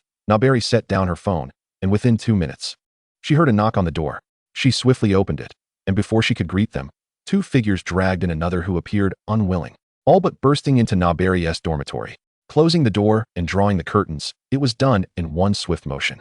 Naberi, TSK. Never mind. Why bother with reckless decays? Her gaze fell upon the exquisitely packaged box, and her curiosity piqued. Kamino didn't give Fushiguro a chance to regret it. Fushiguro stood rigidly, staring at the open box. He extended 2 fingers and gingerly lifted the soft fabric from within. A long dress, black and white in hue. Fushiguro. Very well, it's a maid outfit. The anxiety that had been hanging in the air dissipated. How does it look? Kamino eagerly turned to his peers.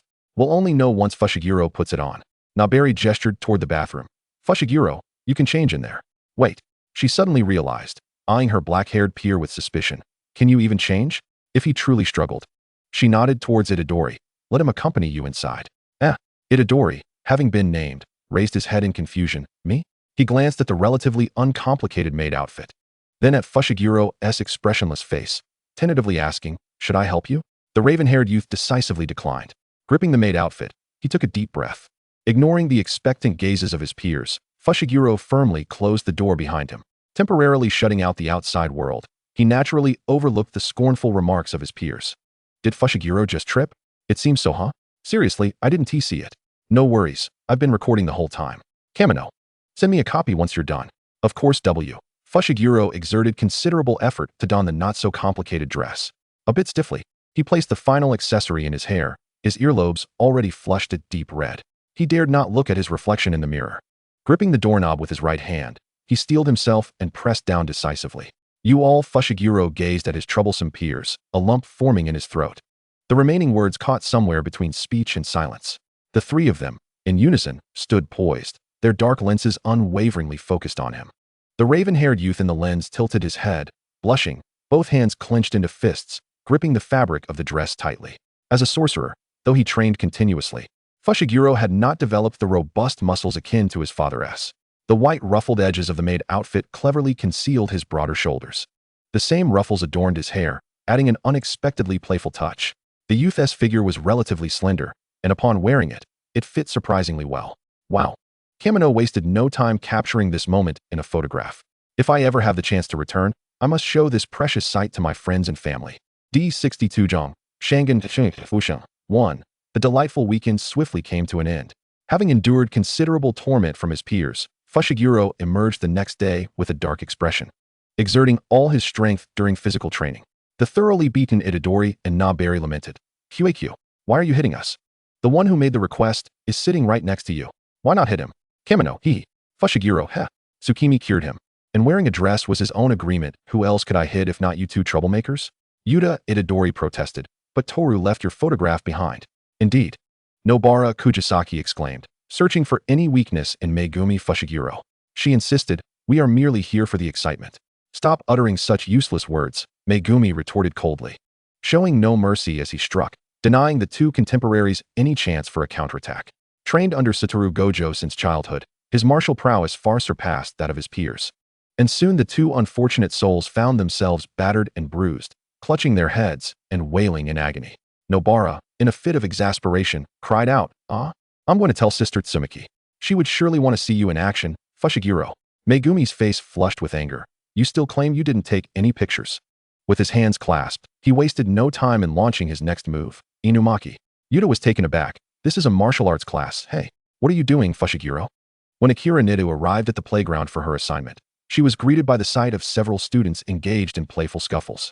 Toru Kamino sat quietly nearby, instinctively turning his head as he sensed someone approaching. Nida-senpai? Akira nodded slightly, a file folder tucked under her arm. Kamino-kun, it's been a while. She glanced around hesitantly and asked, is Mr. Gojo not here? Mr. Gojo?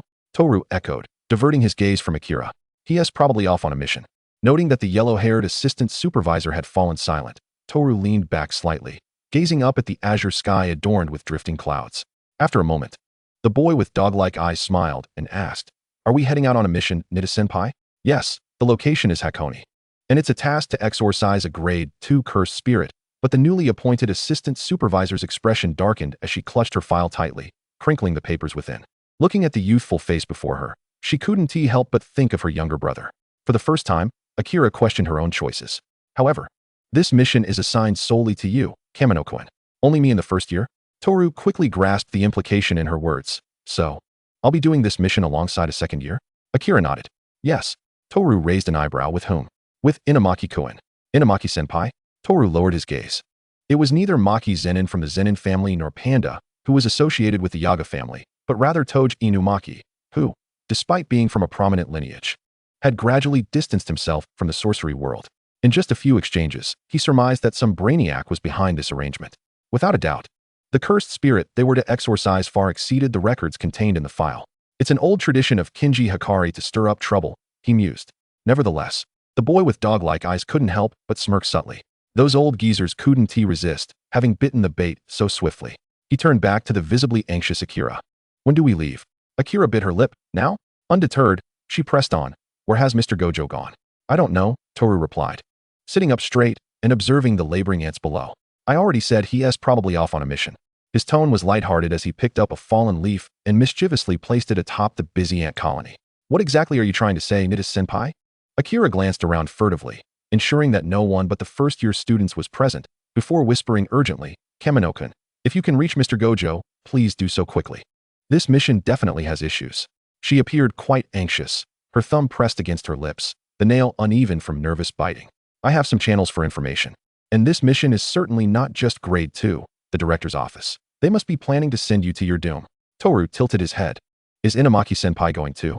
Akira hesitated. Inumaki-kun is a semi-first grade. He was notified by another assistant supervisor. In any case, if we can avoid this mission, we should. It's infuriating. If only Mr. Gojo were here. The boy before her seemed oblivious to her concerns as he brushed away the excess dust with a wave of his hand. No, I will do it. Akira momentarily lost her voice, stammering before finally expressing incredulity. You're walking into certain death. Is it really that dramatic, Nida-senpai? The director's office wouldn't deceive us, right? It's just a grade 2 cursed spirit. Toru's demeanor resembled that of an overconfident amateur sorcerer, lacking in ability, yet brimming with arrogance. Their lives often seemed predictable and straightforward. Foolish madman. Akira studied him in silence for a moment before finally slumping her shoulders. Very well, please follow me. The drive from Tokyo to Hakone took approximately 2 hours, and they were nearing the end of their journey. Accompanying the two students on this mission was solely Akira Nida. She glanced at her two students in the rearview mirror, steeling herself as she began to explain the details of their task. Since May, 5 couples had gone missing at the Floating Life Inn.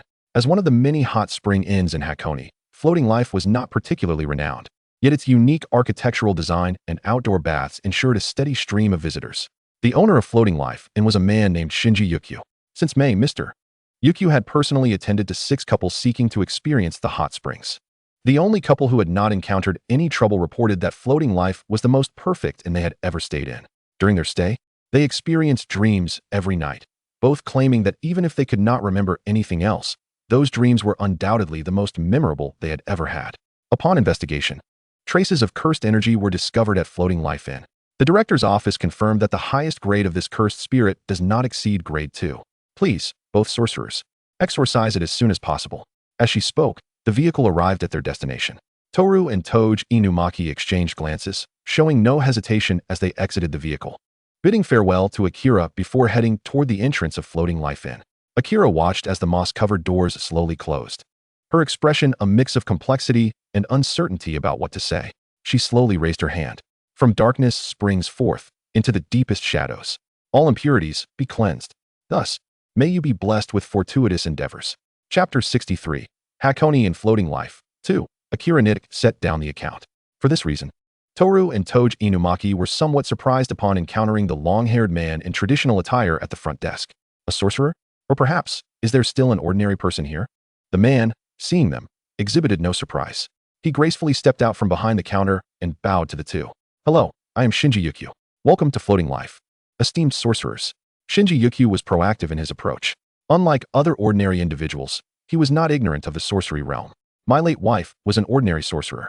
As he spoke, he led the two young men to the door of the room that had been identified by the director's office as having the most severe traces of impurity.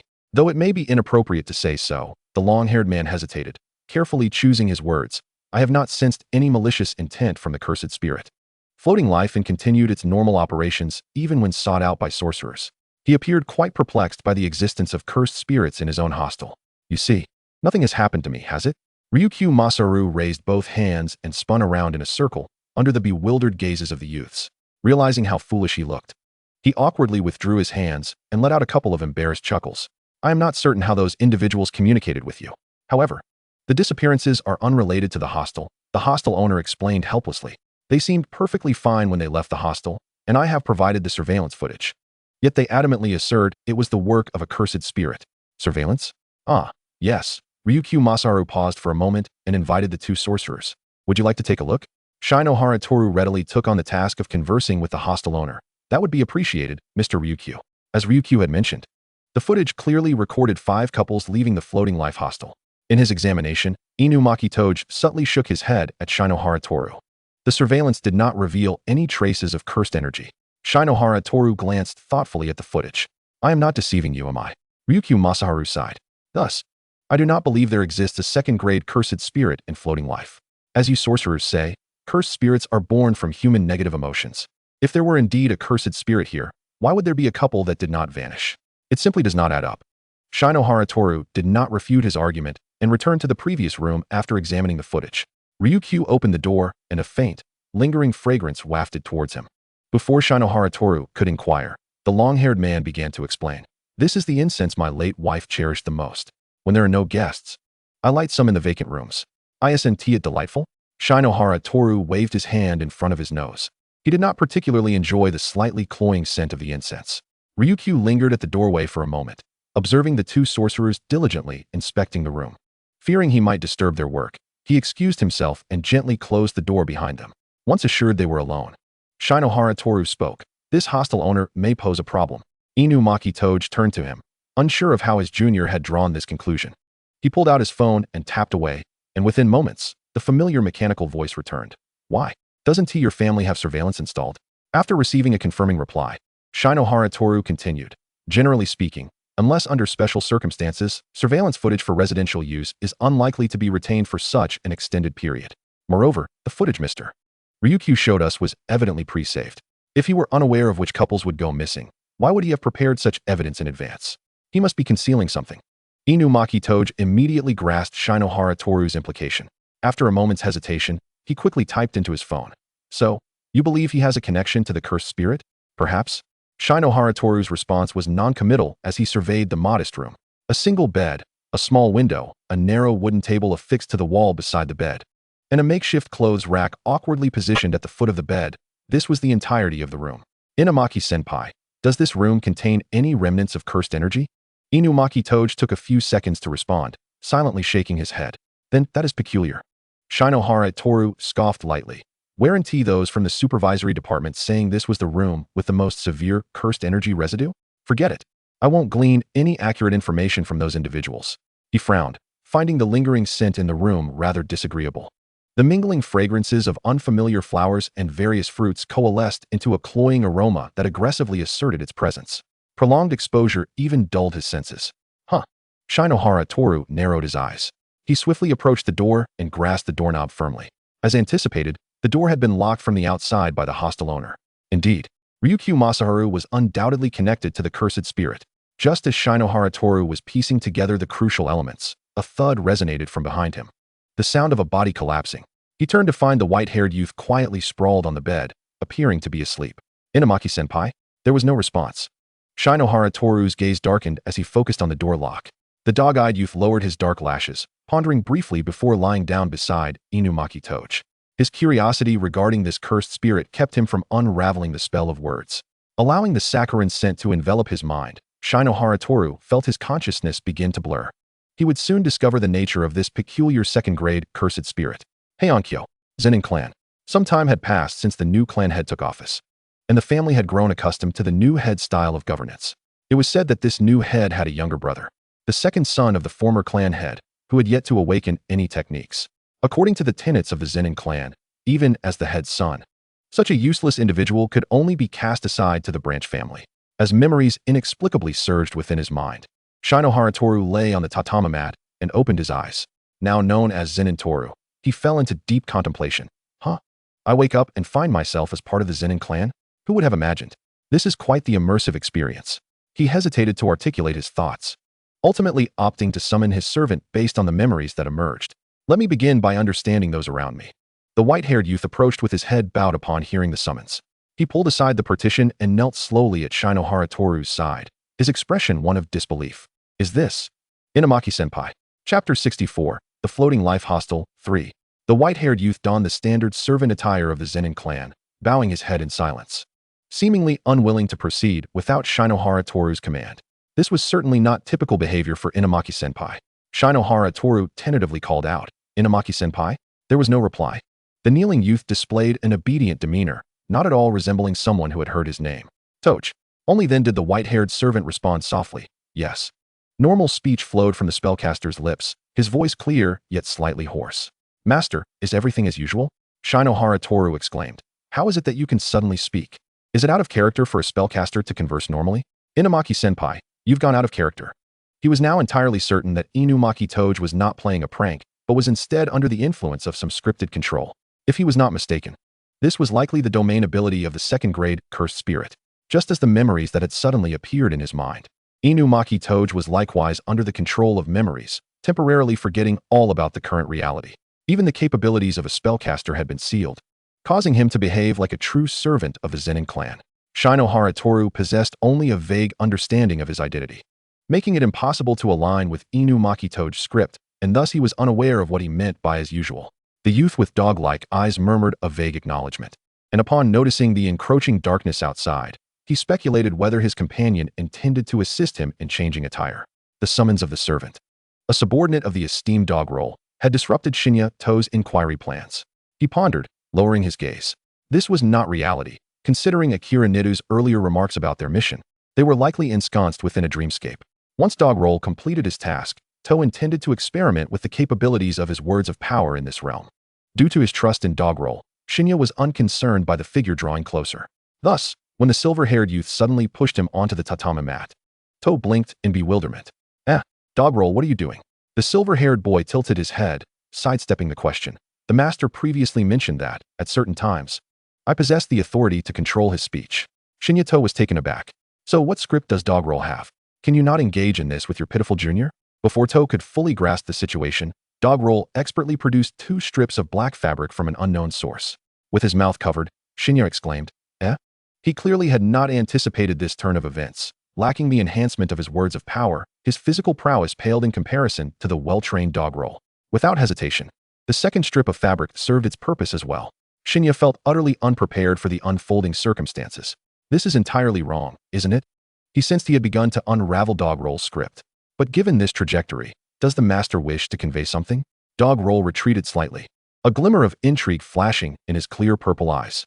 He dismissed Shinya's continuous struggles as merely a new game between the master and himself. The silver-haired youth pulled a blanket over his head and mumbled, "It's all right, master, we can discuss it after it's over." The events had spiraled beyond Shinyato's control. The dream's narrative adhered to its own logic, guiding the characters along a predetermined path with unwavering resolve. Shinya felt discomfort. The silver-haired servant gently untied the strips from around his master. Shinya struggled to steady his breathing, his eyes reddening as he glared at the disobedient servant. "Don't." The silver-haired servant tilted his head, holding the previous black strip to his mouth. He smiled innocently and rolled his throat. "Master, I apologize." Shinya stared blankly at the familiar face, abruptly raising his hand to cover his eyes. What sort of script is this? Although he yearned for closeness with his senior and acknowledged his own flaws, this unexpected turn was overwhelmingly abrupt. Doggerel, could you refrain from following the script? He mused that he was indeed not a good person. If he lost control, Doggerel would undoubtedly pursue him once they returned to reality. Doggerel, seemingly oblivious to Shinya's inner turmoil, hesitated before asking, "Master, shall we not continue?" Shinya lowered his hand, harboring vague suspicions about the script. "What?" The silver-haired servant, unsure how to articulate his thoughts, tentatively inquired, "Are you unwell, master?" Shinya choked slightly, but ultimately replied honestly, "No." Doggerel nodded. "Then, it is your turn now." As dawn approached, Shinyato, having reluctantly engaged in the game throughout the night, finally deciphered the majority of the script. He was the younger brother of the newly appointed head of the Zenin family, the second son of the previous head. Doggerel had remained as his sole attendant after he was relegated to the branch family. In simpler terms, Zeninto could not endure the disparity between himself and his elder brother, and lacking the capacity to go mad. He had gradually grown accustomed to exerting the only authority he could wield through his servant. His weakness precluded him from even the opportunity to distribute women, leading him to retaliate by entangling himself with the servant. Shinyato sighed. A rebellious cursed spirit, a rebellious script. While he felt elated to be close to his senior, he endeavored to disregard the fact that the protagonists were essentially himself and Doggerel, resolving to test his words of power the moment Doggerel departed. He began to conjecture. Given that all the incidents involved couples, the continuation of this script surely would not be a test of emotions, right? Zeninto would eventually acquire a technique and then abandon the silver-haired servant, perhaps? Shinya could not suppress a peculiar expression. If Doggerel retained memories of this experience upon returning to reality, he was mildly curious about the latter's reaction. After being attended to and cleaned up, the silver-haired servant bowed to Shinyato, drew the screen closed against the early morning light, effectively shrouding the room in shadow. Shinya reclined on the tatami mat, his body, now clad in fresh garments after a hot bath, feeling lethargic and disinclined to move. The pain from friction persisted despite the application of soothing ointment. The youth with dog-like eyes tilted his head, contemplating whether his words of power would still be effective on himself. He softly activated his words of power, and at the moment the command left his lips, the pain and itchiness in his legs vanished completely. Shinya raised an eyebrow, flipping over to sit upright. He attempted to use his technique once more. As expected, there was no response. This meant that upon entering this domain, one not only lost their original memories, becoming fully immersed in the script, but if the individual was a sorcerer, they would also temporarily lose their techniques based on the content of the script. This was quite intriguing. If he could condense this cursed spirit into a sphere to present to Suguru, would it potentially enhance the hospital's chances of success? Perhaps immersive scripts could be incorporated into surgeries? After pondering the eccentric teacher with the odd hairstyle for a moment, Shinya redirected his attention back to the script. Since he could utilize his words of power, he could easily pull himself and Doggerel back to reality. Yet, as a player accustomed to accompanying friends through various immersive game studios, he felt a flicker of interest in this immersive roleplay. Although it is highly likely that this is an emotional script, I may not be adept at it, but I enjoy playing. Thus, the first step in commencing the game was to delve into the backgrounds of others. Not long after exiting the branch family, Shinya encountered a servant sent by his elder brother, Zenin Mado. "I have been instructed by Lord Mado to request your presence, Master To." Shinya nodded in acknowledgement. Following the servant, before long, he found himself facing Zenin Mado, who stood with his hands clasped behind his back at the pond's edge. After delivering Shinya, the servant withdrew. Zenin Mado observed the koi competing for food for a while, before leisurely turning around with a smile, inquiring, "Did you rush out without your black hat?" Shinya gazed at the familiar face, marveling at the meticulousness of the script crafted by the cursed spirit, and returned the smile, saying, "I wasn't specifically coming out to see you. Is that so?" Zenin Hachin and Shinjiro's pupils were as dark as the abyss, his smile failing to reach his eyes. Yet his tone was imbued with a genuine concern for his younger brother. Are you accustomed to living alone in the annex? Do you require me to send over additional attendants? As he spoke, a faint look of distress crossed his features, and his folding fan gently tapped against his palm. It seems only a single male servant remains at the annex. The man feigned a click of his tongue. I suppose you find it challenging, don't you? Shinjiro tilted his head slightly, lifting his gaze to inhale the air, and then displayed a hint of perplexity. Brother, have you perhaps indulged too much in tea today? He waved his right hand as if fanning himself. This is indeed a flavor I have never encountered before. Oh my, what splendid tea this is. Zenin Hachin's smile faltered, sensing that this fool had uttered nothing commendable. Yet, the millennia of generational gap rendered him unable to grasp the true essence of good tea. Maintaining his composure, he responded to Shinjiro's words. This was a gift from father. Do you require some as well? Shinjiro was disinclined to continue discussing the art of tea. Despite this fleeting encounter, he discerned the decaying essence that permeated the new head of the Zenin family, akin to those overripe oranges of the future, merely lacking the wrinkled skin. He mimicked Hachin's usual demeanor and swiftly interrupted his brother's inquiry, his brow furrowed, impatience evident in his words. State your business quickly. You remain as consistently unruly as ever. Hachin bore no anger, silently observing his younger brother, who was garbed in hunting attire, tall and slender, resembling a woman long unseen. Though of little use, he was indeed blessed with striking features. At least he was utilized well. Hachin lowered his gaze, seemingly genuinely concerned for his brother. Shinjiro, father wishes for you to take a wife for the Zenin family. Though she is merely a commoner, she possesses commendable abilities. She would be more than adequate for you. Shinjiro surmised that the pause was likely to include an insult directed at Hachin, yet it was evident that Hachin recognized the moment was not right to provoke him. Thus, swallowing his words, the youth, with dog-like eyes, adhered to his character and let out a cold huff. I shall not marry. Hachin feigned exasperation as he gazed at this brother of his. You need to be a compliant child. Perhaps then father will regard you with a modicum of respect. Shinjiro. He barely stifled the urge to retort with an insult, continuing to play along with the script. Then let him come seek me himself. Father is likely too busy to spare the time. Hachin had long since seen through his dim-witted brother's intentions and sighed. Shinjiro. There is a reason father has kept you in the annex. You have yet to awaken your abilities, and your physical prowess is lacking. Father cannot even place you in the bodyguard unit. He keeps you here to protect you. Look, those collateral branches do not bully you for your inability to awaken. You ought to learn gratitude. Hachin regarded him with the eyes of a parent observing a troublesome child. At your age, you ought to find a suitable woman to marry and bear a valuable heir, if only to provide father with some assurance. Do not let father down, brother. The man placed his hand meaningfully on the youth's shoulder, and even when shrugged off, his expression betrayed no hint of anger. Miss, and will meet with you tomorrow. Please take care of your affairs beforehand. Understand your position and refrain from any further misconduct. With that, he paid no mind to the boy, who had lowered his head, and leisurely turned to depart. Shinjiro's lips curled into a slight smirk, his dark red eyes idly observing the ground. 3, 2, 1. With a gasp, the head of the Zenin family, who had just been so high and mighty, slipped and fell straight into a rather deep pond. Still immersed in the script, Shinjiro chuckled softly, unfazed by the confusion and fury of those behind him, happily returning to seek out his senior, Dogyaki, for comfort. You think you can manipulate the exemplary student of the Tsukigawa family? Huh, how ridiculous.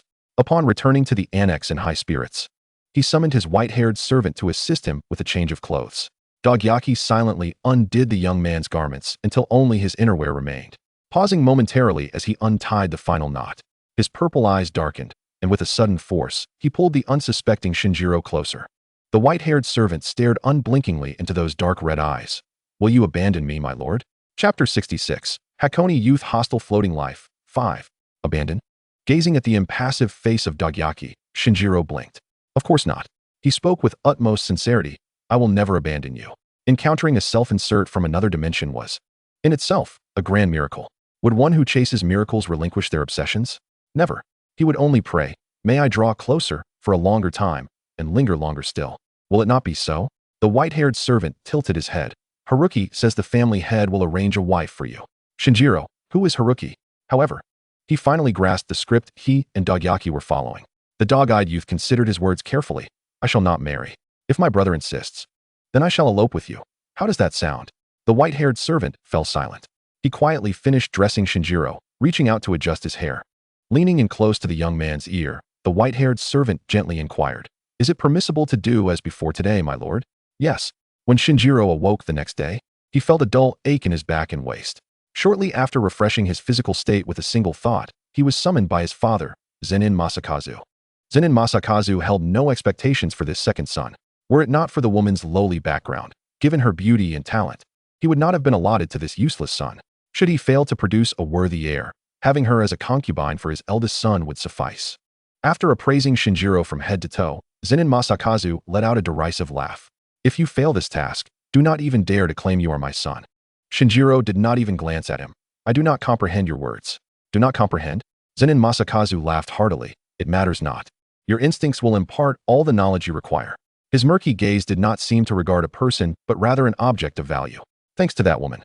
This second son indeed possessed handsome features. This would also become one of his bargaining chips.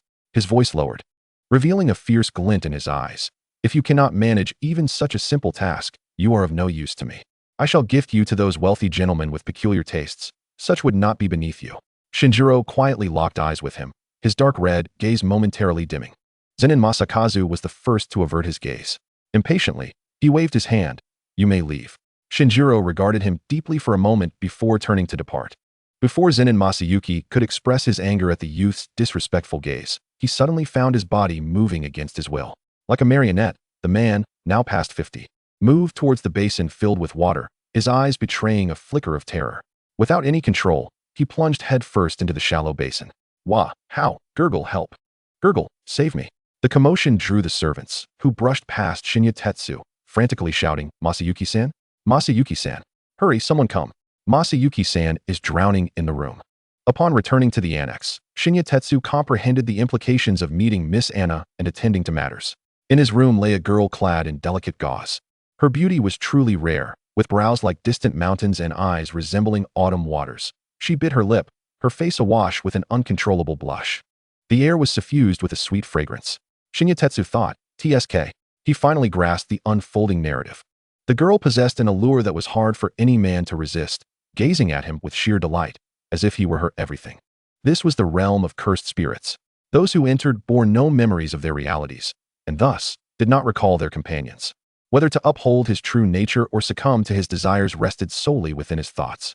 Shinya Tetsu silently bowed his head, lost in contemplation, ignoring the girl's pleas. The boy with dog-like eyes quietly closed the door. In that instant, he caught sight of a grim-faced, white-haired servant who had been standing nearby for an unknown duration. Shinya Tetsu was momentarily at a loss for whether to utter the classic phrase, "It's not what you think." The white-haired servant disregarded Shinya Tetsu's hesitation, abruptly pulling him into a partitioned area, pushing him to the ground before swiftly locking the door. Everything unfolded just as it had on the first day. Just as Shinya Tetsu sighed in relief, believing it was nearing its conclusion, the white-haired servant showed no signs of stopping, causing the boy to widen his eyes in alarm. The black cloth strip binding his mouth fell away before he could react. Wait, Dagyaki-senpai. He instinctively shrank back, only to be seized by the white-haired servant. Does the master wish to leave me? Shinya Tetsu was bewildered. He never anticipated that Dagyaki Taki would possess a darkened script. This script is indeed replete with elements. After all, this was not reality. While he yearned to be close to Dagyaki-senpai, it did not extend to taking advantage of another. They were sorcerers, and whether they retained their memories upon returning to reality was uncertain. As he muttered no, he swiftly loosened the now slack cloth strip from his mouth. The dream showed no signs of ending, and the script had yet to conclude. Shinya Tetsu attempted to explain. I did not know that the meeting with Zenin and the others would take place here. Suddenly, he was yanked downward, and the boy with dog-like eyes pressed his hands forcefully against the white-haired servant's chest. This cannot be allowed. Gritting his teeth, Shinya Tetsu half supported himself upright, one hand firmly gripping the servant's face, activating the language switch. Awakened from the dream, Dagyaki-senpai. Chapter 67. The Floating Life of Hakone Inn. 6. The first to awaken from the single room of the inn was Shinya Tetsu. Even upon returning to reality, traces of the dream persisted within his unoccupied form. Trembling, he blinked in confusion. The incense in the room had been nearly exhausted. Turning his head, his dark red eyes met the drowsy gaze of Dagyaki Taki. The white-haired boy was just beginning to awaken from a lengthy dream, still not fully shedding the identity of a Zenin family servant, and upon seeing a familiar face, he instinctively opened his mouth to speak. Master? Shinya Tetsu swiftly placed a hand over his mouth. The familiar scent of fruit lingered at the tip of his nose, and Dagyaki Taki's muddled mind finally experienced a moment of clarity. Had he fallen asleep during the mission? It seemed he had also dreamt. As a sorcerer's instinct kicked in, Dagyaki Taki immediately recognized that this was no ordinary dream, but but rather a cursed spirit's technique, a domain effect. In an instant of realization, memories from the dream surged like a tide through the white-haired boy's mind. The dimly lit annex, the soft-skinned noble youth, and finally, the Taki's eyes widened as he froze on the bed. Not only that, the unfinished business from the dream seemed to manifest in his real body. He instinctively glanced toward the young man who was perilously close to him. It was evident what had transpired. The younger had shared the same dream. Moreover, he too remembered. This meant the white-haired boy hastily lowered his gaze, a wave of heat rushing from his soles to his brain. In mere seconds, his entire body flushed crimson. Having never experienced such a thing, Taki's mind went blank. He certainly recalled what he had done to Shinya Tetsu in the dream, even though it was not reality. The well-mannered youth instinctively placed himself in the position of the perpetrator. While he contemplated apologizing via phone, inquiring if the younger was all right, he could not help but focus on the hand that the younger had placed over his mouth. By some strange twist of fate, Taki slightly parted his lips. Both were momentarily taken aback. The white-haired boy blinked, his violet eyes filled with confusion. He had completely crashed. Oh, Shinya Tetsu, having shed his embarrassment due to the self-imposed circumstances, did not retract his hand, instead observing with keen interest as Taki's expression slowly crumbled. Crumbling? Feeling ashamed? This is simply splendid. He leaned in closer. Tagyaki-senpai? The warmth of their breath mingled in the air, with his mouth covered yet enveloped in warmth. Taki found it difficult to breathe, instinctively grasping the wrist of the person before him and pulling down. Master? A hint of amusement danced in Shinya Tetsu's eyes as he deftly escaped the white-haired boy's grasp. The younger swiftly mounted him, empowered by the language technique. He easily subdued Taki, who was meant to be the senior. He chuckled softly, leaning down. It felt as if dreams and reality had exchanged places. As reality intertwined with the dream, Taki felt inexplicably trapped. After quite some time, they finally tidied themselves up. Shinya Tetsu emerged from the shower on the left side of the bed, a towel lazily draped over his damp hair, arms crossed, leaning against the doorframe. He found amusement in the sight of Taki sitting upright, poised. Do you have something to say to me, Tagyaki-senpai? Taki nodded, activating the voice function on his phone, a mechanical voice filling the room. Shinya, I will take responsibility for you. Responsibility? Shinya Tetsu tilted his head. I do not require Tagyaki-senpai to take responsibility, you know? Of course, he paused momentarily. I truly do hold feelings for you, senpai. Shinya Tetsu was not someone lacking in the ability to speak his mind.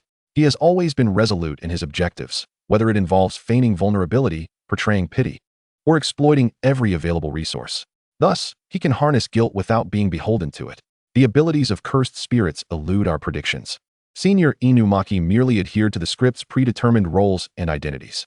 There is no need for Senior Inumaki to feel responsible for this on my behalf. Inumaki Toge quietly observed him, the reflection of Kamino Toru's nonchalant smile shimmering in his violet eyes. He let his gaze fall, fingers tapping characters on the screen of his phone. Yet, you two have lost your memories, manipulated by the script. You were forced to accept your identity, compelled to entangle yourself with him. If the junior refuses acceptance, what am I to do, Kamino? Kamino Toru blinked. Wait a moment. It seems the situation diverges from what he understood. What does it mean that he too has lost his memory? After all, he had called Inumaki Toge's name the moment he entered the dream to summon his servant. He even uttered words that suggested Senior Inumaki was out of character. Ultimately, he had directly employed words of power to extricate both himself and Inumaki Toge from the dream. Does Inumaki not recall any of this? Kamino Toru tilted his head, thoughtfully wiping his damp hair. Did that cursed spirit do something? He pondered this for a while before setting the hypothesis aside and meeting the earnest gaze of those purple eyes once more. Kamino Toru couldn't help but smile. His gaze drifted from the soft, tousled hair to the serpentine curse markings at the corner of his mouth. Beneath the simplicity of his uniform lies the physique of a sorcerer. Senior Inumaki's voice, when speaking normally, is irresistibly charming. Those violet eyes are so beautiful. He wishes to remain the object of that gaze indefinitely. However, will Senior Inumaki continue to look at me? Inumaki Toge did not anticipate that Kamino Toru's first response would be this. Feeling his ears flush with warmth, he momentarily forgot how to reply amidst the fluster. Sensing the anticipated silence, Kamino Toru narrowed his eyes and altered his question. Is Senior Inumaki willing to do anything? This time, Inumaki Toge responded swiftly, yes. According to his own thoughts, Kamino Toru spoke slowly. It would be unfair for Senior Inumaki to bear responsibility for such matters. How about we strike a compromise? The boy with dog-like eyes smiled gently, his demeanor innocuous. During the days leading up to the reblooming of the cherry blossoms, please spend this time with me. Senior Inumaki. After 3 months, we shall consider this matter settled. What does Senior Inumaki think? Inumaki Toge gazed at him intently and nodded after a moment. All right. Chapter 68. The transient life at the Hakone hostel, and the sound of knocking shattered the enchanting atmosphere within the room. Kamino Toru tossed aside his towel. His damp hair tousled as he opened the door. Ryuki Masashi's hand hovered in midair upon seeing the two. A flicker of understanding crossed his eyes. Should I wait a bit longer? No need. Kamino Toru casually swept his bangs aside. His expression remarkably calm. If you have something to say, Mr. Ryuki, please speak directly. The long-haired man naturally withdrew his hand, tucking his flowing locks behind his ear. I apologize. He began apologetically. This is a requirement from the household. Every couple deemed suitable by her is brought to this room to undergo a test. The newly contracted couple, I'm terribly sorry for deceiving you both. As he expressed his apologies, Ryuki Masashi relaxed into a smile. Before you are apprehended. Would you care to hear a story? It is a rather cliched tale. A poor boy and a wealthy young lady elope. Ryuki Ryo is the wife of Ryuki Masashi. Her family is affluent, yet retains the warmth of an ordinary household. Ryuki Ryo possesses a mother with exceptional business acumen and a father entangled in the Yakuza. She bears her mother's surname. According to Ryuki Ryo, her father hails from a prestigious lineage but is merely a feckless branch, meandering through life in the family's shadow. Until influenced by a cousin younger than him, he naturally distanced himself from the family. Lacking capability, the family didn't even bother to search for him. In contrast, her father, fearing the family's pursuit, chose to marry into her mother's family. Ryuki Ryo was doted upon by both her parents, and even after awakening her technique, her abilities could only afford her the status of a third-grade sorcerer at best. Her father imparted all his skills to her, not to save others, but solely for her self-preservation. The man did not conceal the realities of the sorcerer world from Ryuki Ryo. He had asked his daughter, ultimately receiving the response that she wished to secure admission to her desired university. Life continued in its orderly fashion until Ryuki Ryo encountered Masashi. They met, grew to know one another, and fell in love. How peculiar. At the height of their affections, Ryuki Ryo teasingly remarked, how could Masashi have no surname? Masashi smiled internally in response. How could a runaway servant possess a surname? But it mattered not. The girl's smile shone brightly under the sun. I can share my surname with Masashi.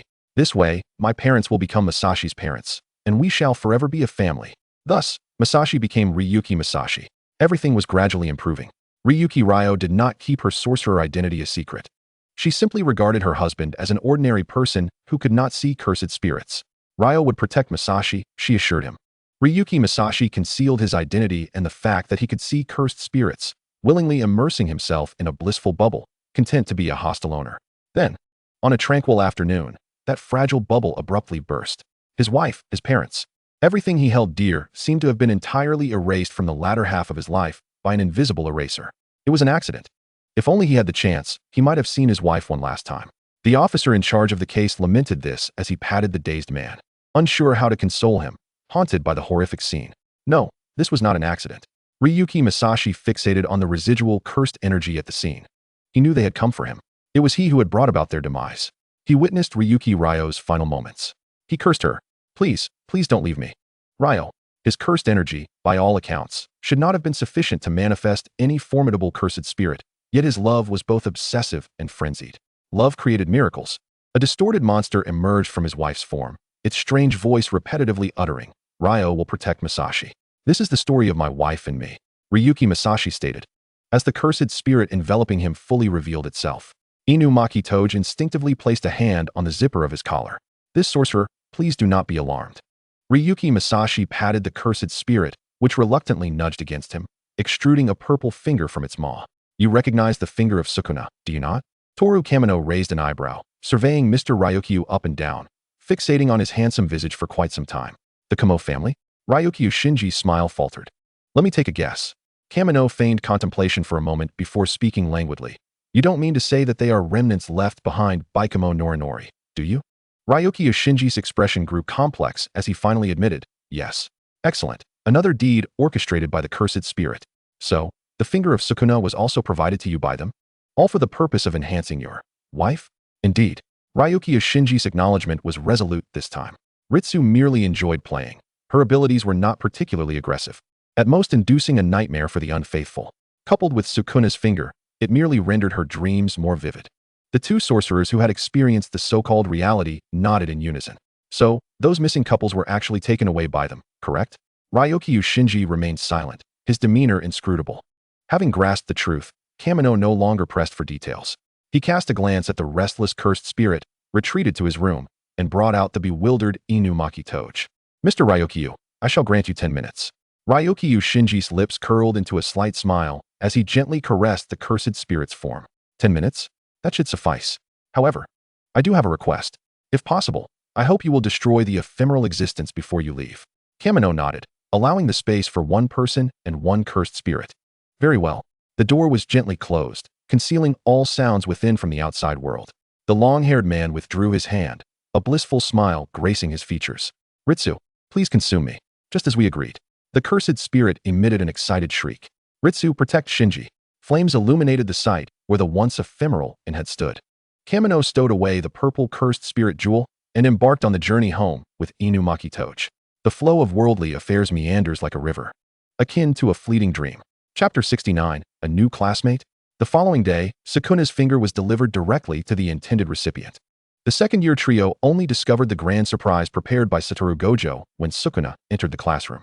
As Sukuna departed with the finger, Panda abruptly seized Kamino. His teeth gritted as he inquired, Kamino, you don't seem surprised at all. So, you knew about Sukuna. His expression faltered, carefully choosing his words. Becoming a national language teacher at Jujutsu High? Kamino feigned innocence. Indeed, what of it, Senior Panda? Didn't teacher Gojo inform you? Humph, Maki Zenin scoffed. That guy told us he would give us a great surprise today. This hardly qualifies. Panda protested, his hands frantically rubbing his furry arms. Maki even pulled out a cursed tool. He presented his sun-kissed fur to Kamino, exclaiming, I just gained at least a circle of weight. Inumaki Toge silently tugged his junior towards himself, leaning against the white-haired boy. Kamino enthusiastically continued, and then Panda paused, subtly observing the interaction between the two. A glimmer of realization flashing in his small eyes. Then, well, we can't do much but attend class with our fluffy selves. Is that so? Kamino rested his chin in contemplation. Then, Senior Panda, are you not aware that besides Sukuna, we also have a teacher Suguru? Panda stammered. Who? Suguru Geto, Teacher Geto. What Geto? Suguru Geto. Panda plopped down onto his seat, engulfed in contemplation. Maki Zenin removed her glasses, her brow furrowed. Suguru Geto? ISNT that guy. Halfway through her sentence, Maki's sharp mind connected the dots. If Yujin Itadori could resurrect after having his heart pierced, and Sukuna could appear as a teacher at Jujutsu High, then it was not entirely unfathomable for Suguru Geto to be revived and teach there as well. She discreetly glanced at the seemingly ordinary first-year junior, sensing an undeniable connection. Kamino elongated his tone. Oh, you truly didn't know? I thought Toge would have told you. Two piercing gazes swiftly turned to Inumaki Toge. After all, Toge had informed them about Yujin, Kamino assumed. The remaining words left unsaid, but the second years understood his implication. Panda exclaimed, cracking his knuckles, Toge, care to explain? Maki Zenin took a seat, expressionless, ready for the spectacle. The white-haired boy tilted his head. Salmon roe? Panda immediately flared up. You certainly need to explain. Are we still not good brothers? Inumaki nodded. Pickled fish roe. Panda crossed his arms, raising his chin. Go on, explain. The white-haired boy unconsciously toyed with his junior's slender fingers, then pulled him into a playful gesture, cheerfully stating, Salmon roe, kelp. Panda? He loudly protested, Toge. You've learned bad habits from Gojo. What do you mean this is just a prank, telling us not to worry? Panda slammed his hand on the table, his voice trembling with indignation. Speak. Are there any more little secrets you're hiding from us? Inumaki shook his head. Panda scrutinized him for a while. Really? Salmon. Fine. Panda waved his hand dismissively. This time, I'll let you off the hook. Kamino and Inumaki exchanged glances, unable to contain their laughter. The first-year students continued with practical lessons in the afternoon. Before class began, Itadori Nobara casually opened her phone. A message conveniently popped up from the top of the screen. When will the juniors become? For Panda doesn't eat bamboo leaves. Folks, I have a feeling we can change the group name. Panda doesn't eat bamboo leaves. Haven't you seen a beauty? Pink-haired Toge is a runaway princess. Panda doesn't eat bamboo leaves. Remember to keep an eye on Kamino's movements. Itadori Nobara raised an eyebrow. Haven't seen a beauty? What? Do you have a new discovery? Panda doesn't eat bamboo leaves. Let us put it this way. Panda doesn't eat bamboo leaves. If their relationship hasn't escalated, Panda will change his name to Fat Panda immediately. Haven't seen a beauty? Pink-haired Toge. Runaway princess. Runaway princess. ISNT Panda already Fat Panda? Panda doesn't eat bamboo leaves. What I mean is, their relationship must have warmed up. Panda doesn't eat bamboo leaves. Today, Toge was still holding Kamino's hand playing. Haven't seen a beauty? Wow. Pink-haired Toge, What's the matter? Panda doesn't eat bamboo leaves. Pink-haired Toge? Panda doesn't eat bamboo leaves. Do you play hand games with me? The fugitive princess, Senior Panda. Please refrain from uttering such repugnant words. The panda who doesn't eat bamboo leaves. Did you see that, Itadori? You ought to read more. After all, you're not a male copper. P. The pink-haired tiger. The fugitive princess. Sumiki Yasuga nearly succumbed to laughter on her bed. She glanced at the time, hastily preparing to leave. In the group chat, she informed Panda and tagged 2 fellow students, reminding them not to be late for the practical class. A certain white-haired and scrupulous teacher had given them a heads-up that today's practical lesson would be conducted by Teacher Geto. Although he had yet to regain his original strength, Geto's keen insight would more than suffice to guide them. When the trio arrived at the playground, Toji Fushiguro was already there. Itadori Yujin waved to his friend from a distance. Toji. He jogged over, cheerfully inquiring, "How did yesterday's mission go? You weren't hurt, were you?" "Not at all," Toji Fushiguro replied with a beaming smile, waving his hand dismissively. Itadori let out a sigh of relief. "That's good." Yesterday, Toji had been abruptly called away. He vanished while conversing with the auxiliary supervisor. By the time Itadori and the others noticed his absence, he had already boarded a bus headed for Hakone. They learned about Toji's mission from Ijichi. After hearing Ijichi's account, Itadori had completely lost faith in the higher-ups of the jujitsu world. He looked at his friend earnestly and said, "Toji, be cautious around the supervisory department." "Yeah, I will." Yujin, Toji replied, unable to resist ruffling his friend's hair. Itadori Yujin exclaimed. He dodged left and right, running to Fushiguro, protesting loudly. "Toji, stop messing with my hair. If you want to play, go mess with Fushiguro's." Senior Panda said Fushiguro's hair feels amazing. Fushiguro. Seemingly seizing the opportunity, Sumiki Yasuga gave Fushiguro's head a vigorous rub. "Fushiguro, Sumiki." Amidst their playful chaos, Satoru Gojo approached, following behind Geto. Toji absent-mindedly looked up, and upon seeing the silhouette behind Gojo, his pupils dilated. It was Junpei Yoshino and Ken Kaneki. "Teacher Gojo, what brings you here?" Itadori Yujin cheerfully pressed his hand onto Fushiguro's head. "ISNT Teacher Geto substituting today?" Fushiguro, scowling, seized the hand of the pink-haired student causing mischief atop his head and, with a swift motion, pushed Itadori down, landing a knee atop him. Bang! The 2 boys behind Gojo trembled simultaneously. "Ouch! Fushiguro! Pain! Pain! Pain, Itadori! I told you not to mess with my hair, right? Let go, ow wow. Sumiki did it too. Hey, Itadori, don't drag me into this." Oh my, Gojo rested a hand above his eye mask, gazing at his lively students. "My pupils are quite spirited, aren't they?" Ken Kaneki silently turned his head away. Yeah." Junpei Yoshino nervously swallowed hard, contemplating his imminent enrollment here. Is this the level of fighting he could achieve? Suddenly feeling a tad hopeless about life, he forced a smile. "Yes, Teacher Gojo." Geto sighed as he observed Gojo rallying support for Itadori. He stepped forward and effortlessly separated the 2 combatants. Donning the high school teacher's uniform, the former teacher gently released the 2 students, brushing off their dust with a kind smile. "All right, let's not embarrass the new students." Then, addressing Gojo, he pointed a finger at the disheveled white-haired teacher's forehead. "At least pretend to be professional in front of the students." "Absolutely not," Gojo exclaimed, wrapping an arm around his best friend's shoulder. "The fabulous teacher Satoru Gojo is the best there is." Toji enthusiastically clapped. Indeed, he nudged Itadori Yujin with his elbow. The pink-haired youth, catching the cue, began to clap in agreement. "That's right. Teacher Gojo is simply the best." Fushiguro, Sumiki Yasuga, TSK. Geto. He helplessly turned aside and playfully punched the white-haired teacher in the chest, his charming fox-like eyes narrowing at him. "Gojo, don't forget about the main agenda." Hi Gojo obediently promised his friend. He turned around, placing his hands on Junpei Yoshino's shoulders, bringing the dark-haired boy to the forefront. "Junpei, why don't you introduce yourself to everyone?" Half of the black-haired boy's face was obscured by his hair. He opened his mouth, and upon seeing that familiar figure, his gaze finally firmed. "I am Junpei Yoshino. It's a pleasure to meet you." Itadori Yujin exclaimed, "Wow, you're a transfer student like Toji and me." "Hello, I'm Itadori Yujin." He extended his fist, guiding the unfamiliar Junpei Yoshino to bump fists. "Were you scared by me and Fushiguro just now?" The pink-haired youth dusted himself off, pointing his thumb at himself. "Don't let our rough play fool you. Neither of us got hurt, okay?" "Huh." Junpei's eyes widened, shifting between the 2. "Really?" Of course. Itadori leaned closer to Junpei's ear, whispering loudly. "Don't be fooled by Fushiguro's seemingly intense effort. It's all show with no harm." "Fushiguro," he scoffed. "Itadori, I heard that. Come to the playground early tomorrow and practice with Sumiki." Ignoring Itadori's protests, he stepped before Junpei Yoshino and nodded gently. Fushiguro. Just call me Fushiguro. Sumiki followed suit, exchanging names with the new classmate. Finally, only Toji remained. He chuckled softly, slowly approaching the black-haired boy under his gaze. I'm Toji. Nice to meet you, Yoshino. Just as I mentioned before, our fates have intertwined once more. Now that destiny has arrived. Junpei's visible eye sparkled, and he clenched his fists, responding emphatically to Toji. Huh. Itadori glanced between his friend and the new classmate, scratching his head in confusion. Toji, do you know each other? Logically speaking, Toji had just returned to Tokyo. Could he have met him before transferring to Sendai? If I had to say, it was a fleeting encounter. Toji winked at Junpei Yoshino. Consider it a little secret between me and the new classmate. If Yujin is curious about the details, he should strive to forge a good relationship with Yoshino. Perhaps he can extract a tidbit from him? Itadori, bewildered, blinked. Huh? When did you have a little secret with someone else? I thought it was just about not telling me when you were dating a senior after teasing Itadori.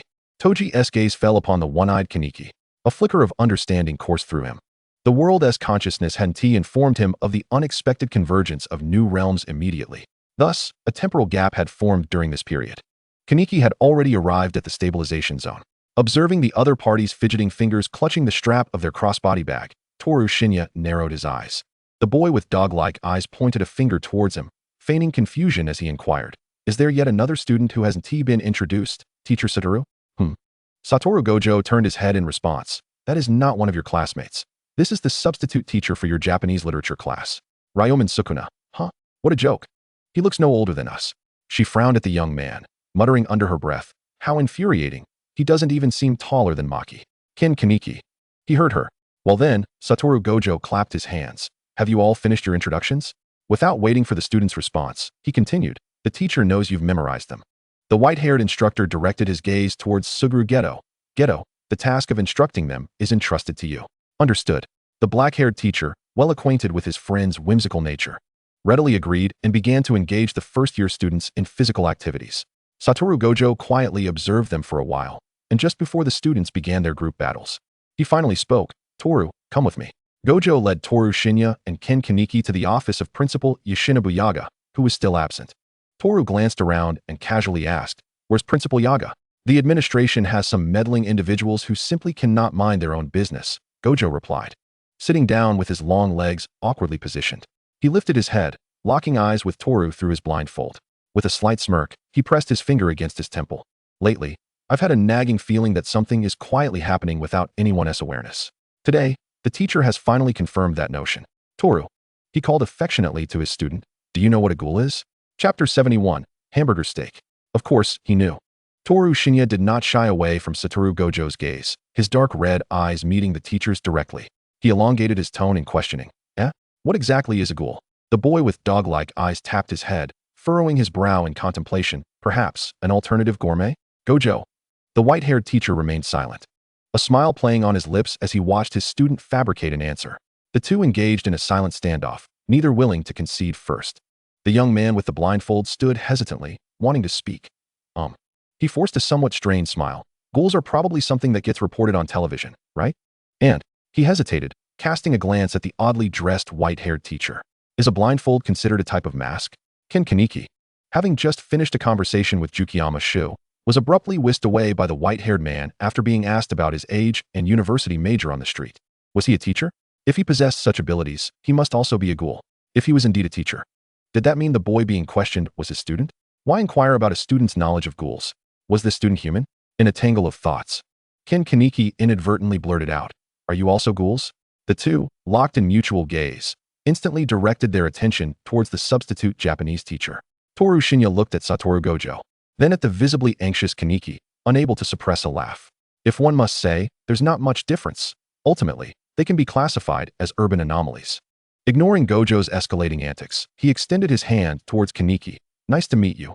I am Toru Shinya. And you? Hello. Nice to meet you. I am Ken Kaneki. Kaneki was seized by Satoru Gojo while preparing to return to the stable district after a conversation with Jukiyama.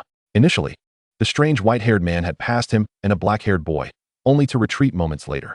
The white-haired man, disregarding personal space, leaned over to scrutinize Kaneki for a prolonged moment, his lips glistening as if coated in lip balm. Wow, my instincts were right these past few days. Kaneki, Instinctively, he took a step back, Perplexed as he addressed the stranger, "Excuse me, sir? I have to go to work soon, so—" "Work, you say?" The white-haired man completely disregarded the hidden meaning behind his words, standing upright in contemplation. "A university student? Me?" Kaneki pointed to himself, glancing around with a hint of panic. Once confirming he was indeed the subject of the inquiry, he tightened his grip on his backpack strap. "Yes, sir. May I ask what this is about? What school? What major?" Although unsure of the man's intentions, Kaneki sensed he wasn't a malicious individual. It was merely school and major. Sharing that information wouldn't hurt, would it? "Amanagawa University. First-year Japanese literature. May I ask?" The white-haired man rested his chin on his hand. "My student is still in need of a Japanese literature teacher." "What?" Before Kaneki could react, the white-haired man grasped his collar. "Let us take you back first." Wait, what?" Kaneki recounted his bewildering first encounter with Satoru Gojo, having left his phone in the stable district, rendering him unable to contact his manager. He hoped his manager and Tuka wouldn't count his absence against him. Toru Shinya produced his phone and handed it over. "If you remember the number, you should explain to your manager." "Thank you so much." Once Kaneki finished explaining, he finally sighed in relief. After returning the phone, he finally noticed the now silent Satoru Gojo. "Excuse me, sir?" "Kaneki, just call me Teacher Gojo, all right?" This Teacher Gojo." Kaneki paused before continuing. "If I do not wish to work as a substitute teacher, may I return home?" Gojo crossed his arms in an X formation, "Not for the time being." He glanced at Toru Shinya, seemingly complaining. Toru hasn't yet explained to the teacher what a ghoul is, so of course, the teacher won't let him go easily. On television, it clearly. Gojo interrupted Kaneki's unfinished thought. He unabashedly lowered his blindfold, his brilliant blue eyes sparkling with mirth as he regarded his student. "The teacher wishes to hear you say it." Toru Shinya sighed. All right. He looked at the bewildered Kaneki and began to explain.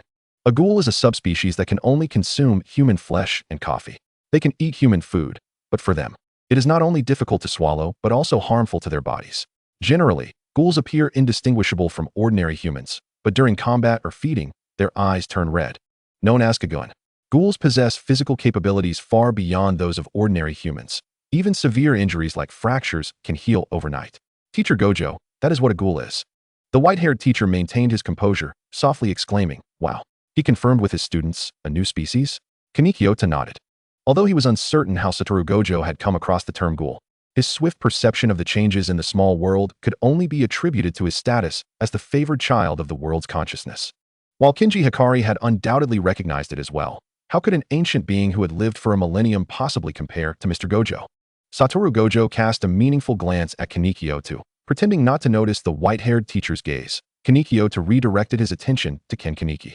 With a slight smile in his eyes, he remarked, "Of course, I need to add something regarding ghouls." The young man with dog-like eyes softly activated his cursed technique, twisting his wrist. In the next instant, a steaming hamburger, wrapped in a grease-proof paper bag, appeared in his hand. "Ken Kaneki, would you like to try again?" The black-haired youth took 2 steps back, still haunted by the taste of the sandwich the manager had previously insisted he eat.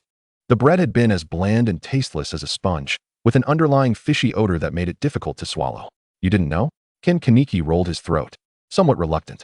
"Our tongues are quite different from ordinary people." "Ah, I did indeed say that." Kaneki Ota once again extended the hamburger toward him. "You have to give it another shot. If you find it unpalatable, you can simply spit it out, can't you?" The young man with dog-like eyes narrowed his gaze playfully. "What if a miracle occurs, Ken Kaneki?" But. Ken Kaneki glanced at the steaming meat patty with a troubled expression. Everything happening today felt strange. The peculiar white-haired man, the odd substitute teaching requirement, the unusual student. The manager had indeed told him that with practice, he would one day be able to enjoy food with friends like he used to. Ken Kaneki's gaze fell, weighed down by memories of the hamburger he had received from IU after his discharge, a rancid, nauseating flavor. The stench of decay and the lingering scent of meat filled his nostrils.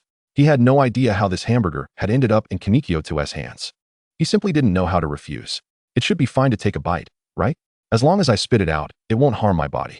Hesitantly, he reached out to take it. With Kaneki Ota's expectant gaze upon him, he squeezed his eyes shut and took a shallow bite. To his astonishment, a familiar yet strange flavor erupted in his mouth. The tender pork blended with beef, enhanced by a hint of finely chopped onion, and the juices flowed abundantly. The black pepper was perfectly balanced. It tasted like a hamburger. Ken Kaneki chewed in shock, tears streaming uncontrollably down his face as he devoured it ravenously. Kaneki Ota leaned closer, inquiring, "How does it taste, Ken Kaneki?" "It's delicious," the black-haired youth muttered, clutching the grease-proof paper bag. "Really, it's very delicious, isn't it?" Kanikyo looked up at the white-haired teacher, his tone light and cheerful. Sometimes, one must believe in miracles, don't you think? Miracles, huh? The white-haired teacher mused over the word, a smirk forming at the corners of his mouth, half in agreement and half in amusement. The world had quietly begun to change. Perhaps it was a miracle, or perhaps it was a precursor to some catastrophe. Who could say? Maybe there were 39 individuals who knew. But, oh, Satoru Gojo was certainly not the type to keep little secrets from his students. Ultimately, he had no regrets.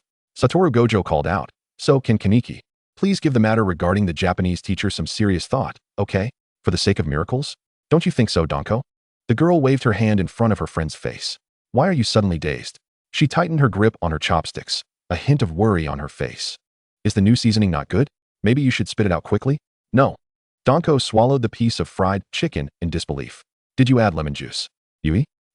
You noticed, Danko?" The brown-haired girl exclaimed joyfully, her fist clenched. "I thought that adding lemon juice would make the fried chicken taste lighter and less greasy. So this is a successful attempt, right?" Danko nodded, picking up a slice of jam bread from the side and taking a bite. How could she describe the flavor?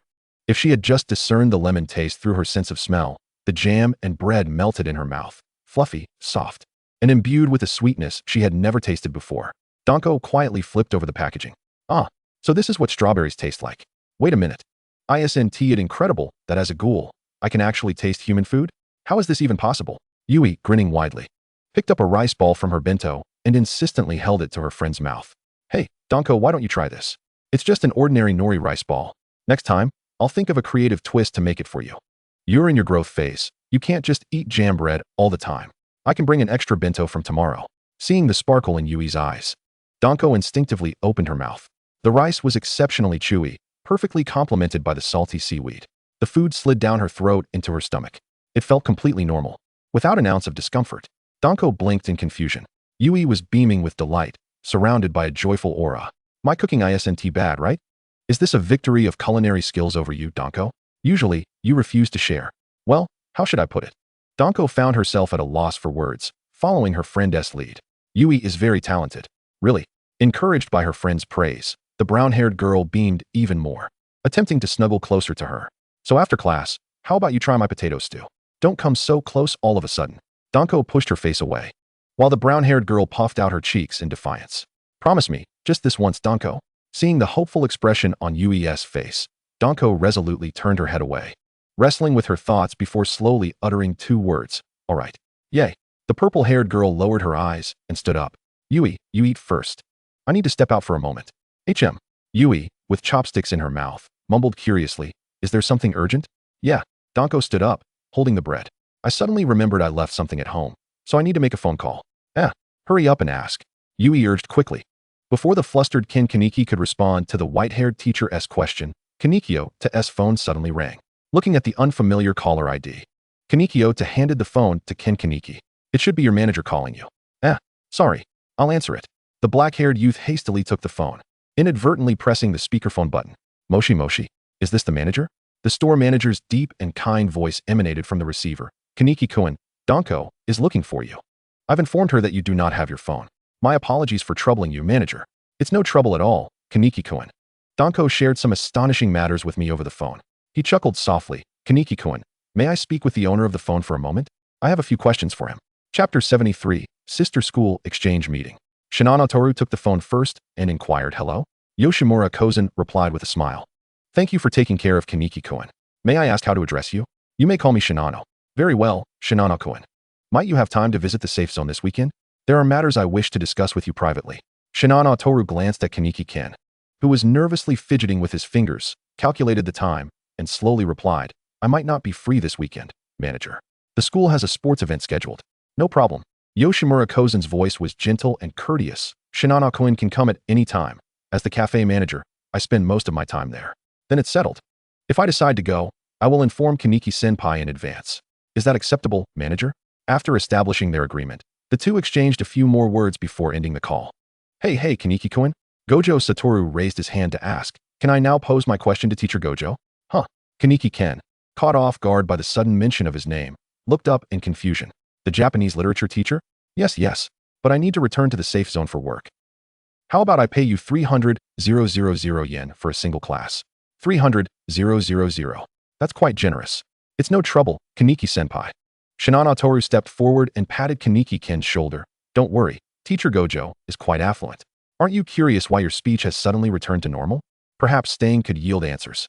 Now that Kaneki-senpai can dine out with friends normally, shouldn't he treat them to a feast?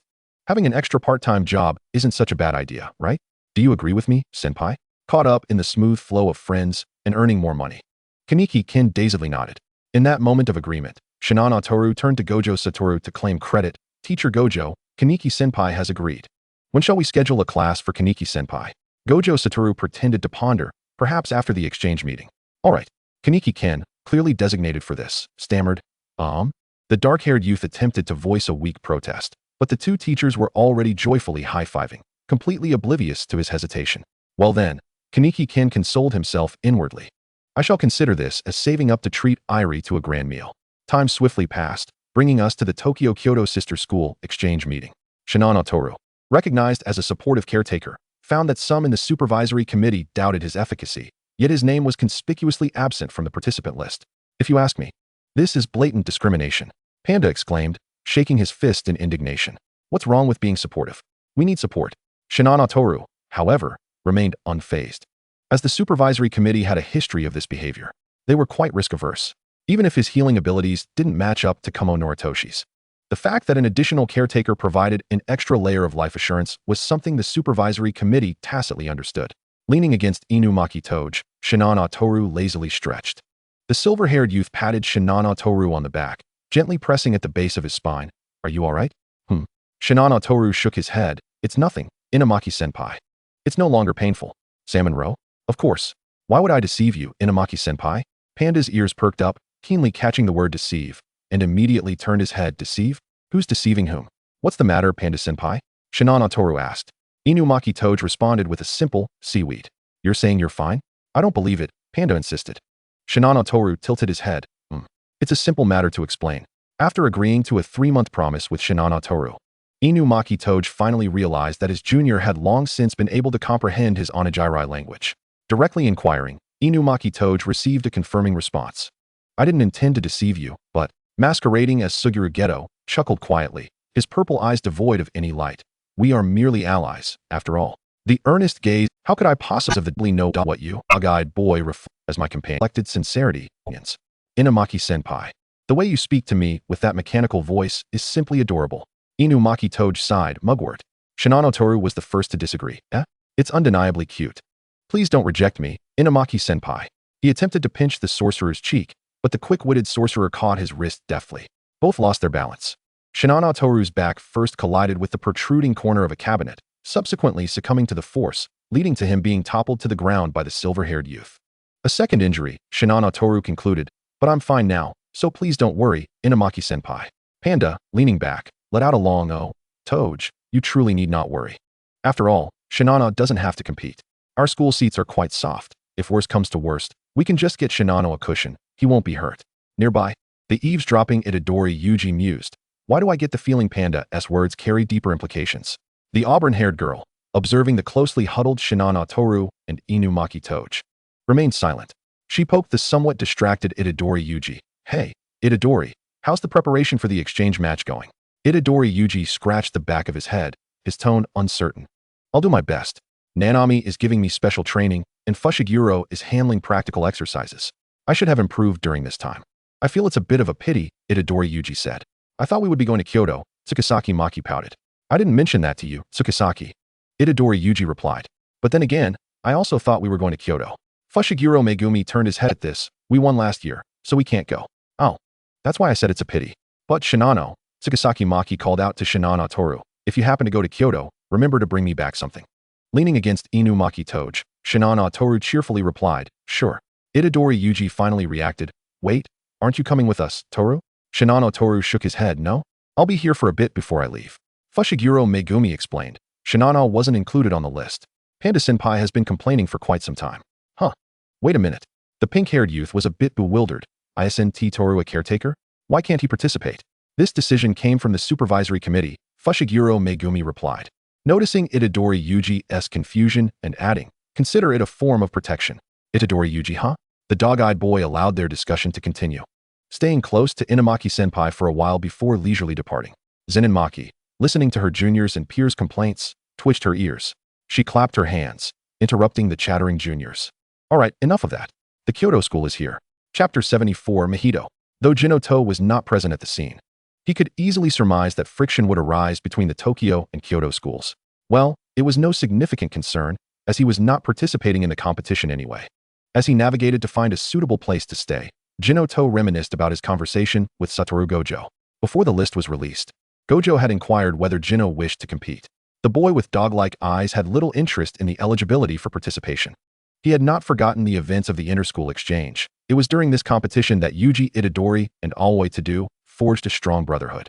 Moreover, with Mahito now under Suguru Geto's command, the cursed spirits, lacking this pivotal figure, would likely reconsider any plans to cause turmoil during the exchange. Jinoto turned to inquire about Gojo's arrangements for Junpei Yoshino. Junpei, you say? The white-haired teacher tapped his lips thoughtfully.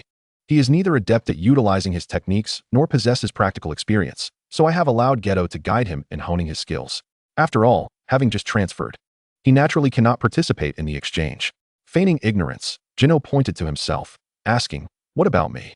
The white-haired teacher chuckled softly. "You know full well the reason." All right. The boy with dog-like eyes waved his hand dismissively. "Let me ask a serious question, Sensei Gojo. About Mahito, the cursed spirit I referred to Suguru-sensei. What are your plans for him?" Upon hearing this, Gojo paused momentarily.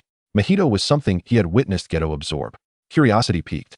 He had insisted on releasing him the moment Geto had secured him. Geto, with a complex expression, glanced at his palm, murmuring, "I sense that Jino has some connection to this body, or rather, to my techniques." What? The white-haired teacher tilted his head. "Never mind." The black-haired teacher murmured to himself. "We shall find out once he is released." Blue cursed energy surged and expanded in his palm, gradually taking the shape of a humanoid cursed spirit. The blue-haired spirit with heterochromatic eyes slowly opened its eyes, momentarily stunned upon recognizing Gojo. It looked down at its hands, flexing and closing them. The blue-haired spirit gazed at its ally with confusion. "What are you doing, Geto?" Gojo did not follow through with Jinoto's inquiry. With a swift stride, he surpassed the student, stating, "Geto was initially startled by you." Huh. Jino, ever the diligent student, pursued further questions. Why? Gojo slightly turned his head. Despite the barrier of his blindfold, Jino astutely sensed the profound meaning behind Gojo's gaze. With an innocent blink from his naturally drooping eyes, he feigned ignorance. Very well. Gojo diverted his gaze. The magnanimous teacher would not hold a grudge against his student. He seamlessly resumed the conversation regarding that cursed spirit. He has been assigned back as a spy by Geto. A spy? Jino was clearly unprepared for such a turn of events. However, recalling the memories fed to Geto during his resurrection, the black-haired teacher had evidently not intended to share those memories with Gojo. He sought to eliminate Kinji Hikari himself. Yet, it was evident that Geto's current combat prowess and cursed spirit reserves were insufficient for a guaranteed victory. Thus, he opted for a more circuitous strategy. Having pieced together the black-haired teacher's reasoning, Jinoto ceased to dwell on the matter. However, another thought struck him. What would happen to the hospital without Mahito? Jino pondered this aloud. "Well, you needn't worry about the hospital," Gojo replied, shaking his finger. "After all, I am quite wealthy," he added. "Hiring some professional doctors is not an issue." "Oh, I see," Jino remarked, realizing that Gojo was not concerned about Mahito's abilities. He merely desired to possess a personal asset alongside Geto. Cunning cat. At the dessert shop, Jinoto absent-mindedly poked at the strawberry parfait in front of him. The shop was nearly empty. Sitting in a corner, he could easily observe the hurried pedestrians outside through the glass door. The sun shone brightly, and the black asphalt road radiated heat. Watching the shimmering heat rising from the ground, Jino felt an inexplicable sense of agitation. The inter-school exchange would not last long. Although he had promised Nibirius to bring back Kyoto specialties, both were fully aware that it was merely a jest. While not being able to participate was indeed regrettable, the additional free time was something to be envious of. Jino calculated the time, and his restlessness intensified as moments passed. Something felt amiss. The boy with dog-like eyes furrowed his brow, replaying the events in his mind. Had he overlooked something? Chapter 75, Injury. Jinoto sat in his seat, lost in thought for a while. Indeed, at the exchange, the principal of the Kyoto school, Yoshinari Yakuba, had made a demand of the Kyoto students: eliminate the vessel of Sukuna. Then, the boy with dog-like eyes abruptly halted his poking at the parfait. He had indeed overlooked a crucial detail. If Mahito were sent back as a spy, the plot involving the special-grade cursed spirit and sorcerers collaborating to attack the exchange might not be altered by mere chance. Realizing this, his expression darkened. Without further ado, Jino activated his verbal technique. Damn it. I will return to Inamaki-senpai immediately. Inamaki-senpai, you mustn't. Ignoring Fushiguro Megumi's attempts to restrain him, Inumaki Toge resolutely shielded his junior behind him, pale-faced as he approached the special-grade cursed spirit. The metallic taste of blood intensified in his mouth, and the white-haired youth involuntarily recalled the image of a certain junior. A special-grade cursed spirit, indeed. He took a deep breath and unleashed his cursed words upon the entity that claimed to be a guardian of planets. Blow away. At the moment the cursed spirit was sent flying, the backlash caused excruciating pain in Toge's throat, forcing him to cough up copious amounts of blood. Cough, cough, cough. His vision blurred. The white-haired youth stumbled forward. A pair of hands caught him from behind. He leaned against the bloodied neck of his senior, a smirk curling his lips, though his voice carried an icy undertone. Inamaki-senpai, are you all right? Cough, Menteiko. Toge tightened his grip around the wrist that encircled him, shaking his head as he turned away from Jinoto. Without heeding the advancing special-grade cursed spirit emerging from the smoke, Jino, facing the astonished gazes of Fushiguro and Kumo Noritoshi, swiftly seized Toge by the throat with one hand from behind. Recover. His voice was soft, audible only to himself and Inamaki-senpai. The two onlookers were curious about Jino's sudden appearance, but now was not the time for questions. The special-grade cursed spirit raised its arm, effortlessly blocking Maki's Zenin strike. The blade shattered. Before Fushiguro and Kumo could join Maki in a coordinated attack, Jino raised his crimson eyes, locking onto the unharmed special-grade cursed spirit. Hey, Hanami. Though a smile graced his lips, it did not reach his eyes. Compared to other special-grade cursed spirits, I find you rather likable. What? Fushiguro Megumi abruptly turned around, his comprehension reduced to a muddled state. Hanami? Who might that be? Is this the special-grade cursed spirit? How could Kumo know the name of a cursed spirit? The remaining two shared his confusion. The battle seemed to have been abruptly halted, with neither the cursed spirit nor the sorcerers making a move. Zenin Maki, not far from the special-grade cursed spirit, clicked her tongue while maintaining her offensive yet defensive stance with the broken blade. Hanami shifted his gaze toward the boy who had suddenly appeared on the battlefield. The formerly steady voice of the cursed spirit now carried a note of inquiry. How do you know my name? Exorcise it as soon as possible. Kamino To's hands clenched tightly. Does it matter how I know? As she spoke, instead of asking me this, perhaps you should the vehicle contemplate how to apologize to their destination. After all, you've wounded my senior, and I am not inclined to forgive you. Kumo Noritoshi cast a questioning glance at Fushiguro Megumi, who responded with a look of bewilderment. Kumo remarked, "Isn't this your peer?" He quickly scanned the two who were inexplicably at a standstill along with the cursed spirit and lowered his voice to inquire. "Isn't this individual's technique related to healing? They should have provided treatment to Inumaki just now. They don't appear to be particularly strong. How did they suddenly confront a special-grade cursed spirit alone?" Fushiguro began to speak, but abruptly recalled the resurrected Itadori Yuji and the separated Sukuna, who was teaching literature to the second-year students at Jujutsu High, although they all tacitly agreed not to delve deeper into it. Kamino To had indeed ascended to a position of considerable complexity concerning his technique. Fushiguro, I was about to say something, but I ended up changing it to "is that so?" Kumo, if you ask me, who should I ask? The conversation on that side did not continue. The special-grade cursed spirit was not inclined to indulge Kamino's words.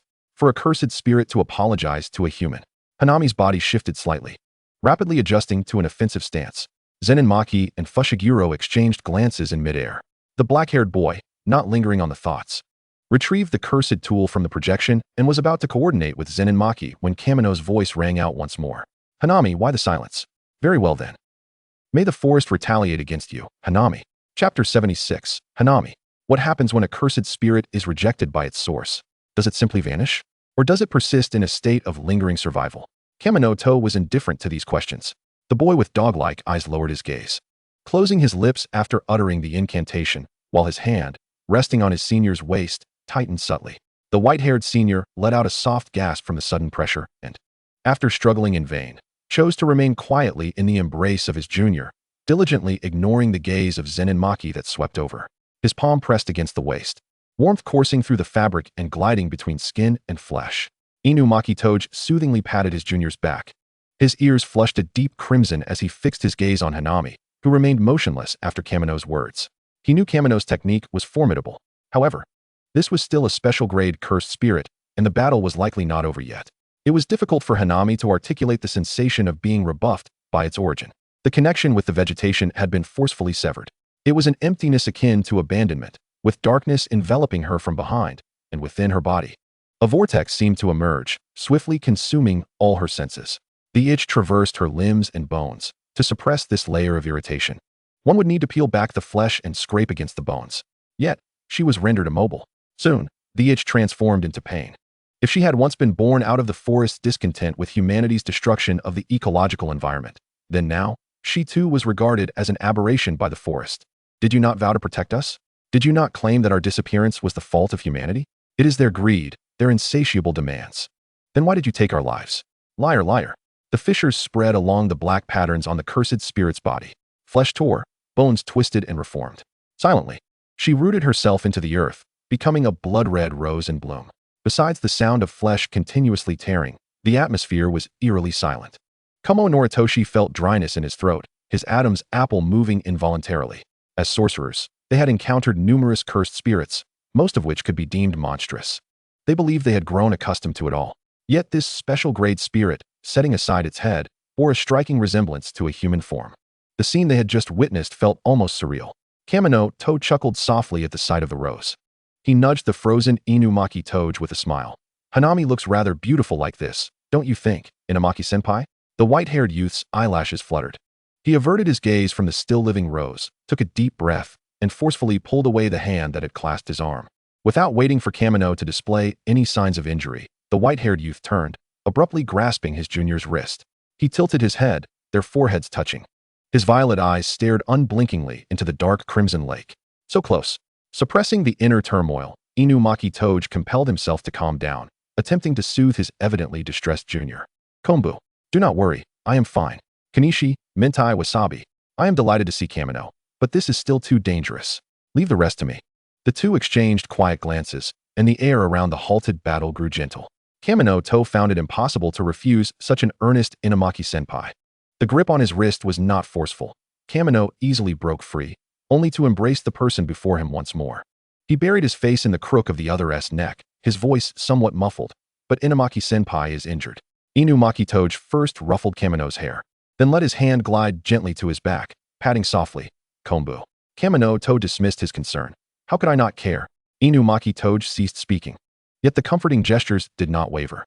Within moments, Kamino found himself chuckling. He leaned closer to Inumaki Toge's ear, his voice trembling. By the way, it seems rather amusing that Inumaki-senpai would mention Onajirai in such a situation. Inumaki Toge. Without hesitation, he smoothly shifted his hand to his junior's side and gave it a sharp twist. Kumo Noritoshi observed the playful exchange between the two, then glanced at the composed Zenin duo who had retracted their weapons, feeling a sense of sanity returning. Have they always been like this? Oh. Zenin Maki did not turn her head. It's just the Kyoto school gossiping about the Tokyo school. Kumo. He directed his gaze toward the silent Fushiguro Megumi. Fushiguro. The cool guy had no desire to engage with him. For a moment, Kumo Noriki found himself ensnared in an awkward predicament. Could someone please attend to him? Once his rationality returned, Kumo Noriki glanced at the rose, momentarily hesitating. After the recent encounter, Shino Tetsu had unequivocally brought his abnormality to light. What sort of healing technique could incapacitate a special grade with a mere utterance? Did that not imply that Shino Tetsu could similarly incapacitate him with a single phrase? Not to mention the peril of exposing this. As a student of the Kyoto school, his survival outside was far from guaranteed. Zenin Maki observed the perspiring Kumo Noriki with a cold smirk, though she too was astonished by Shino Tetsu's technique. The presence of another formidable junior was not unwelcome. She harbored no particular curiosity about her companion's abilities, trusting that she would learn what she needed to know in due course. As for Kumo Noriki, Zenin Maki exchanged a subtle glance with Fushiguro Megumi.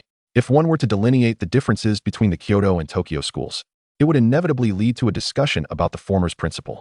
A feudal mindset, a rotten orange as Gojo Satoru would put it.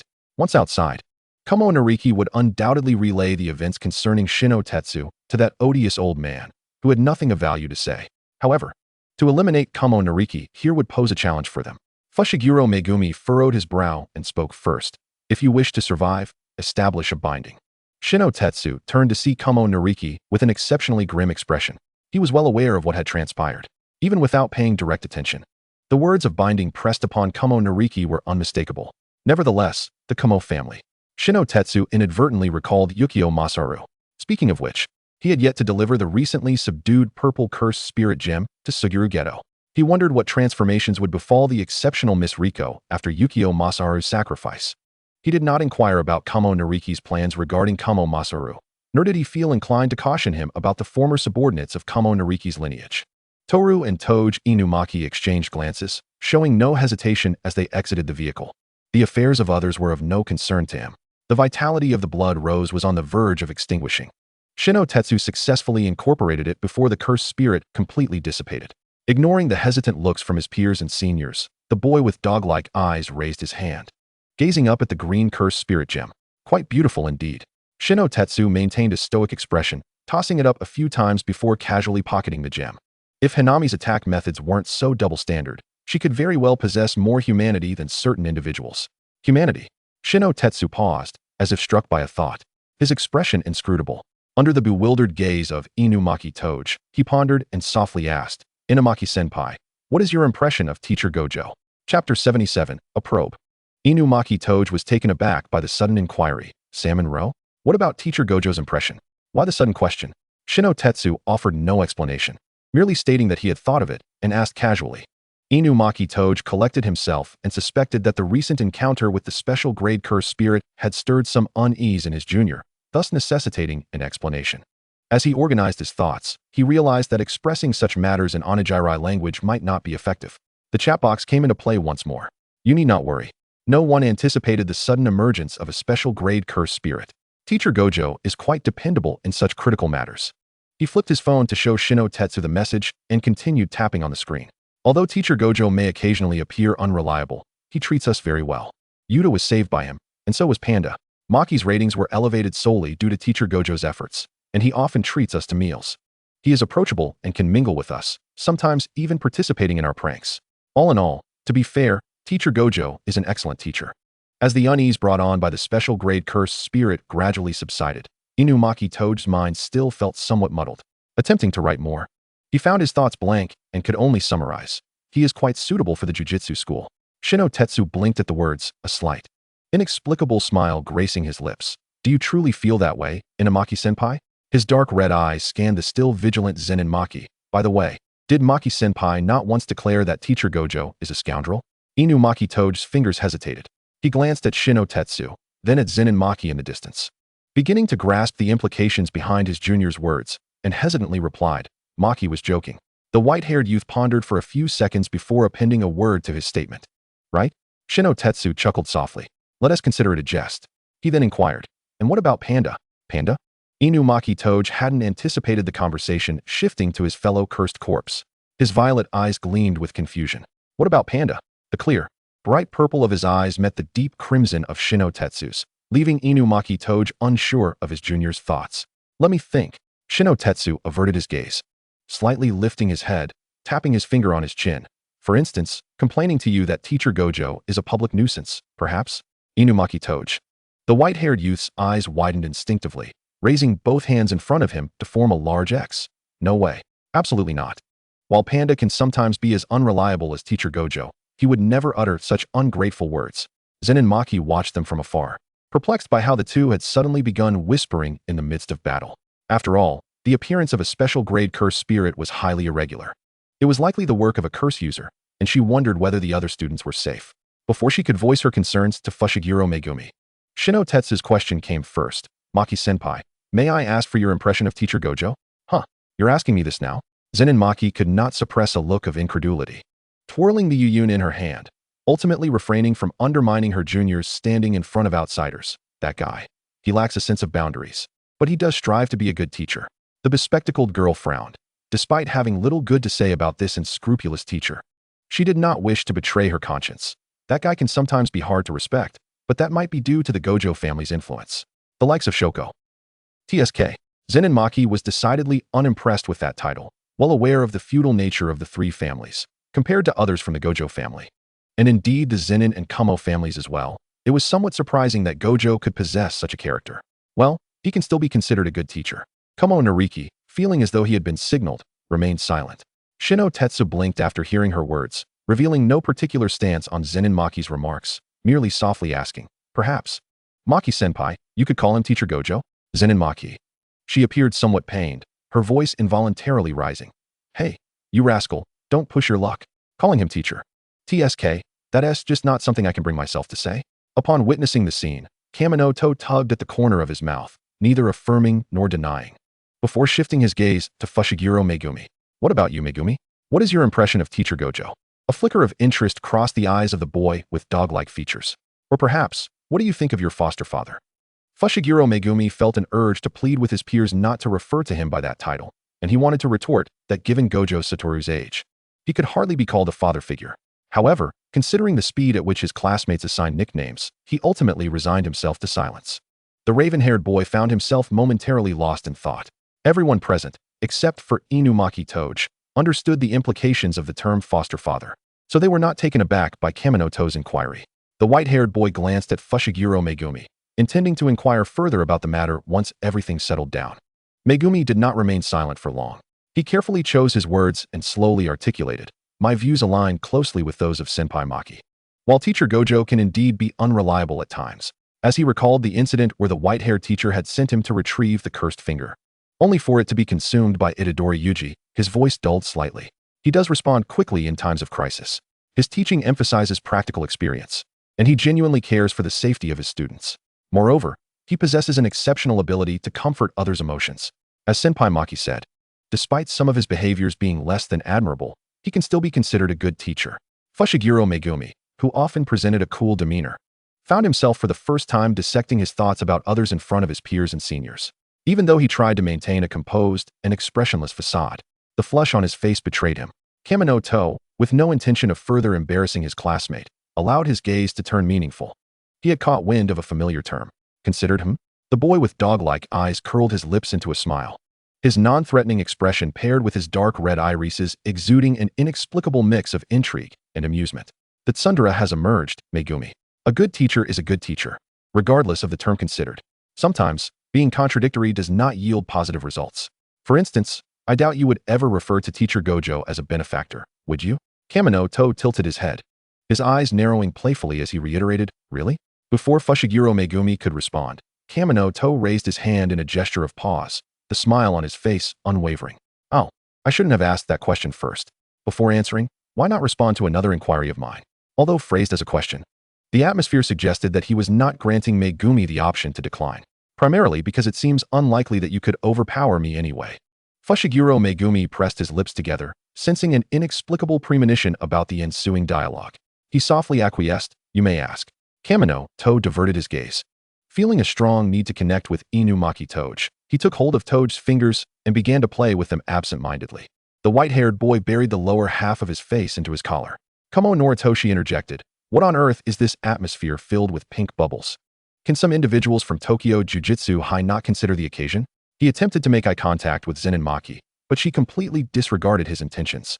Kumo Noritoshi, perplexed, felt a sense of long-forgotten frustration. Kamino lowered his gaze, feeling the warmth of skin against skin, and leisurely posed his question. "Megumi, if you had not been adopted by Teacher Gojo during your childhood, but instead taken by the Zenin family due to your family's cursed techniques, and you were designated as the heir, facing numerous assassination attempts from a young age.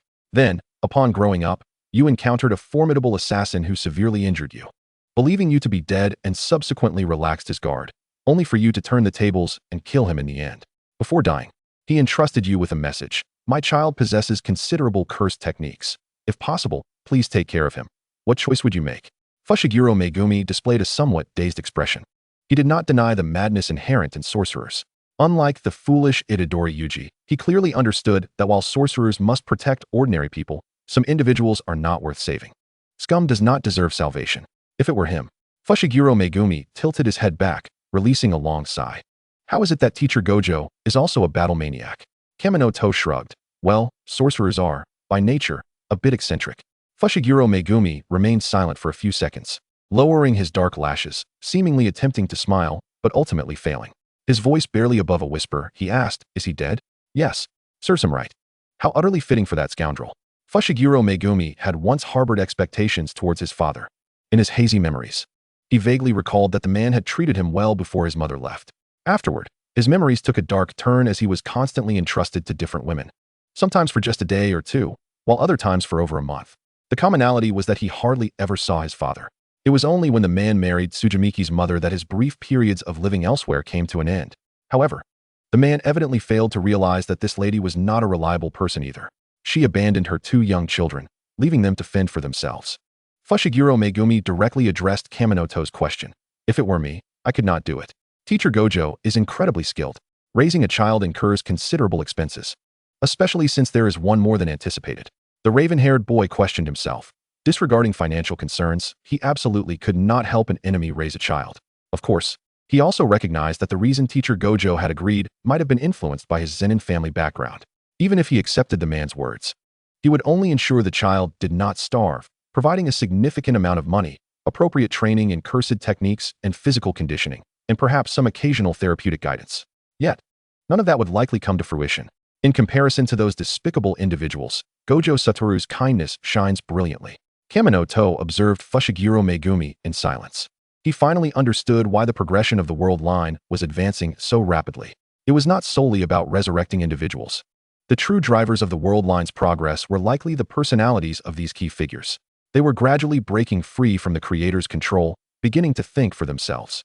Well, the dog-eyed boy interrupted Fushiguro Megumi's thoughts, extending his right index finger and waving it lightly. While Mr. Fushiguro may be a bit of a scoundrel, he also loves you very much.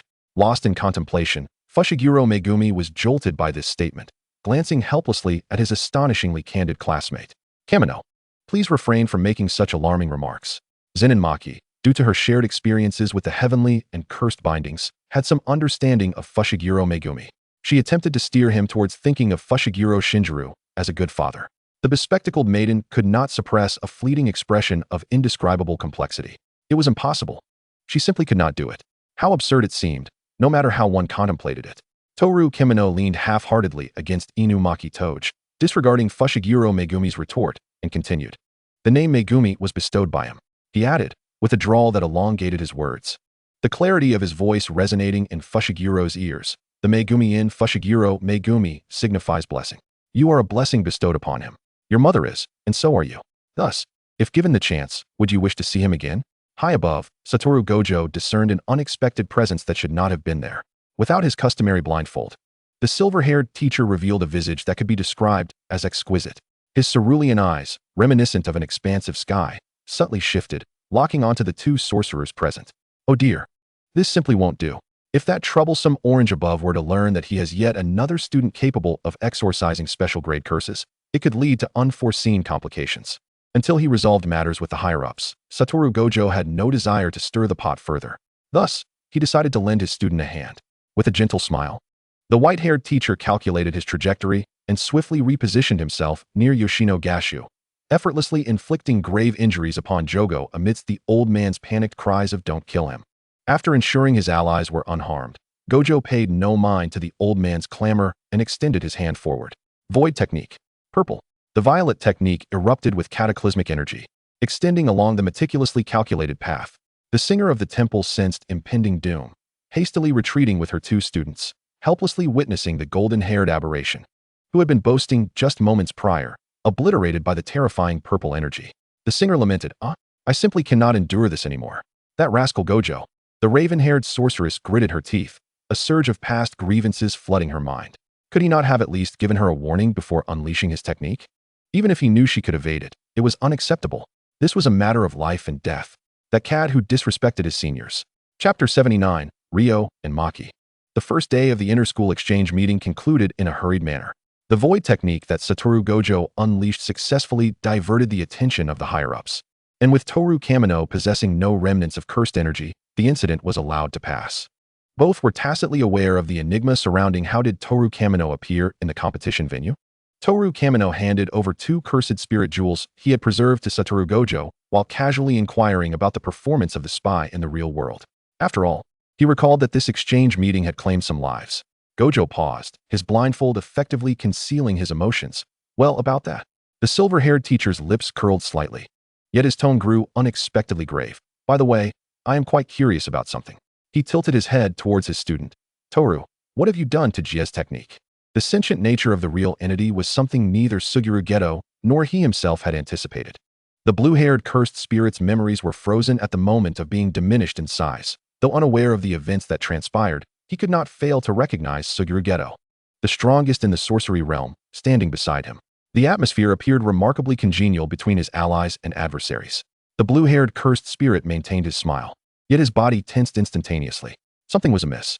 His heterochromatic eyes narrowed slightly, surveying the space between Geto and Gojo. He sensed that neither of them harbored intentions of aggression towards him. Why? Had Geto and Gojo reached some sort of accord unbeknownst to him? Had he been betrayed by his allies? If so, what role did the two sorcerers clad in Jujutsu High uniforms, whom he encountered on the way, play in all this? The real entity was acutely aware of his own capabilities. Facing Satoru Gojo, he knew he had no chance of victory.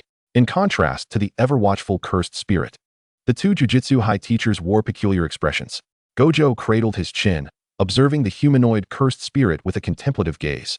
If memory serves me right, Jie's technique did not exhibit such effects previously, did it? Suguru Geto glanced at his palm.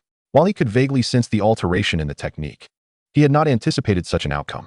Can the Six Eyes perceive this? The silver-haired teacher shook his head. In my eyes, your technique remains unchanged from the past. Both understood the underlying implications of this statement. Toru Kamino's technique possessed absolute priority. Wow, the white-haired teacher exclaimed, yet he felt no astonishment. After all, a technique capable of resurrection was, from the outset, akin to that of a deity. The two educators redirected their attention to the blue-haired cursed spirit. Before the real entity could inquire about the current situation, the silver-haired teacher tilted his head, leaning in unreservedly. Hey, Jia, come take a look. This cursed spirit really isn't much different from a human. Geto.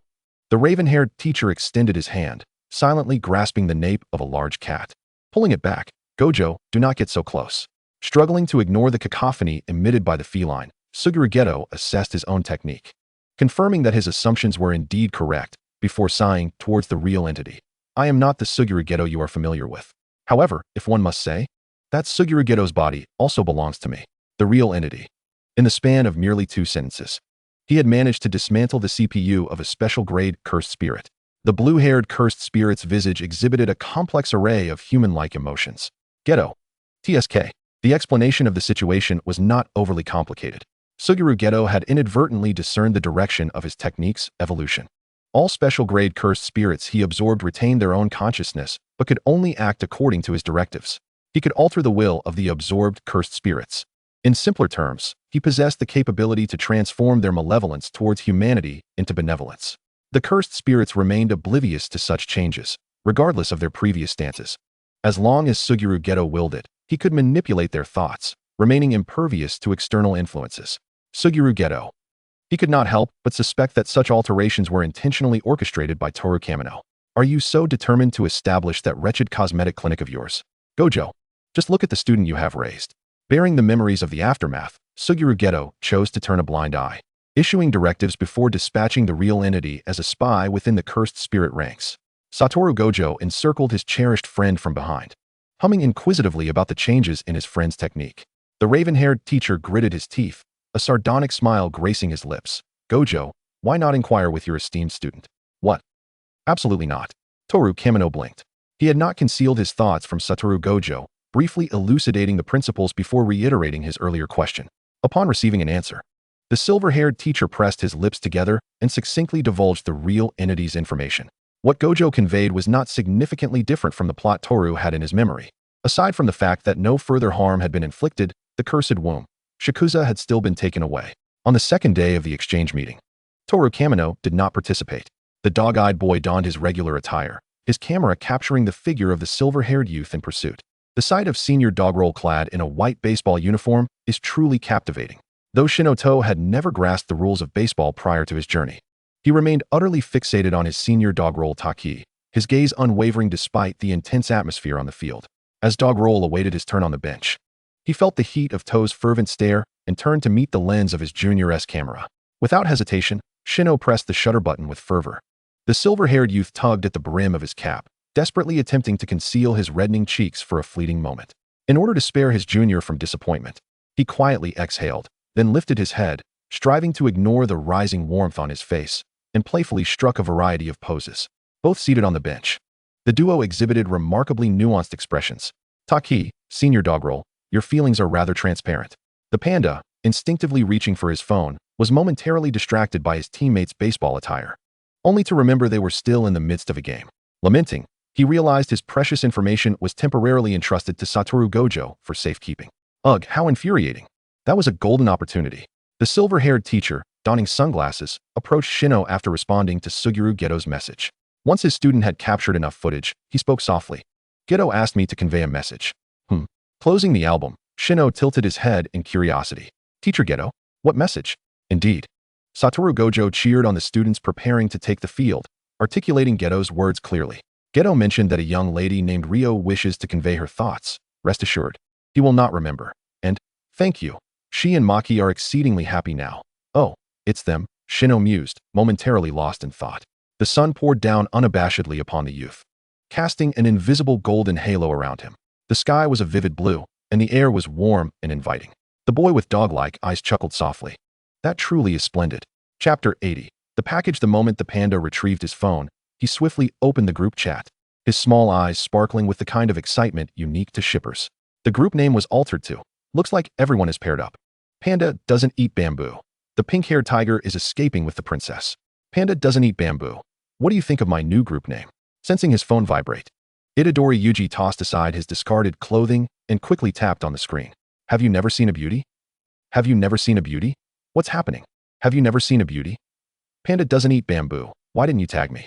Do you three have a little secret? Have you never seen a beauty? Hey, you boys. Panda doesn't eat bamboo.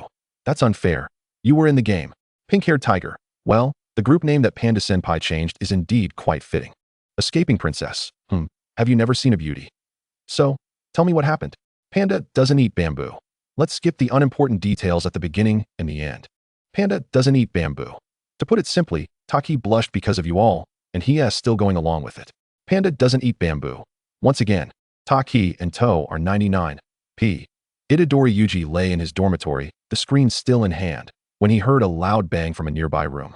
The door slammed against the wall and, propelled by inertia, swung shut with equal force. Accompanying the thunderous sound was a piercing scream from a girl. Senior Panda, if it's jujitsu, let us battle it out on the playground. The orange-haired girl clenched her fists, fire blazing in her eyes. Only one of us can survive. How infuriating. Let us duel, Senior Panda. Hearing the commotion, the panda mused. So this is the nature of rivalry among sorcerers. The astute jujitsu sorcerer would never concede defeat. As the door swung open once more, the two first years fell into contemplation. I wonder what is igniting that fire. Looks like everyone has paired up. 4. Pink-haired tiger. How passionate. Escaping princess. Escaping princess. 1. Residing in Dogroll Taki's dormitory. Shino naturally heard the voices of his peers challenging Senior Panda. Reclining on his bed, he casually poked his senior in the side. What is going on with Senior Panda? Dogroll Taki glanced at his phone, checking the second-year group chat, then shook his head in confusion. Salmon Row? Well, it's nothing. Seeing that Dogroll Taki was also in the dark, Shino tagged their little group. Words of power are the best. Pink-haired tiger, Yuji, Itadori, what's the matter? Within moments, Yuji replied. Pink-haired tiger. How shall I put this? Pink-haired tiger, Itadori has developed a crush on a certain pairing, and Senior Panda insists on countering it right in front of her. Pink-haired tiger, escaping princess, Fushiguro, right? Escaping princess, yes. Escaping princess, no need to worry. Just consider it extra training. Words of power are the best. I see. Finishing his message, Shino turned the screen towards Dogroll Taki. That's the gist of it. Upon hearing this, the silver-haired youth lifted his gaze, his eyes curving into a smile. Makuji Ohana. Isn't that right? I feel the same way. Shino nodded earnestly. I respect all those who ship, but I draw the line at intruding on rivalries. Dogroll Taki approvingly gave a thumbs up. Salmon Row. The boy with dog-like eyes withdrew his phone and proceeded to open his photo album. Although he hadn't taken the field during the baseball match, he could still boast of a remarkable collection of memories. Who understands the thrill of capturing moments up close? Before Dogroll Taki, Shino boldly created a dedicated album titled Senior Dogroll, transferring all photos from recent projects. The new album now displaying the number 986 at the bottom. Dogroll Taki. Before the silver-haired youth could voice his hesitation, Shino randomly selected a photo to enlarge. Resting his chin on his hand in contemplation, he murmured, By the way, don't you think your outfit looks rather familiar? Salmon Row? Dogroll Taki turned to look, puzzled by his junior's words. The boy in the photograph was clad in a white baseball uniform, topped with a matching cap. There was nothing particularly remarkable about the attire. Rather than merely feeling familiar, it could be said that everyone dresses in such a manner. With a slight lift of his lips, Shinyato reflected on certain white-haired characters his friends and family had once favored before his own journey through time. He nodded affirmatively to himself, contemplating that Kogen Taki's ensemble bore a striking resemblance to that of a certain spectral white blood cell. Kogen Taki, huh? White blood cell. Does he resemble human immune cells in some way? The silver-haired youth never anticipated that his junior would offer such an answer. And as he leaned against the shoulder of his underclassman, his mind momentarily faltered. Kogen-senpai? Realizing the weight on his shoulder, Shinyato suddenly remembered that this manga world, imbued with curses, did not exist. I find myself unexpectedly nostalgic for you, my dear friends. The dog-eyed youth nestled closely against his senior, affectionately nuzzling the fluffy crown atop Kogen's head, and swiftly changed the subject before his companion could react. Kogen-senpai, do you know where the packages are usually delivered at Jujutsu High? Packages. Both teachers and students at Jujutsu High rarely order items that require shipping. This is primarily due to the school's remote location and the barrier's effect on the senses of ordinary individuals. Delivery personnel, being mere mortals, would find it impossible to locate Jujutsu High, and thus, the administration would invariably place its own personnel in such situations. No one wishes for their packages to be inspected by unfamiliar faces before they arrive in their hands. After a moment's contemplation, Kogen Taki tentatively replied in the chat box. I believe Principal Yaga mentioned that packages are left by the entrance on the first floor of the dormitory. Upon sending his message, he grew curious and inquired further. Did To buy something? Shinyato blinked, the corners of his mouth curving upwards in youthful delight. Oh, didn't I mention it to Kogen-senpai? He waved his phone playfully. Of course, it's something that allows Kogen-senpai to fulfill his boyfriend duties. Kogen Taki, wait, what? Chapter 81, huh? But senpai seems to enjoy it. Kogen Taki mused as he gazed at the items his junior had brought back. A silver chain lay silently on the table, while the sapphire tongue stud in its box sparkled under the light, making its presence known. Kogen Taki, these two items look rather familiar. The silver-haired youth finally recalled a question his junior had once posed. But then again, who would have imagined that my junior would actually place an order? Kogen felt a slight blush creeping up his ears as he looked at Shinyato, who was gazing back with wide, innocent dog-like eyes. The gradient hair, dark on top and light below, appeared both fluffy and soft. The dog-eyed youth seemed eager to take credit. I noticed that Kogen-senpai seemed to really like this style, so I just bought it. Is it not beautiful? The silver-haired youth widened his eyes, glancing between the jewelry on the table and the unguarded honesty of his junior. He pursed his lips, the redness in his ears deepening. It's not like that. It's not that I like it. Really? Shinyato elongated his tone, a hint of feigned grievance lacing his words. You don't like it, Kogen-senpai? The overly high neck of his attire effectively concealed the silver-haired youth's slightly awkward expression. Gazing at the slightly reddened eyes of his junior, Kogen Taki lowered his gaze, his voice muffled. It's not that I don't like it. Shinyato relentlessly pursued the topic. So you do like it? Kogen Taki slightly turned his head, avoiding Shinya's shimmering gaze. It's not that simple. That's quite cunning of you, To. Having successfully garnered his senpai's approval, Shinyato joyfully nudged the two items closer to Kogen Taki.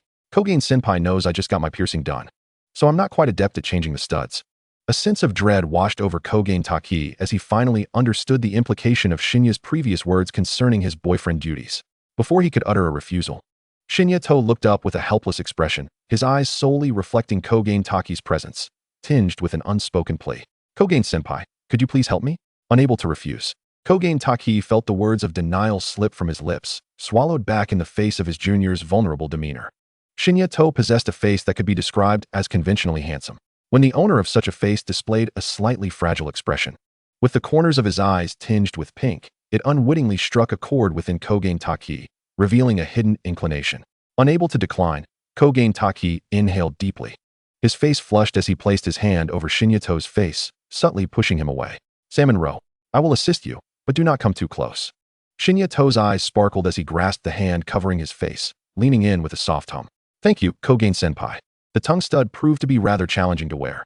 If attempting to do so alone, one might appear somewhat awkward due to unfamiliarity with the process. But having another person assist brought forth a new dilemma. Humans cannot control the rate of saliva production. Kogen Taki evidently had no so-called novice protection period. As he struggled to screw in the final sapphire gem, tiny beads of sweat formed on the tip of the silver-haired youth's nose as he unconsciously exerted more force. Shinyato let out a soft hiss. Kogen Taki's gaze shifted upward, meeting the glimmering dark red eyes of his junior. Did I hurt you? Shinyato gently shook his head, finding it difficult to articulate his feelings. Kogen Taki softly reassured him, don't worry, it will be over soon. After a few more moments, the blue gem was successfully secured. Kogen Taki exhaled in relief, momentarily disregarding the moisture on his hands as he attached the silver chain to the protruding sapphire. As he realized what he had just done, the silver-haired youth instinctively attempted to rise. Forgetting that the other end of the silver chain was still in his grasp, Shinyato was suddenly yanked forward, letting out a cry of pain as his body instinctively sought to alleviate the discomfort. Kogen Taki's eyes widened in shock. He instinctively embraced his junior, opening his mouth to explain that it was unintentional, concerned about whether Shinya had been hurt. Out of the corner of his eye, he noticed his junior squinting mischievously. Wait, what? The silver-haired youth momentarily froze. Then, feeling a mix of embarrassment and annoyance, he grasped Shinya's hair, applying a bit of force to regain the upper hand.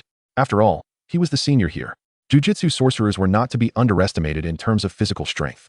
Kogen Taki tugged at his junior's hair, forcing a little distance, his voice hoarse as he addressed Shinya, who was still eager to continue. Stop. Shinyato halted his movements. After a considerable time, he finally released Kogen Taki from the command. He looked at the heat radiating from Kogen Taki's body, tilting his head like a curious puppy.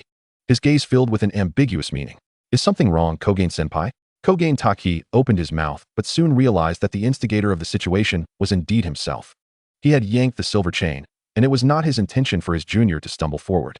The silver-haired youth frowned slightly, first unfastening the silver chain from Shinya, ensuring that he had not sustained any injuries, before a hint of guilt washed over him, causing him to glance away. Don't worry. Really, are you okay? With his right thumb and index finger forming an A shape near his mouth, Kamino Tetsu inquired, do you truly not require my assistance? For instance, in what manner? In an instant. Inumaki Toge blurted out, Katsuobushi. Wow, are you really certain? Kamino Tetsu tilted his head and blinked. It's not as if this is the first time. Katsuobushi. Does that imply agreement? Dried fish. But senpai is quite fond of it. Inumaki Toge, his ears flushed with embarrassment, exhaled in exasperation. Hey. The unspoken curse was silenced by Kamino Tetsu's physical presence. Did Inumaki-senpai wish for me to vacate the dormitory? That simply won't do. His dark crimson eyes fixated on his junior, who, feeling helpless, could only shield himself from his own self-deception. Kamino Tetsu smiled gently as he withdrew his hand, his Adam's apple bobbing slightly. Thank you for your hospitality, Inumaki-senpai. The resumption of classes at the school was anything but tranquil. Suguru, originally responsible for teaching physical techniques, had been summoned by Satoru Gojo, leaving the seemingly absurd title of substitute teacher to fall unexpectedly upon Sukuna. For a fleeting moment, Itadori Yuji and his companions felt as though the sky had collapsed. Maki Zenin displayed an expression difficult to articulate. I still believe that Gojo-sensei may have lost his mind. Surely, we won't be obliterated by Sukuna's fist.